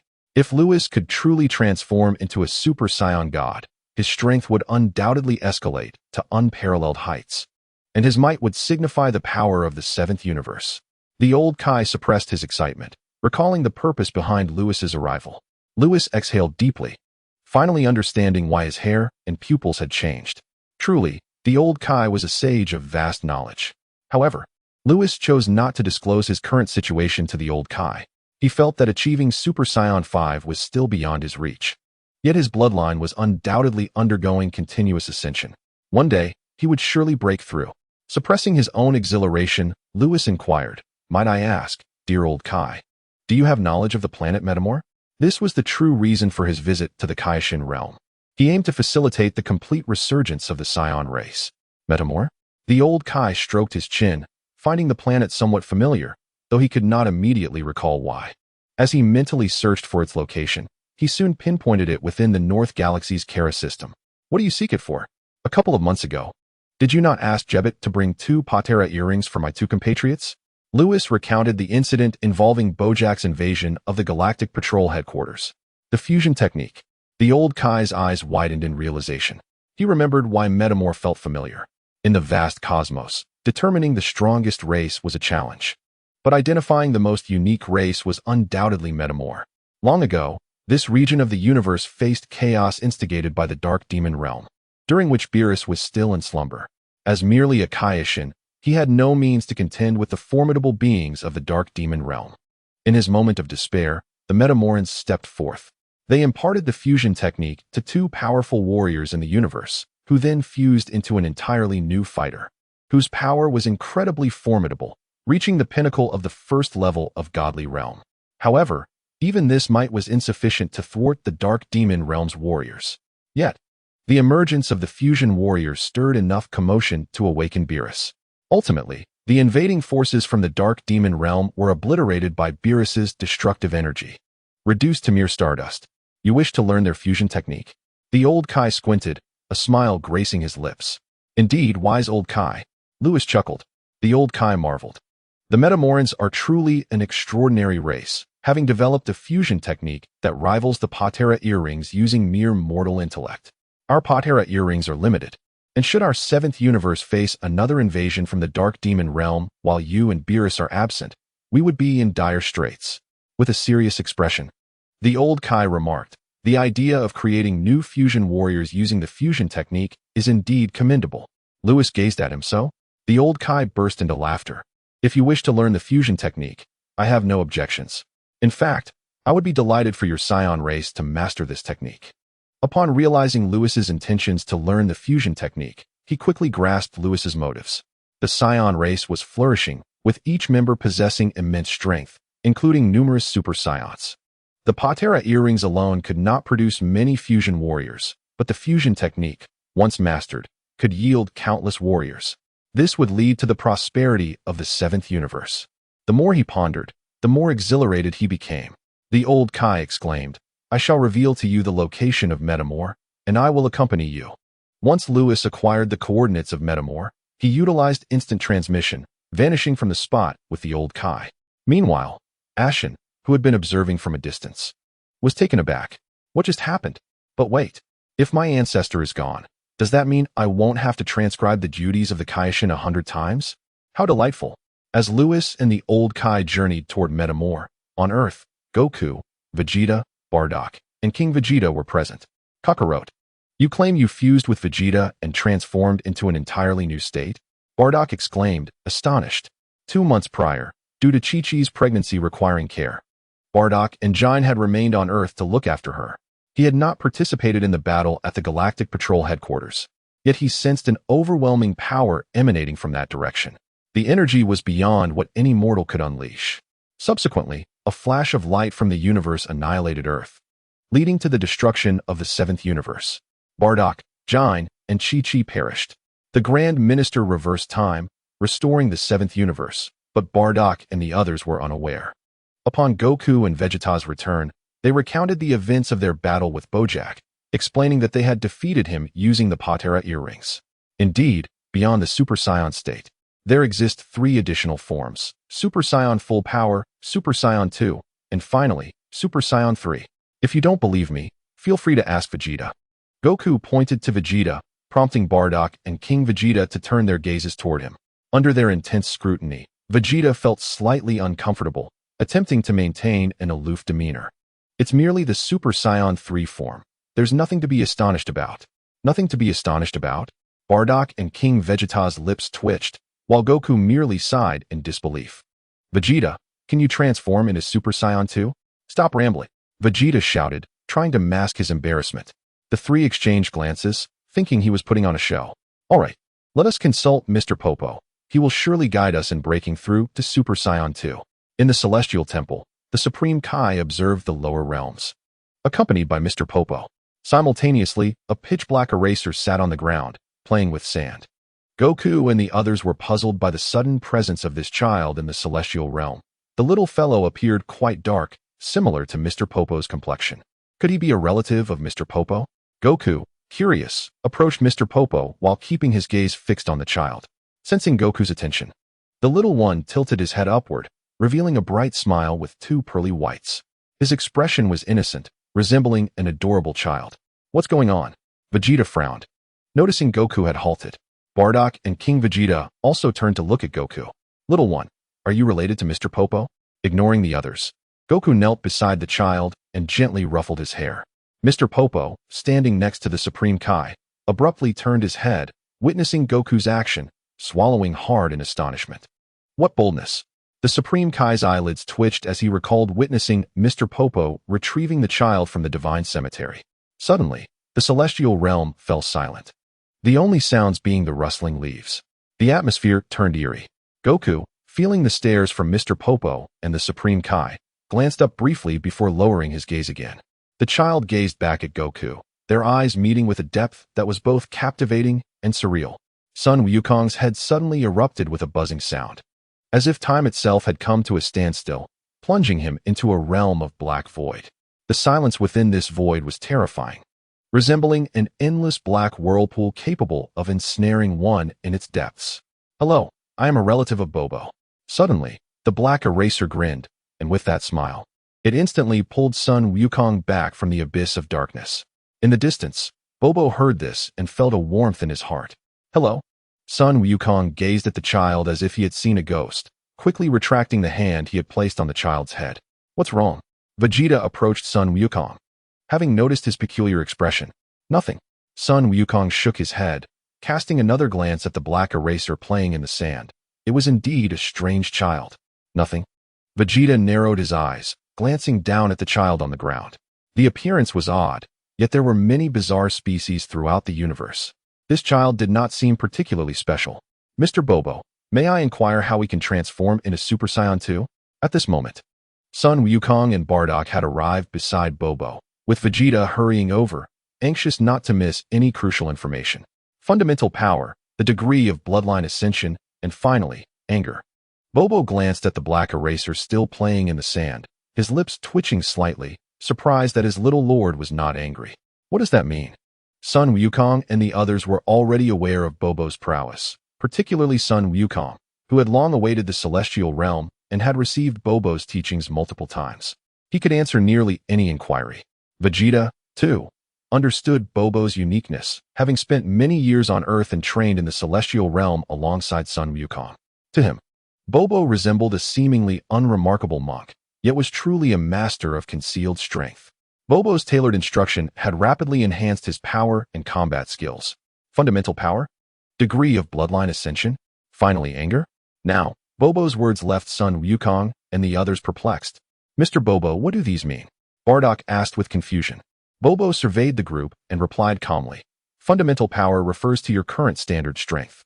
Among the four of you, only Sun Wukong and Vegeta have the potential to transform into Super Saiyan 2. After the battle with Bojack, Sun Wukong's standard power had surged to 60 million, and after 2 months of refinement, it had ultimately reached 75 million. Meanwhile, Vegeta's standard combat power had also crossed the 70 million mark. With their current strength, they were indeed capable of achieving the Super Saiyan 2 transformation. Upon hearing Bobo's words, Sun Wukong and the others could not help but feel a surge of joy. We can't. King Vegeta pointed to himself and then at Bardock. Following the battle with Cooler, Bardock's standard power had surpassed 4 million, and now, he had improved by an additional 2 million, reaching 6 million. King Vegeta, spurred on by Bardock, had also trained vigorously, rising from 3 million to 5 million in combat power. Alas, like his son, he remained perpetually outpaced by Bardock and his son. No. Bobo's words elicited a sigh from Bardock and the others. At this moment, Sun Wukong hurriedly inquired, what do bloodline and anger mean? Bloodline refers to the essence of your Saiyan heritage. Bobo's explanation was akin to that of the old Kaioshins to Whis, perhaps even more detailed. Upon completion, Sun Wukong and the others grasped the meaning. To transform into Super Saiyan 2, fundamental power, bloodline ascension, and anger were all indispensable. Alright, now that you all understand how to transform, you may leave the celestial realm. I need to observe the lower realms with the deity. Bobo glanced at the black eraser still playing in the sand, signaling Sun Wukong and the others to depart. Huh. Sun Wukong and the others were momentarily taken aback, then nodded in agreement. As they prepared to leave the celestial realm, the black eraser suddenly pointed at Sun Wukong and exclaimed, "Bobo, I want him to play with me." "Me?" Sun Wukong was slightly taken aback, walking over to the eraser and attempting to pat its little head, but recalling the earlier scene, he withdrew his hand. "Little one, my son has just been born. I must return to accompany my Chi-Chi and Gohan." Sun Wukong blinked his clear eyes, his smile warm.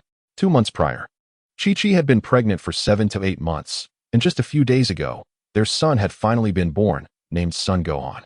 At the moment of Gohan's birth, far away in Universe 11, Jiren's eyelids twitched violently, as if sensing an impending calamity. "Then next time, you must play with me." The black eraser extended its tiny hand. Seeing the outstretched hand, Sun Wukong chuckled and bent down to shake hands with the little one on the ground. "All right, next time you visit the celestial realm, we shall play." This scene resembled the moment in the anime when Sun Wukong shook hands with the Omni King. Only now the Omni King had transformed into the black eraser. Chapter 134. Broly. After Sun Wukong and the others departed, the celestial realm was left with only the deity, Bobo, and the black eraser. The deity, sensing the moment, swiftly retreated to the divine temple, leaving Bobo and the black eraser outside. Bobo gazed at the black eraser on the ground and quietly remarked, "My lord, are you interested in Sun Wukong?" The black eraser, playing with the sand in its hands, looked up with a cheerful smile. "This little guy is quite interesting. I want to play with him." Bobo chuckled. "I did not expect Sun Wukong to pique your interest. But indeed, his thoughts are so pure that he possesses an inexplicable charm, often endearing him to others." The black eraser grinned foolishly, remaining silent. Observing the black eraser's silly demeanor, Bobo felt a wave of exasperation wash over him, though his pitch-black form rendered his expression unnoticed. "By the way, my lord, about that little one, Lewis." Bobo had not finished speaking when the black eraser's silly smile vanished, and its expression turned serious. "Leave him be. Let him play freely. Perhaps he might even comprehend my dark power." "What?" Bobo was left speechless. The black eraser disregarded Bobo's reaction, murmuring to itself, "If that is the case, aside from the power of miracles, he will have gathered the powers of light, darkness, and time." Streaks of white light cut through the sky, revealing Sun Wukong and the others soaring above. Bardock turned to King Vegeta. "How are our kin faring now?" He had not participated in the battle against Bojack, having been on Earth with Jine, tending to Chi-Chi when King Vegeta was unexpectedly sent to Earth by Vegeta. King Vegeta's appearance upon arrival was tattered and bruised. Even his tail had been severed. One could imagine how intense the battle with Bojack had been. Fortunately, after 2 months, King Vegeta's tail had finally regrown. All is well. They have become even more diligent in their training after that battle. Soon, Raditz, Bibarrat, and Theodore will surely achieve the Super Saiyan transformation. King Vegeta requested Vegeta to take him back to the Galactic Patrol headquarters, and he was quite satisfied with the current state of the Saiyans. Indeed, Bardock clenched his fists, his gaze icy. "I never imagined there were such formidable beings in the universe. Our Saiyan race is still too weak." Bardock had always believed that the current Saiyans were quite powerful, especially with 5 Super Saiyans among them. Yet, he had not anticipated that the power unleashed during the battle with Bojack would be so immense that it could resonate all the way to Earth, nearly resulting in the annihilation of the entire Saiyan race. Those fiends had appeared from nowhere, their auras exceedingly sinister, yet thankfully, Vegeta and Kakarot had managed to eradicate them through their fusion. At that moment, King Vegeta turned to the flying Vegeta beside him and asked, "By the way, can you still fuse with Kakarot?" Vegeta shook his head. "No, our fusion time has expired," and that god attendant took back the Patera earrings. "Without the earrings, Kakarot and I cannot fuse at all."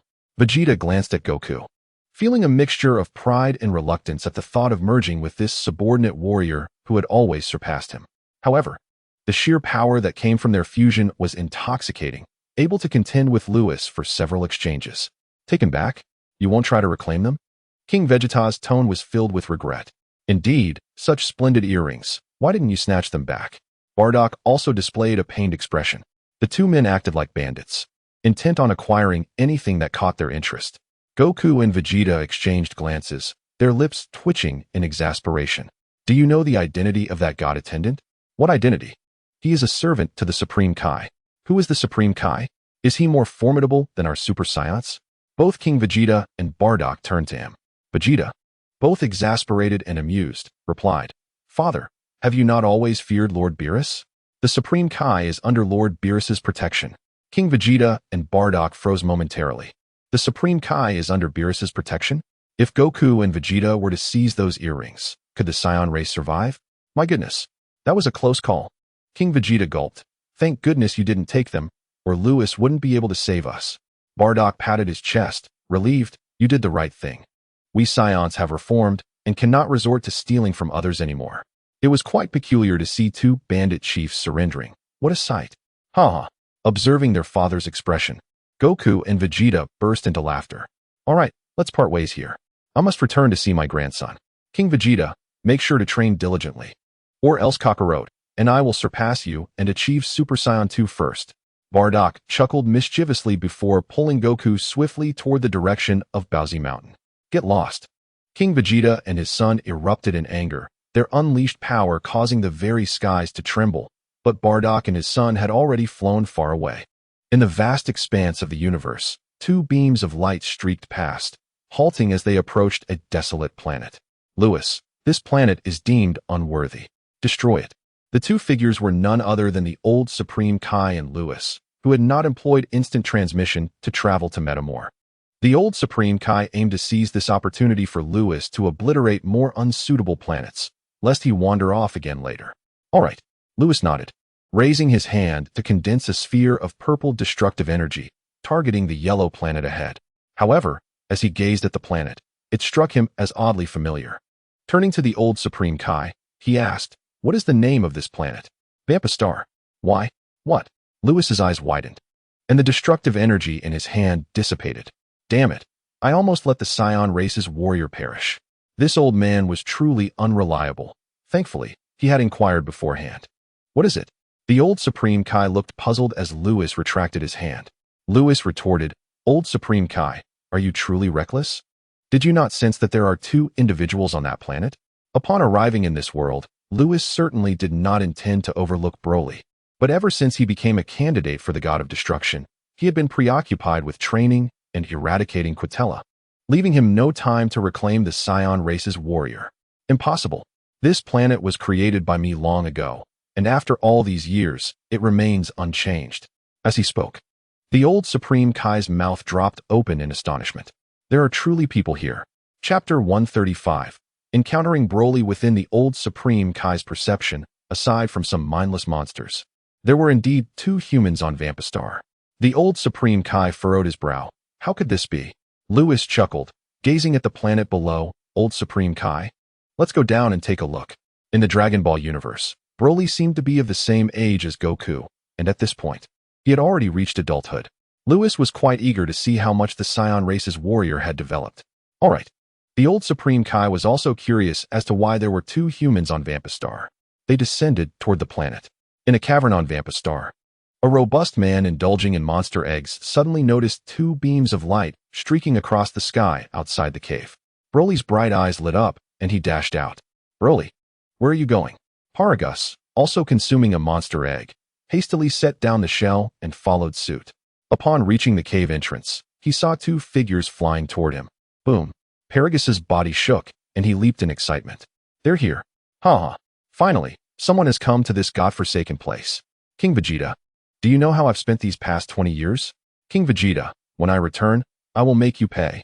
Paragus was overwhelmed with emotion, kneeling on the ground, his hands gripping the earth tightly as tears streamed down, mingling with the yellow sand. When Broly was born, his battle power was already at 10,000, surpassing that of Prince Vegeta. To maintain their royal stature, King Vegeta had exiled his genius son to the desolate Vampistar at the edge of the North Galaxy. The environment on Vampistar was harsh, filled with endless yellow sand and frequent cataclysmic storms. Such conditions were hardly suitable for human survival. To retrieve Broly, Paragus had stolen a spaceship and followed him to Vampistar, but the ship had broken down there. Without a spacecraft, he could not survive in space. And he and Broly could not return. In reality, Paragus could have returned because, years ago, Lewis had made a wish to the dragon Shenron, granting the Saiyan race the ability to survive in the cosmos. However, Paragus was unaware of this fact. He endured over 20 years in the harsh conditions of Vampistar, devoid of food and clean water, and he harbored a deep-seated hatred for King Vegeta. Now that someone had arrived, it signified the possibility of a spaceship. A spacecraft meant he and Broly could escape this planet. While Paragus was overwhelmed with excitement and incoherent speech, Broly had already soared into the air, heading toward the approaching figures. In the skies, Lewis and the old Supreme Kai noticed Broly's silhouette, pausing midair. Is that a Scion? The old Supreme Kai's eyes widened as he looked at Lewis, puzzled. How could there be your kin on this planet? Lewis shrugged, feigning ignorance. How should I know? After observing Lewis for a moment, the old Supreme Kai shook his head and turned his attention back to Broly, marveling. This young man has survived on such a planet, and his power has reached this level. It's quite remarkable. At this point, Broly's base power had already reached 300 million, sufficient to overpower Frieza easily, a terrifying force. If he transformed into the legendary Super Saiyan state, his power would multiply by over 50 times. Moreover, the amplification would increase infinitely with his rage until his body could no longer withstand it. Strange. The old Supreme Kai stroked his chin. Noticing the peculiar intensity of Broly's power, why is his strength so wild?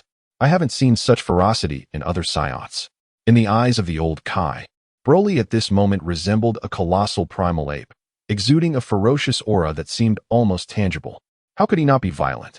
Lewis's lips curled into a slight smile. After all, this was the legendary Super Saiyan. Here he comes. Broly drew closer, prompting the old Kai to move nearer to Lewis. For only beside him did he feel a sense of security. With a rush, the overwhelming aura enveloped them as Broly materialized before Lewis and the old Kai. He wore a green fur pelt around his waist, a scar etched across his face, his muscular physique as robust as that of a bull. Lewis marveled inwardly at how closely he resembled his animated counterpart. This was his first encounter with a warrior of the Saiyan race. Without the fury, Broly appeared no different from an ordinary person. Moreover, his power was immense. Should he transform into the fabled Super Saiyan state, there would be no one in the cosmos capable of matching him. Are you humans? Broly asked with a genuine smile, though he stumbled over his words, as if it had been ages since he last spoke. The old Kai blinked in surprise. This Saiyan radiated such a tempestuous energy, yet his eyes were so clear, akin to those of an innocent child. Such a gaze, the old Kai had only witnessed in one individual before, Goku, who had previously battled against Bojack and his comrades. What of your kin? The old Kai inquired, his eyes filled with confusion as he looked at Lewis. But Lewis paid no heed to the old Kai. He soared forward to stand before Broly, offering a gentle smile. Greetings, I am Lewis. What is your name? I am Broly, he replied, excitement lighting up his face at the sight of Lewis's smile, for this was the first time he had encountered anyone other than his father.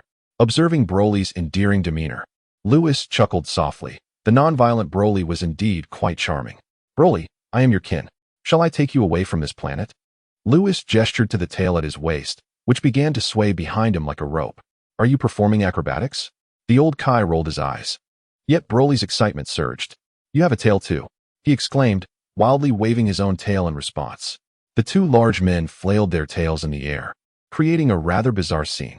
Lewis, retract your tail, the old Kai urged. Lewis smiled at Broly and said, Shall I take you away from here? Leave here? Broly paused, perplexed. Why should I? He had never left planet Vampa and was entirely unaware of the world beyond. The environment here was too harsh for any human to endure. But I have survived here all my life. Lewis gazed at the endless expanse of desert beneath them, with sandstorms occasionally whipping around. Broly had managed to survive in such conditions for over 20 years. Lewis felt a pang of sympathy for the giant, stating, Outside, there is clean water, abundant food, and most importantly, your kin. Will you come with me? Food.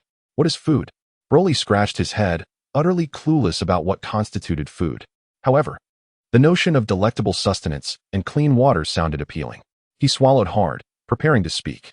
At that moment, a howling sound pierced the air. Lewis, it is my father. He is coming.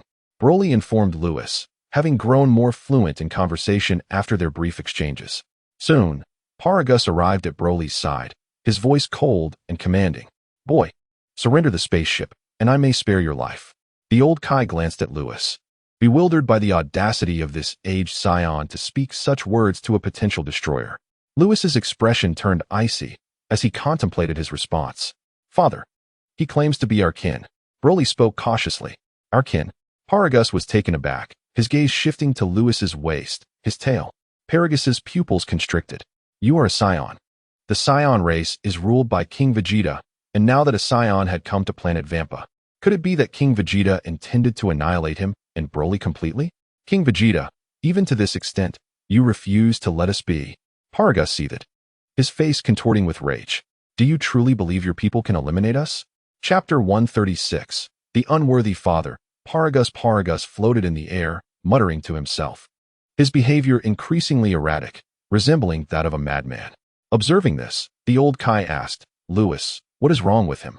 Hatred has completely blinded his vision. There is no saving him now, Lewis replied calmly. Yet, he understood Paragus' plight. King Vegeta had been ruthlessly cold-hearted, choosing to exile Broly to secure his throne. Had he been in Paragus' position, he too would harbor animosity towards King Vegeta. What nonsense! The old Kai was bewildered, unable to grasp the underlying circumstances of their conversation. Die! Paragus suddenly ceased his frenzied shouting and launched an attack on Lewis, firing an energy blast from his hand. The white energy orb surged toward Lewis like a ravenous wolf. Unfazed, Lewis's expression remained unchanged, and the old Kai beside him displayed no emotional reaction. This trash. And you dare send him against us? Paragus sneered, believing Lewis's calm demeanor indicated a lack of response. Indeed, the energy blast struck Lewis squarely. Boom. A tremendous explosion echoed across the sky, leaving only a cloud of smoke in its wake. Lewis! Broly cried out. This was the friend he had just met. Why did his father wish to kill him? Witnessing the demise of his newly acquainted friend stirred a tempest within Broly. Humph! You couldn't even react to such a weakling. How dare you send him against us, King Vegeta? Paragus failed to notice Broly's expression, suddenly regretting his decision to kill Lewis. For he still sought the whereabouts of the spaceship. However, with Lewis now present, it indicated that his spacecraft must still remain on planet Vampa. Little did he know, Lewis and the old Kai had not arrived on the planet by spaceship. Naturally, there was no vessel to be found on planet Vampa. Having eliminated Lewis, Paragus turned to seek the spacecraft. Suddenly, a voice emerged from the smoke. Is this truly the extent of your power? Paragus' body jolted at the sound. Upon hearing this, Broly's rage dissipated, his eyes clearing rapidly, and he exclaimed, Lewis, you are alive. With such trash as your father, how could I perish at his hands? A formidable force erupted from within the smoke, dispersing it instantaneously, revealing Lewis and the old Kai once more in the sky. Paragus' power barely exceeded 10,000 combat units. Even without his immunity, standing still and allowing Paragus to strike would not result in any harm to him. How is this possible? Paragus' eyes widened in disbelief. His attack had clearly struck Lewis, yet why had Lewis not sustained any injury? After 20 years, my power has reached 8,000 units. How could you survive my attack? 8,000 combat units were a rarity among the Scion race. Few could attain such strength. Even King Vegeta barely surpassed 10,000. Why? Paragus gazed incredulously at Lewis, his mind still tethered to 2 decades past, utterly unaware of the profound transformations that had befallen the Scions. Exhaling heavily, he remarked coldly, no wonder King Vegeta sent you. It seems you possess some skill. But if I cannot defeat you, can Broly not surpass you? He commanded Broly, seize him. I must interrogate him about the whereabouts of the ship. Broly, a prodigy endowed with a battle power exceeding 10,000 from birth, had become a force beyond Paragus' comprehension over the past 20 years. Paragus' instincts suggested that even Frieza might not stand a chance against Broly. With a pained expression, Broly protested, Father, no. Lewis is my friend. Though he had only just met Lewis, he already regarded him as a companion. Paragus' demeanor turned icy. You refuse to heed my command?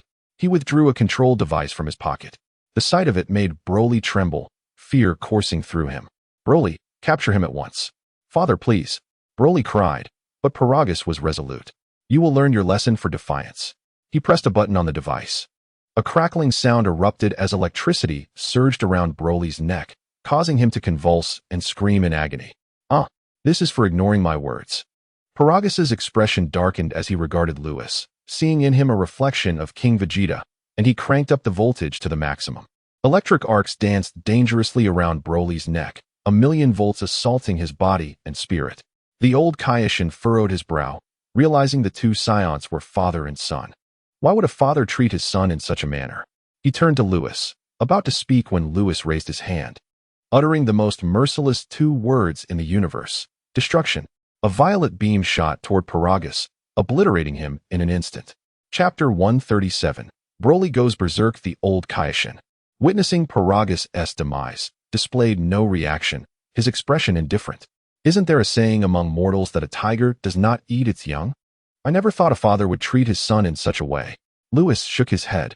Old Kaioshin, such sayings are mere fallacies. In this universe, it is the law of the jungle, where betrayal among kin for personal gain is all too common. The old Kaioshin, momentarily at a loss for words, glanced at Lewis, both exasperated and amused. After all these years, do I need you to instruct me, you little rascal? He playfully rapped Lewis on the head. Lewis chuckled, not flinching as he allowed the old Kaioshin to strike him, for the old Kaioshin's power could barely affect him, let alone cause him pain. Indeed, your head is remarkably hard. It pains me. Old Kaioshin, would you care to witness the power of my scion warriors? What? Even if you lack interest. You have no choice, Lewis replied, crossing his arms as he gazed at Broly. The old Kaioshin followed his gaze. Broly, like a wild beast, was roaring in fury, his emotions fluctuating wildly, his rage erupting incessantly. However, without Paragus' torment, the electrical device around Broly's neck ceased its onslaught. Broly spiraled through the sky, gasping for breath, gradually regaining his composure. Observing this, the old Kaioshin turned to Lewis. Is this your scion warrior? Yes. The power of your scions fluctuates with their emotions. Broly's strength indeed surged just now, but to claim he is the warrior of your race seems a stretch. The old Kaioshin squinted at Broly, continuing. If he is the scion warrior, what does that make you? Before the old Kaioshin could finish, Broly suddenly fixated on the spot where Paragus had vanished. A profound silence enveloping the air. The atmosphere grew eerily still, reminiscent of the calm before a storm. The old Kaioshin shuddered, sensing an overwhelming and volatile power emanating from Broly. The force rising within Broly was even more terrifying than that of Bojack. As the old Kaioshin began to speak, Broly erupted, Father. With a thunderous roar, Broly clenched his fists, his once clear eyes now veiled with fury, a verdant light erupting forth. A column of green energy radiated from him, expanding outward. The sky dimmed instantly. A torrent of power exploded from Broly, his hair transforming into a vibrant green. He had attained the legendary Super Saiyan state. His base power of 300 million surged 50-fold, reaching 15 billion. However, Paragus' death had unleashed Broly's fury, amplifying his strength further. His power surged 100-fold, surpassing 30 billion, then 105-fold, breaking through to 31.5 billion, and finally, a staggering 300-fold, reaching 900 billion. Once, Lewis had trained for years in the realm of destruction, achieving a power barely exceeding 700 billion. Yet Broly, propelled by his father's demise, eclipsed Lewis' might in an instant. In that moment, the magnetic field of the world became chaotic, the space trembled, and the very foundation of the universe seemed on the brink of explosion. Oh my!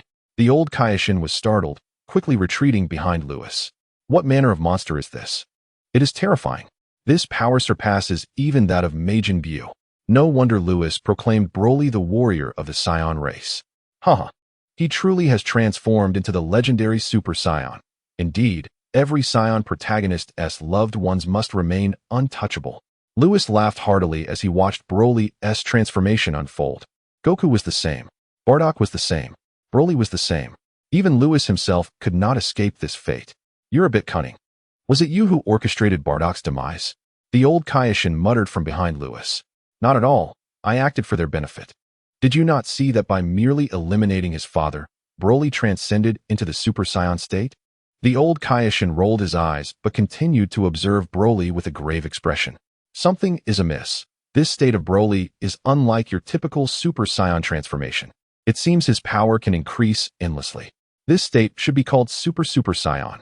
Hearing this, Lewis cast a sidelong glance at the old Kaioshin, whose insight remained sharp as ever. Before Lewis could explain further, he saw Broly charging toward them and said calmly, I'll explain later. For now, let me engage Broly. With that, Lewis enveloped the old Kaioshin in a shield of destructive energy, capable of withstanding a full-force strike from a fourth-level deity. Unless a being of divine destruction intervenes, the old Kaioshin is undoubtedly safe within this energy barrier. At that moment, Whis had already appeared before Broly. Broly's hair transformed into a vibrant shade of grass green, and his muscles expanded tremendously, resembling a colossal ape. If one were to measure combat prowess, Broly's power had reached an astonishing 90 billion. Despite having undergone no formal training or combat experience, let me witness the legendary Super Saiyan's true strength, Whis thought, feeling a surge of excitement. He clenched his fists and cautiously charged forward, wary of exerting too much force, fearing that he might inadvertently strike Broly down. After all, following the last incident where he recklessly unleashed a temporal erasure, Whis had nearly brought himself to the brink of death. His normal strength had since advanced from the peak of the first layer of Divine Realm to the second.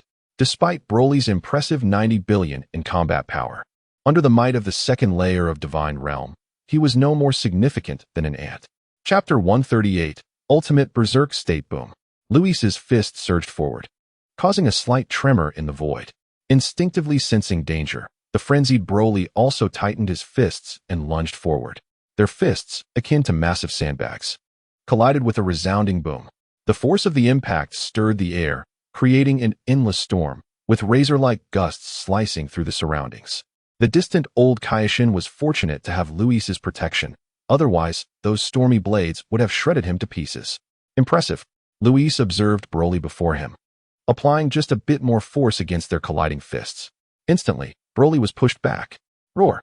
Broly emitted a primal howl, seemingly humiliated by his retreat, and a burst of grass-green light erupted. In that moment, Broly resembled a glowing orb of grass green, transforming the entire desert sky into a verdant hue. His overwhelming power permeated through space, erupting from the desert and exposing the planet's crust. Broly's strength surged once more, breaking through from 90 billion to 100 billion. Goodness, does he truly need to be so exaggerated? Whis's mouth twitched slightly. He had merely nudged Broly back, yet the young warrior's power had surged again. Their fists remained locked. But no matter how much Broly's power increased, it posed no threat to Whis.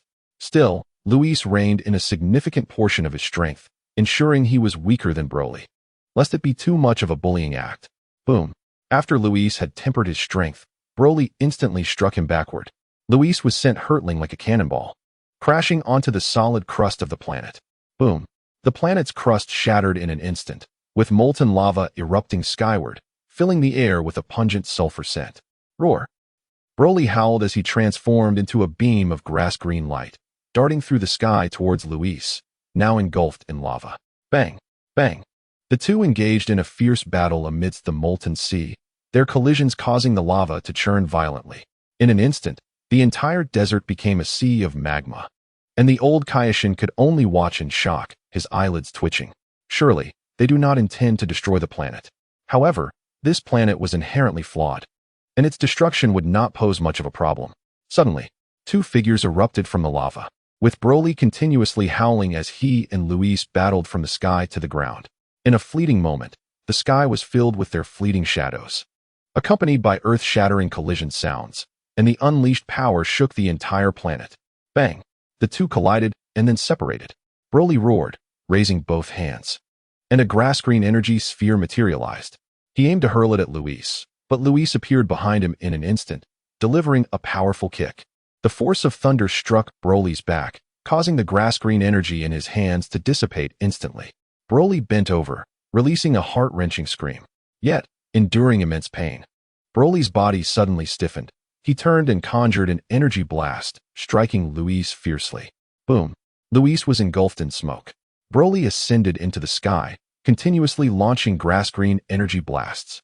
Prince's battle technique. In his frenzied state, Broly unleashed the Prince's battle technique. Boom! Boom! Whis's position was bombarded relentlessly. At this point, the planet Vampa could no longer withstand the strain. Crack! The core of the planet fractured under the impact of 100 billion combat power, followed by a flash of fire erupting from the core. Boom! The world shattered, and Vampa exploded, scattering cosmic dust throughout the universe. By the heavens!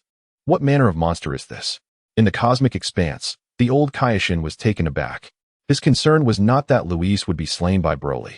He could see that Luis was holding back. Nevertheless, even in this restrained state, Broly could not hope to defeat Luis. There was no doubt about it. What startled the old Kaioshin was Broly's continuous growth during the battle.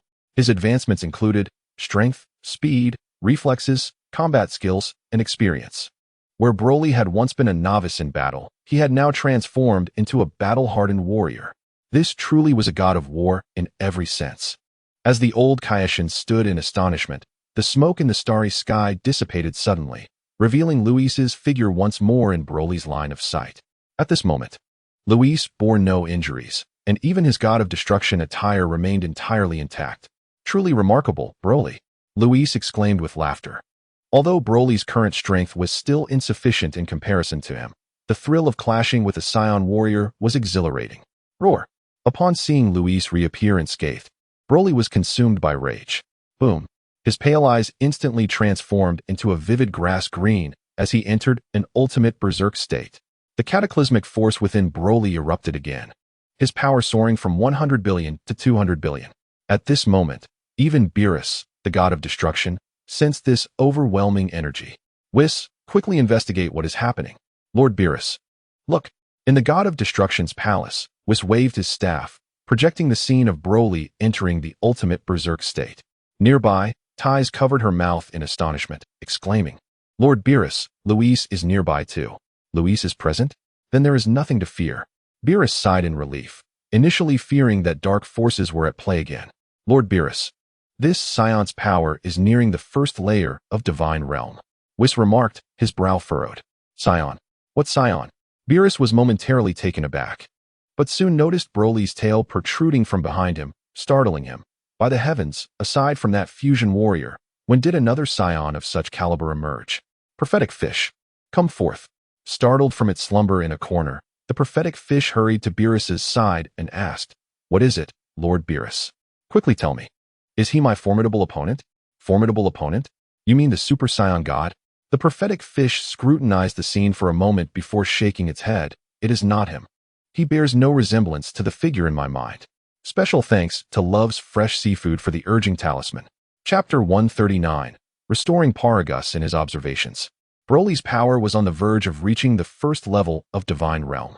Suddenly, Whis exclaimed, Lord Beerus, look, this Scion, engaged in combat with Luis, is rapidly grasping battle techniques, and his strength is growing ever more formidable. In the projection, Broly had entered an extreme state of rage, his power nearing that of the first tier of the divine realm. He swiftly charged towards Luis, engaging him in a fierce clash. It was evident that Luis was intentionally holding back. He maintained his strength below that of Broly's during the latter's assault. Luis adeptly countered each of Broly's moves, not immediately vanquishing him, but seemingly guiding him step by step, teaching Broly the art of combat. The rate at which Broly was evolving was astonishing. Having already transcended the limitations of a mortal's strength and on the cusp of breaking into the first tier of divine power. Initially sluggish in his reactions, Broly began to respond with increased agility under Luis's guidance. It is remarkable how this individual, having lost his sanity, continues to grow, mused Beerus, who was both perplexed and astounded by Broly's potential. It seems that apart from Goku and Vegeta, there exists such a formidable warrior in Universe 7. Lord Beerus, this Scion possesses remarkable talent. Would you consider making him your candidate for a destroyer? Whis remarked with a playful smirk. Are you attempting to stir discord between Luis and me? Beerus retorted, rolling his eyes. Even 100 Brolys could never compare to Luis. The humorous exchange elicited a melodious laugh from Ties, who, captivated by the projection, admired Luis's striking crimson eyes and silver hair. He truly is dashing, she thought, recalling how Luis had previously mentioned wanting to eat her, only to leave without following through. How infuriating, she mused, playfully patting her flushed cheeks to regain composure, though she found it impossible to calm down. In the original position of the Wampa Star, Luis and Broly continued their clash, spiraling deeper into the vastness of space. The formidable forces they unleashed caused the cosmos to tremble, shattering countless celestial bodies in their wake. Truly, Broly is remarkable, Luis exclaimed as he deflected one of Broly's punches, adding, let us pause here for now. Broly had nearly mastered the art of combat, and further guidance was unnecessary. Behold the angelic technique, perfected ultra instinct. This perfected ultra instinct was a reward Lewis had received from a future timeline, and this marked its inaugural use. In an instant, a radiant silver light enveloped him, a tempestuous wave of energy surging forth like steam, cascading outward. In that moment, the entire cosmos was illuminated by the brilliance of Lewis's unleashed power. A scene reminiscent of Goku's climactic explosion in the anime's Void Realm. Broly's fist was halted, yet Lewis's transformation startled him. Just as he intended to strike Lewis again, he found himself grasping at shadows. Lewis had vanished. Enraged, Broly roared, desperately searching for Lewis's figure. Suddenly, the silver-hued cosmos was filled with myriad reflections of Lewis, each one appearing strikingly real, each exhibiting an ethereal grace, moving freely, unconfined, and entirely natural. With Broly as their focal point, each Lewis resembled a silver blade, soaring toward the center where Broly stood, a spectacle akin to 1,000 swords converging. Strikes landed upon his face, abdomen, and legs. Broly howled in agony. Unable to evade the relentless assault, the reflexes Lewis had honed in him proved of no use in this moment. In a heartbeat, Broly was reduced to a state of disarray, instinctively feeling fear as his rationality slipped away. Time for a brief slumber. Lewis appeared behind Broly, raising his hand, fingers aligned, transforming into a blade-like strike that gently struck the back of Broly's head. Instantly, Broly succumbed to unconsciousness, his frenzied aura dissipating, the power nearing the divine realm fading away. Lewis caught Broly, bringing him back to the old Kaishin. You've truly gone too far. I instructed you to destroy Wampa Star, not to obliterate all the other viable planets. The old Kaishin gazed at the chaotic cosmos, rendered speechless. Haha, my apologies, I will restore everything. Lewis handed Broly over to the old Kaishin and then soared ahead. Just as he exited the perfected Ultra Instinct state, a new surge of power erupted from him. His eyebrows vanished, silver hair transformed to gold, Super Saiyan 3. His strength surged to the 4th tier of the divine realm. Reversing time, Lewis employed temporal rules to safeguard the old Kaishin and himself, releasing the time manipulation into the cosmic expanse. Miraculously, the shattered planets were restored, including Wampa Star. This boy is truly terrifying. The old Kaishin marveled, supporting Broly, astonished by Lewis's display. Previously, after Vegeta's battle with Brojack, Lewis had employed a similar technique to reverse time. However, having witnessed it firsthand, the impact of this moment was beyond mere words. Lewis returned to the old Kaishin, bringing both him and Broly back to Wampa Star. As they arrived, a familiar figure flew in from the horizon. Paragus, whom Lewis had previously obliterated, was now restored. Hand over the spacecraft. Paragus flew before Lewis, but before he could finish his sentence, Lewis struck him unconscious. Allowing Paragus to plummet into the desert, Lewis knew the sandy ground would cushion his fall. I thought you had truly annihilated this fellow, yet you still managed to restore him. The old Kaishin remarked as he returned Broly to Lewis, chuckling softly. Haha. For such individuals, I tend to eliminate them one by one, but I do not wish to incur the wrath of my Scion Kin's warrior. Lewis accepted the unconscious Broly with a resigned smile. Without the raging Broly, he resembled Goku, innocent and deeply caring for his loved ones. Paragus was Broly's biological father, and despite the torment and manipulation inflicted upon him, Broly could not bear the thought of his father's demise. Much like in the theatrical release Dragon Ball Super, Broly, he exhibited such qualities. Sighing, Lewis contemplated the necessity of resolving the issue with Paragus to bring Broly back into the fold of the Scion race. To kill Paragus? Absolutely not. That would surely breed resentment in Broly, rendering him unfit to become the warrior of the Scion lineage. What should I do? Chapter 140. How to resolve Broly's rage issue. After some contemplation, Lewis shook his head. It seems I must continue to banish you. Given Paragus's animosity towards King Vegeta, his return to the Scion race would undoubtedly lead to chaos. It would be better to keep him banished, perhaps on a more suitable planet. Having formulated a plan to address the Paragus dilemma, Lewis turned to the old Kaishin. Old Kaishin, can you discern Broly's condition? The old Kaishin replied with irritation. Are you attempting to test my perceptive abilities? I dare not. Lewis responded, feigning humility. Humph. The old Kai raised his chin slightly, with an air of arrogance, and said, Do you really think I am as inexperienced as that novice Asin? If I couldn't discern Broly's condition after all these years, I might as well have lived my life as a dog. Lewis replied, comparing oneself to a dog. Is that truly appropriate? The old Kai continued to gaze earnestly at the unconscious Broly, stating, Broly's condition is fundamentally different from that of you Scions. How is it different? Lewis chuckled, curious to hear the old Kai's insights.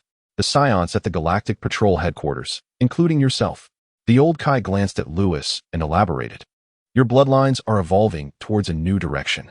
The higher the degree of this evolution, the lesser the influence of furious emotions upon you. Lewis nodded, acknowledging the old Kai's wisdom, as this aligned perfectly with the characteristics of Super Saiyan 4. As for the legendary Super Saiyan 5, he was still uncertain about that. What about Broly? Broly? The old Kai's tone turned serious. His bloodline is regressing to ancestral traits, while the bloodlines of other Scions evolve to a certain extent, reducing their susceptibility to furious emotions. Broly diverges from this path. He will increasingly succumb to these violent emotions, ultimately transforming into a completely irrational beast. Am I correct? The old Kai raised his chin again, displaying his pride. Lewis gasped, realizing the old Kai's perceptive abilities surpassed his expectations. Indeed, the old Kai was right. Broly possessed the legendary Super Saiyan physique, a rare ancestral trait that appeared once every millennium. A Saiyan with this trait would experience an unending increase in strength without the need for training. Upon entering a berserk state, they would lose their sanity and become bloodthirsty and combative. Old Kai, since you have discerned Broly's issue, do you possess a solution? Lewis inquired, referring to Broly's propensity to easily enter a berserk state. There are indeed numerous methods to address Broly's predicament. Lewis was taken aback. He had previously considered reclaiming Broly, and he had thought of a solution for Broly's berserk issues, which involved the Dragon Balls. Now, the old Kai claimed there were many methods. How could that be? Broly's susceptibility to furious emotions stemmed from the violent factors in his bloodline, which ultimately reflected a deficiency in his mental strength. The old Kai did not disclose the methods directly, but pointed out the reasons for Broly's tendency to enter a berserk state. The old Kai sighed. If Broly could master his furious emotions, the Saiyan race would truly have an invincible god of war. Lewis rolled his eyes, knowing that was obvious. In the movie, even the Super Saiyan Blue Goku was no match for Broly in his ultimate berserk state. You must have thought of using the Dragon Balls, right? Indeed. Lewis nodded. The old Kai stroked his chin and said nonchalantly, using the Dragon Balls to eliminate Broly's furious emotions is not a wise choice. For those emotions are a defining characteristic of his physique. If they are removed, Broly would be rendered ineffective. Old Kai, we could summon Shenron, before Lewis could finish. The old Kai interrupted. You surely intended to wish for Broly's mental strength to become formidable, allowing him to control his furious emotions. Am I correct? Lewis fell silent, surprised that the old Kai had accurately guessed his thoughts. The old Kai shook his head. Wishing for Broly's mental strength to become powerful is unrealistic. Lewis was initially taken aback, but then realized something. Wishing for Broly's mental strength to increase was akin to wishing for another to become stronger. Shenron could not directly enhance a person's strength. Lewis understood this. The old Kai smiled and said, since Shenron cannot directly enhance Broly's mental strength, we could help him cultivate his own. Yes, old Kai. What shall we do? Have you forgotten about the spirit fruit? Of course. Lewis exclaimed excitedly. The spirit fruit was the most common fruit in the divine realm, capable of enhancing a person's strength and extending their lifespan. Furthermore, it could also boost one's mental strength. As indicated by its name, that's not enough. The old Kai shook his head again. Lewis retorted, could you not convey all your thoughts at once, old Kai? Why the rush, young one? The old Kai replied calmly. Consuming spirit fruits to increase his mental strength is too singular and slow. We should also seek techniques related to mental strength for him to practice. By combining both methods, Broly will soon master his furious emotions. The old Kai's words prompted Lewis to nod in agreement. He had consumed spirit fruits before, and the extent to which one could enhance their mental strength with a single fruit was quite limited. Relying solely on this method to help Broly control his unparalleled furious emotions would indeed be exceedingly challenging. Old Kai, do you possess any techniques in this regard? I do not. Aren't we heading to planet Metamor? They might have something there. Indeed. Chapter 141. I'll take you to beat up Kakaroto's family. Just as Lewis was filled with excitement, Broly awoke, slowly opening his eyes and murmuring the word father. Awake now? Lewis released Broly, allowing him to hover in the air, smiling. How do you feel? The newly rational Broly had lost the terrifying power he once possessed. However, upon observation, Lewis noted that Broly's base strength had grown more than tenfold compared to before, indicating that Broly's normal battle power had surpassed 3 billion. You killed my father. Broly, regaining his senses, glared fiercely at Lewis, his berserk aura surging once more. Boom. It was as if a colossal crimson beast had descended upon the world. Broly's tangible berserk aura causing the space around him to warp slightly. The old Kai swallowed hard. If this individual could control his furious emotions, to what heights would he ascend? Would he ultimately break through to the divine realm's first layer of power with mere mortal strength? No, certainly far beyond that. The old Kai found it impossible to fathom the future of this monster. It was simply inscrutable. I did not kill your father, if you doubt it. Look at that person in the desert. Lewis, observing Broly on the verge of losing his rationality again, pointed towards the desert below. A glimmer of lucidity crossed Broly's pale eyes as he followed Lewis's finger and spotted an elderly figure lying in the sand. It's Paragus. My father is not dead. Broly's pale gaze gradually regained its rationality, and he stared intensely at Lewis. I clearly saw you kill my father. I intended to kill him. Such a person is unworthy of being your father. He has always been using you, and you should be well aware of that. Lewis gestured again towards the green fur at Broly's waist, saying, Isn't this the ear of your dear friend? Broly's pupils constricted sharply. How could Lewis possibly know the origin of the green fur? He looked down at the green fur at his waist, touching it. It was the ear of Chilai.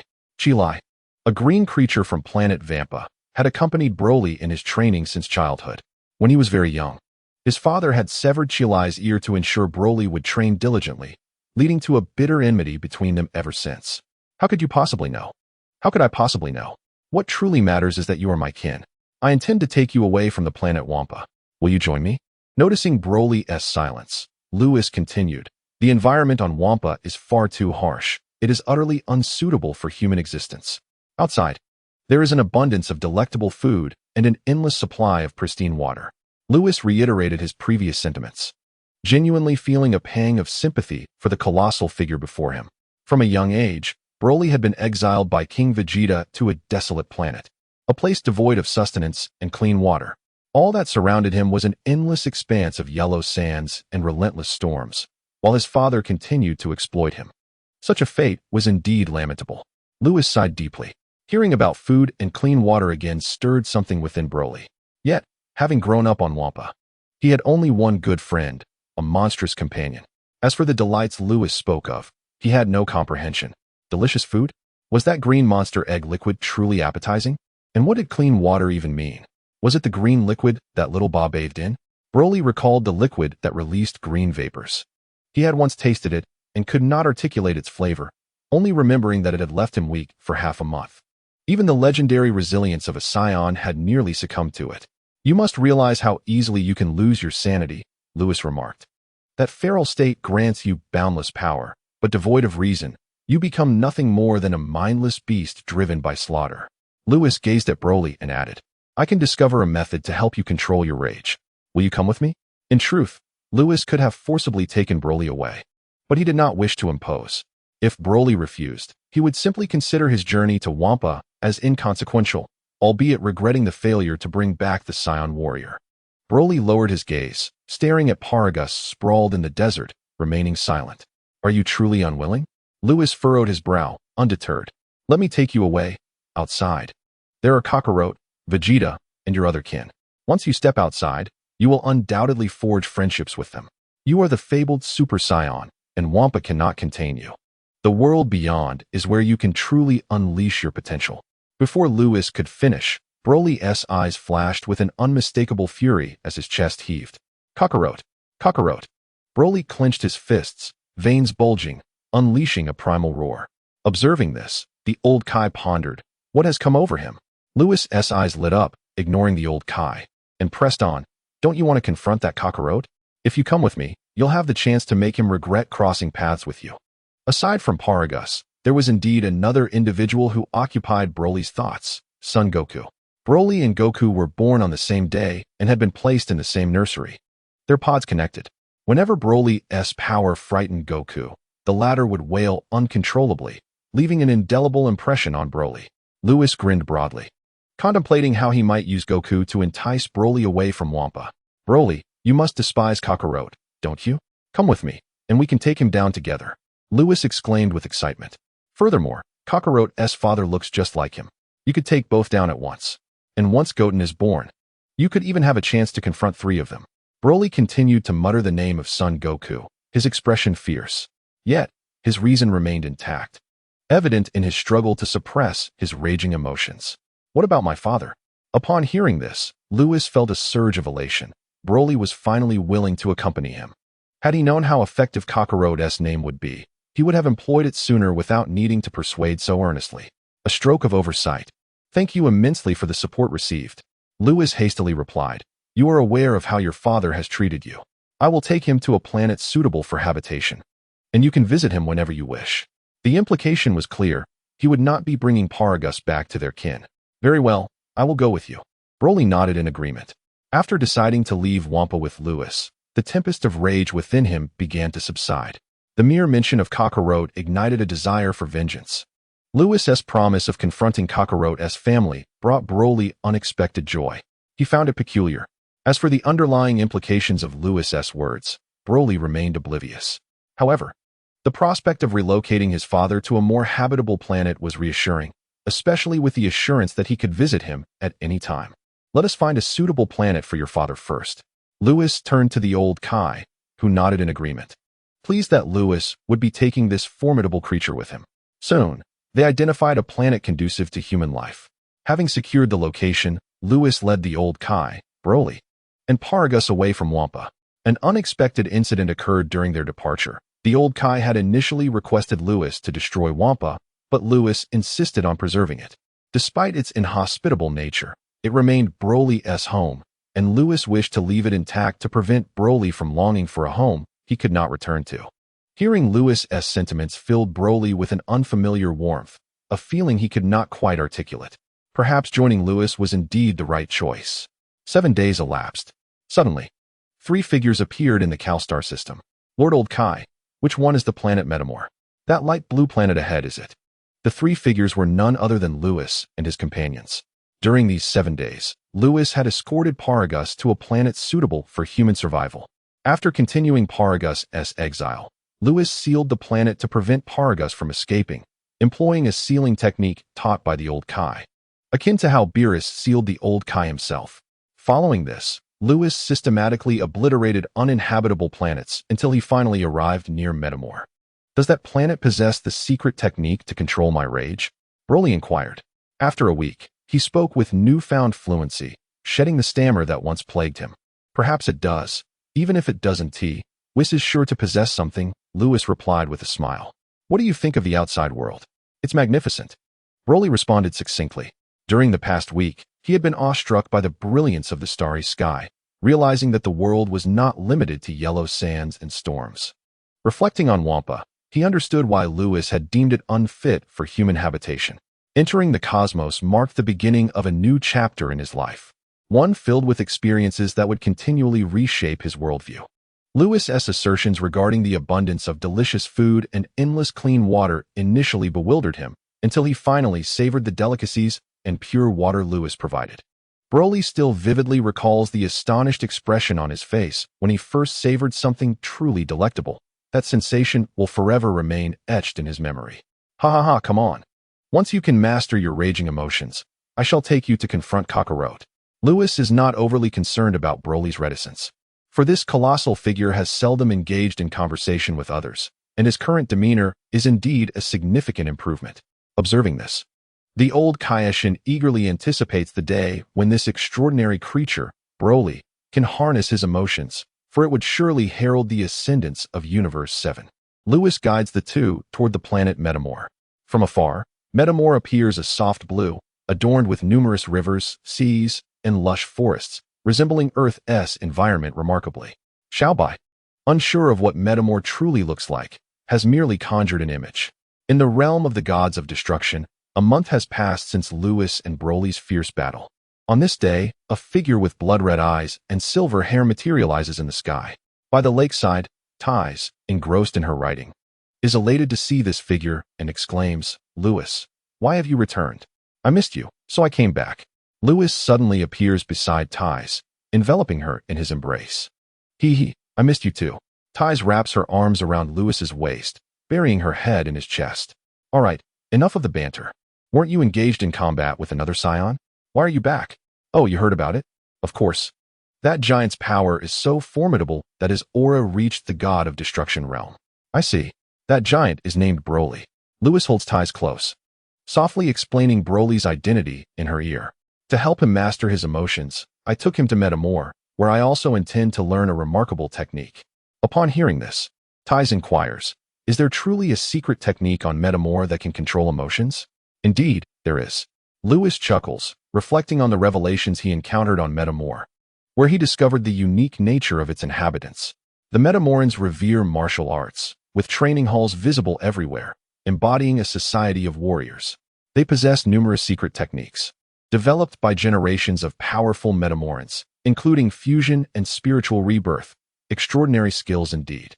The old Kaioshin, upon witnessing this, couldn't help but admire the intelligence of the Metamorans.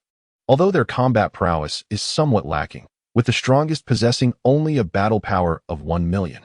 A pity indeed. "So, have you mastered the fusion technique?" "I have. But Broly has yet to learn spiritual rebirth. He will need to remain on Metamor for another 6 months. Thus, I returned alone with the old Kaioshin. What if Broly becomes enraged?"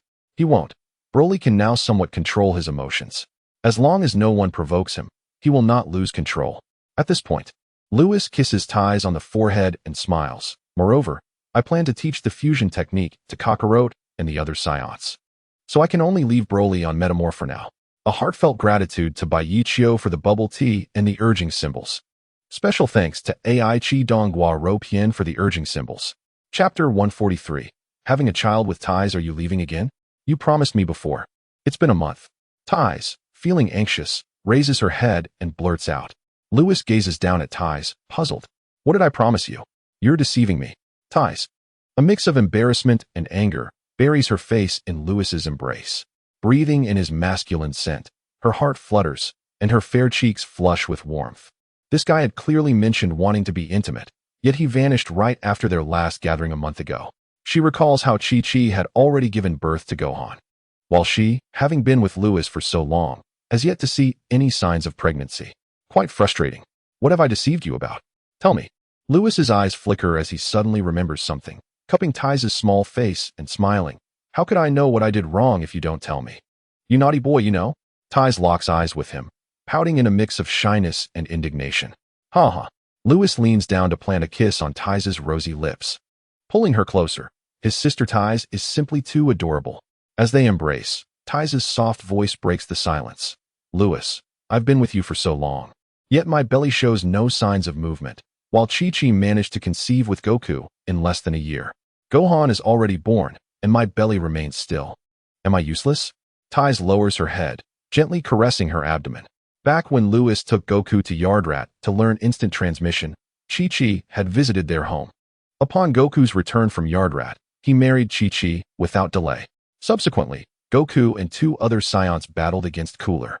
After they defeated Cooler, Lewis ventured to other universes for challenges. The Bojack incident. The arrival of the 5 great demons. Now, Chi-Chi and Goku have been together for barely 2 years, and yet in that short span, Chi-Chi has already given birth to Gohan, leaving Ties feeling envious. Does Sister Ties prefer boys or girls? Lewis gently ruffles her hair and chuckles. Ties pauses, looking up at Lewis with confusion. "What boys or girls? I'm talking about having children." Ties exclaims with delight. "You want to have children with me?" "Sister Ties, please refrain from saying such bold words. It's embarrassing." "Nonsense. I've waited for you long enough.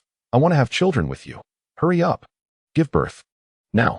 Lewis embraces Ties, a blissful smile illuminating his face. Having been in the Dragon Ball world for over 20 years, and considering the time spent in the hyperbolic time chamber, it has been even longer. Regarding the matter of having children, he has always believed in going with the flow, never overly pursuing it. Since traversing to the Dragon Ball world, acquiring a system, becoming a Scion, and marrying Ties, he still feels as if he is in a dream.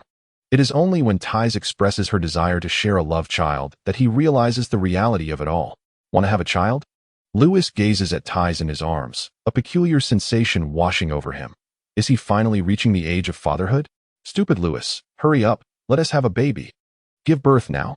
Lewis bursts into laughter as he holds Ties, and in an instant, they vanish.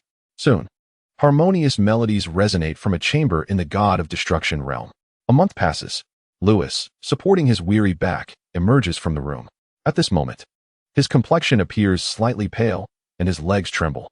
Sister Ties, I will first teach the fusion technique to Kakarot and the others, and then return to continue our baby-making plan. A month without stepping outside, even for a divine being, is quite taxing. How does Ties manage to remain so lively? Indeed, there are no unproductive fields, only exhausted oxen. Lewis vanishes from the God of Destruction realm, and at that moment, Beerus and Whis by the lakeside finally release the seal on their ears. Whis, putting everything else aside, this kid's endurance is quite remarkable. Lord Beerus, I sensed a new life emerging from Ties. Really? Indeed. Ha. Both burst into hearty laughter, for they now have a grandchild. As Lewis departs from the God of Destruction realm, Broly remains on Metamor, diligently training in spiritual rebirth, while Lewis heads toward the Galactic Patrol headquarters. In the Grand Hall of the Galactic Patrol headquarters, numerous scions came and went. Lewis entered the hall, causing a momentary pause among the scions present. With blood-red pupils and silver hair, most notably, he possessed a tail. A scion? When did the scion race acquire such an individual? It was Lewis who had rescued these scions during the imminent explosion of Namek. They had seen Lewis then and realized that their race harbored such a formidable warrior. However, they could scarcely recognize him now, for his transformation was indeed drastic. Who are you? Raditz, just entering from outside, halted in surprise upon seeing Lewis. Lewis paid him no heed, glancing around at the scions and nodding. The strength of these scions had significantly increased compared to the past. In truth, their enhancement was astonishing, especially following the battle against Bojack, where each scion realized that the universe was not as simplistic as they had once believed.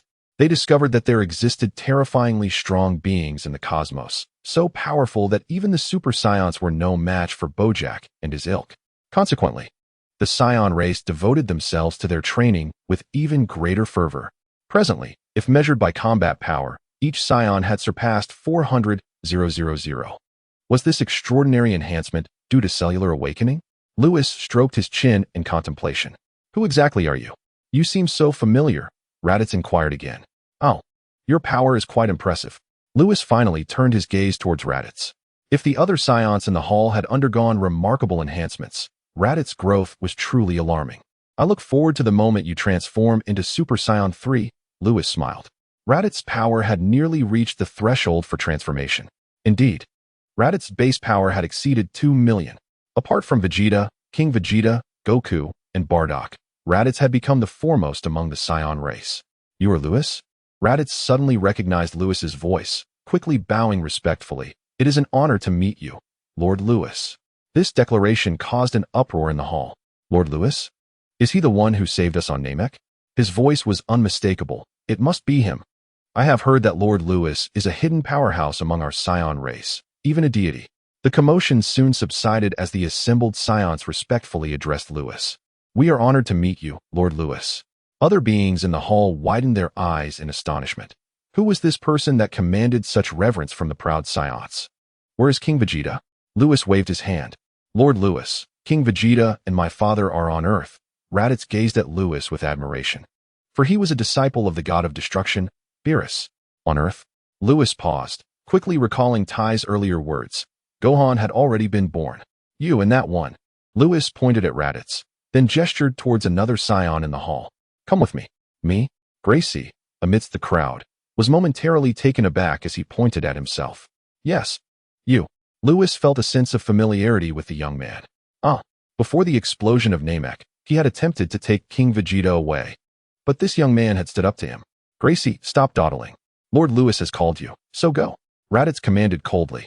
Yes. Gracie nodded vigorously. Lewis smiled, dismissing the previous incident from his mind, and he vanished from the hall with the two. On the top floor of the Galactic Patrol headquarters, Melz shook his head, preparing to return to oversee the galactic prison. I hope the scions grow stronger soon. On Earth, at the Bowsy Mountain, the scenery was picturesque. with clear waters and fragrant blossoms. Near an inverted bowl-shaped house, several men were fishing by the stream. Cockroach, can fishing really aid in training? Indeed. When I was a child, Bobo took me to a peculiar forest where I learned to fish from an old man. After mastering it, my sensing ability became remarkably strong. Vegeta, is what Kakarot said true? How would I know? I arrived on Earth later. Goku, Bardock, Vegeta, and King Vegeta fished by the stream, while Chi-Chi, Bulma, and Giant prepared a barbecue nearby. In the heavenly realm, a black rubber eraser sat at the edge, gazing longingly in the direction of Baozi Mountain. Bobo seems quite delectable. Bobo chuckled beside him. Is Lord Chuanma going to find Goku? Yes. The little Chuanma nodded vigorously, suddenly squinting at the sky. What brings this little fellow to Earth? Oh, it's Lewis. Bobo soon realized, feeling somewhat puzzled. Never mind. It's not yet time to meet this young friend. Chuanma's gaze shifted back to Baozi Mountain, his mouth watering incessantly. Should we ask Goku and the others for some instant noodles? I think Lord Chuanma would enjoy it. At Baozi Mountain, Goku and the others were fishing, while Chi-Chi and the others grilled various delicacies. Suddenly, 3 figures appeared with a swish. Who are you? Goku and the others sprang up from the stream, staring intently at Lewis. Upon seeing Raditz and Gracie, they were momentarily taken aback. Father, this is Lewis, Raditz smiled, noting that Bardock and the others had the same reaction as he did earlier, failing to recognize Lewis. Lewis? Bardock frowned. Why has your hair turned silver? Goku, initially startled, quickly exclaimed with joy, is this a new transformation? Vegeta gasped in shock. Lewis, what transformation is this? King Vegeta inquired. Could it be Super Saiyan 4? Lewis remarked. I hadn't expected Goku to be quite astute. However, according to the old Kaioshin, this state indeed qualifies as a new transformation, though my lineage is still evolving and the transformation has not yet fully manifested. He would explain more later. All right, I have come to discuss something with you. Lewis smiled, approaching Bulma and directly biting into the roast she had prepared. Bulma recognized him as her brother-in-law, but merely rolled her eyes without further comment. Giant and Chi-Chi erupted into laughter, amused by how the would-be god of destruction behaved like a child. What is it? Goku and the others watched Lewis munching on the roasted meat, puzzled. Since the battle against Bojack, Lewis had vanished for nearly 4 months. Now, suddenly appearing. Did that signal trouble? Yet, Lewis's calm demeanor suggested otherwise. Kakarot, Vegeta, how does it feel to fuse? Lewis seated himself at the dining table, sipping a drink while gnawing on roasted meat. It feels incredible. Goku clenched his fists. The power from the fusion was utterly intoxicating. Initially, he had only managed to engage Lewis because of the fusion.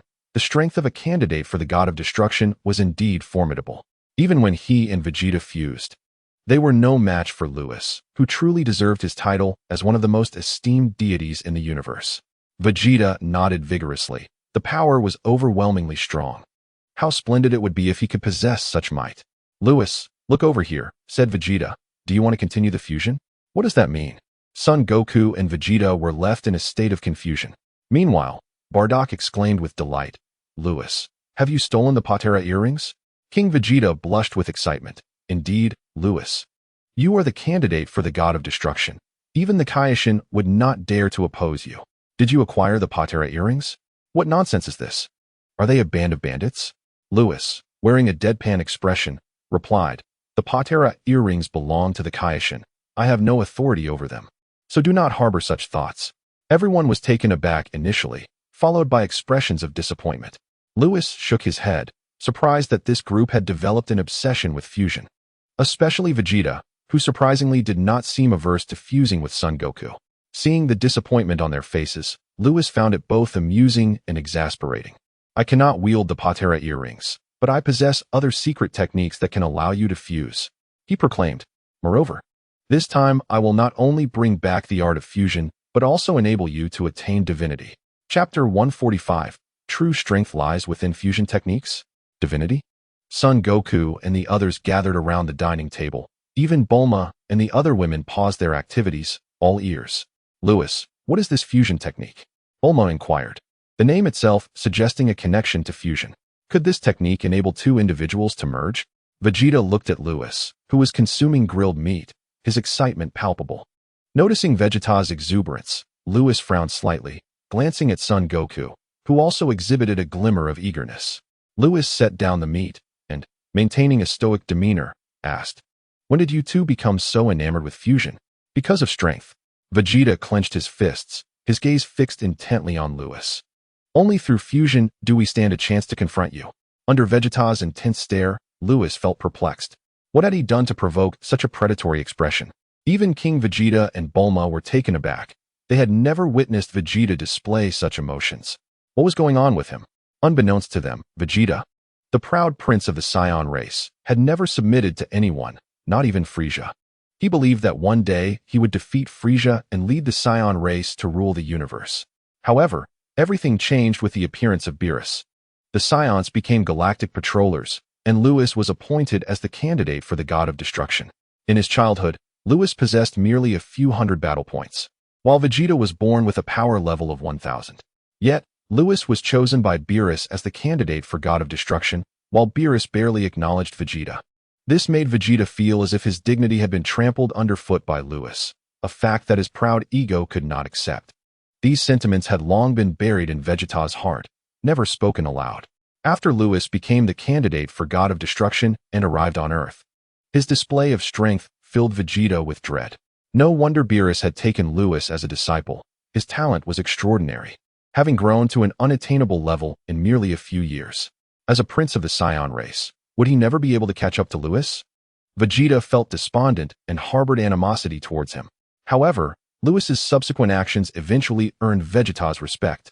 He first took Vegeta and Son Goku to the North Kai to learn the Kaioken technique, then brought them to Yardrat to master instant transmission, defeating Frieza, killing Cooler, and destroying Bojack.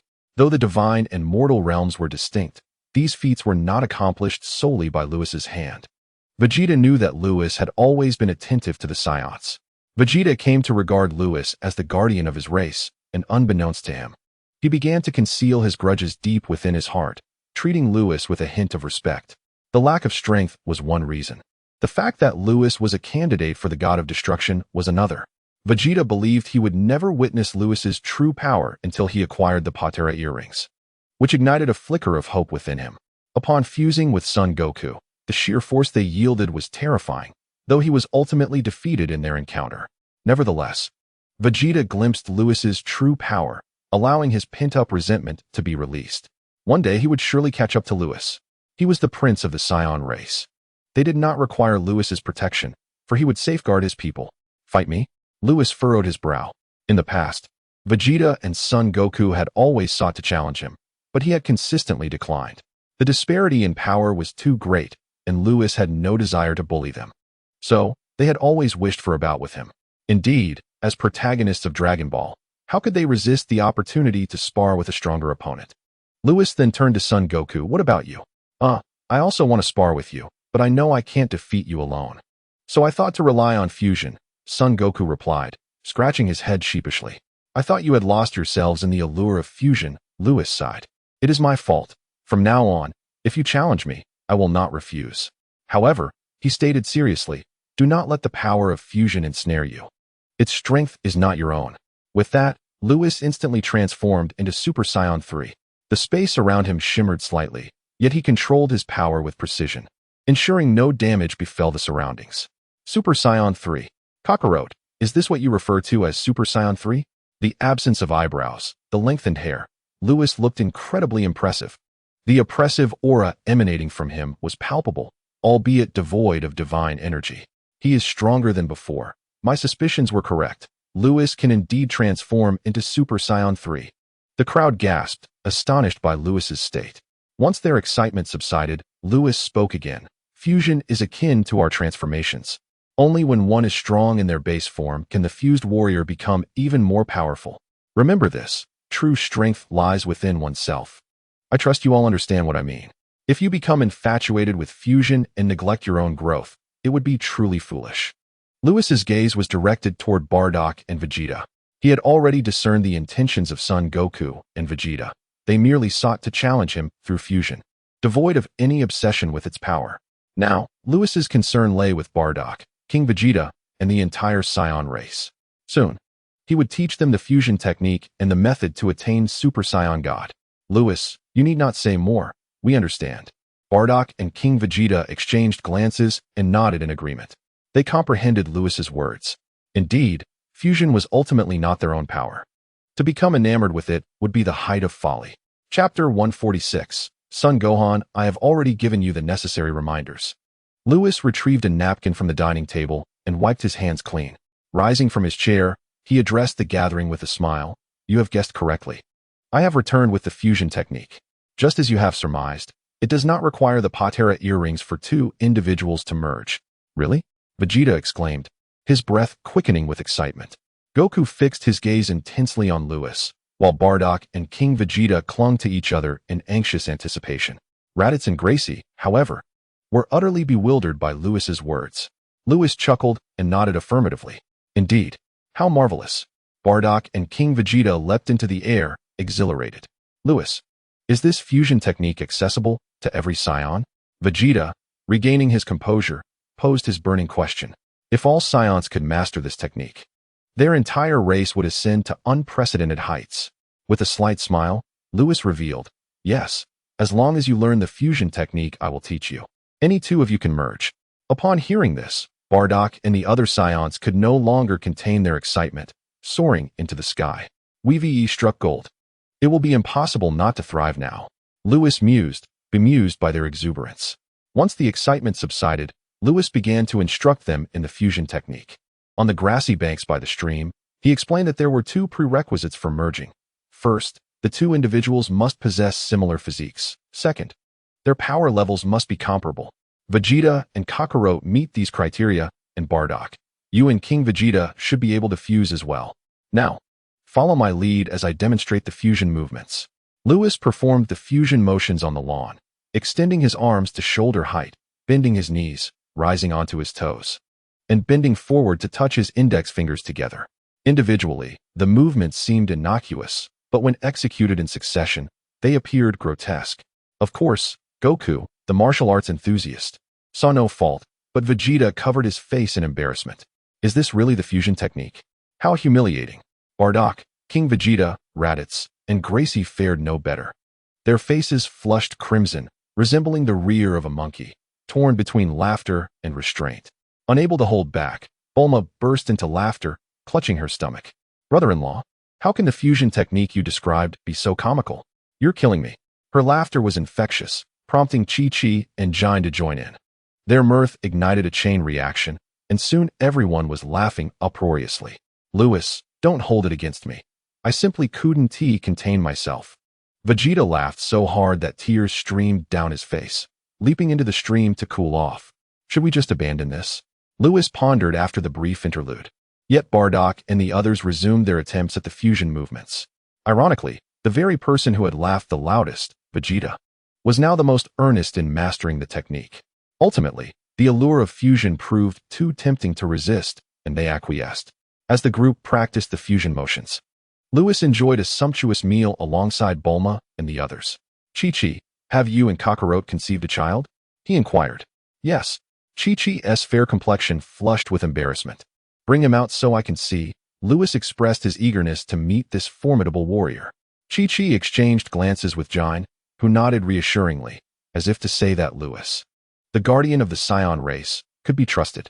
Chi-Chi returned to the house, cradling Gohan and carefully presenting him to Lewis. This is Gohan. Gohan, give your uncle a smile, Lewis said, playfully engaging the infant. The three women at the dining table shared a moment of silence. While the women were momentarily speechless, Lewis scrutinized Gohan with earnest intent. Gohan had not vanished due to the changes in history. He remained the same Gohan. Lewis exhaled with relief, content that this formidable individual still existed. In his observation, he soon detected a latent power within Gohan. Chi-Chi, what do you envision for Gohan's future? Lewis queried. With unwavering determination, Chi-Chi replied, I want him to become a martial artist. Lewis beamed with satisfaction, recalling how he had previously influenced ties to instill this mindset in Chi-Chi. Very well, now that Chi-Chi is finally attentive, he mused. After all, in a world like Dragon Ball, where destruction looms at every turn, what use is a scholar? Chi-Chi, how about I arrange for Gohan to have a teacher? Lewis suggested with a grin. A teacher? Who? The old Kaioshin. Lewis remembered that the mysterious Gohan had been developed by the old Kaioshin, who would surely possess profound insights into Gohan's powers. Chi-Chi, you must agree. Jine interjected, her excitement palpable. Bardock had previously enlightened her about the roles of gods of destruction and Kaiashins. She understood the significance of the Kaiashin's status. Yes, Chi-Chi echoed, equally thrilled. Tais had once educated her about the deities of the universe. Kaiashins were on par with gods of destruction. With such a deity as Gohan's mentor, he would undoubtedly grow stronger. However, Lewis continued, before that, I believe it would be prudent for Gohan to be guided by someone else first. This might elevate his future achievements. Who are you referring to, brother-in-law? Bulma inquired, her curiosity piqued. Jine and Chi-Chi also turned their attention to Lewis. Piccolo, Lewis declared. To be honest, he had yet to meet Piccolo since arriving in the Dragon Ball world. In the anime, Piccolo was Gohan's adoptive father, and their bond was profound. Gohan's ascent to becoming the mightiest individual warrior was undoubtedly influenced by Piccolo's training. Thus, Piccolo was integral to Gohan's development. Wait, what? Chi-Chi gasped. You mean the Demon King Piccolo? I'm referring to Piccolo Jr. He is not the same as the Demon King, Lewis clarified, shaking his head. If you trust me, when Gohan reaches an age suitable for training, allow him to study with Piccolo for a year. Chi-Chi, please heed Lewis, Jine urged. At that moment, Goku and the others approached. Lewis turned to Goku. Have you all mastered the fusion movements? We have. The fusion movements were undeniably awkward. Had it not been for the promise of immense power, Vegeta and the proud Scions would never have entertained such actions. Naturally, Goku, ever the simpleton, was eager to experience the fusion once more, as it would allow him to spar with Lewis. Chi-Chi hurried to Goku's side, exclaiming, Goku. Lewis suggested we entrust Gohan to Piccolo for a year. Do you think before she could finish?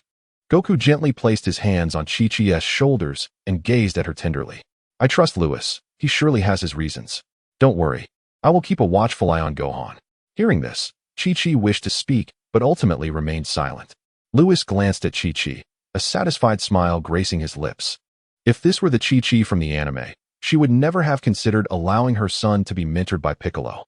It seemed that Tai's influence continued to bear fruit. Lewis playfully teased little Gohan before turning to Goku and the others.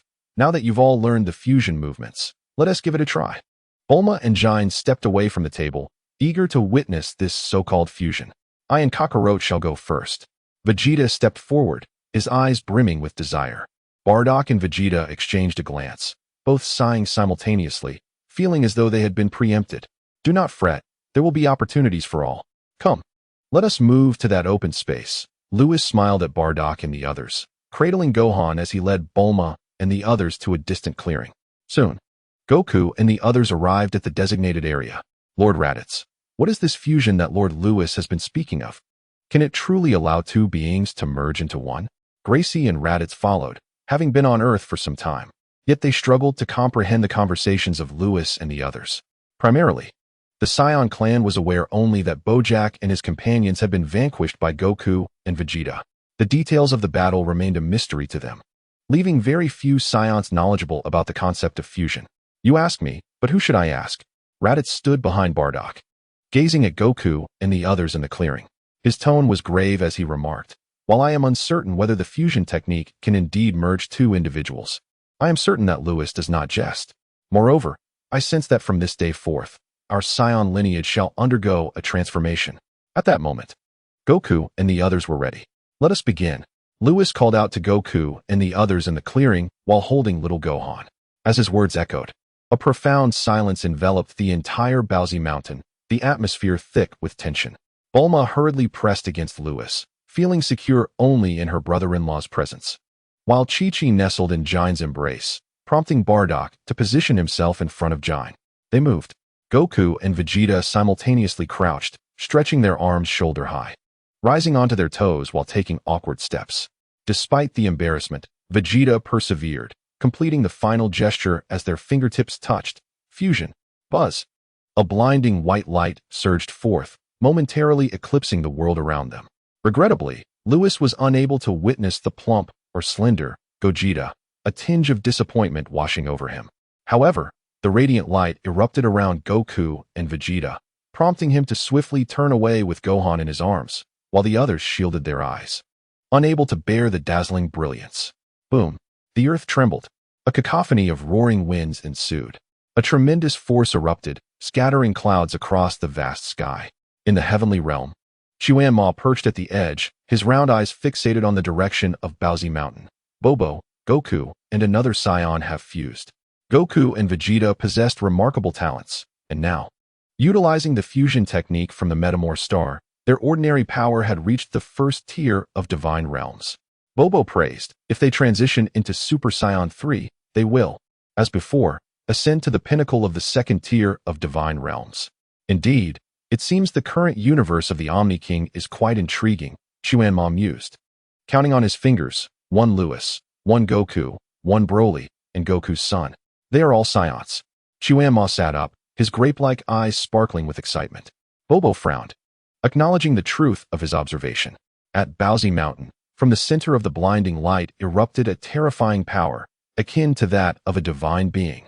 Bardock, King Vegeta, Raditz, and Gracie felt the force, their bodies trembling uncontrollably. How frightening. King Vegeta, did you see? The fusion technique taught by Lewis truly enables two beings to merge. See what? It's too dazzling. How could you possibly see?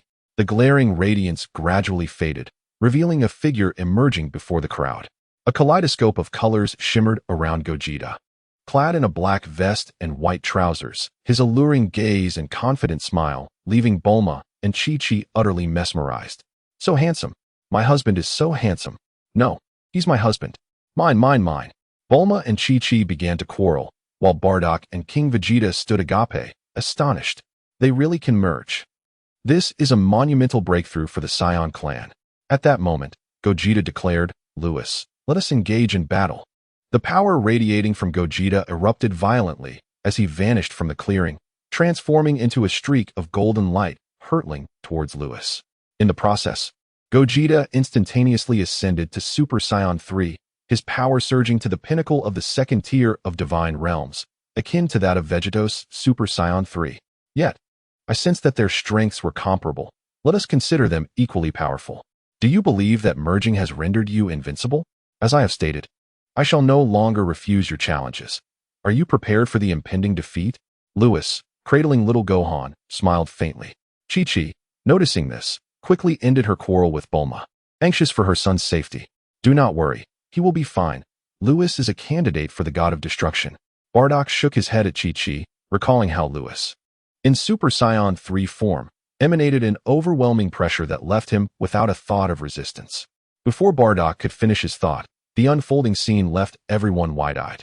Chapter 148, Making You into Deities. Lewis, with one hand cradling little Gohan, instantaneously transformed into Super Saiyan 3. However, unlike Gogeta, Lewis exhibited remarkable control over his power, devoid of any ferocity. This seemed to stem from the elevation of his bloodline beyond Super Saiyan 4. Lewis refrained from employing any additional strength, relying solely on raw power. He raised his index finger, channeling the force of the fourth tier of divine realms, a power befitting a god of destruction. With a gentle motion forward, the oncoming golden light abruptly dissipated. Gogeta, bewildered, halted midair, staring incredulously at Lewis, who held little Gohan with one arm. His pupils widened in disbelief. Before Gogeta could articulate his thoughts, a white light enveloped him, and Goku and Vegeta instantaneously separated from their fusion state. They were obliterated. Everyone present gaped in astonishment. The once animated Baozi Mountain fell into a profound silence, akin to death itself. The immense power Gogeta had unleashed moments ago, which seemed so formidable, was unable to withstand the mere touch of Lewis's finger. Impossible. At that moment, Goku and Vegeta lay on the grass, unconscious. Lewis returned to his normal state. Having anticipated this outcome, the power of the fourth tier of divine realms was on an entirely different conceptual level than that of the second tier. At realms beyond divinity, each tier represented a chasm of difference. A master of the second tier could effortlessly overpower 10 masters of the first tier. The higher the tier, the more pronounced the disparity. If relying solely on brute force, Lewis was not even a match for Beerus. After all, Beerus was the mightiest god of destruction, and his power at the fifth tier of divine realms was no mere boast. Thus, it was entirely reasonable for Gogeta to be vanquished. Ultimately, Goku and Vegeta, at this juncture, were still too weak. After all, Gohan had only just been born, and the strength Goku and Vegeta possessed was largely due to Lewis's intervention. Otherwise, Vegeta at this time might have merely had a battle power of 180,000. Disregarding the two on the ground, Lewis turned to Bardock and King Vegeta. Come. You two should also attempt fusion. Bardock and King Vegeta remained motionless, having been thoroughly awestruck by Lewis's power. Bardock, King Vegeta, why not see if you can also fuse? Seeing that the two did not respond, Lewis frowned and said, well then, let us give it a try. Vegeta and the king snapped back to reality and hurriedly made their way to the open space, fearing that Lewis might deliver a punch to them as well. Under the eager gazes of the crowd, Bardock and Vegeta began their fusion movements. Soon, a brilliant white light flashed. Indeed, if Goku and Vegeta could fuse, so too could their fathers. Raditz chimed in. So am I going? As the white light dissipated, a fusion warrior adorned in attire characteristic of the Metamorans appeared before everyone. The warrior resulting from the fusion of Bardock and King Vegeta bore a striking resemblance to Vegeto, save for a tuft of beard on his chin, a hallmark of King Vegeta. He was handsome, yet not entirely so. To be frank, one could even argue that this fusion warrior carried a hint of awkwardness. Kaiatsu's lips twitched slightly. It was apparent that her husband was incredibly handsome, yet the fusion resulted in this appearance. Clearly, the blame lay with King Vegeta. Bulma covered her mouth, stifling laughter, not daring to laugh out loud, as this was a warrior fused from Goku's father, after all, and one had to maintain a respectful demeanor. Raditz, ever the rebellious one, could not contain himself and burst into hearty laughter. With Lewis as her backing, Bulma too laughed uncontrollably. The newly fused warrior dared not express discontent towards Bulma, but cast a cold glance at Raditz, who promptly covered his mouth. What is your name? Lewis inquired, cradling little Goten while suppressing his amusement.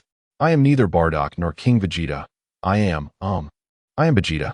Vegeta wanted to declare himself as the one who would soon defeat Lewis, but realizing the identity of the man before him, he quickly closed his mouth. Lewis, with a bemused expression, recognized Vegeta's unspoken words. Wasn't that catchphrase Vegeto's?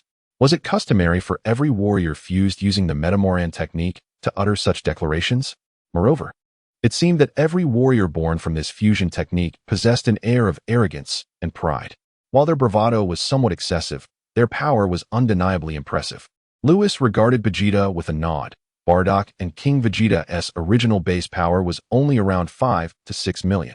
Now fused, Vegeta's base power had surged to 60 million. When compared to Vegeto, Vegeta was still significantly lacking. One had the power of a god, while the other merely boasted 60 million in base power. Clearly, not every Saiyan could be a protagonist. You all succeeded in your fusion on the first try. It seems you have mastered the technique, Lewis remarked, glancing at Vegeta and then at Goku lying on the ground. I must admit, I was somewhat expecting to see you transform into a large or small figure. It's a tad disappointing. Indeed, Vegeta exclaimed, filled with excitement as he sensed a newfound power within him, stronger than ever before. He even had an inkling that he might be able to transform into Super Saiyan 2, though he held no confidence in achieving Super Saiyan 3. Nevertheless, he was quite satisfied with the prospect of transforming into Super Saiyan 2. Clenching his fists, Vegeta mused that with the fusion technique, it would be difficult for the Saiyan race to remain stagnant. Should they aspire to dominate the universe? Just as Vegeta entertained that thought, he extinguished it. To seek dominion over the cosmos would mean withdrawing from the Galactic Patrol, a command issued by Beerus. Best not to provoke any wrath. Best to contentedly guard the universe. Lewis, oblivious to Vegeta's musings, chuckled. Do not be so excited. What I have brought back encompasses more than just the fusion technique. What? The crowd exclaimed, particularly Raditz and Gracie, who were already astonished by the fusion technique. Could there be something even more astonishing? At that moment, the two individuals who had been unconscious on the ground began to regain consciousness. Lewis, your power. Before he could finish, Goku noticed an odd expression on everyone's faces. What are you all talking about? Vegeta, still feeling a bit dizzy, rubbed his head and inquired. Lewis looked at everyone and smiled. Didn't I tell you when I first arrived?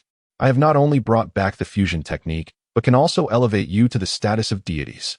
A special thanks to Min who loves to eat 7 fairy silver sprouts for the bubble tea. Chapter 149. The method is flawed. Raditz curiously asked, Lewis, what is a deity? Gracie frowned. Lord Lewis, you said you can make us into deities? Like you? Everyone's bodies trembled. If Lewis could truly transform them into deities like himself, then, Lewis, is that true? Brother-in-law, can I become a deity like you? Lord Lewis, if possible, please ensure that I, Raditz, can also experience the essence of being a deity. The crowd clamored, all filled with excitement. Lewis, holding little Goten, felt his lips twitch. What was this? Did they truly believe he could casually turn someone into a deity? Lewis was at a loss for words. The deities he referred to were, in fact, Super Saiyan gods, but they did not constitute true deities. The Super Saiyan god merely possessed the essence of divinity without corresponding divine dimensions or longevity akin to real deities. One could only consider the Super Saiyan god a pseudo-deity. I can only make Saiyans into deities. As for you, Bulma, do not harbor any hopes. Lewis glanced at Bulma. Am I not capable? You Saiyans are truly insufferable. Bulma pouted, her expression adorably petulant. Lewis chuckled, realizing that not only had Chi-Chi changed from her anime persona, but Bulma had also transformed.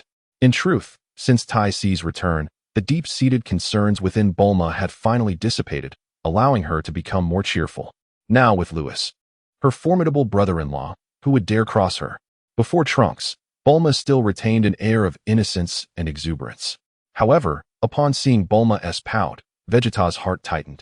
He knew all too well that whenever Bulma got angry, he was the one who would suffer. Vegeta shot Bulma a pleading glance, as if to say, could you spare me some dignity in public? If you must punish me, please wait until we are home. Bulma seemed to understand Vegeta's expression and huffed, turning her lips down in annoyance. Goku, noticing Vegeta's actions, grinned, but upon catching Chi-Chi's icy glare, he quickly shrank back. Clearly, she was still upset over his previous agreement with Lewis. The essence of the deities is imperceptible to mortals. This is something you should already comprehend.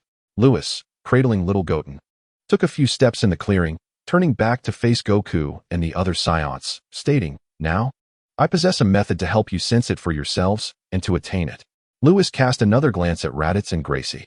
With these two, along with Goku, Vegeta, Bardock, and King Vegeta, there were precisely 6 Saiyans. Just perfect. So what must we do?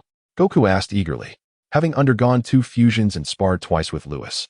Both he and Vegeta had remained on the defensive due to their inability to sense Lewis' energy. If they could perceive the essence of the deities, they believed that even if they were not a match for Lewis, they would not be bested so embarrassingly. Vegeta's face was also alight with enthusiasm. The success of the fusion technique proved that Lewis was not deceiving them. No. It could be said that Lewis had never lied to the Saiyans. If they were to become these so-called deities, the Saiyan race would undoubtedly ascend to become the most powerful race in the universe. 5 Saiyans with hearts of justice must gather their righteous light and focus it upon another Saiyan, Lewis declared. Hearts of justice? Righteous light. The others were perplexed, having never encountered such concepts. Raditz and Gracie exchanged glances, realizing they needed 6 Saiyans. So this was the purpose of their arrival on Earth. The fusion technique from the planet Metamor could only sustain its state for half an hour. Excessive power would further shorten this duration. Lewis stepped forward, returning Gohan to Chi-Chi, and addressed the group. Once Vegeta's fusion time is over, you should first attempt to concentrate your power into one individual. The method to create a Super Saiyan god was known to him from the anime, though Lewis himself was somewhat unclear on what exactly righteous light entailed. However, the existence of the Super Saiyan god was irrefutable, as foretold by the prophecy fish. Excitedly, Goku and the others began to await Vegeta's separation. Soon, half an hour passed, and a brilliant white light flashed as Vegeta split into 2. Let's give it a try, Lewis exclaimed. Vegeta and the others nodded, moving to the center of the clearing. Let me go first. You all channel your energy into me, Vegeta stated coldly. What about me? Goku interjected, eager to experience the divine power. Kakarot, don't compete with me. I'll go first, and you can be next.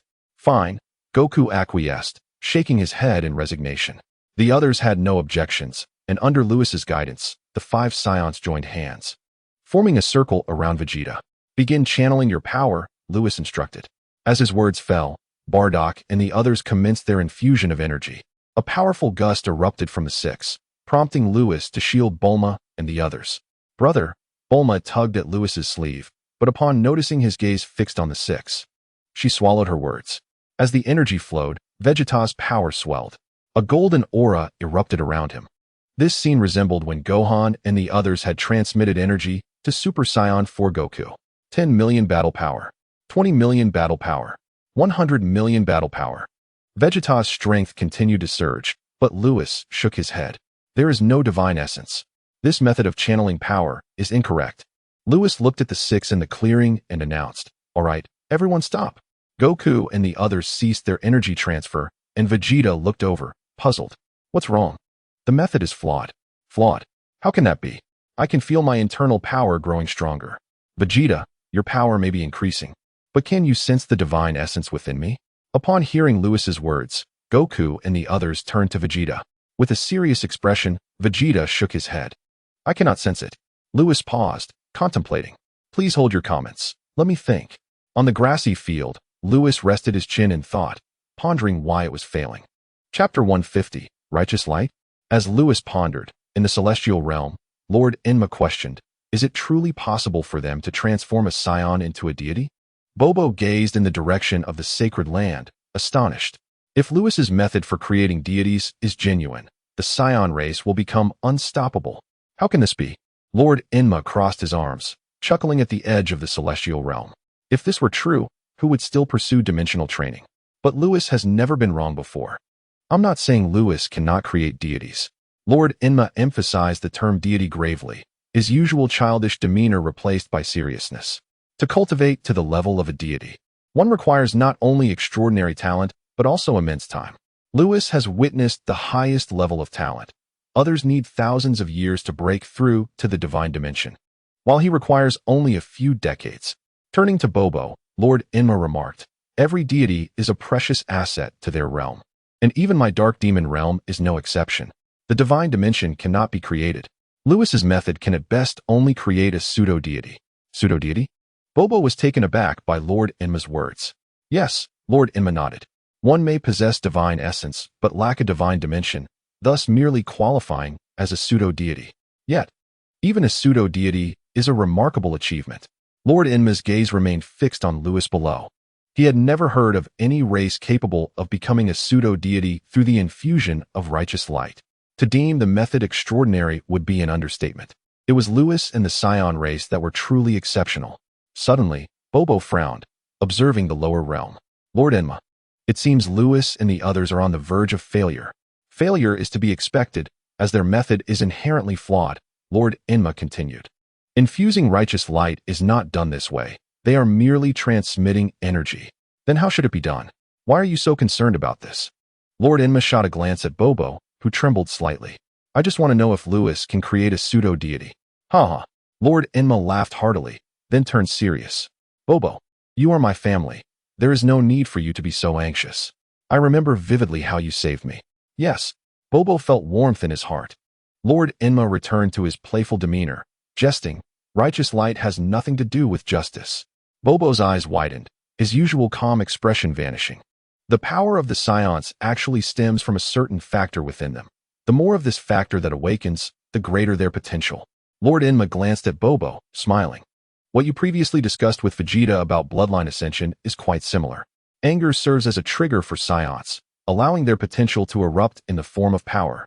What Whis refers to as righteous light likely involves channeling the factor powers from 5 Saiyans into one, enabling that individual to reach an astonishing level of potential.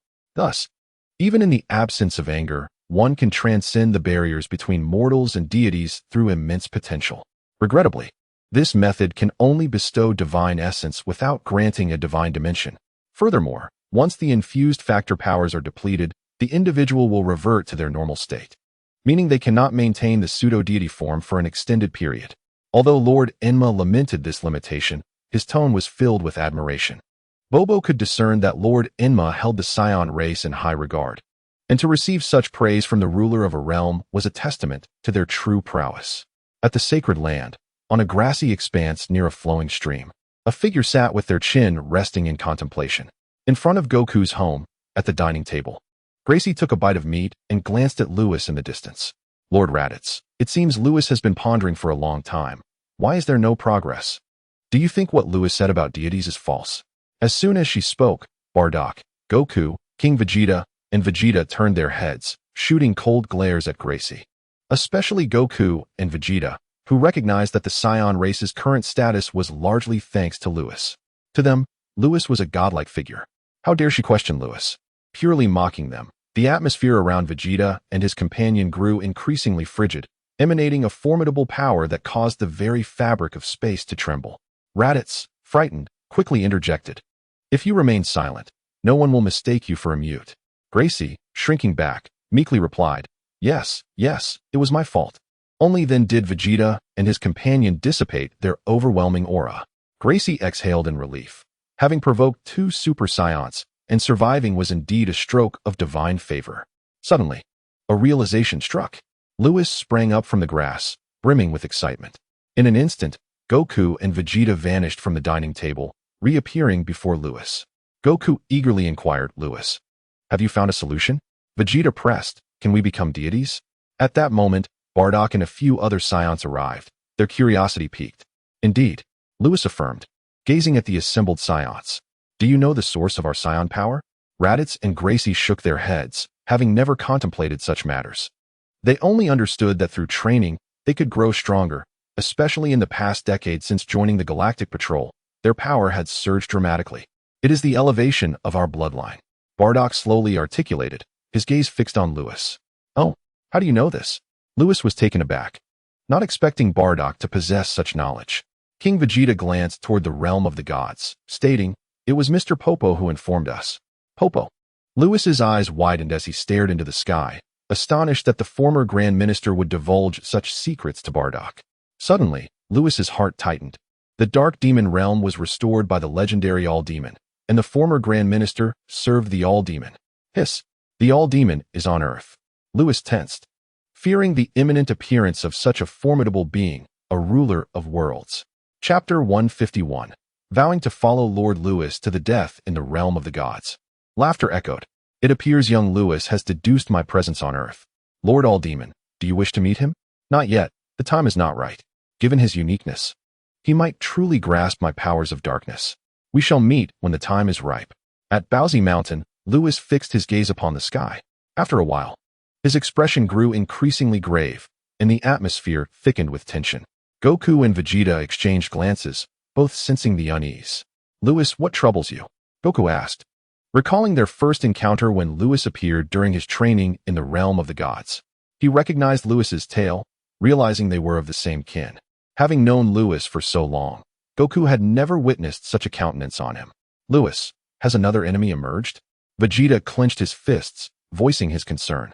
It isn't another formidable foe like Bojack, is it? King Vegeta and Raditz inquired anxiously. Whis remained silent, his gaze fixed on the heavens. After a long pause, he exhaled heavily. The Dark Demon realm was shattered by him, and he was certain the All-Demon was aware of him. Why would the All-Demon allow him to roam unchecked? I am fine, Whis finally declared, shaking his head in confusion. He then looked at everyone and tentatively asked, if I find myself in trouble, would you lend a hand?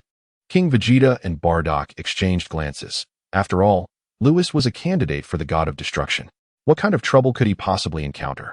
Furthermore, the challenges faced by a potential god of destruction were beyond the capability of Saiyans of their caliber to assist. Whis suddenly burst into laughter, though it was laced with sarcasm.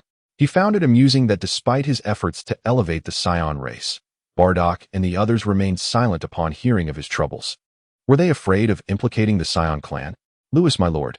Bardock suddenly knelt on one knee, his right fist resting firmly against his chest. Our present state as Saiyans is due to you. Without your intervention, we might have been obliterated by Lord Beerus long ago. You took Goku and Vegeta to learn the Kaioken and taught them instant transmission. Mr. Whis has secretly informed us that you have always been concerned for our safety. Now you return with the fusion technique and the means to become deities. Everything we Saiyans possess is a gift from you, Whis. I, Bardock, vow to follow you to the death. Bardock's voice resonated throughout Bowsy Mountain. Hearing this, Whis initially found it humorous, as he had devoted so much to the Saiyan race. Only to have Bardock and the others remain mute at the mention of his troubles. Were they afraid of implicating the Saiyan clan? Whis, my lord. Suddenly, King Vegeta dropped to one knee, respectfully proclaiming, as the current leader of the Saiyans, our present state is entirely due to your efforts.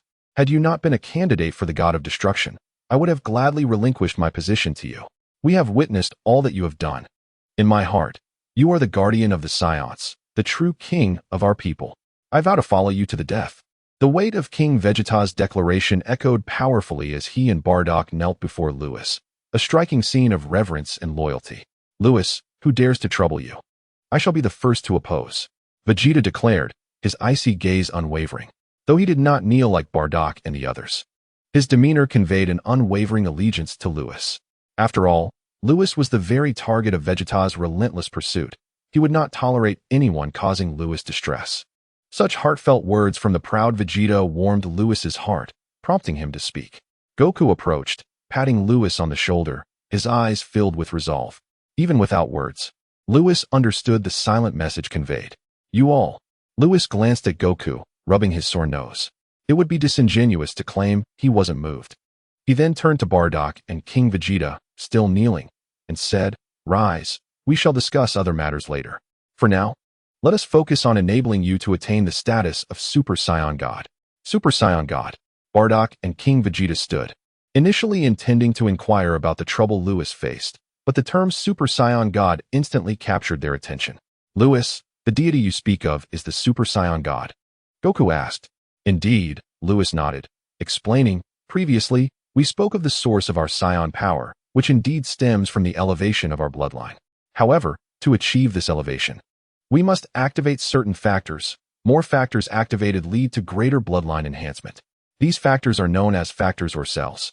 The activation of these factors requires specific conditions, namely, that we Scions must live in times of peace. From the moment you freed yourselves from Frisia and joined the Galactic Patrol, it was destined that we Scions would rise." On the grassy expanse, Lewis spoke fervently. As Vegeta and the others listened, they realized the truth of his words.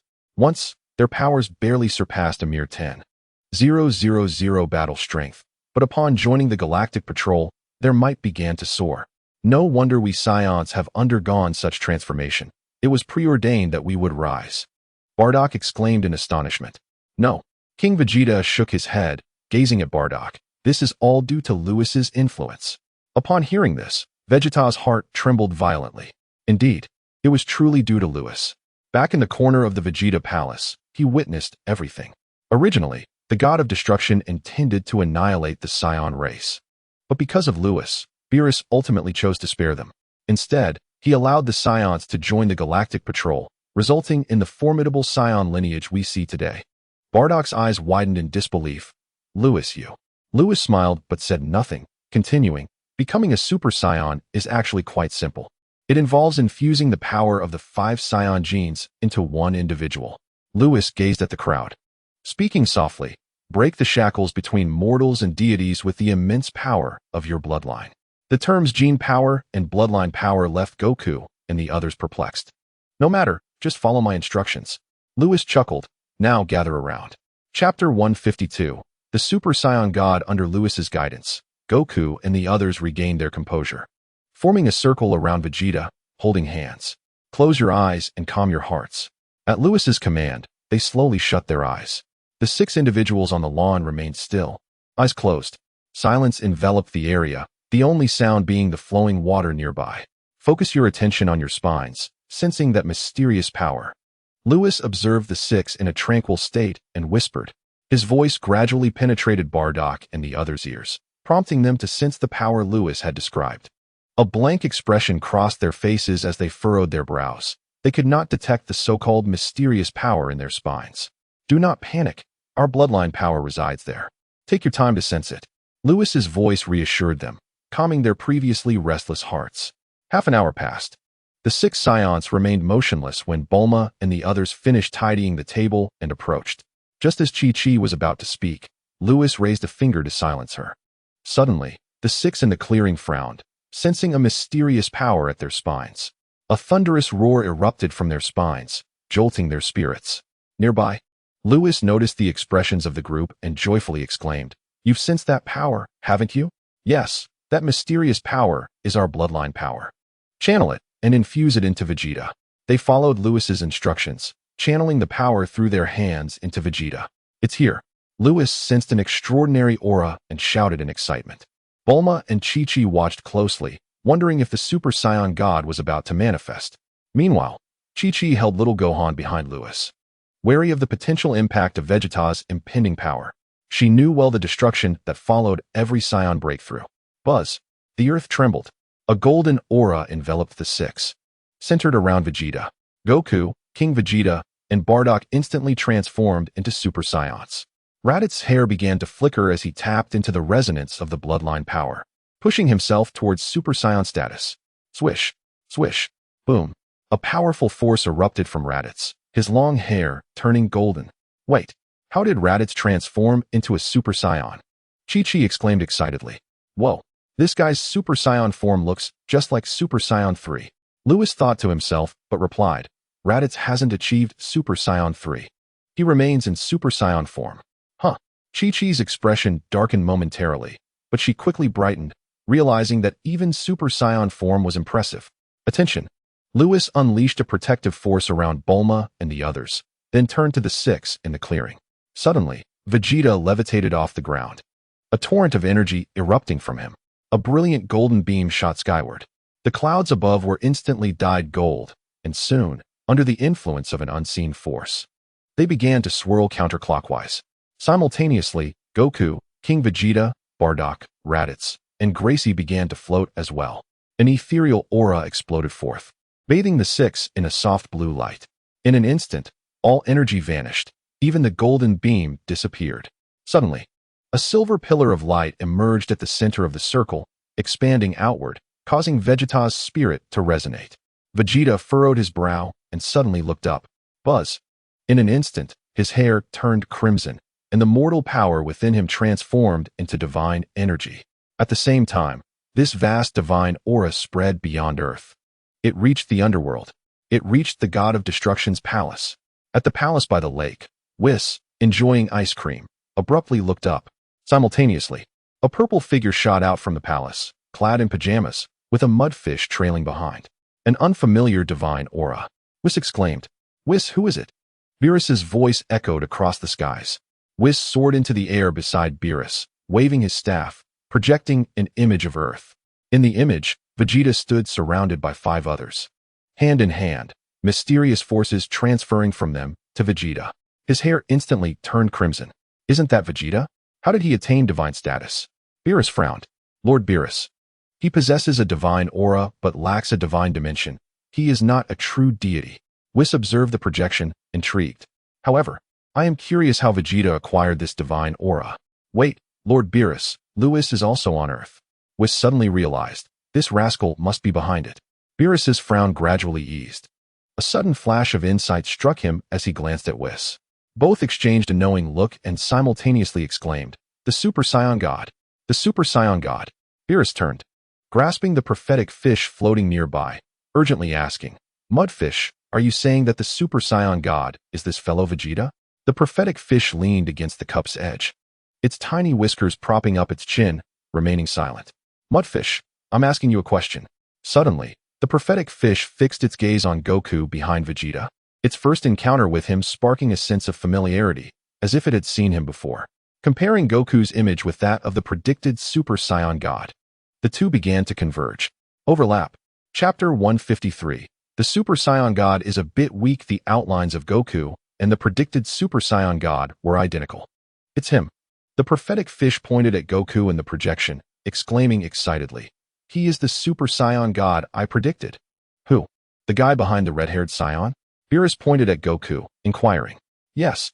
The prophetic fish swam a circle in the cup, leaping out of the water, delighted to see the one it had foretold. As Beerus persistently mocked it, questioning the veracity of its prophecies, the prophetic fish could hardly endure such indignity. Prophecy was indeed its forte, and now it had the chance to validate its foresight. Whis, let us depart. Very well. Whis soared into the sky with Beerus, leaving the prophetic fish in a state of bewilderment. At that moment, Ties emerged from the God of Destruction's palace, shouting, Lord Beerus, Whis, it's time to eat. After a while, the prophetic fish returned to the palace. Where are Whis and Beerus? It inquired. They have gone to find the Super Saiyan God. On Earth. In the other world, the entire Majin lay sprawled on the floor, gazing towards the direction of the Bun Mountain, its round, gleaming eyes brimming with excitement. Boo! They have truly transformed into the Super Saiyan God, Boo exclaimed. Standing beside Boo, Lewis marveled. Lewis is exceptionally clever. I never imagined he would discover the correct method mentioned by Lord Boo. However, the Saiyan race is indeed formidable. Boo raised an eyebrow, looking skyward. Hey, Lord Boo. Beerus is flying towards Earth. Do not concern yourself with that slender feline.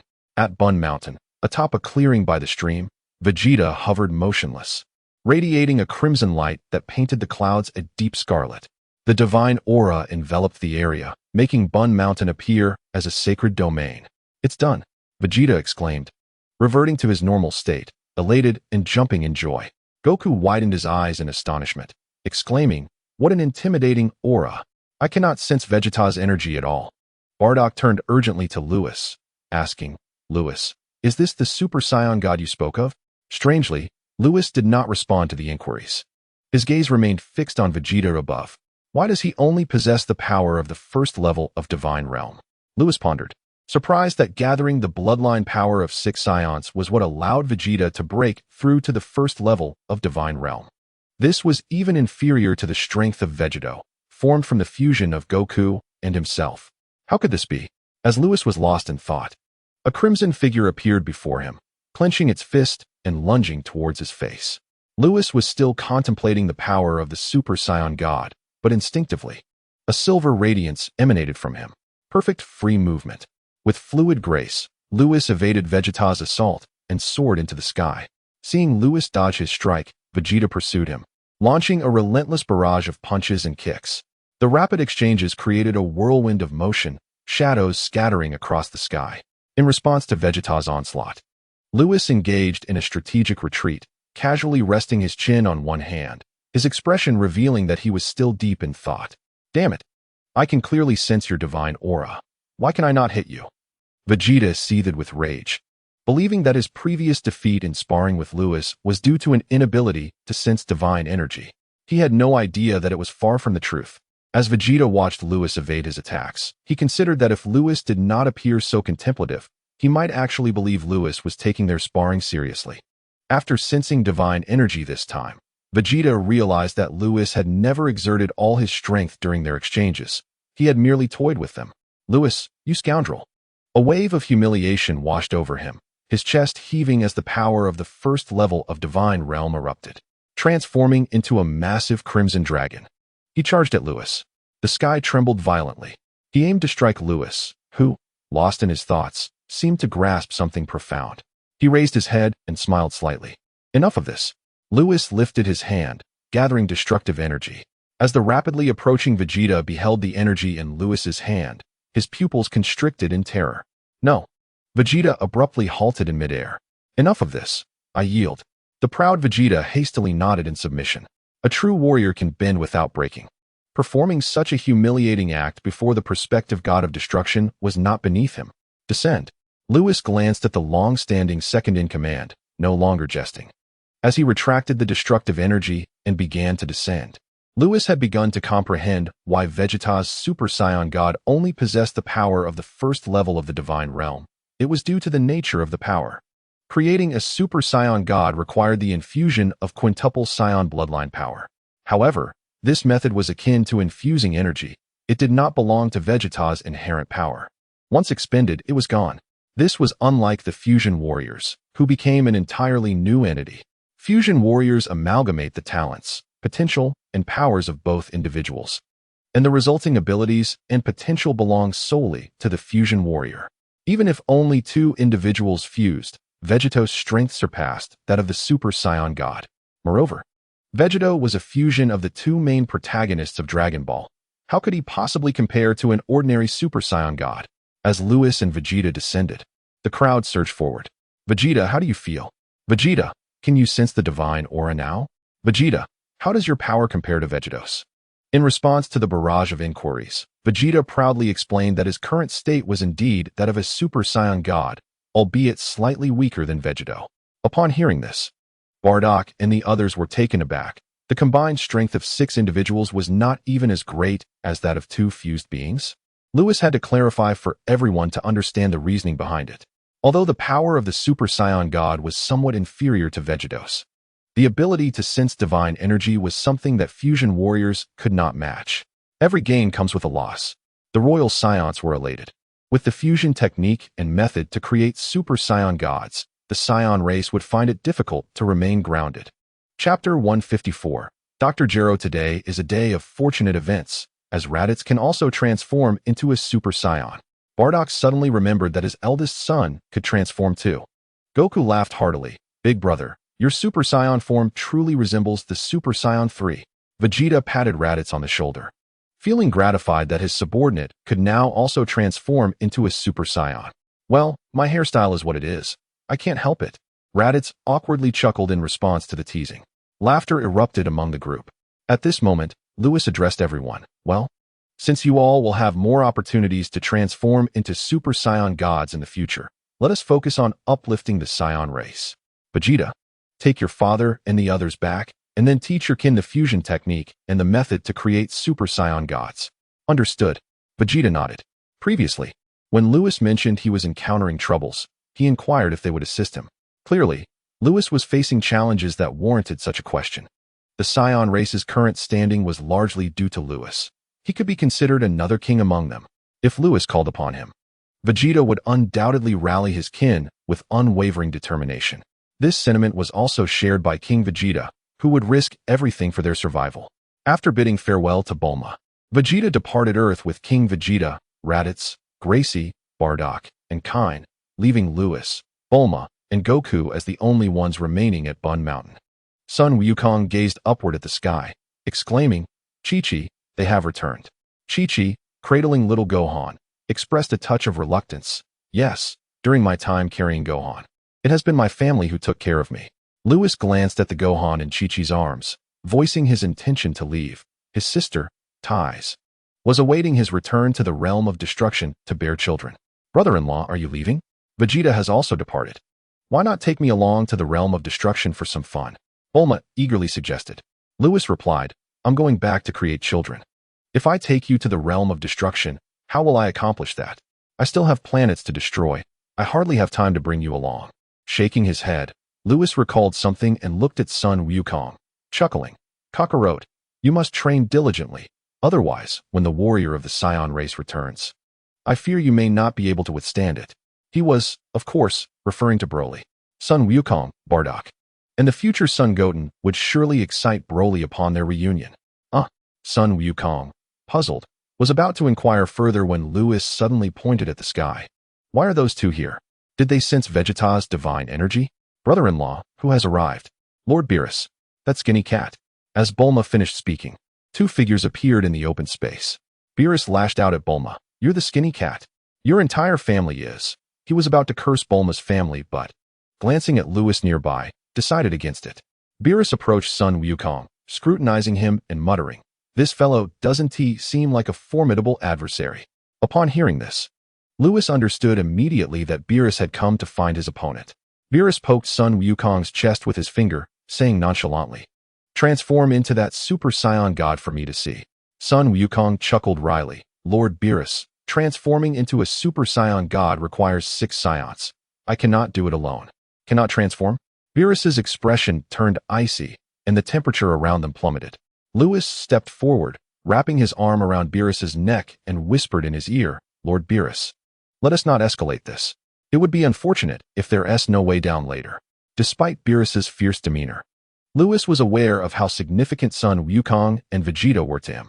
In the cosmic ranking of average human power, divine roles were not included, meaning the universe's ranking relied on its top-tier warriors.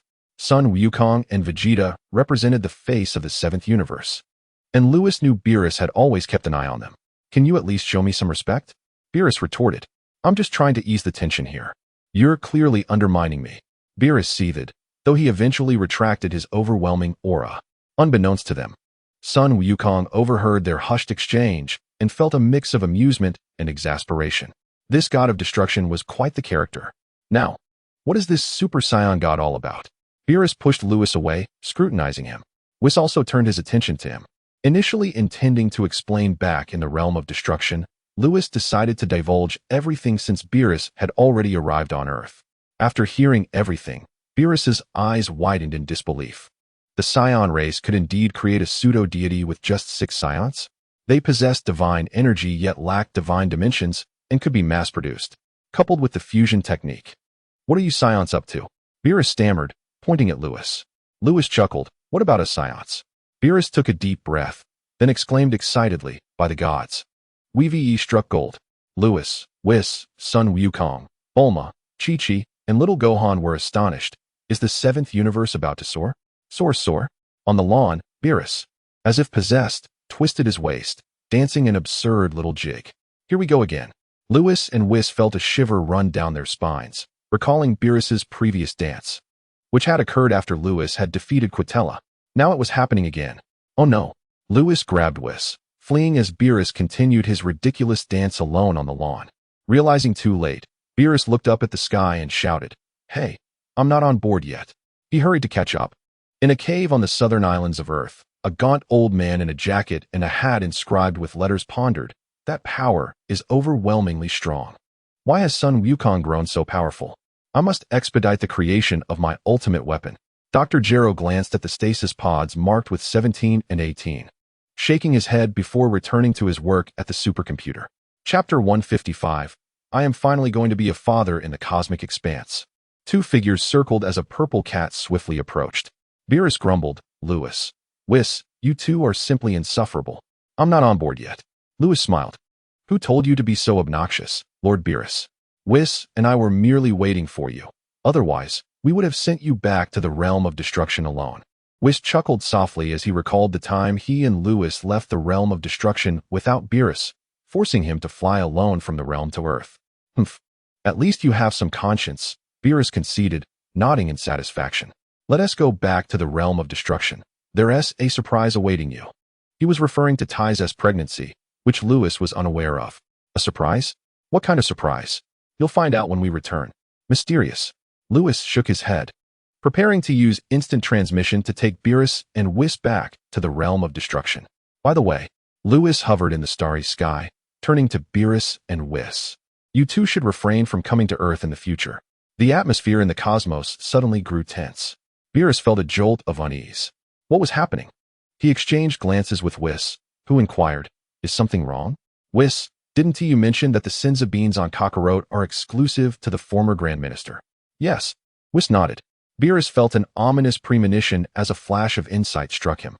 He blurted out, "Lewis, are you suggesting that the Dark Wizard is on Earth?" Lewis raised an eyebrow, surprised that Beerus had made that connection. However, he certainly did not wish for the Dark Wizard to be on Earth, as it housed Ty's family and Sun Wukong's family. Who knew what havoc the Dark Wizard might wreak? Yet, Lewis suspected that the Dark Wizard was indeed on Earth. Whis also grasped the implication, affirming, "Previously, I only knew of the former Grand Minister's identity. I had no idea who he served. Now that I know all the secrets.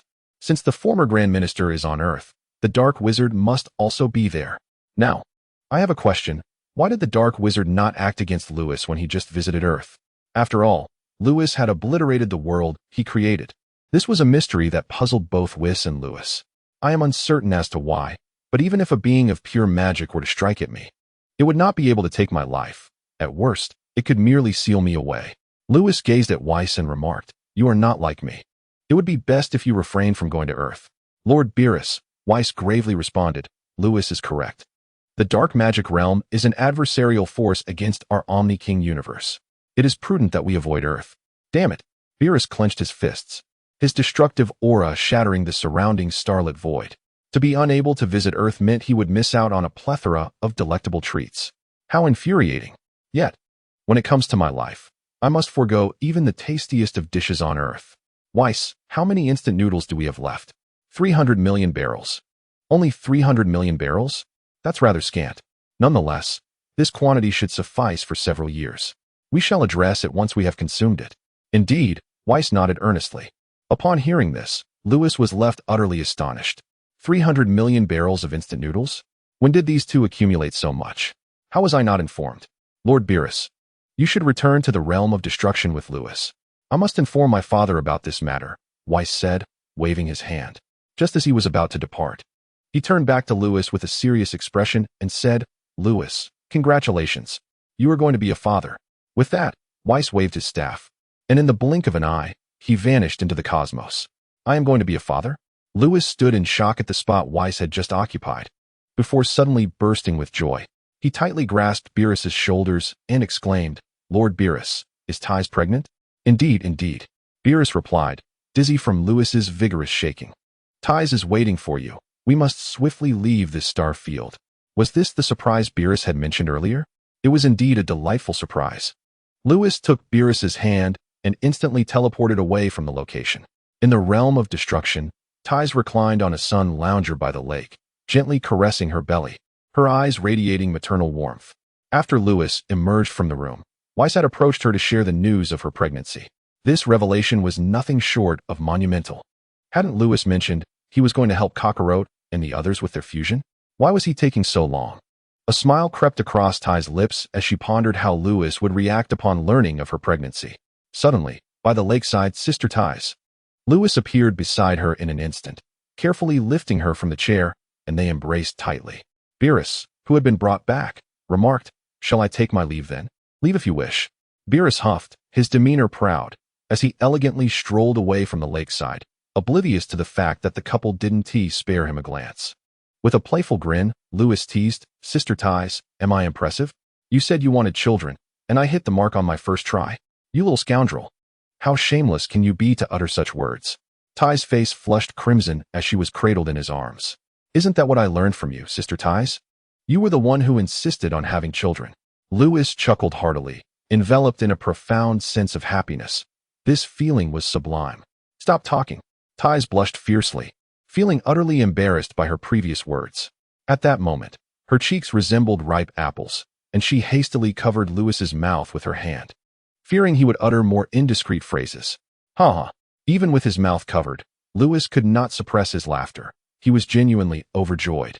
Finally on the verge of becoming a father, Ties buried her face in Lewis's embrace, listening to the strong rhythm of his heartbeat.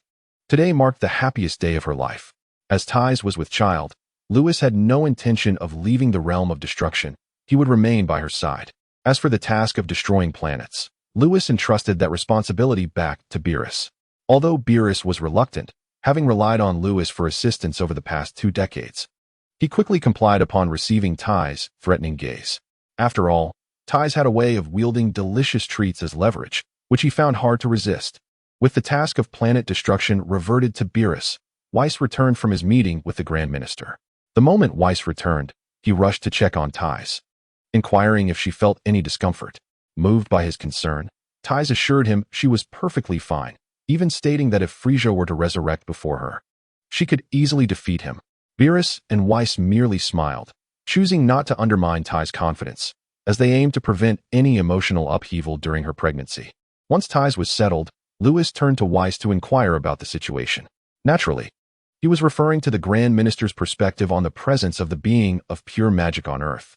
Whis relayed the Grand Minister's words, indicating that he and Beerus should act as if they were unaware of the being's existence on Earth, meaning they could continue with their duties as usual.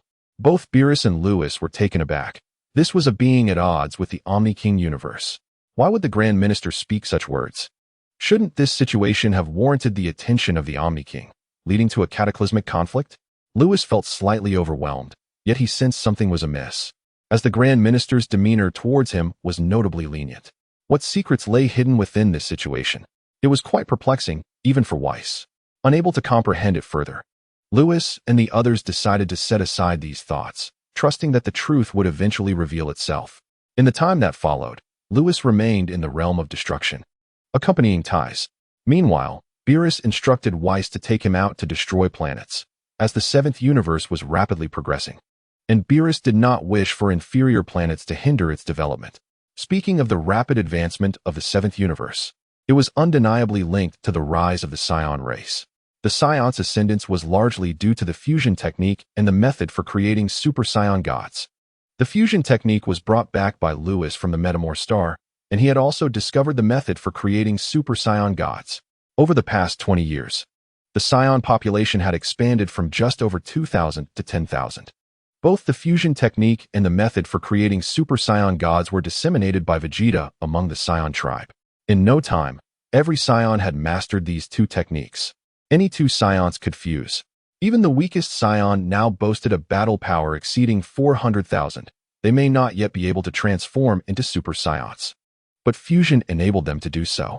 The fused warriors had a battle power of at least 20 million, and each of them could transform into super scions. Transforming into a super scion increases battle power by 50 times. Thus, each fused warrior possessed a power level of at least 1 billion. Furthermore, every 6 scions could produce a single super scion god. The super scion god emanates divine energy, and its power is imperceptible to mortals unless engaged in combat. None could ascertain the extent of a super scion god's strength. However, Vegeta had sparred with the super scion gods created within his clan, discovering that these super scion gods were, in fact, inferior to the fused warriors.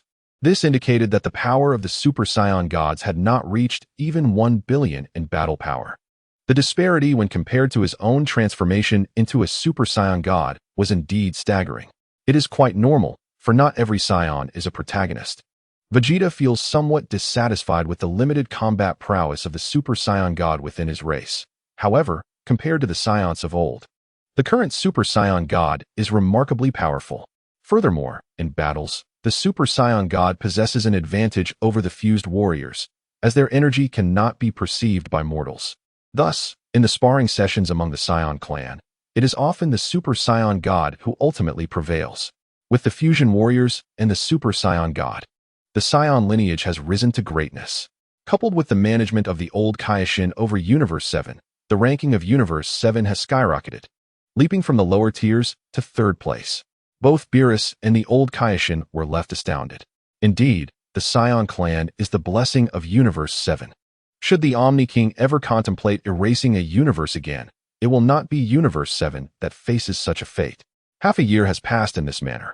During this time, Tai's belly has grown increasingly round, while Whis has remained by her side in the God of Destruction realm. The emotions of a pregnant woman can be quite unpredictable, and upon noticing Tai's low spirits, Whis made a trip to Earth to bring Bulma to keep her company. As expected, when Whis went to retrieve Bulma for the God of Destruction realm, the Demon King did not take action against him. Although Whis found this quite peculiar, it was preferable that the Demon King did not engage him. On this day, half a year later, by the lakeside of the God of Destruction realm, Tai's, cradling her substantial belly, gazed at Whis, who seemed poised to leave.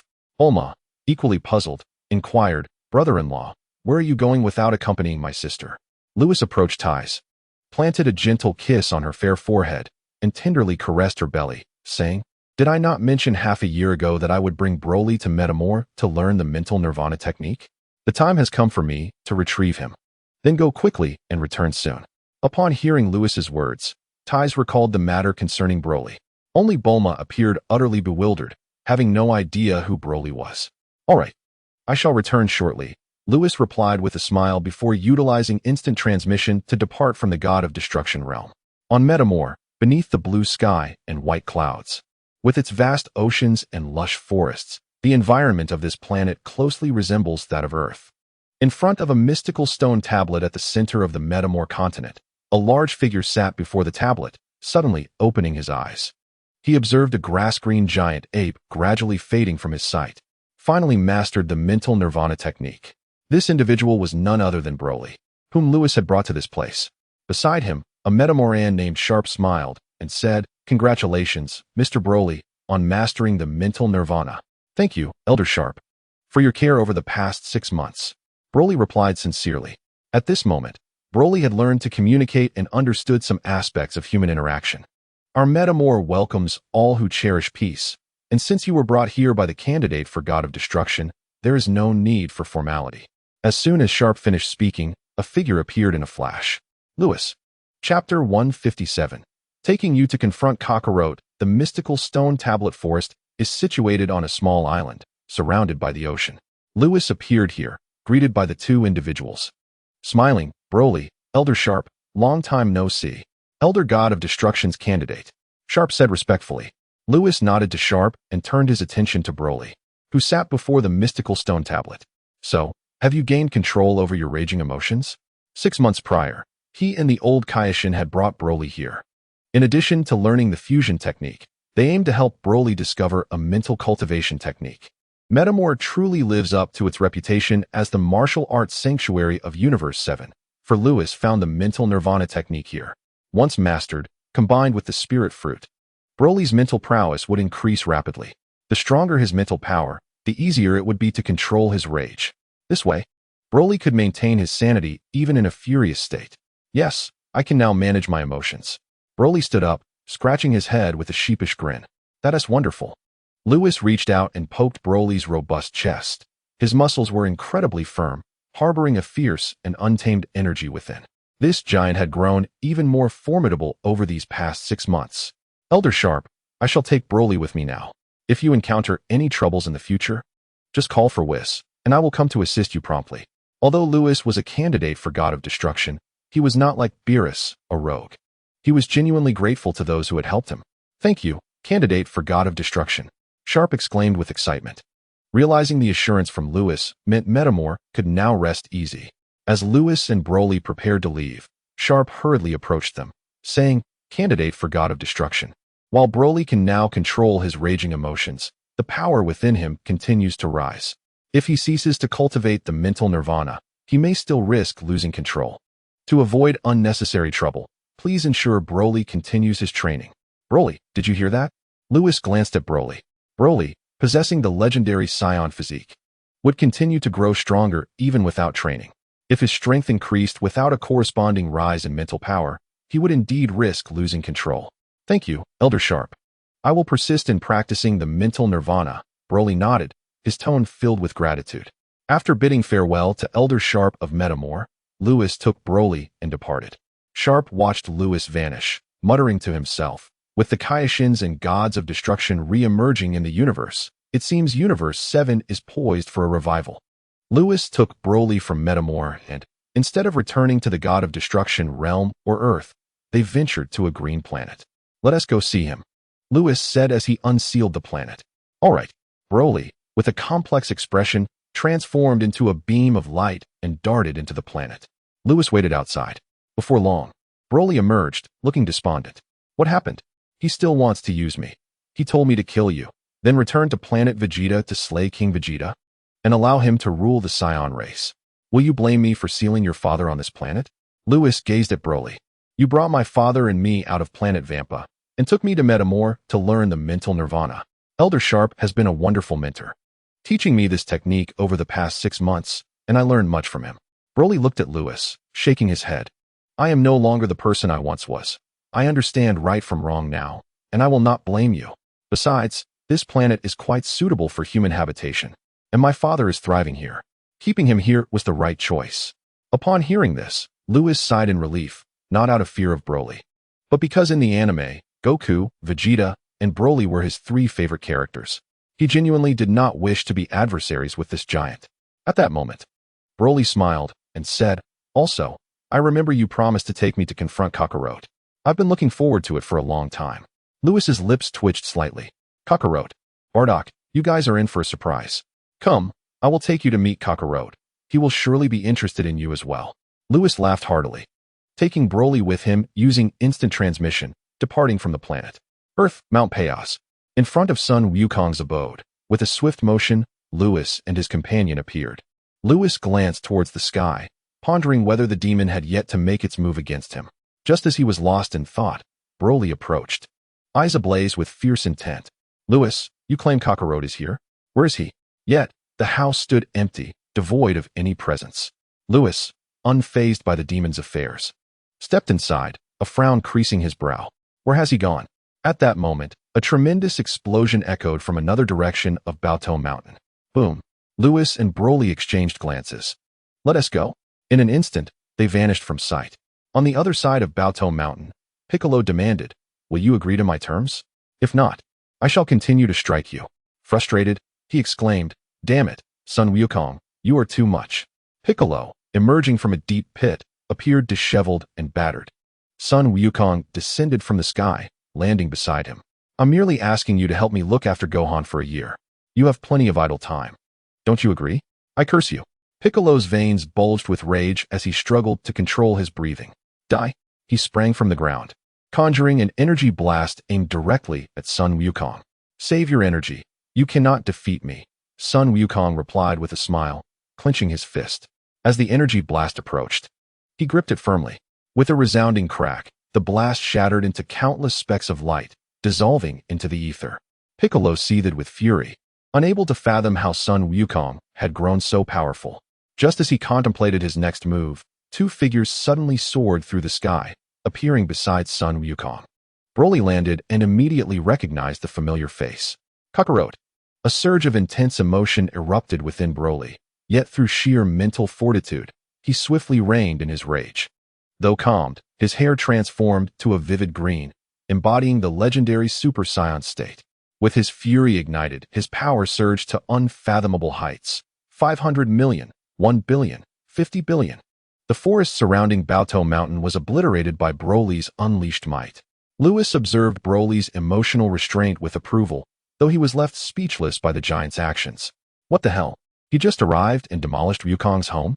Hastily, Lewis employed his time-altering abilities to restore the surrounding forest. Meanwhile, Sun Wukong had already flown to protect Chi-Chi and Little Gohan. As for Piccolo, he had been swept away by the overwhelming energy wave. Broly managed to stabilize his emotions, his power settling at 50 billion. Kakarot. I shall give you a beating. Broly radiated a green glow as he vanished from sight, charging towards Sun Wukong. Who is he, Lewis? Sun Wukong shouted, shielding Chi-Chi behind him. The pressure emanating from Broly was immense. Let him hit you. I will ensure Chi-Chi and Gohan are safe. Unbeknownst to him, Lewis appeared at his side, taking Gohan from Chi-Chi's arms. With Lewis cradling Gohan, Sun Wukong felt a wave of relief wash over him. Damn it. This green-haired monster arrives and immediately talks of beating me. Does he truly think I am defenseless? Facing the oncoming Broly, Sun Wukong tightened his fists, unleashing a tremendous power that transformed his hair to golden hues. Super Saiyan at full strength. His power escalated from 75 million to 37.5 billion. Sun Wukong became a streak of golden light, colliding with Broly's charge. Why resist? Just let him hit you. Lewis shielded Gohan's eyes to spare him from the fright. As anticipated, the clash lasted barely 2 minutes. The anguished cries echoed throughout Baotou Mountain as Sun Wukong plummeted from the sky, creating a deep crater upon impact. Wukong. Chi-Chi gasped in horror, attempting to rush forward. Chi-Chi, do not worry. Broly will not harm him recklessly. Lewis grasped Chi-Chi's arm, continuing. Kakarot has not fought in a long time. He requires this battle. Chi-Chi regarded Lewis with skepticism. Is that true? Lewis nodded. More than a year had passed since the battle against Bojack, during which Sun Wukong had primarily engaged in routine training, with minimal actual combat. It was not that Sun Wukong had been completely inactive. 6 months prior, he had sparred with Vegeta after their fusion with the Metamorans. However, during that time, Vegeta was swiftly defeated, hardly qualifying as a true duel. Lewis did not intend for Broly to bully Sun Wukong. Rather, he sought to provide Sun Wukong with a challenge. Perhaps this encounter could catalyze Sun Wukong's ascension to Super Saiyan 2. After all, it had been years since he had transformed into a Super Saiyan, and logically, his bloodline should have evolved sufficiently by now. Reassured by Lewis's words, Chi-Chi settled down. Meanwhile, Sun Wukong arose from the crater, consuming a senzu bean, which instantaneously healed his injuries. He gazed at Broly, who was descending from above, and asked, Who are you exactly? A member of my kind? Noticing Broly's tail, Sun Wukong furrowed his brow. He soon observed the peculiar color of Broly's hair, questioning, What is this form you possess? Is it a Super Saiyan state? Why is your hair green? As Broly touched down, he did not answer Sun Wukong's inquiries. Instead, he scrutinized Sun Wukong, perplexed. Why are you unharmed after I struck you? Sun Wukong grimaced slightly. Upon realizing Broly was of his kin, he felt a wave of relief. Initially, he had believed Broly to be an adversary akin to Bojack. Strangely enough, I derive immense joy from hitting you. Yet Lewis advised me to refrain from going too far, so I merely struck you once and ceased. Broly's eyes gleamed with excitement. But you appear entirely unscathed. I can certainly strike you again. With a green aura enveloping him, Broly advanced towards Sun Wukong step by step, a formidable power surging within him. Sun Wukong felt as if he were being hunted by a beast, the overwhelming pressure sending shivers down his spine. What kind of creature is this? Amidst the shock, Sun Wukong's excitement grew. Fighting such an opponent would indeed be exhilarating. Having just engaged in battle, He already recognized the gap between himself and Broly. Broly's strength far surpassed his own. Very well. Let me try this technique. Sun Wukong's gaze sharpened. He did not transform into his full-power Super Saiyan state, remaining in his normal form. Relaxing his body, an ethereal aura began to emanate from him, granting him newfound agility.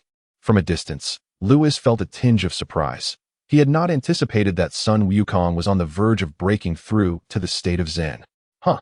Broly paused, momentarily taken aback by Sun Wukong's transformation. Just as Broly was lost in thought, Sun Wukong made his move.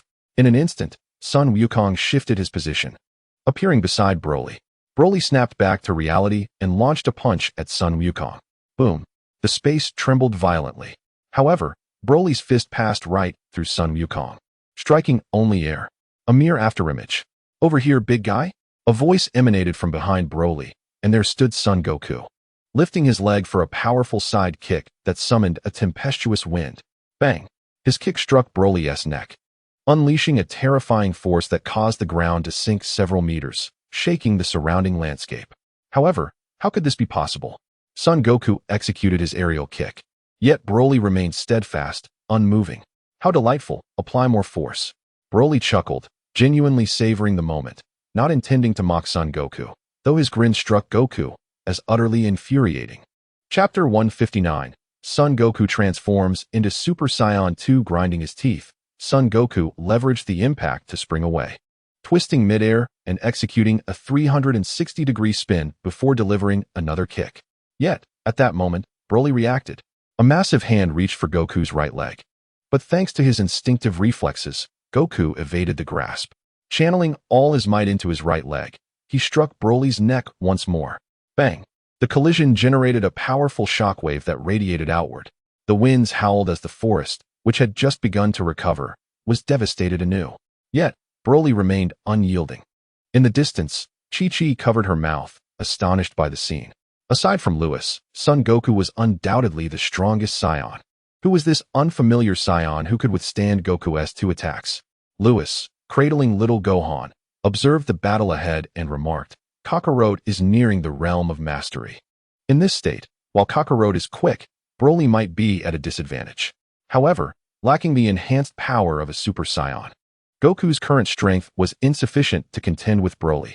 It was akin to Goku's earlier encounters with Jiren, where despite his speed and reflexes, he was unable to affect the formidable opponent. What can we do? Chi-Chi fretted.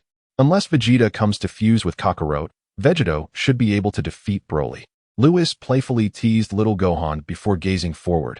Of course, I didn't bring Broly here for Vegeto to defeat him. I want to see if Kakarot can break through to Super Saiyan 2. Boom. Broly unleashed a tremendous force, sending Son Goku flying as he shouted, Kakarot, and pursued him. Silver and green. 2 beams of light chased through the sky, colliding intermittently, the unleashed ferocity crackling through the air. In an instant, the mountains and rivers shattered. Countless trees uprooted and spiraled into the sky, creating an awe-inspiring spectacle. Facing Broly, a powerhouse, Son Goku's blood surged with excitement.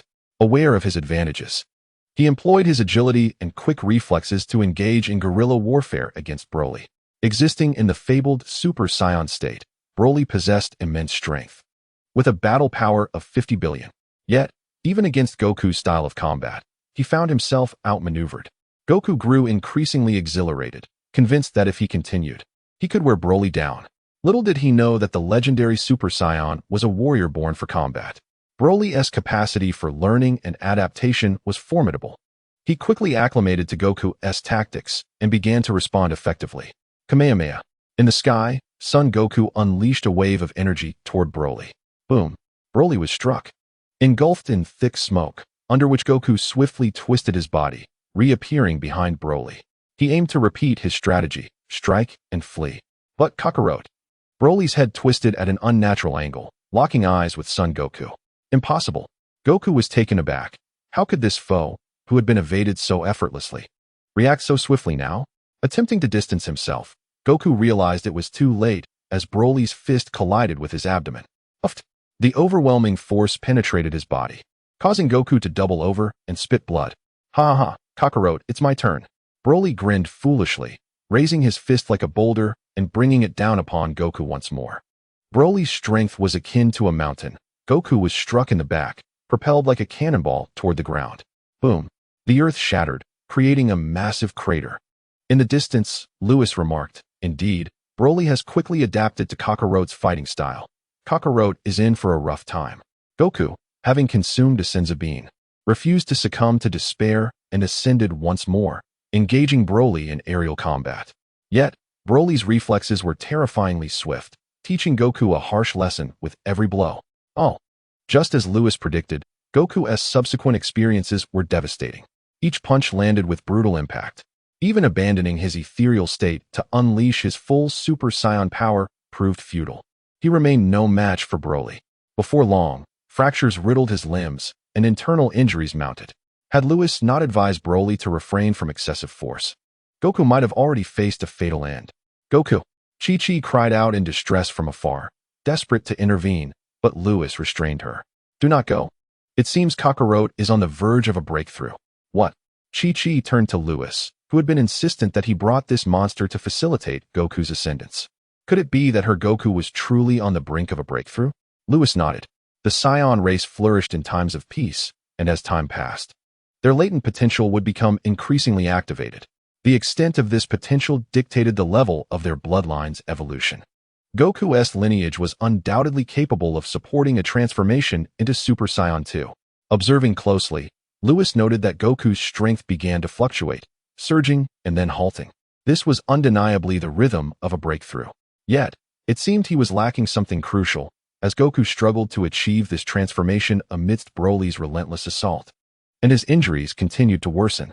If Goku did not seize this opportunity to break through, he would remain stagnant for an indeterminate period. Lewis understood this well. He communicated telepathically with Broly. "Be gentle. Don't kill Kakarot." As Broly continued to pummel Goku, he glanced over and complied, noticeably lessening the intensity of his blows. After a while, despite Broly's considerable restraint, Goku still failed to break through. This cannot continue. At this rate, Goku may never transform. Observing the situation, Lewis lifted little Gohan into the air and shouted, "Kakarot, do you see little Gohan? You are his father. He has witnessed your plight. Is this the example you wish to set for him?" Chapter 160. Do not strike the face. As Lewis's words echoed, Goku, enduring excruciating pain, suddenly broke free from Broly's onslaught. He glanced back at little Gohan in Lewis's arms, then at Broly, who radiated green energy. Sun Wukong's limbs were fractured, yet he reached into his pocket and extracted a magical bean, placing it into his mouth. Despite the excruciating pain, he remained eerily calm. The atmospheric pressure shifted dramatically.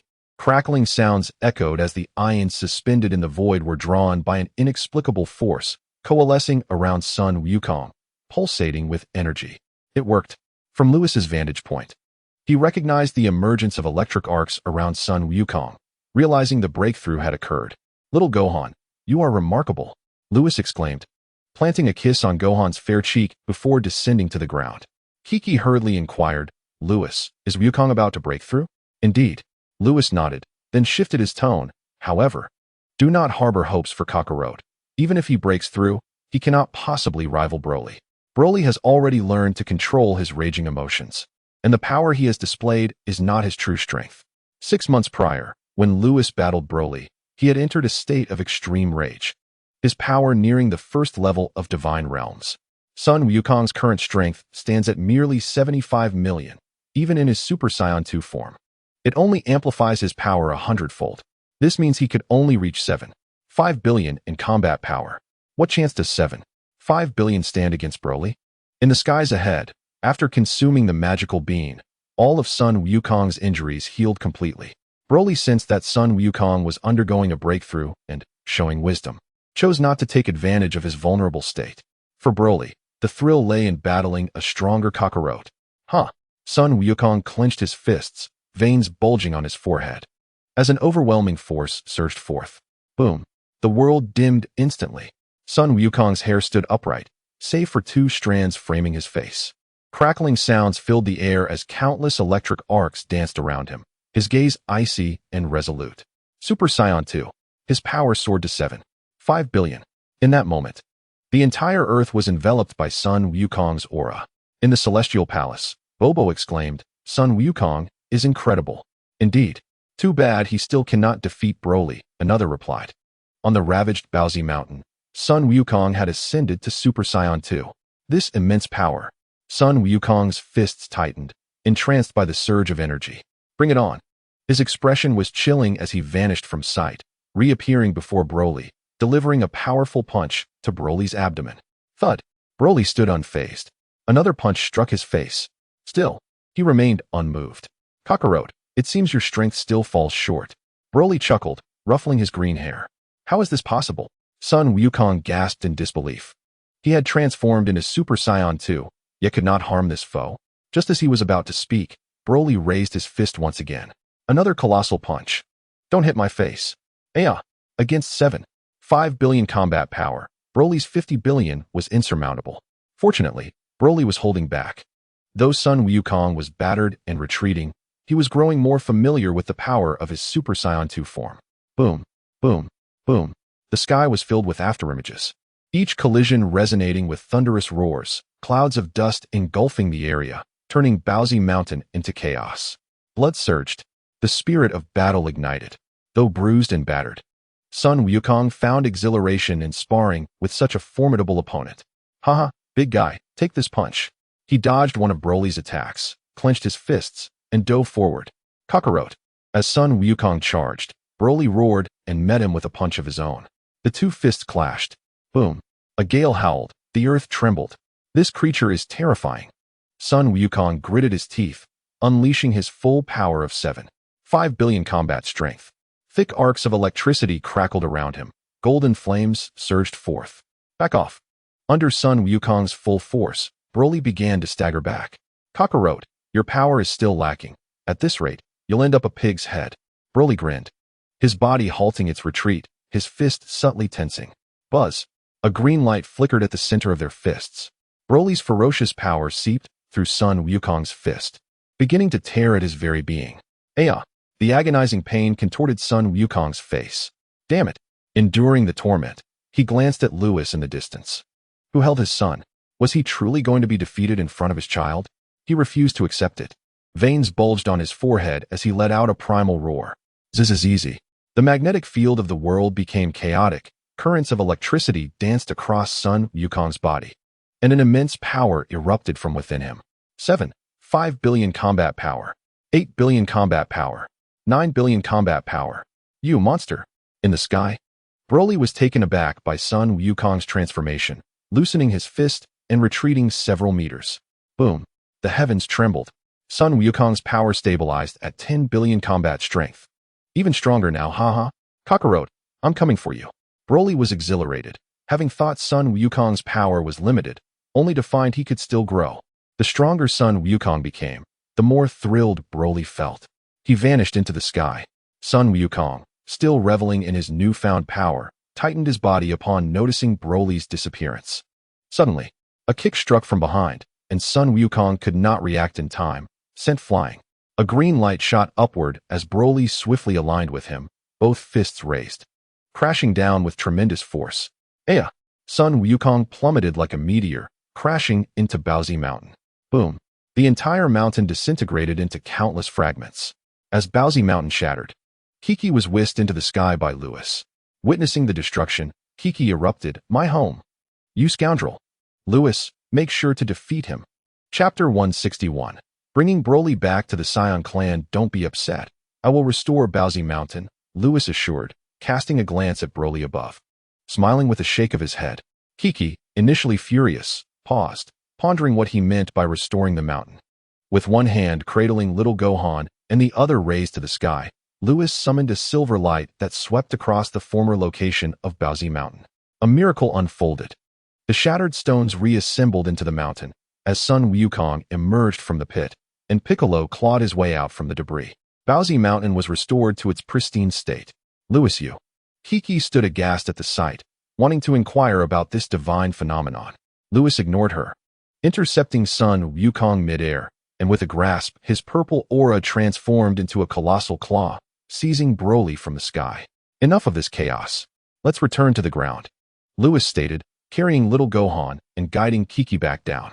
As Kiki gazed at Lewis's retreating figure, She contemplated asking him something, but was quickly drawn to the sight of her husband, who resembled a pig. She hurried to Sun Wukong's side, gently caressing his face with concern. Wukong, how are you feeling? Don't say you're fine. With a pig-like visage, Sun Wukong spoke with a lisp, insisting he was all right. You've turned into a pig, Wukong. You must eat a senzu bean immediately. Just a minor injury, no need for senzu beans. He retorted. You can't even articulate properly. How can you say you're fine? Kiki found herself both exasperated and amused. After a moment, Sun Wukong relented and consumed a senzu bean, and instantly his pig-like appearance vanished, restoring his health. At that moment, Lewis approached, followed closely by Broly. Pointing to Broly, Lewis chuckled, Kakarot. Allow me to introduce you to the legendary warrior of the Scion race I mentioned previously. Legendary warrior? A flash of realization struck Sun Wukong as he remembered Lewis's words from 6 months prior, when he had taught them the fusion technique and the method to achieve Super Saiyan God. You must train diligently, or when the legendary warrior of the Scion race returns, you may find yourself outmatched. Is it him? Sun Wukong exclaimed, his curiosity piqued. Yes, Lewis confirmed with a nod. Sun Wukong swallowed hard, turning to stare intently at Broly. He had witnessed Broly's formidable strength in their recent encounter. This individual could truly be classified as a monster. In terms of power, no matter how much he trained, Broly seemed capable of effortlessly keeping pace with him. In terms of skill and reflexes, initially, Sun Wukong had managed to toy with Broly, but it wasn't long before Broly adapted and launched a counterattack. Broly's rate of growth was astonishing. He appeared to exist solely for the purpose of battle. Sun Wukong shook his head with a wry smile. No wonder you referred to him as the legendary warrior of the Scion race. While Broly was indeed powerful, countless other beings in the universe surpassed him. Lewis clapped Sun Wukong on the shoulder, saying, there are always greater heights beyond our reach. Recognizing one's limitations is the first step toward improvement. Lewis spoke the truth. At this stage, neither Sun Wukong nor his comrades were sufficiently strong. Even Broly and Vegito were relatively weak in the grand cosmos. Setting aside potential threats, every candidate for destruction across the universes possessed at least the second tier of divine power. Sun Wukong and his companions could barely reach that level, requiring fusion between Sun Wukong and Vegeta or Broly's ultimate rage state to achieve it. The notion of competing against other universe candidates for destruction was laughable, especially considering those candidates wielded destructive energy that transcended mere ki, belonging instead to the realm of cosmic law. To stand against such laws with mere mortal strength would require at least the third tier of divine power. Sun Wukong's heart raced at Lewis's words, realizing that there were indeed many more formidable beings than even Broly. At that moment, Lewis turned towards Broly, asking, how do you feel? Awesome. Broly, now returned to his normal state, surprisingly understood Lewis's inquiry regarding the thrill of battling Sun Wukong. Need I even say it? It was exhilarating. Seeing Broly's joyful expression, Lewis laughed heartily. You'll feel even more exhilaration in the future. One Kakarot isn't enough. There's also Bardock and Goten. Sun Wukong's family remarked. Lewis, you truly are something else. Kakarot, where's Vegeta? Lewis inquired, noticing Sun Wukong lost in thought. The earlier conversation left Sun Wukong contemplative. He finally replied. Vegeta has been at the Galactic Patrol headquarters for the past 6 months, returning only once or twice. He should still be there. At the Galactic Patrol headquarters? Very well. I'll take Broly back to the Scion Enclave and check on our kin's progress. Would you like to join us? Lewis's plan to return with Broly also included getting Vegeta to transform into Super Saiyan 2. After all, after a millennium of being second best, he doubted Vegeta could surpass Sun Wukong. To expedite their ascension, he felt like both a father and mother to them. I'm exhausted. I still need to deal with Piccolo, making him train Goten for a year. You all go ahead. I'll stay behind. Sun Wukong shook his head. Lewis nodded in understanding, saying nothing further. He handed Goten back to Kiki and departed with Broly. Watching them vanish, Sun Wukong sighed. Kiki, cradling Goten, asked, Wukong, what's wrong? Nothing. I just suddenly feel so weak. No, in my eyes, you are the strongest, Kiki reassured him, glancing at Goten. That Broly is infuriating. But don't worry, once Goten grows, you two can take him down together. Ha ha, sounds great. Sun Wukong felt elated and soared towards the forest. Piccolo, how about you take care of Goten for a year? Sun Wukong, who were those two? They are my kin. I'm asking you, Will you help me with Goten? If not, I'll just have to keep beating you. Damn it, you're forcing my hand, huh? Fine, I'll help you raise him. I'll turn him into your rival, and then you two can be enemies. Ha ha. On Earth, in a cave within the southern islands, a malevolent force simmered. That damn Sun Wukong. Why is he so strong? Soon, very soon, my ultimate weapon will be ready. Sun Wukong, just wait. Chapter 162. Meeting Mircy at the Galactic Patrol headquarters, the bustling activity was palpable as beings from various planets gathered to assign tasks. Have you heard? Bardock can now transform into Super Saiyan. You mean that bald Bardock? Shoo, are you trying to get yourself killed? That's a Super Saiyan. But honestly, it's quite amusing to see Bardock transform. How so? While others sport golden hair upon transforming, making them look incredibly cool, Bardock's head is completely bald, resembling a giant light bulb, with only his eyebrows turning golden. Ha! At that moment, two figures navigated through the crowd. Bardock can transform now? Interesting, Lewis thought to himself, chuckling as he led Broly toward the Galactic Patrol building. Upon entering, a gentle voice reached his ears. Lewis, I'm on the rooftop. Mircy? Lewis was taken aback. What could Mircy want with him? Broly, wait for me here. I'll be right back. Without waiting for Broly's response, he vanished from the hall. On the rooftop of the Galactic Patrol building stood a slender figure clad in the patrol's uniform, gazing up at the vast starry sky. Lewis, do you know what I've been doing all these years? Protecting the universe, Lewis replied, appearing beside Mircy. Mircy turned to him with a smile. Exactly. Unlike my brother and the others, I believe that angels are, in fact, part of humanity and the universe. Why must we angels adhere to the rules of neutrality? Melis gazed up at the profound starry sky, his tone filled with awe. The cosmic expanse is truly enchanting. My dream is to safeguard the universe. Yet, malevolence continually taints it. Over the years, I have been responsible for 104 star domains, witnessing far too much wickedness. I have captured these evils and confined them within the galactic prison. However, this proves futile, as malevolence is ever present, sprouting anew after a time. Melis continued his discourse, while Lewis remained silent, merely listening.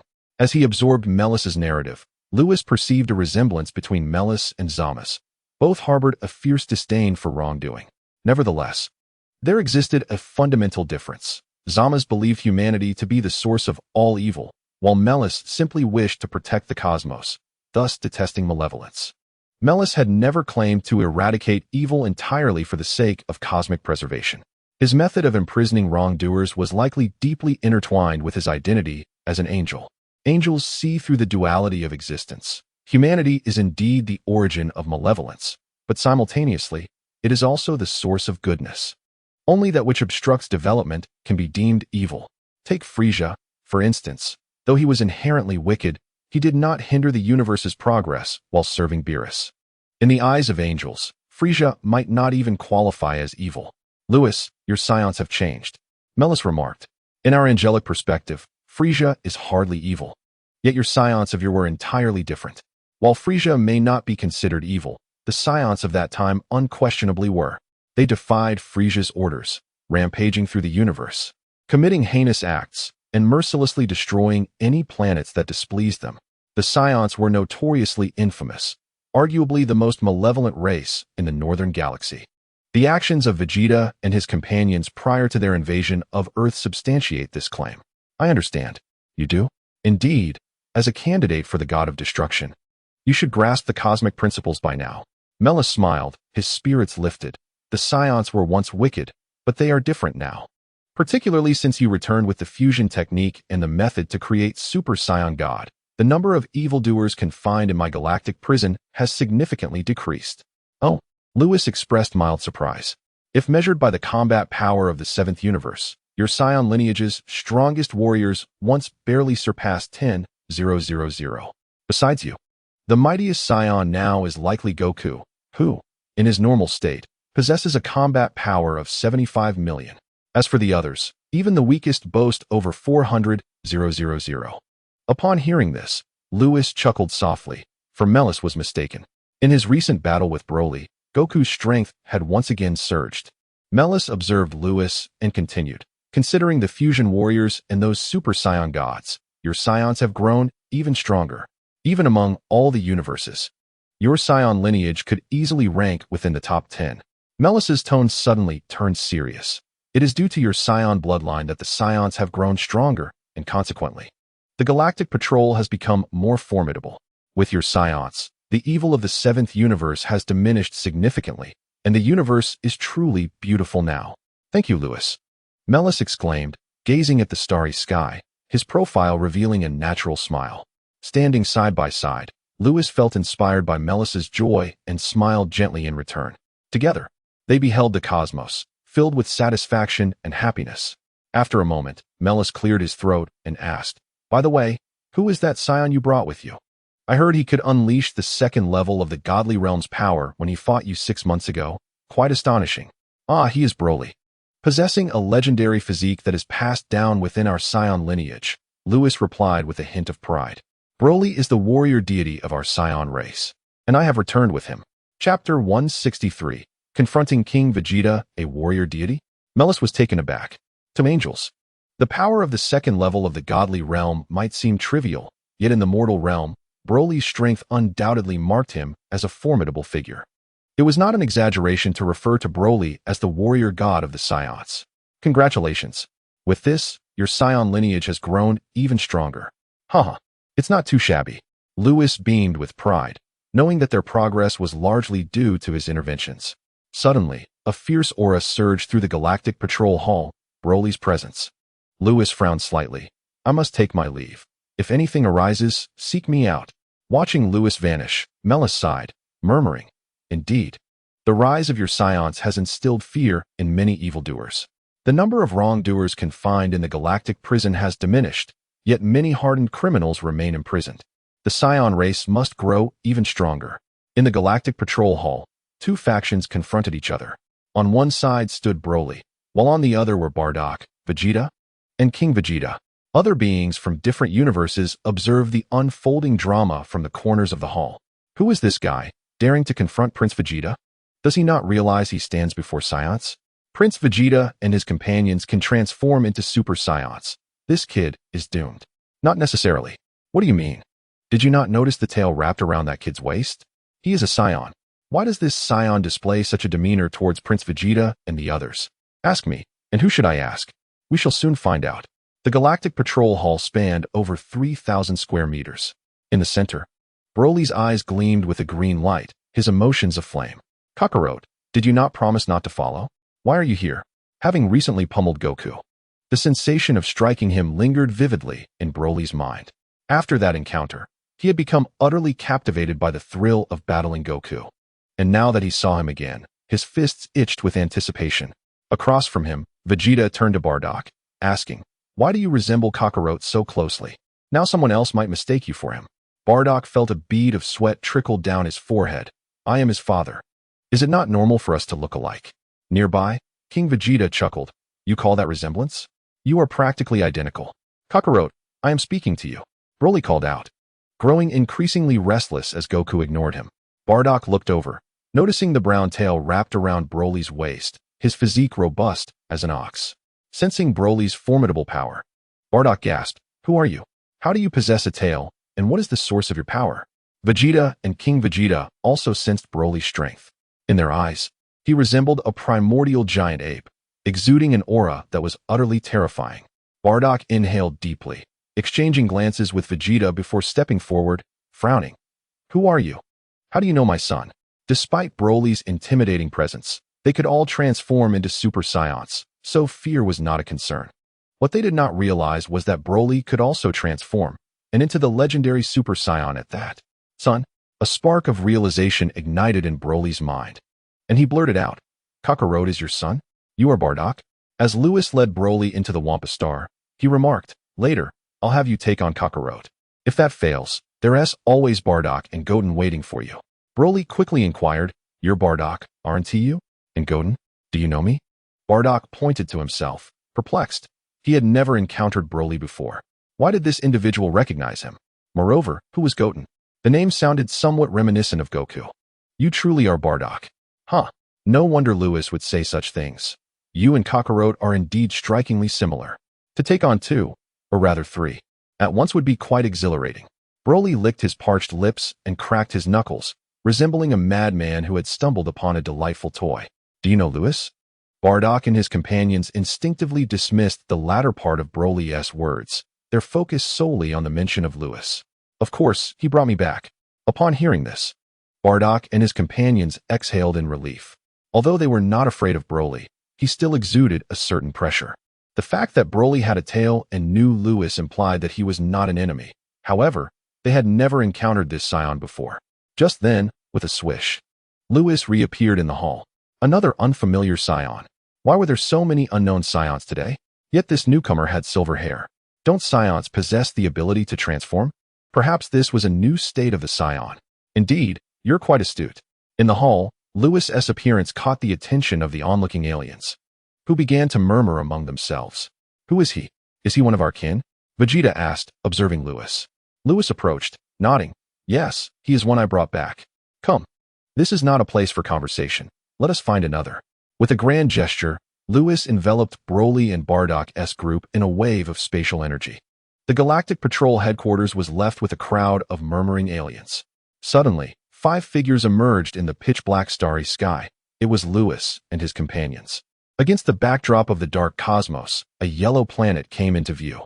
From the outside, it appeared pockmarked and barren, save for the yellow sand. Wampa Star. Recognizing it instantly, Broly beamed. Lewis, why did you bring me back here?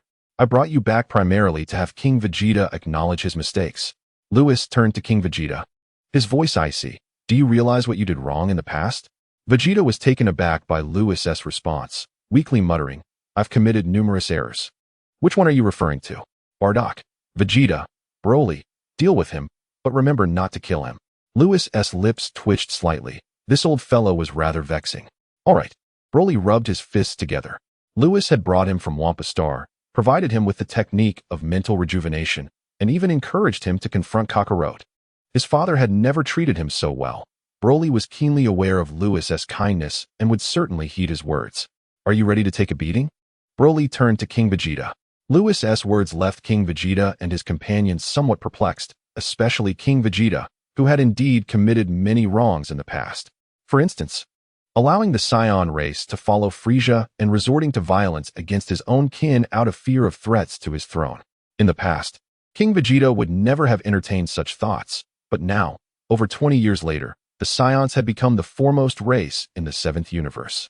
Each recollection of his past actions filled Vegeta with regret, particularly regarding his violent actions against his own people, which had led to the downfall of many talented Scions. What do you intend to do, Lewis? Vegeta bellowed. Fear not. I will ensure Broly holds back. If you're concerned, I permit you to assist your father. Lewis glanced at Vegeta, then at Bardock, offering a faint smile. Or you could all join forces.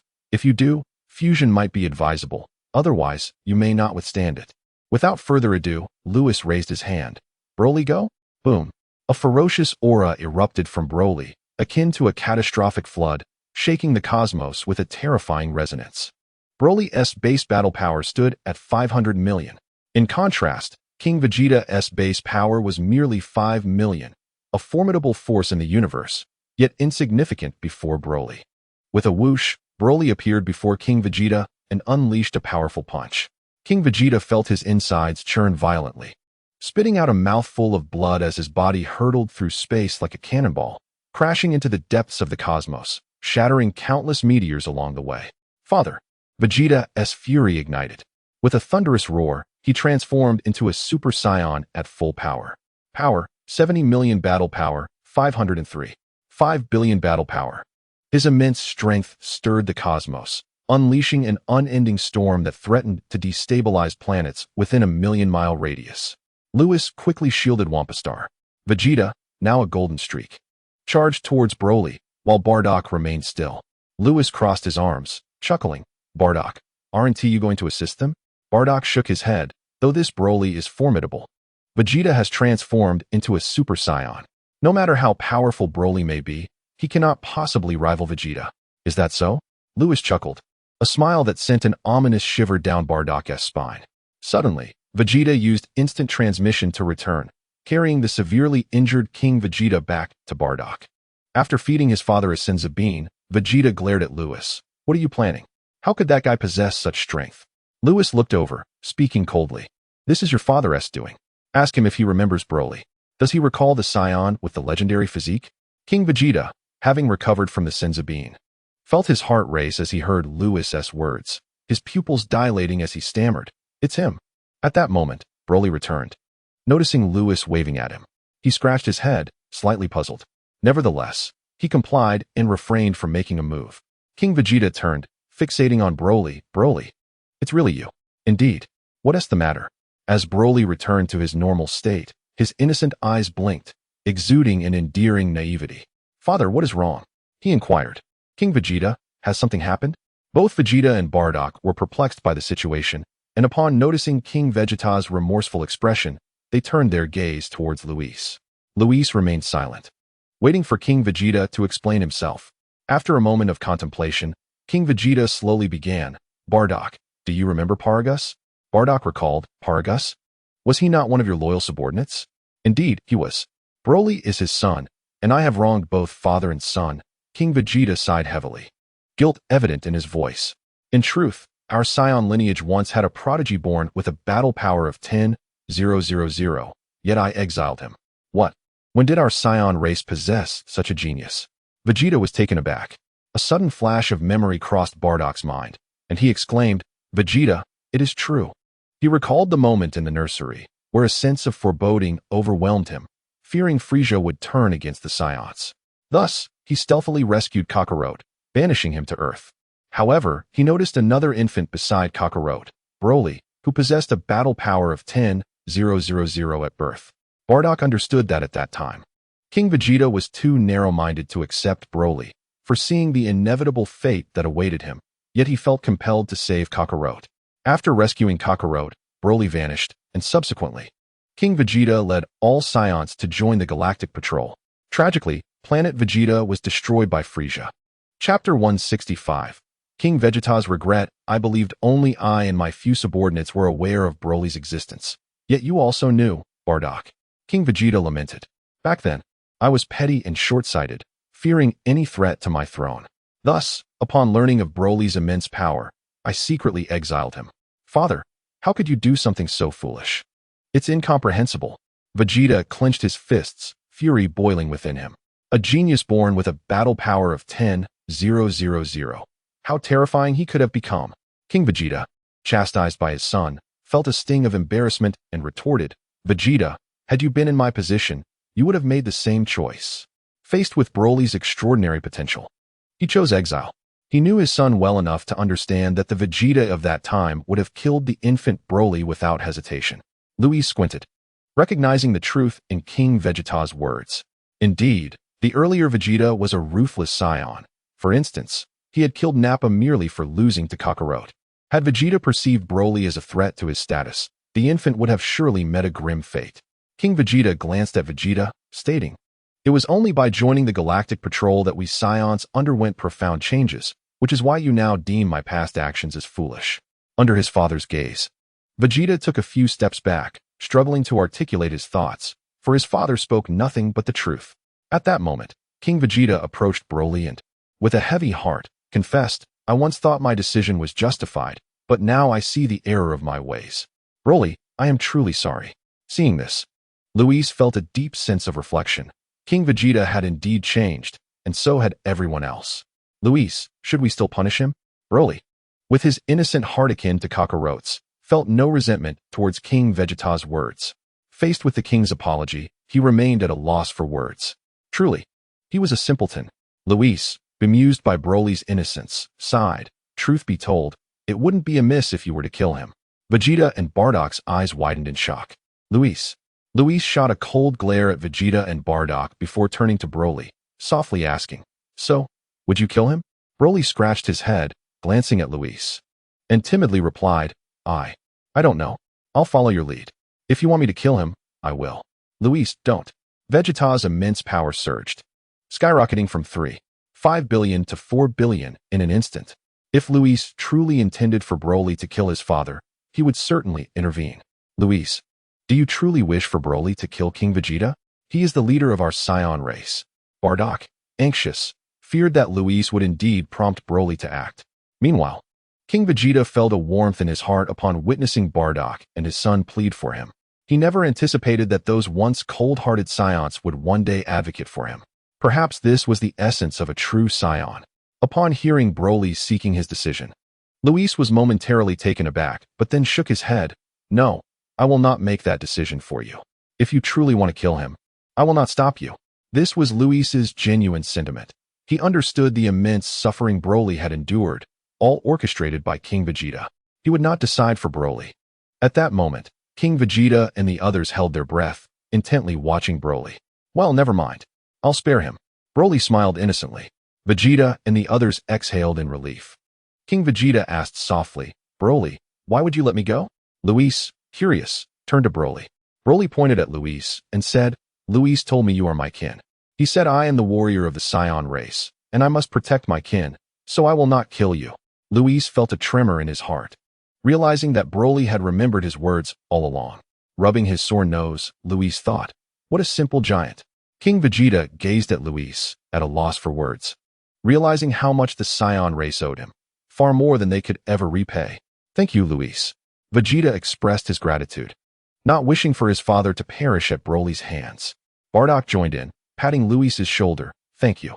The Scion race was rapidly evolving, and a hasty change in leadership could lead to turmoil, which he wished to avoid. Let's discuss gratitude later. Broly, go and give King Vegeta a beating, no? Include Bardock in it too.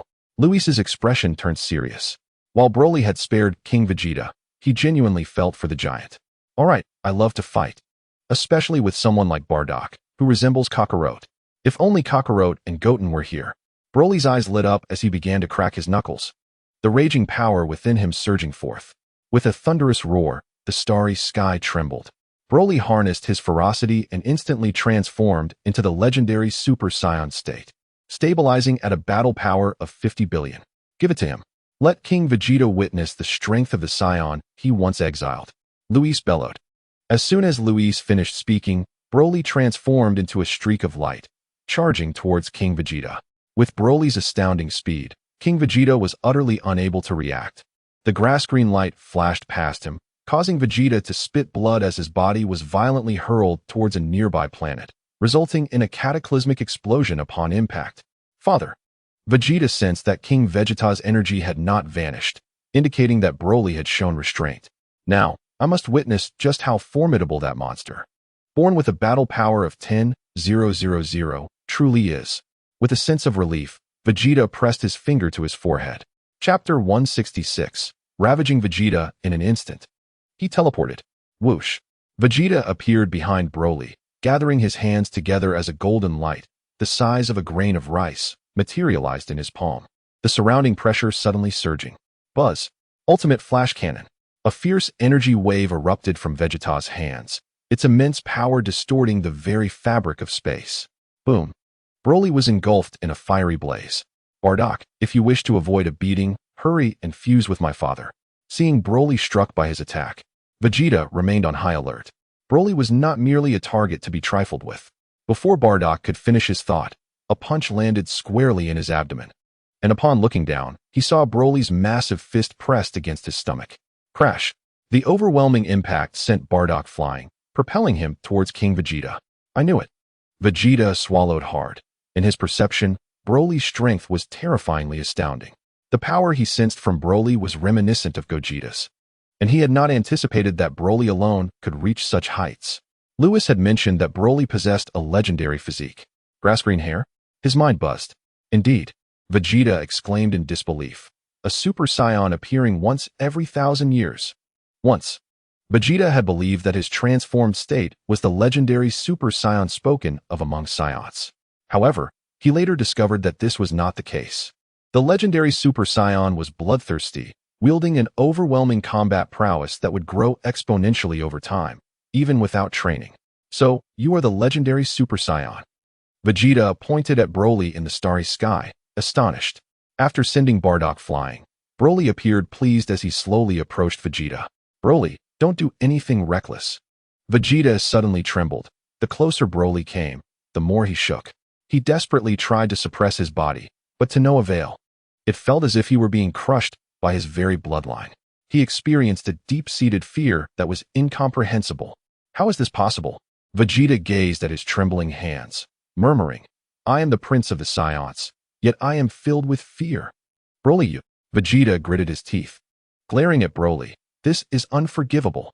With a thunderous roar, Vegeta unleashed his battle power of 4 billion, a golden radiance shooting skyward, illuminating the entire starry expanse.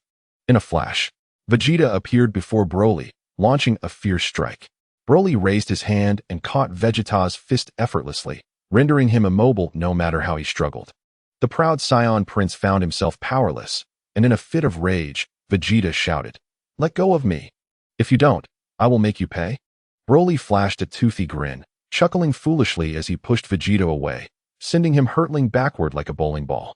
A grass-green light streaked across the cosmos as Broly swiftly pursued Vegeta. Channeling his strength into his legs, he delivered a powerful kick. Bang! Vegeta was struck, the impact generating a tremendous shockwave that radiated outward. Along the way, every meteorite was obliterated. But that was not the end. Broly caught up to Vegeta again, and the starry sky was soon illuminated by two contrasting lights, grass-green and golden. The two engaged in a relentless chase. Each collision of their colors was accompanied by agonizing cries. In that moment, Vegeta was like a mere toy, ruthlessly battered by Broly. The pride of the Scion Prince evaporating entirely. Were you not intent on attacking my father and Bardock? Why are you only targeting me? It was my father who provoked you. Please, just leave me alone. Vegeta was nearly in tears, utterly unable to resist. This was to be expected. Vegeta possessed merely 4 billion in battle power, while Broly wielded a staggering 50 billion. The disparity was insurmountable, and unlike Goku, Vegeta could not achieve a state of ethereal tranquility, rendering him incapable of toying with Broly as Goku would. Oh right, I still want to deal with Bardock.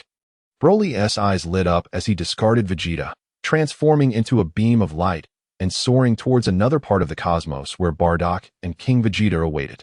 In truth, he was more intrigued by Goku and Bardock than by the Vegeta duo. Father, please don't blame me. This is all you're doing. Watching Broly depart, Vegeta hovered in the starry expanse, exhaling a sigh of relief. What a display of filial piety. Meanwhile, Whis erupted into laughter, never expecting the proud Vegeta to one day cower. At that moment, Broly had arrived near the planet shattered by King Vegeta. His eyes darted around, searching for the whereabouts of Bardock and King Vegeta among the star debris. Bardock, Whis has ordered me to punish you. Come out and face me. Stop hiding. I know where you are. Watch this. Broly's gaze sharpened as he clenched his fists and opened his mouth. Buzz. A green light coalesced within, gradually forming an energy sphere. Crackle. The immense power disrupted the ionization of the cosmos, the magnetic field of the entire star region becoming chaotic. Arcs of silver lightning dancing around Broly. At that moment, a fierce, raging aura enveloped the entire North Galaxy, causing it to tremble. The Kaioshin realm and the underworld shifted their focus towards the planet Wampa. Even Whis, sensing the energy sphere forming in Broly's mouth, was taken aback. Was this lad truly intending to annihilate Bardock and the others? Roar! Broly's veins bulged as he unleashed a fearsome shout, propelling the energy sphere towards the star debris ahead. In that instant, the entire star region resembled a boiling ocean, an overwhelming might cascading forth. Hiding behind the star debris, Bardock and King Vegeta were struck with terror. They exchanged glances and swiftly leapt onto a flat stone, performing an exceedingly awkward dance. Fingers together. Raise hands to shoulder level. Stomp the ground. Index fingers collide. Fusion. Just as Broly's energy sphere was about to obliterate the star debris, a brilliant light erupted from King Vegeta. Soon after, another powerful force collided with Broly's energy sphere. Boom. The explosion illuminated the entire starry sky. A rather flamboyant phrase echoed amidst the blaze. I am neither Bardock nor King Vegeta. I am the one who shall soon defeat you. Broly, brace yourself for my wrath. Chapter 167. Super Saiyan 3 Vegeta, a figure slowly emerged from the blaze, arcs of electricity crackling around him. The silhouette grew clearer. Upon full appearance, it revealed golden hair cascading to his waist, with eyebrows completely vanished. Super Saiyan 3. Power, 60 million battle power multiplied by 400, totaling 24 billion battle power. Indeed, Vegeta could also transform into Super Saiyan 3. In the distance, Whis observed the fusion of Bardock and another, resulting in Vegeta. It was within his expectations that Vegeta could transform into Super Saiyan 3. After all, Bardock and his counterpart were the fathers of the two main characters in Dragon Ball, and both possessed the ability to become Super Saiyans. Thus, their fusion granting them the ability to achieve Super Saiyan 3 was hardly surprising. In the Kaishin realm, Xian exclaimed with excitement, "Ancestor, it's a fusion warrior. The Saiyans are incredibly powerful now." Indeed, the old Kaishin raised his chin slightly, exuding a sense of pride. The metamorph fusion technique was something he had brought back with Whis. With this technique, the Saiyans would only grow stronger, indicating that his seventh universe would become increasingly formidable. "Ancestor, can this fusion warrior defeat Broly?" Xian inquired. "Impossible." The old Kaishin's playful demeanor vanished, replaced by a serious tone. "Broly is a legendary Saiyan, far beyond the capabilities of these ordinary Saiyans." He glanced at Xian gravely, reminding him, "Do you not recall that Broly's power nearly transcended the divine realm during his battle with Whis?" Moreover, he continued, lowering his gaze to the crystal displaying the grass-green figure, "Broly has already begun to control his berserk emotions, meaning he can now harness the immense power of his extreme rage." In the underworld, on North Kai's planet, a sense of dread permeated the atmosphere. How terrifying! With this group of Saiyans, my northern galaxy is destined to be as solid as a mountain. Who would dare to cause trouble here now? He laughed heartily. In the vicinity of planet Wanpa, a golden-green light clashed amidst the stars. What technique is this? It allows two individuals to merge. It feels incredibly powerful. Broly hovered in the cosmos, radiating a grass-green glow. Upon seeing the fusion warrior Vegeta, curiosity sparked within him. "Do you wish to fight us? Prepare to meet your end." Without hesitation, Vegeta unleashed two fierce energy waves towards Broly. Although he sensed their strength, Broly chuckled. "That's insufficient." He tightened his fists and charged forward twice. Boom, boom.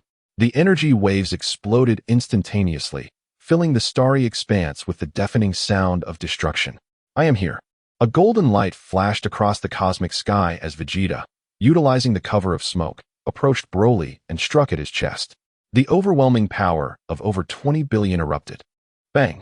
Broly was sent flying, crashing into a distant planet, which was pierced through, resulting in a catastrophic explosion. In the next moment, another golden figure swiftly pursued Broly. "Broly, take this." Ultimate Flash Cannon. As Vegeta entered the fray, Broly, still recovering his stance, was struck again by Vegeta's energy wave, sending him flying once more. This time, he shattered 3 planets before coming to a halt.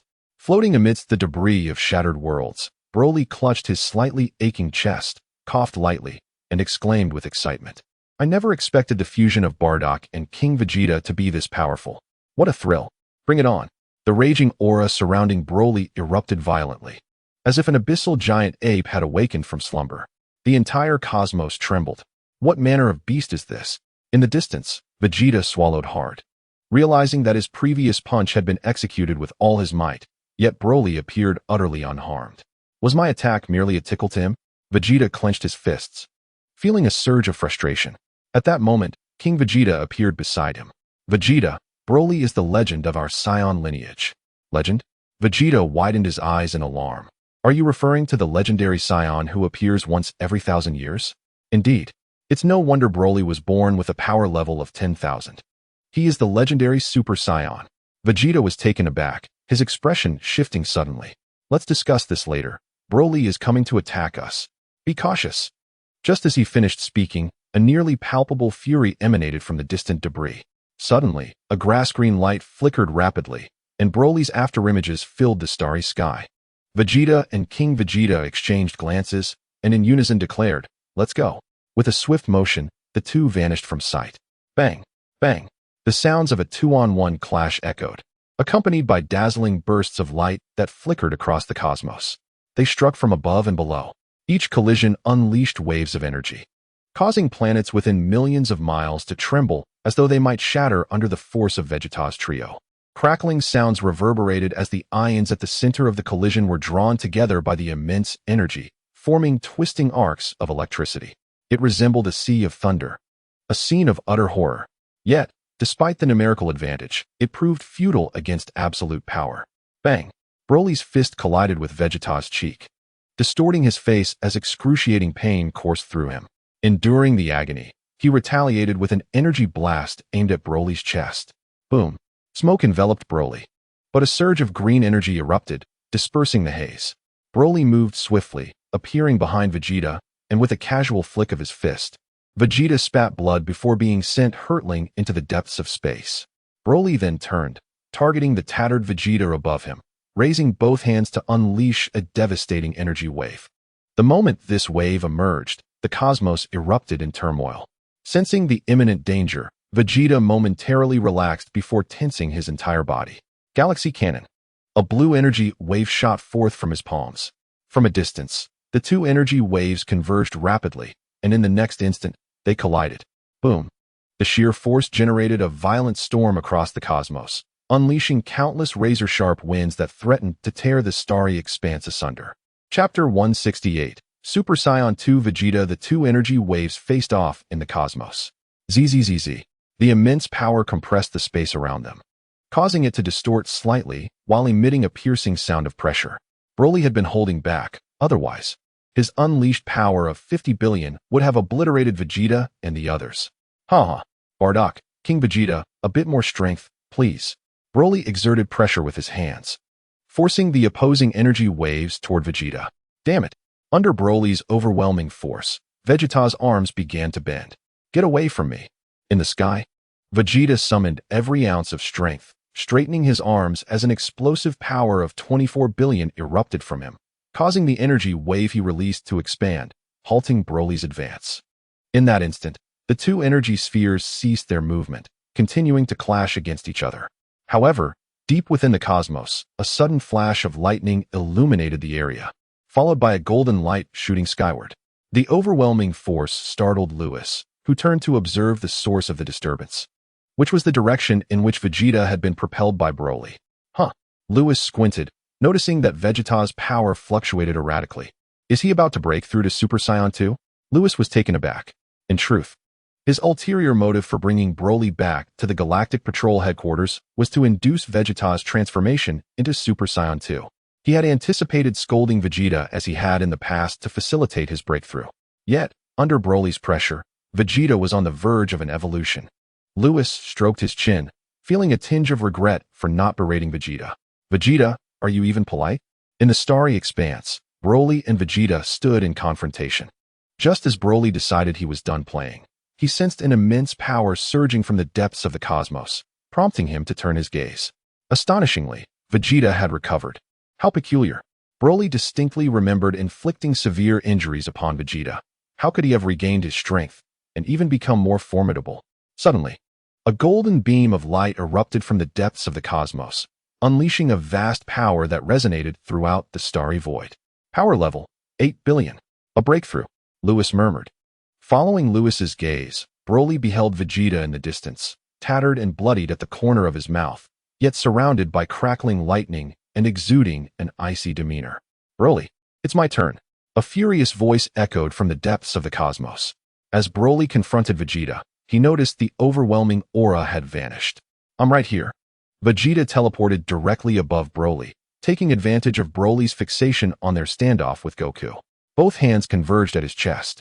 Super Ultimate Flash Cannon. With a resounding crash, a dazzling golden light surged towards Broly. The intense heat generated by the 8 billion power level seemed poised to boil everything in its vicinity. Even Broly felt the overwhelming warmth. Broly, stop toying around. Whis, observing from a distance, suddenly interjected. Vegeta was now able to transform into Super Saiyan 2. Although not achieved through provocation, he had accomplished another objective of bringing Broly back.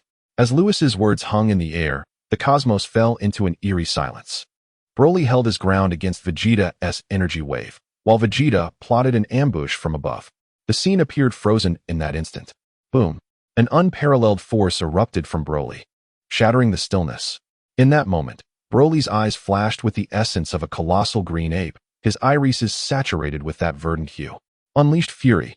Power level, nearing the first tier of divine realm.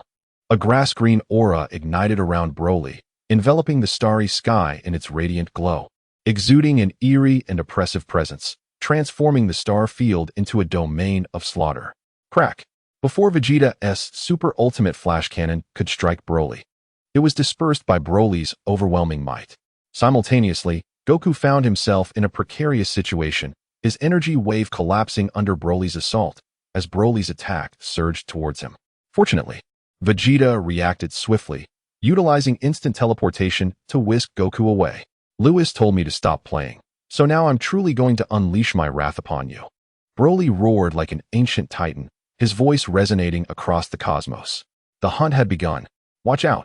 After teleporting Goku to safety, Vegeta sensed Broly's escalating power, his expression shifting to one of alarm. This power was reminiscent of what he had encountered in Gogeta and Vegeto, yet Broly had achieved this formidable height alone. Is this the legendary Super Saiyan? To avoid confrontation, Vegeta planned to use instant teleportation to escape with Goku. However, Lewis had no intention of allowing that. Lewis employed spatial confinement, binding Vegeta for a mere second. In that fleeting moment, Broly had already reached Vegeta's side, while Lewis promptly released Vegeta from his restraints.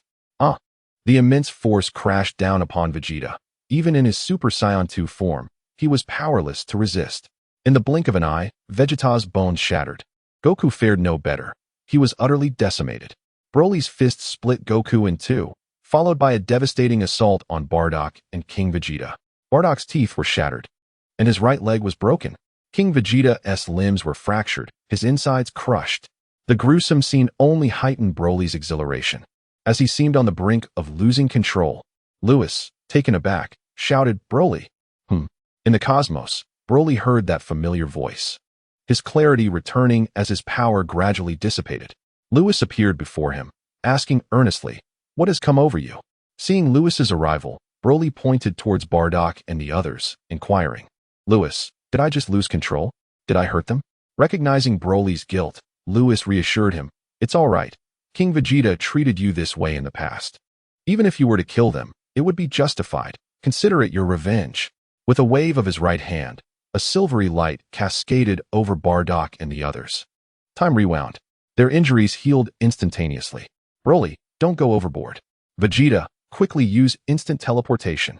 King Vegeta exclaimed in shock upon seeing Broly beside Lewis. "Vegeta, hurry." Bardock, too, felt trepidation. This was no mere beating. This was a slaughter. "Enough." Lewis gestured dismissively. "This is merely Broly's retribution. You need not harbor any grievances." Chapter 169. Bringing Broly to the Kaioshin realm, is this his revenge? Initially, King Vegeta looked upon Broly with dread, but upon hearing Lewis's words, his fear dissipated. Indeed, the deeds he had committed against Broly and his father warranted such a response.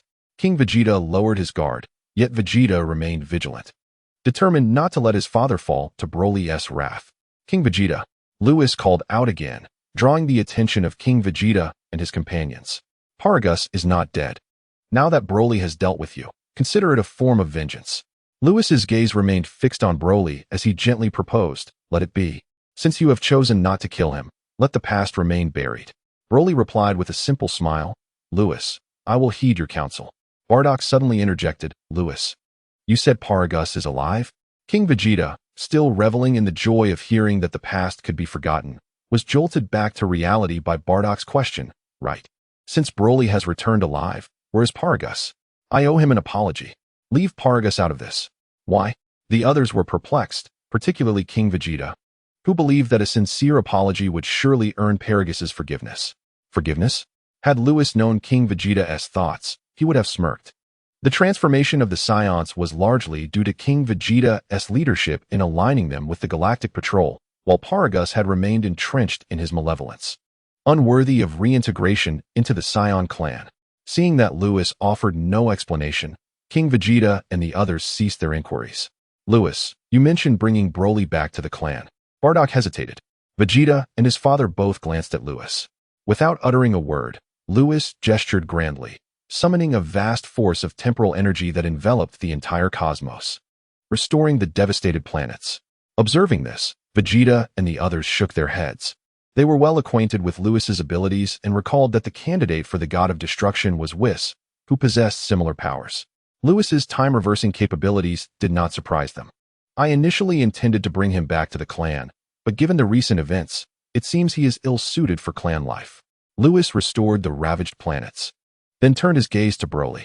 At that moment, With a swift motion, two figures materialized in the starry sky. Lewis, let him stay in our Kaishin realm. The newcomers were none other than the old Kaishin and Kaishin Shin. You have arrived, Lewis greeted them with a smile, introducing them to the others. These two are the Kaishins of our seventh universe.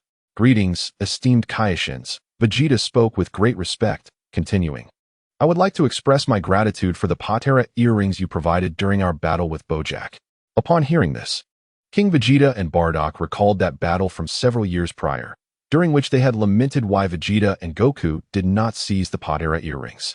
Only later did they realize that the Kaishin was under the protection of the god of destruction, and they extinguished that thought. Remembering this, Bardock and King Vegeta hurriedly stepped forward and respectfully bowed. Greetings, esteemed Kaishins. The three spoke with utmost politeness, but Broly gazed at the old Kaishin with a cheerful expression, exclaiming, Old man, long time no see. Old man. Vegeta and the others felt a pang of anxiety. They hoped Broly wouldn't anger the two Kaishins. You little rascal. It's been 6 months, and you still call me old man. The old Kaishin flew in front of Broly and playfully tapped him on the head. Bang! Hiss! The old Kaishin clutched his right hand, grumbling, How come your head is as hard as Lewis's? The scene was rather peculiar. As King Vegeta and the others exchanged bewildered glances, the Kaishin was not at all what they had envisioned. Lewis, undeterred by their expressions, inquired, Old Kaishin, did you see Broly's condition just now? Indeed.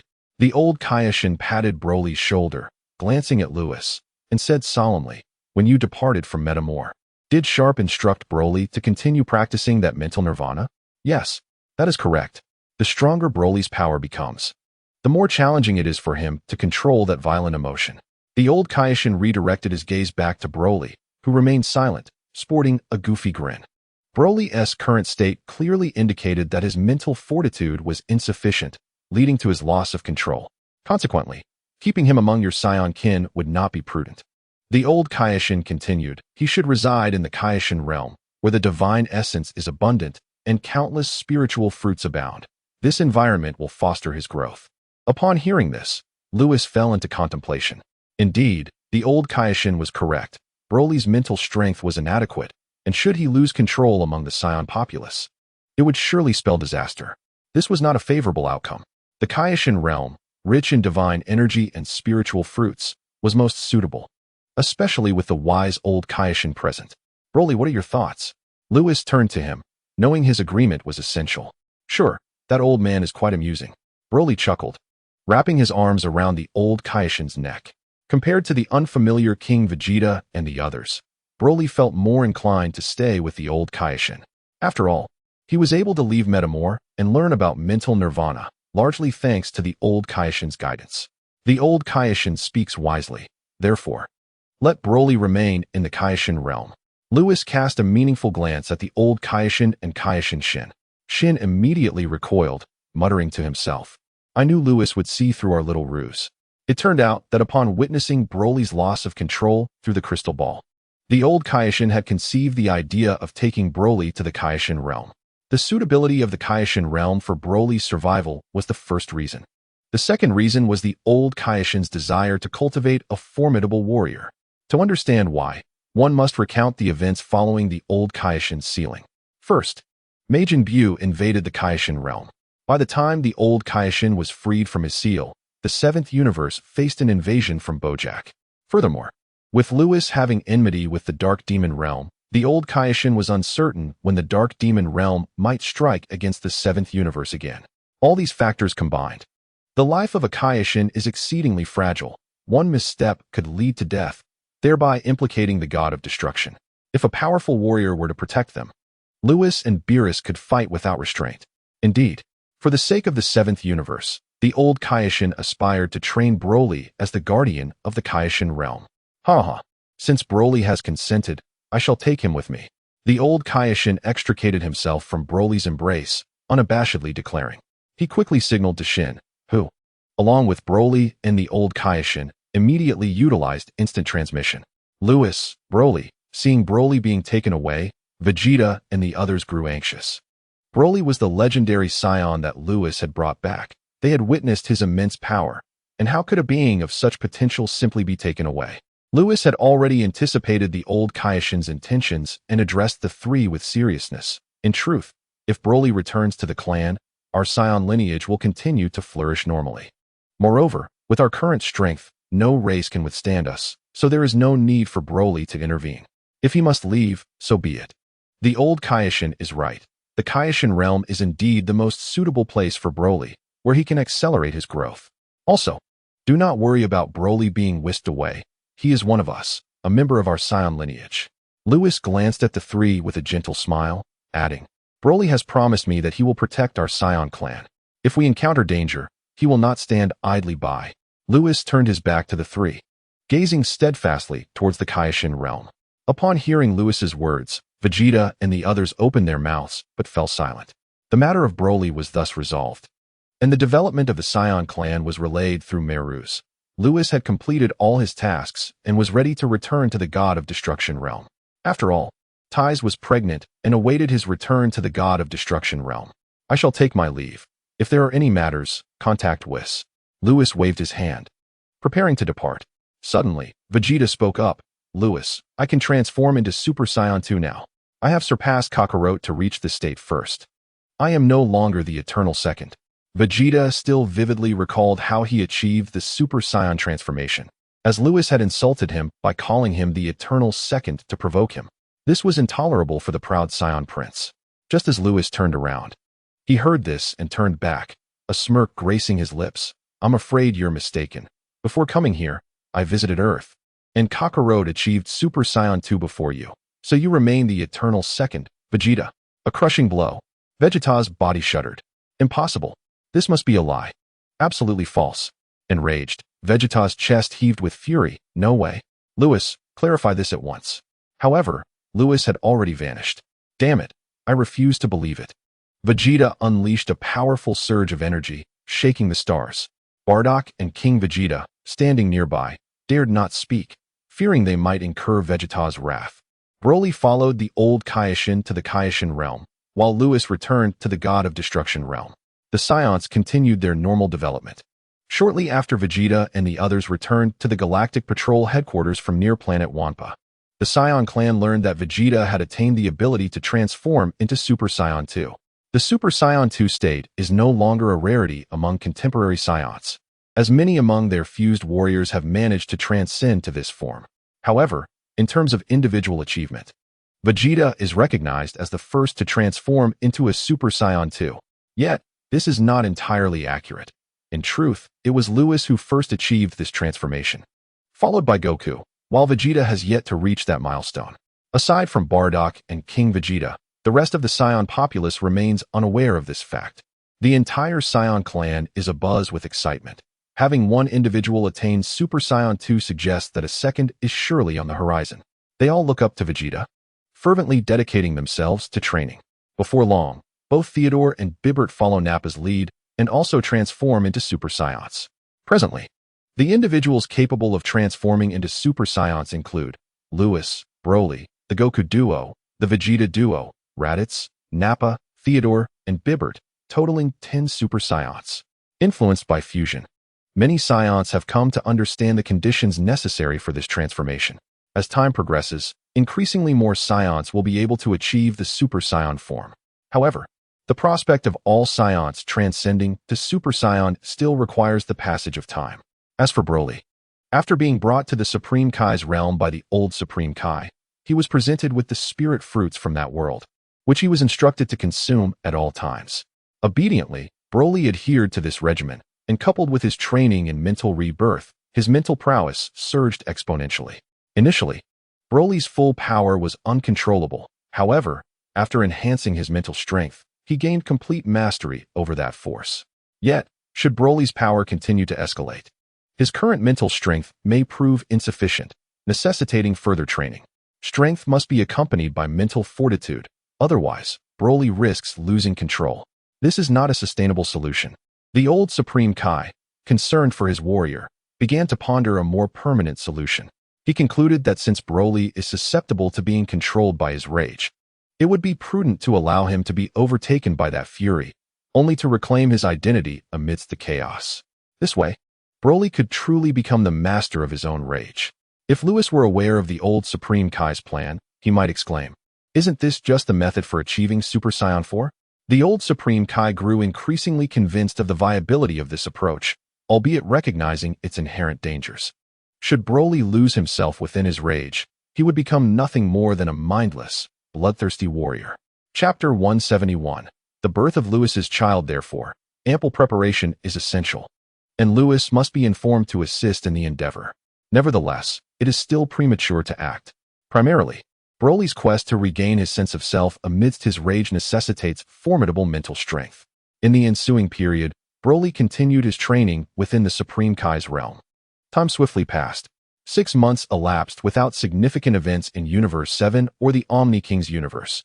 Everything continued as usual. However, on this day, a momentous event was unfolding within the God of Destruction's realm of Universe 7. A cry of agony echoed throughout the domain. "Lewis, it hurts. Ties, is it time? Whis, hurry. It's coming." A radiant light streaked across the sky, and Whis instantly appeared in Lewis's chamber. Lewis sat at the bedside, grasping Ty's hand firmly, and upon seeing Whis, he implored, "Whis, please." Bulma stood by anxiously, adding, "Whis, I entrust my sister to you." Whis nodded, turning to the bed where Ties was drenched in sweat from the pain. "Ties, hold on, it will be over soon." He waved his staff, and a blue light enveloped Ty's abdomen. Moments later, a baby flew forth, a boy. "Wah wah wah." The newborn cried out loudly. "Ties, are you okay?" Lewis disregarded the floating infant, focusing intently on Ty's hand. "Now that the burden has been released, I feel so much lighter." Ty sat up, and Lewis quickly supported her. Hearing the couple's exchange, Bulma and Whis exchanged glances, bemused. All right, stop crying. Your cries are vexing me." Lewis caught the airborne infant, who indeed ceased his wailing. The little one, with his fair complexion and round, bright eyes, gazed intently at Lewis, attempting to grasp his father's face with tiny hands. Lewis's gaze softened as he leaned down, allowing the child to explore. The new life brushing against his cheek stirred an indescribable emotion within him, akin to a resonance of blood ties. Am I truly a father now? Lewis held his son, momentarily lost in thought. Having dwelled in the Dragon Ball world for over 20 years, he had finally married and fathered a child in this realm. A profound sense of belonging surged within him. "Lewis, let me see." Ties tugged at the hem of his garment. "Ties, he is adorable, especially his little mouth. It resembles yours." Snapping back to reality, Lewis prepared to present the child to Ties for a closer look. Meanwhile, Bulma and Whis decided to step outside, allowing the couple some intimate moments. Suddenly, boom, a powerful force erupted from the infant. 1,000 battle power, 2,000 battle power, 10,000 battle power. The strength continued to escalate, causing the entire room to tremble. Whis and Bulma, poised to exit, halted in their tracks, startled by the sheer magnitude of their nephew's power. At the instant the infant unleashed his strength, Lewis instinctively cradled him. As the newborn's power surged uncontrollably, 100,000 battle power, 200,000 battle power, 10 million battle power. A purple energy sphere enveloped Lewis, shielding him from the infant's explosive force.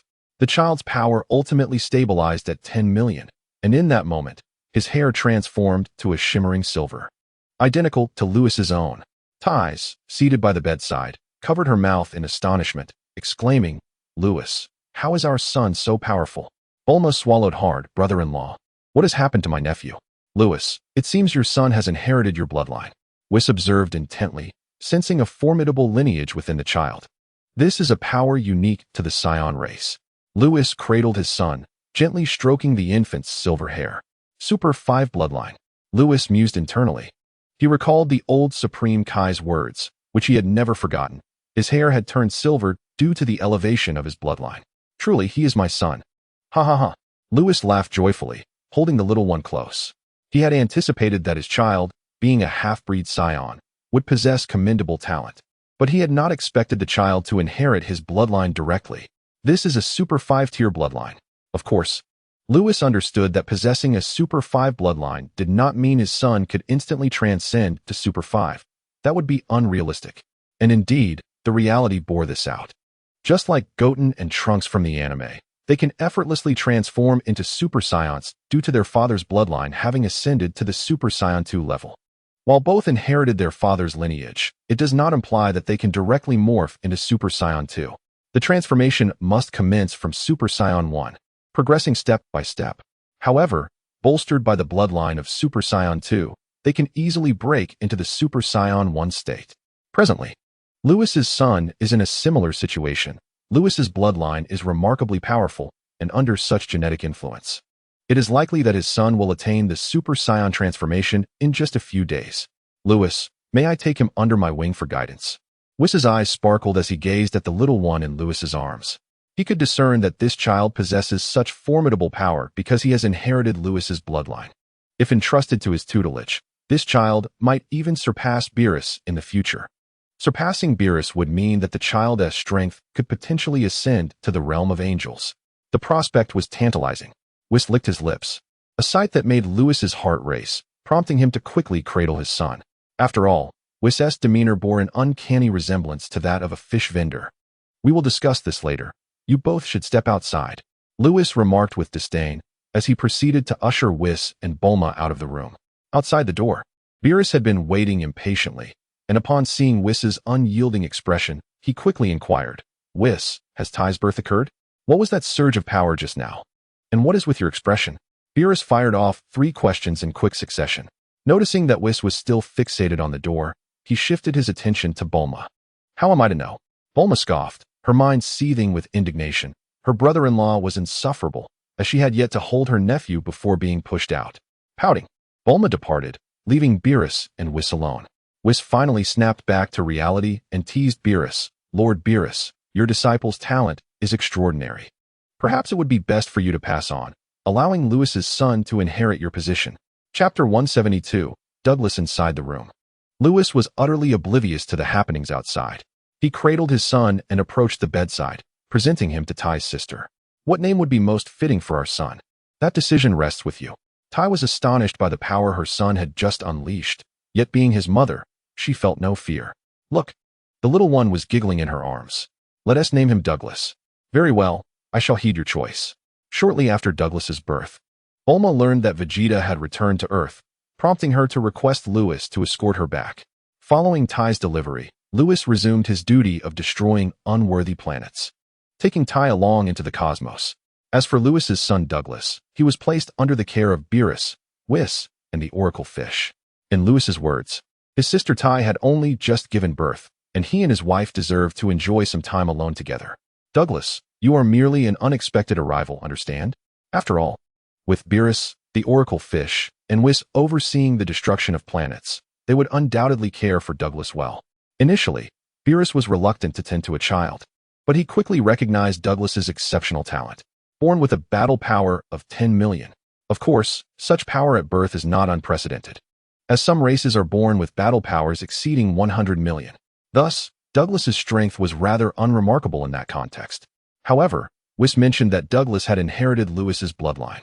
Beerus was well aware of Lewis's unparalleled talent, and if that were the case, Douglas's potential was indeed extraordinary. Upon noticing Douglas's silver hair, identical to Lewis's at that moment, Beerus became convinced of Whis's claims. Such a prodigy must be nurtured by him. Beerus took on the role of a caretaker. Initially, his willingness to look after Douglas stemmed from his respect for Lewis and the child's gifted abilities. However, once he beheld Douglas's adorable demeanor, particularly his soft little hands and cherubic face, Beerus's once stony heart melted like butter. When the Oracle Fish proposed to care for Douglas, Beerus swiftly dismissed it. How could his disciple allow that sluggish creature to tend to a child? Thus, Beerus took to carrying Douglas about daily, almost as if he wished to attach the child to his belt. Fortunately, Lewis was unaware of Beerus's intentions, or else he would have faced repercussions. A month later, Lewis took Ty on a journey through the universe, having destroyed a substandard planet. Ty, how about we visit the Supreme Kai realm? That sounds delightful. I've never been there. Never been. Lewis paused, realizing that Ty indeed had yet to visit the Supreme Kai realm. Then let us go. I will take you there. The scenery is breathtaking. And we can also meet Broly. Meeting Broly was Lewis's primary objective, as the old Supreme Kai had previously instructed Whis to convey some messages to him regarding Broly. At that time, Ty had not yet given birth to Douglas, and Lewis needed to remain by her side, so he had not ventured to the Supreme Kai realm. Now that Douglas had arrived, Lewis seized the opportunity to visit the Supreme Kai realm and discover what was amiss with Broly. In a flash, Lewis and Tai vanished from the cosmos. In the Supreme Kai realm, beneath a large tree, a muscular figure sat cross-legged on the grass, eyes closed, emanating waves of mental energy. This individual was none other than Broly. Standing nearby were two figures, and Asin, sensing the immense mental energy radiating from Broly, exclaimed, "Ancestor." Broly possesses extraordinary mental strength. Only such formidable mental power could enable him to rein in the violent emotions within him. The old Supreme Kai gazed at Broly, his expression grave, and remarked, "Yet this merely addresses the symptoms, not the root cause." Asin inquired, "Why is that?" Just then, with a whoosh, Lewis and Tai appeared nearby. Because Broly's power has escalated excessively. Even if he practices mental refinement diligently, there will come a day when his mental strength cannot keep pace with his power. Lewis. Upon seeing him, Asin beamed, "You've arrived."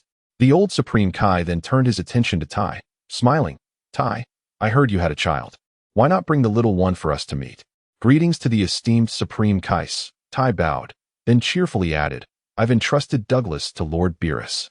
"Douglas?" The old Supreme Kai stroked his chin and laughed heartily. "Whis, Beerus, Lewis, and now Douglas. Each of you bears the letters in your names. How delightful." Suddenly, the old Supreme Kai's realization struck him, leaving him agape. "Tai, you entrusted that lazy creature with your child?" "Indeed," Tai replied with a grin. The old Supreme Kai thought he had misheard until he witnessed Lewis's smile. Unbelievable. That lazy being, who lacks enthusiasm even for destroying planets, would actually help Lewis with a child? "Old Supreme Kai, what should we do about Broly now?" Lewis redirected the conversation. Hearing Lewis's words, Tai finally directed her gaze toward Broly on the lawn. This was her first time seeing Broly in person. Previously, she had only viewed him through Whis' projections. Broly appeared very robust, as Lewis had described him as the warrior of the Scion race. He certainly looked formidable. "I have conceived a solution that promises to be definitive," the old Kai, with a solemn expression, remarked. "However, this method is perilous, and I will require your assistance." "What method? How can I aid Broly?"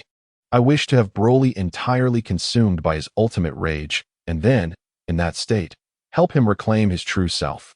The old Kai gazed at Lewis, stating, "You share the closest bond with Broly. The task of helping him regain his identity falls to you."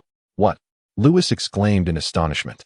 "Is the method the old Kai proposed not the means to achieve the Super Saiyan 4 transformation?" Chapter 173. Vegeta is having a child. Noticing the expression on Lewis's face, the old Kai inquired, "Do you believe there is a flaw in my strategy?" That should not be the case. He had observed for a considerable time and was confident this approach would succeed, not only for Broly, but even for other Saiyans like Lewis. This method could serve as a pathway to transcend to Super Saiyan 4 in the future. "No, I am merely somewhat surprised. I never expected the esteemed old Kai to devise such a plan." Lewis contemplated the method and realized it might indeed be viable. Broly embodies a primitive bloodline, diverging from the typical Saiyan lineage. While ordinary Saiyans must surpass Super Saiyan 3 to reach Super Saiyan 4 and break free from the influence of rage, Broly's ancestral bloodline is perpetually affected by such emotions. However, for the former to ascend to Super Saiyan 4, they must first enter the great ape form. Transforming into a great ape is akin to a regression phenomenon. Broly's legendary physique is often referred to as a humanoid great ape, making the transformation not vastly different from his humanoid great ape state. If achieving Super Saiyan 4 is a means to escape the clutches of rage, could Broly not also utilize this method to address his tumultuous emotions? Perhaps it could even unlock a new transformation for him. Indeed. And do not forget who I am. The old Kai, flattered by Lewis's praise, struck a proud pose. Lewis couldn't help but chuckle at the old Kai's demeanor, asking, "When shall we commence, my lord?" "The time has not yet arrived. I believe you are not adequately prepared either." "Ah, my esteemed old Kai, you are wise. Do not rush. When the moment is ripe, I shall inform you. Prepare a way for Broly to reclaim his essence." The old Kai clasped his hands behind his back, casting a glance at Broly on the lawn. "Certainly." Lewis nodded with a smile. Observing the old Kai, he found that despite his seemingly carefree attitude, the elder's insight and vision were remarkable. Understanding Broly's condition and devising a solution for his rage, Lewis and Tai's lingered in the Kai's realm for a while longer, refraining from disturbing Broly, before ultimately departing. After all, they had been away from the god of destruction's realm for over a month, and Lewis worried that Douglas might no longer recognize them. On Earth, at the House of Dumplings. Nearly 2 years had passed since Gohan's birth. On this day, before the House of Dumplings. Piccolo, I leave Gohan in your care. Humph. Just wait. I shall ensure Gohan and you become adversaries. Piccolo, carrying little Gohan, soared into the sky. Chi-Chi, linking arms with Goku, looked on with concern at her son being taken away. Goku, do you think Gohan will be negatively influenced by him? Not at all, Goku replied, shaking his head as he observed Piccolo's figure, smiling. For the past 2 years, I have been watching Piccolo. He is unlike his father. Though he remains stoic, his desire for destruction has vanished. I have even discovered that Piccolo is secretly protecting the Earth. What? He is secretly safeguarding the Earth? Chi-Chi's eyes widened in disbelief. While it may seem incredible, it is indeed true. Goku nodded and continued. Previously, while training in the forest, Piccolo encountered humans felling trees. To prevent the forest from being harmed, he merely incapacitated them, never intending to take their lives. Piccolo has truly changed. Perhaps this is why Lewis entrusted little Gohan to him. Goku gazed skyward, a gentle smile gracing his lips. Piccolo, I simply wish to avoid being disturbed during my training. Speechless. All right, I shall follow discreetly. Should Piccolo lay a hand on my son, he shall not escape my wrath. Goku released Chi-Chi's arm, concealing his presence as he leaped in the direction of Piccolo. Such a man of contradictions. Meanwhile, in West City, at Bulma's backyard. Bulma, I have something to discuss with you. Vegeta approached Bulma, his hands rubbing together, his speech slightly stammering. Bulma, reclining on a beach chair, cast a glance at her man, finding his hesitance rather amusing. What is it? Speak your mind. Vegeta's cheeks flushed as he stammered. Look at Lewis, calling his sister-in-law. Yes, look at how he has a child. Should we not also consider having one? Upon finishing, Vegeta's face turned as red as a monkey's bottom. What? Bulma was taken aback. Ha. Realizing the situation, Bulma burst into laughter, clutching her stomach.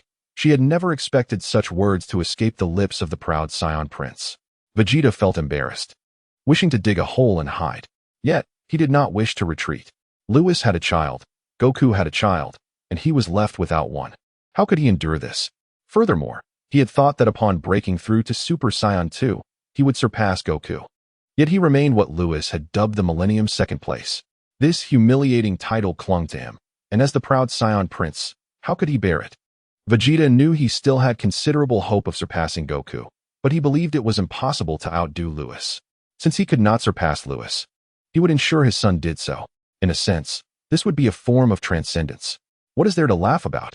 Vegeta's face grew increasingly warm, and unable to contain himself, he hoisted Bulma and headed towards their room. Bulma gasped, startled as she was lifted, and began to frantically pat Vegeta's back. Laughing and scolding, it is still daytime.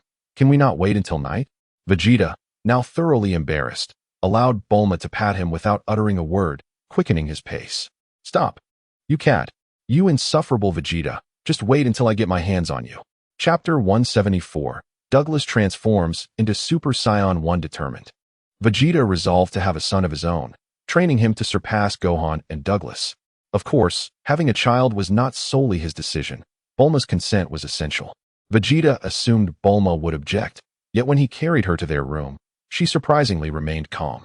It turned out Bulma envied Chi-Chi and her sister for having children, especially since during their time in the God of Destruction's realm, she had yet to hold her nephew before being ushered out by her brother-in-law. Bulma was incensed and resolved to have a little one of her own to cherish. Thus, she and Vegeta embarked on their nightly endeavors. While Vegeta focused on procreation, Goku stealthily followed Piccolo, observing how he cared for his son. On Piccolo's first day with little Gohan, he cast him into the forest, urging him to fend for himself. At that moment, little Gohan, only about 2 years old, understood nothing and cried by the riverbank throughout the day after being left alone in the forest. When exhaustion from weeping sets in, one finds solace in slumber, only to awaken and succumb to tears once more. Little Gohan, each time he cries, unleashes a formidable wave of energy that causes the very forest to tremble. Hidden in the shadows, Piccolo is struck with a pang of recognition. Truly, he is the son of that man. Meanwhile, Goku, concealed in obscurity, smiles, realizing that his son harbors such immense power within him. The first day passed with little Gohan in tears throughout. On the second day, Piccolo, still unseen, continued to care for Gohan. The young boy, weary and famished, yearned for his parents and food. No matter how he called out, they did not appear. Thus, Gohan cried anew. Witnessing this, Goku felt a surge of compassion. He was tempted to take Gohan away, but recalling Whis' words, he restrained his impulse. By midday, hunger had nearly overwhelmed Gohan when Piccolo finally made his move. He gathered a few fruits and discreetly placed them beside the boy. Observing this, Goku managed to quell his longing and remained hidden. Gohan, desperate by the riverbank, drank a bit of water and upon spotting the fruits, instinctively seized them in a bid for survival. Over the course of the last 2 days, these few fruits constituted his sustenance, and thus the second day drew to a close. On the third and fourth days, Goku and Piccolo continued to look after little Gohan, while Whis and Ties returned from the Supreme Kai realm to the God of Destruction's domain. Shortly after their return, Whis was greeted by a delightful surprise. Beerus, while feeding Douglas, inadvertently pressed the bottle against the child's nose, causing him to wail. In that moment, an extraordinary power erupted from Douglas. A golden aura flared forth, his hair shimmering between gold and silver. With a resounding explosion, Douglas's hair settled, and his power surged from 10 million to an astonishing 500 million. He had transformed into a Super Saiyan. Whis was astonished. Who would have thought that his son, merely a month old, could achieve such a transformation? Ties, witnessing her son's breakthrough, felt a swell of excitement. Having accompanied Whis for many years, she understood the arduous journey of a Saiyan aspiring to become a Super Saiyan. Her son's achievement at such a tender age was a testament to his remarkable potential. Ties hoped for her son to grow ever stronger, not out of ambition for status, but like Chi-Chi, desired to ensure that their sons could protect themselves in this perilous world. As a prospective wife of the God of Destruction, she was acutely aware of the dangers that lurked. Moreover, with Whis having enmity with the Dark Demon realm, should he become preoccupied during a battle, it would fall upon them to fend for themselves. Beerus, taken aback by Douglas's transformation, was soon filled with joy. This little one had achieved the Super Saiyan state at such a young age. Could it be that he would soon reach Super Saiyan too? Beerus knew that each transformation for a Saiyan amplified their power exponentially. The stronger their base power, the mightier they became in transformation. When Douglas reached an age suitable for training, he would hand him over to Whis, and surely, the boy would grow even stronger. Previously, Beerus had thought that Saiyan transformations were a misguided path, but the old Kai had enlightened him. Transformations were a manifestation of the bloodline's ascension. Existence is justified. Whis corroborated this, further fueling Beerus's anticipation for Douglas's future. Upon Whis and Ties' return, Douglas no longer remained with Beerus. After more than a month of care, Whis reclaimed him and found it difficult to part with the child. Consequently, he challenged Whis to a spar. Whoever lost would relinquish Douglas. Beerus proposed this duel for 2 reasons. Firstly, since Whis' return from the Dark Demon realm, he had attained the 4th tier of Divine Realm power, but had not trained in recent years, especially during Ties' pregnancy.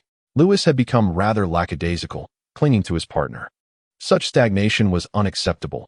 In the pursuit of cultivation, one must either advance or regress. Furthermore, Whis had offended the entire Dark Demon realm, and without utilizing the powers of time and space, he could not contend with Demigra. Beerus aimed to awaken Whis, reminding him of the formidable adversary he faced. The second reason was, naturally, his reluctance to part with Douglas. Beerus expressed, "I've cared for this little one for so long. How can you simply snatch him away?" In light of his fondness for Douglas, he jested, "Why not have another child to play with instead of taking mine?" Thus, a highly anticipated battle drew the attention of all in the God of Destruction's domain. Whis, Ties, and the prophecy fish observed from the sidelines. It was stipulated, no time manipulation, no erasure. In the void of the battlefield, Beerus hovered in the air. "Fine, considering you've cared for Douglas so long. I shall go easy on you." Whis crossed his arms, smiling at Beerus, fully aware of the underlying reason for this duel. Indeed, he had not engaged in combat for quite some time, and no one knew the extent of his current power. Glancing down at Whis pondered whether this battle was perhaps his idea. Chapter 175, New Form Strike Me? Let us see if you can withstand any damage. I shall unleash a formidable blow. Whis laughed heartily. But I possess that ability. Humph, quite the bravado. After over 2 years without training, I am eager to witness if your strength has waned. Beerus scoffed, an ethereal aura radiating from him. With a resonating hum, a silver flame engulfed him, the battlefield trembling as though it were a boiling pot. Power, 5th tier of divine realm. State, free state. Free state? Allow me to demonstrate the perfection of the ultimate free state. Lewis's lips curled into a smirk as he, too, erupted in silver brilliance, forming a radiant barrier around him. Power, 2nd tier of divine realm. State, perfect ultimate free state. Lewis stepped forward, and 2 spheres of silver energy collided. Boom. The void of the battlefield quaked, colossal waves of energy crashing against the barriers. At that moment, Ties, observing from the ground, frowned. Whis, given that Lewis and Lord Beerus are in the same state, won't Lewis inevitably lose? She understood that without transformation, Lewis's power was only at the 2nd tier of divine realm and could not compare to Beerus's 5th tier. Whis shook his head. You are mistaken. They are not in the same state. Not the same. Ties, cradling her son, looked at Whis in confusion. Isn't their current state what you previously referred to as the free state? Indeed, Beerus was in that state, but Lewis was not. Whis smiled. Lewis is in the perfect ultimate free state, which surpasses the free state. Though Lewis's base power may be lesser than Lord Beerus's, in the perfect ultimate free state, Beerus may indeed find himself at a disadvantage against Lewis. In a fierce confrontation, Lewis and Broly faced each other, their formidable powers intertwining and distorting the very fabric of space. What a remarkable feat! Although Lewis had previously exhibited this state during his battle with Broly, it was only now that Beerus, witnessing it firsthand through Whis's projection, truly comprehended its magnitude. At that moment, Lewis appeared to Beerus as a nimble monkey, each of his movements infused with deception, graceful and agile. Be cautious, Lord Beerus. Lewis is on the move. Suddenly, a silver radiance sliced through the void, transforming the battlefield into a realm of countless ethereal illusions. Here, Beerus scoffed, launching a destructive energy towards one of the phantoms. To his astonishment, the figure that spoke was none other than Lewis's true self. With an effortless twist of his body, he evaded Beerus's attack. Boom! The destructive energy erupted behind him. Yet Lewis remained unfazed. In an instant, he appeared before Beerus, channeling an overwhelming force as he lifted his knee for a powerful strike to Beerus's abdomen. Bang! The sound echoed like thunder. Beerus smirked.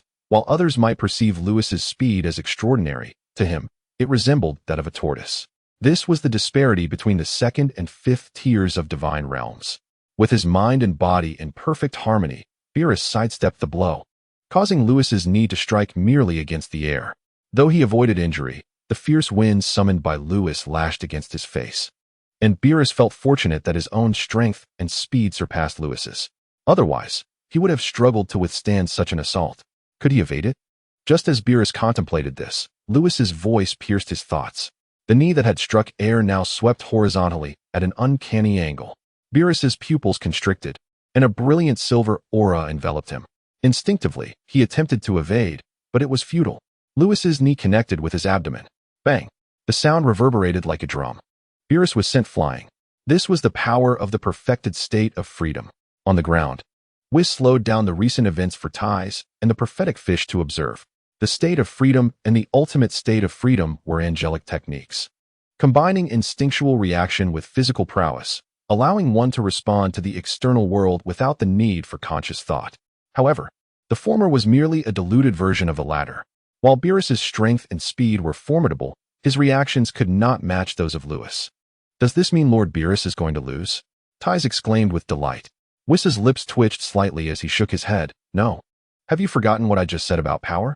Power is the foundation of all, even if your reactions are swift. What good is it if your strength cannot deliver a fatal blow? Bang! The battlefield erupted with a cataclysmic clash. Indeed, as Whis had predicted, Lewis's recent strike inflicted no harm upon Beerus.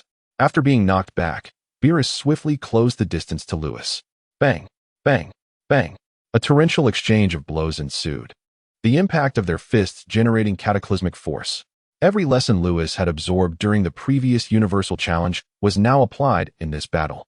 Though his strength paled in comparison to Beerus, he wielded immunity and the perfected state of freedom, maintaining the upper hand throughout. Beerus remained unscathed, yet he found himself increasingly beleaguered. Lewis's fighting techniques had become nearly equal to his own, outpacing him in reaction speed and effectively disregarding any damage. Of course, Beerus was undoubtedly faster than Lewis, but retreat was not in his nature. Boom. The void erupted in an explosion. Fortunately, thanks to the energy shield laid by Whis, all forces were contained within, though even so, the sheer power caused the shield to tremble violently. The two resumed their battle. Two silver forms clashing as if two dragons were engaged in a fierce duel. With a powerful punch, Lewis unleashed a vast divine aura that rippled through the void, causing it to tremble. Beerus raised a hand to block, using the rebound to propel himself into the air, casting an immense wave of destructive energy across the sky. Go, come at me. Lewis steadied himself, refusing to retreat, transforming into a thunderous war machine, deftly evading Beerus's barrage of destructive energy. The thunderous explosions erupted behind him. Yet Lewis remained undeterred. He extended his hands, fingers aligned. Gathering energy into a blade, a dazzling silver brilliance surged forth, instantly appearing behind Beerus. With a swift motion, a profound sense of danger surged within Beerus, sending chills down his spine. The power of the fifth tier of divine realm erupted, causing the world to dim. The essence of destruction pervading every corner, transforming the battlefield into a scene reminiscent of the twilight of gods, utterly terrifying. Yet, Lewis too was propelled by this force. Are you a muddy-eel? That prophetic fish is not nearly as cunning as you. Beerus quickly distanced himself, spiraling through the air, grumbling. In the past, Lewis would not have inflicted harm, merely receiving blows, but now the tables had turned. Lewis's strength posed no threat to him. Yet he found it impossible to react to Lewis's attacks, leaving him with no choice but to endure the onslaught. Moreover, he had just been threatened by a mere second-tier divine realm Karami. What an infuriating situation. Ha, Lord Beerus, today is your day. Lewis steadied himself, not rushing forward. Do not think I am unaware of your stamina depletion. How long can you maintain this state? Beerus twisted his neck, gazing at Lewis with a cold smirk. Douglas is mine. Lewis, with a furrowed brow, replied, You are being quite mischievous, Lord Beerus. I have not trained in recent years, and I know you wish to see if I have regressed. If that is the case, then allow me to reveal my new form. Chapter 176, Ultra for a New Form? Beerus blinked in surprise. What new form could that be? Not only was Beerus puzzled, but Whis on the ground was equally bewildered. Ultra 3? No, if it were Ultra 3, Lewis would not refer to it as a new form, for he was already aware that Lewis could transform into Ultra 3. Whis was utterly perplexed. He had never seen Lewis transform into any other form. Could it be that he had developed a new transformation? Ties, do you know if Lewis can transform into other forms? I have no idea. Ties shook her head, having accompanied Lewis over the years. She had not observed any such development. In the sky, on the battlefield, upon hearing Lewis mention a new form, an ominous premonition struck Beerus, and he furrowed his brow. What kind of form? Ultra 4. Lewis burst into laughter. His expression turned serious as he shouted, Whis, have Asen bring Broly, Goku, and Vegeta to me. On the ground, Whis, though puzzled, relayed the message to the Supreme Kai of the universe. Meanwhile, in the realm of the Supreme Kai, the old Kai, Asen, and Broly heard the call. Young ones, did you hear that? Hurry, the old Kai bellowed. In recent times, he had conferred with Lewis regarding Broly's situation. Now that a month had passed, could it be that Lewis had come to a realization? Asen quickly reacted, utilizing instant transmission to take the Supreme Kai and his companions to the God of Destruction's realm. They then proceeded to Earth to find Goku and Vegeta. Sun Wukong and his companion had already acquainted themselves with the esteemed Kaioshin. And upon hearing the explanation from Kaioshin Shin, Sun Wukong observed little Gohan for a month. Throughout this period, Piccolo had not taken any action regarding little Gohan, which alleviated Sun Wukong's concerns. Thus, he proceeded to accompany Kaioshin Shin to the realm of the Destroyer. As for Vegeta, he ceased his plans of procreation with Bulma and likewise followed to the Destroyer realm. After Sun Wukong and Vegeta departed from Earth, within a cave in the South Islands, a voice exclaimed, Cell, how is this possible? I have yet to fully create you. How can you be here? No, please don't kill me. Meanwhile, in the heavenly temple, Chuanma lay prostrate on the ground. He glanced towards the South Islands and then at Bobo beside him, asking, Bobo, where did Kaioshin Shin take those two? Bobo's expression remained inscrutable as he replied, I am uncertain. Chuanma bit his little finger, pondering. Could something significant be occurring? Bobo maintained his stoic demeanor. I do not know. Chuanma's lips twitched slightly. Project it for me. Yes. Bobo finally reacted and projected the scene from the Destroyer realm. In the Kaioshin realm, within moments, a gathering of 7 or 8 individuals assembled upon the vacant ground. The atmosphere in the Destroyer realm grew tense. The Elder Kaioshin surveyed the void battlefield and then turned to Whis, inquiring, Mr. Whis, what did Lewis summon us here for? Whis regarded the crowd and began to speak slowly. He mentioned he is about to transform into a new form. What? Sun Wukong and Vegeta gasped in astonishment, for they were already aware that Lewis would transform into Super Saiyan 3. If he were to surpass that, would it not lead to the Super Saiyan 4 state? It was no wonder Lewis had summoned them. He must have mastered the technique I spoke of. The Elder Kaioshin's eyes brightened. He had discussed a definitive method to resolve Broly's rampage with Lewis a month prior. In truth, this method was also applicable for Saiyans to achieve Super Saiyan 4. Upon hearing this, Vegeta inquired, what method? To regain one's self in the state of utmost rage. The Elder Kaioshin spoke, and Whis comprehended the essence of it immediately. Since the battle in the Dark Demon realm, Lewis's bloodline had ascended to an extraordinarily formidable level. Perhaps this method could indeed facilitate a breakthrough for the Saiyans into the so-called Super Saiyan 4 state.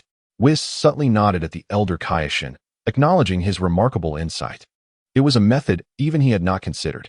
At this moment, the Elder Kaioshin looked at Broly, Sun Wukong, and Vegeta, gravely stating, Lewis must have grasped this method, which is why he called you here. You will eventually reach this stage as well. Remember to observe carefully. Sun Wukong and Vegeta trembled slightly and quickly lifted their heads. Their eyes glued to Lewis, determined not to miss a single detail, even before he commenced his actions. Broly, scratching his head, had no knowledge of Super Saiyan 4, but he listened attentively to the Elder Kaioshin and Lewis. He obediently raised his head. In the void battlefield above, Lewis addressed the gathering. Have you all arrived? He then turned his gaze to Beerus, saying, Lord Beerus, please descend first. I shall engage you once I complete my transformation. He understood that in his current state of perfect Ultra Instinct, he could not contend with Beerus. Even if he transformed into Super Saiyan 3, his strength would only reach the 4th level of godly state. Furthermore, once transformed, he would be unable to maintain the perfect Ultra Instinct, rendering him incapable of defeating Beerus with merely the 4th level of godly power. Of course, if he utilized time-space powers to negate these limitations, he could easily overpower Beerus.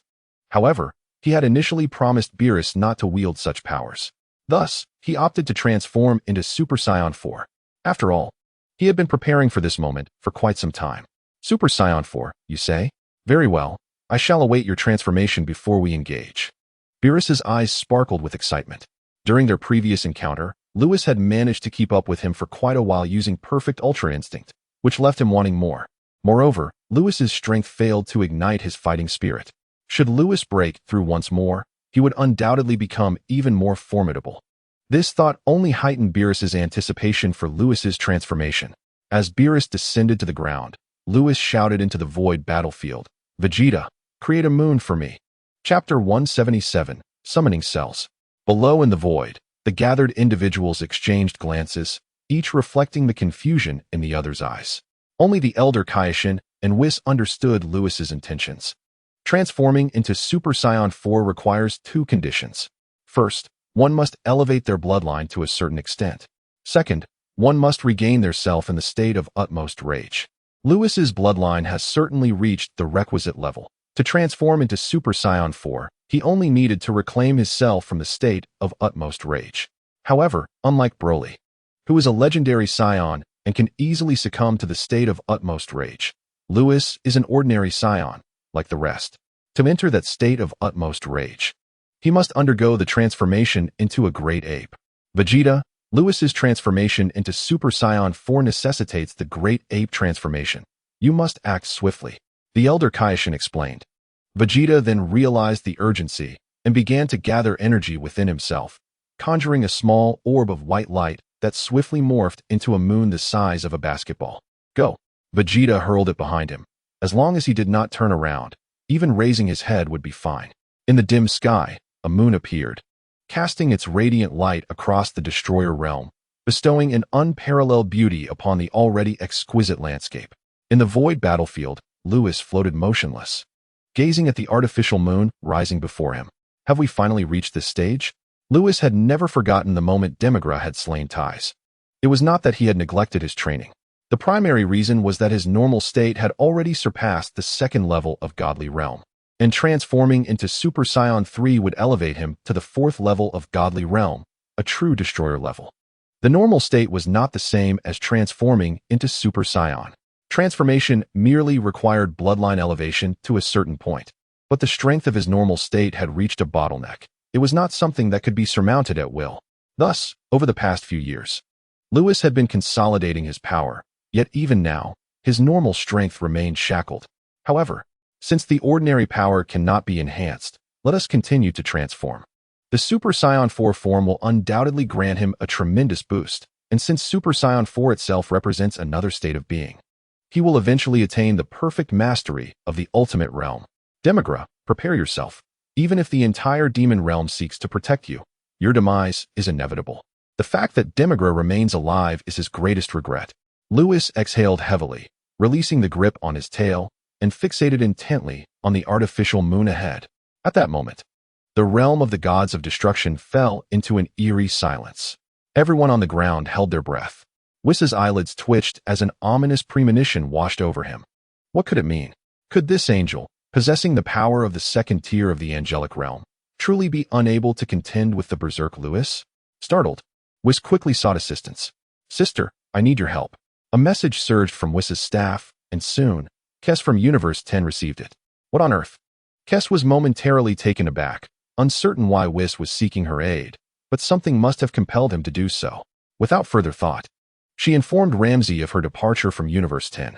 In Universe 7, within the realm of the gods of destruction, an artificial moon the size of a basketball hung in the sky, casting an unusual stillness over the entire domain. In the battlefield of the void, Lewis hovered motionless, the pure white moonlight illuminating him, and his tail began to twitch gently.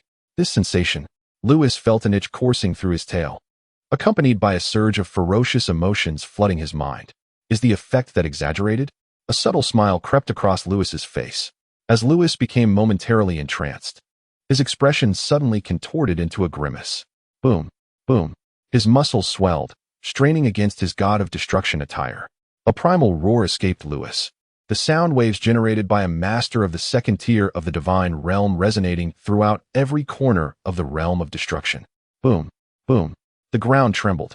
Whis quickly erected an energy shield, allowing everyone to breathe a sigh of relief.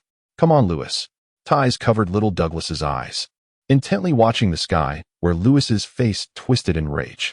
Though Lewis had lost his human form at that moment, she found him no less handsome. Suddenly, Vegeta, I recall you mentioning that higher-level warriors do not lose their sanity. What about Lewis? Goku inquired urgently, a realization dawning upon him. Indeed, Lewis is a higher-level warrior. Can he still enter a state of extreme rage? Vegeta turned to the old Kaioshin. Do not fret, since Lewis has called upon us. He undoubtedly has a plan. The old Kaioshin remained unperturbed, for Lewis never undertook actions without assurance. Very well, let us continue observing Lewis's transformation, especially you three, Goku, Vegeta, and Broly. Pay close attention. Whis added. Yes. In the skies, Lewis remained fixated on the artificial moon, feeling the ferocity within his mind intensifying. Yet, despite this, the wild emotions did not consume his consciousness. Is this the essence of a higher-level warrior? Lewis recalled his status, but at that moment, his mouth began to reveal fangs, and brown fur sprouted across his body. Boom. The power within him erupted uncontrollably, compressing the space around him, creating a vacuum in the void. Buzz. The very fabric of space trembled, and a tempest brewed in the realm of destruction, causing countless lakes to swell with monstrous waves. Roar.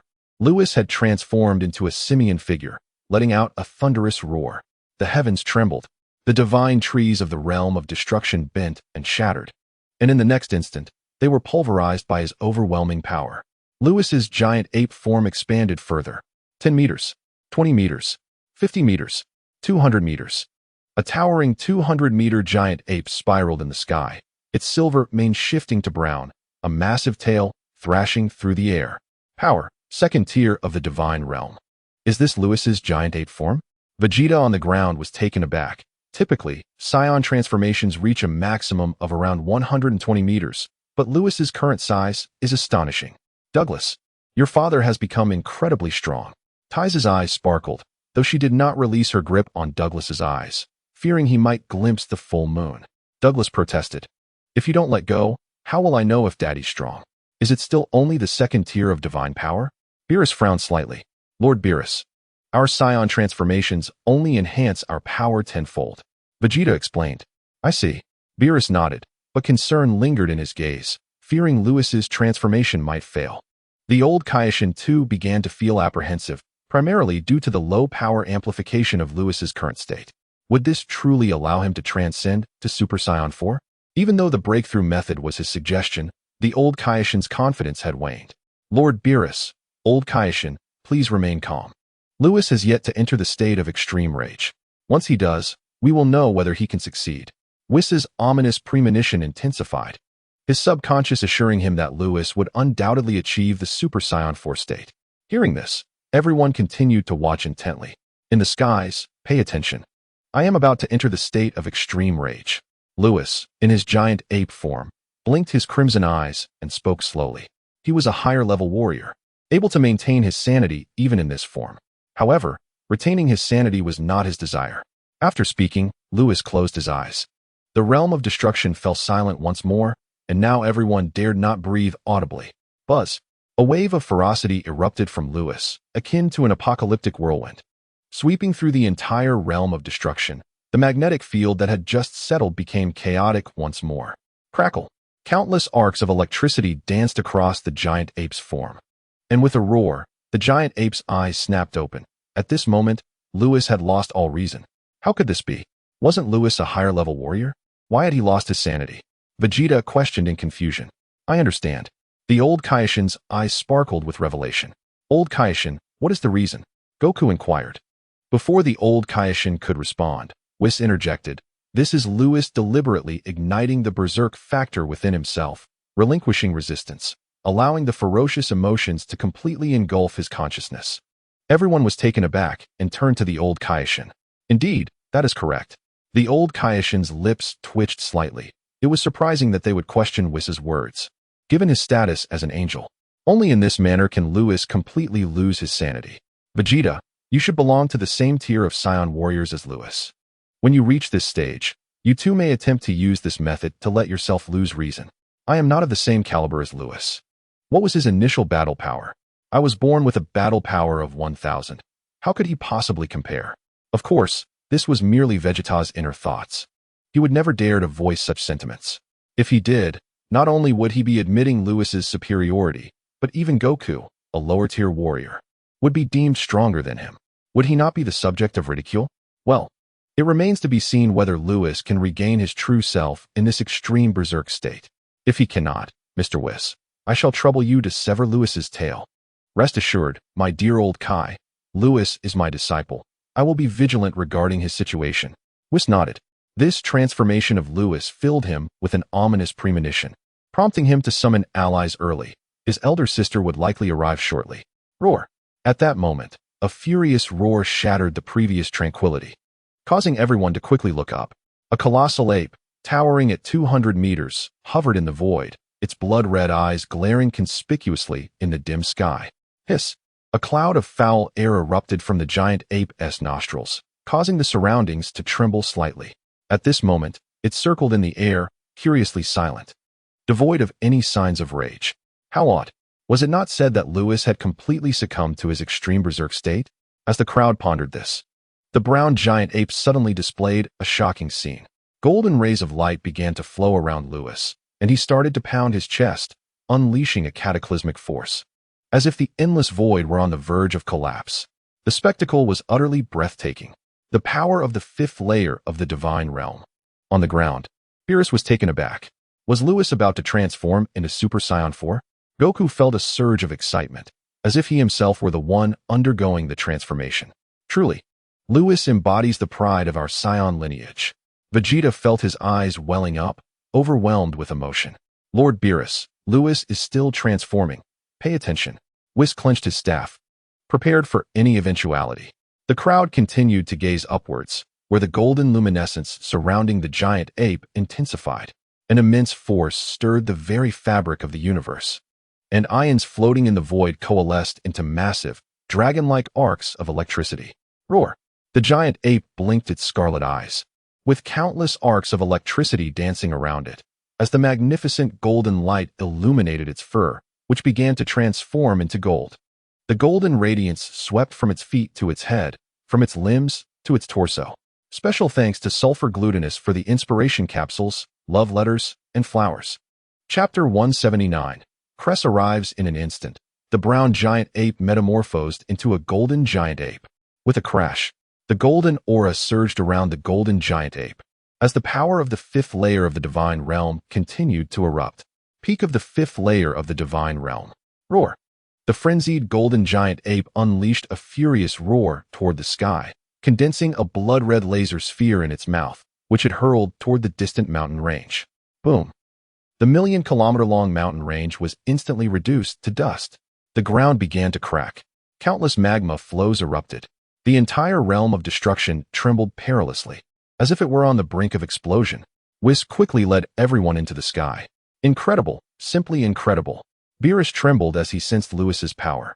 He realized that Lewis's strength had now matched his own. The golden giant ape. There was indeed a state of the golden giant ape. Vegeta involuntarily swallowed, only to find his mouth parched. Golden giant ape. Ha ha ha, did you see that? This is the manifestation of bloodline evolution. The old Kai was exhilarated. If Lewis regains his self in this state, he will undoubtedly ascend to Super Saiyan 4. At that moment, the old Kai realized that his conjectures about the Saiyan bloodline were indeed correct. Goku clenched his fists, his eyes gleaming with desire. How I wish I could possess such power. Broly remained silent, but his trembling body betrayed his excitement. He too was thrilled and agitated. He longed to spar with Lewis immediately. Just then, Whis spoke up. Be cautious. It seems Lewis has set his sights on us. The crowd turned to the void ahead. Upon ascending to the sky with Whis, they had become the focus of the golden giant ape's attention. Roar! In the void ahead, the golden giant ape let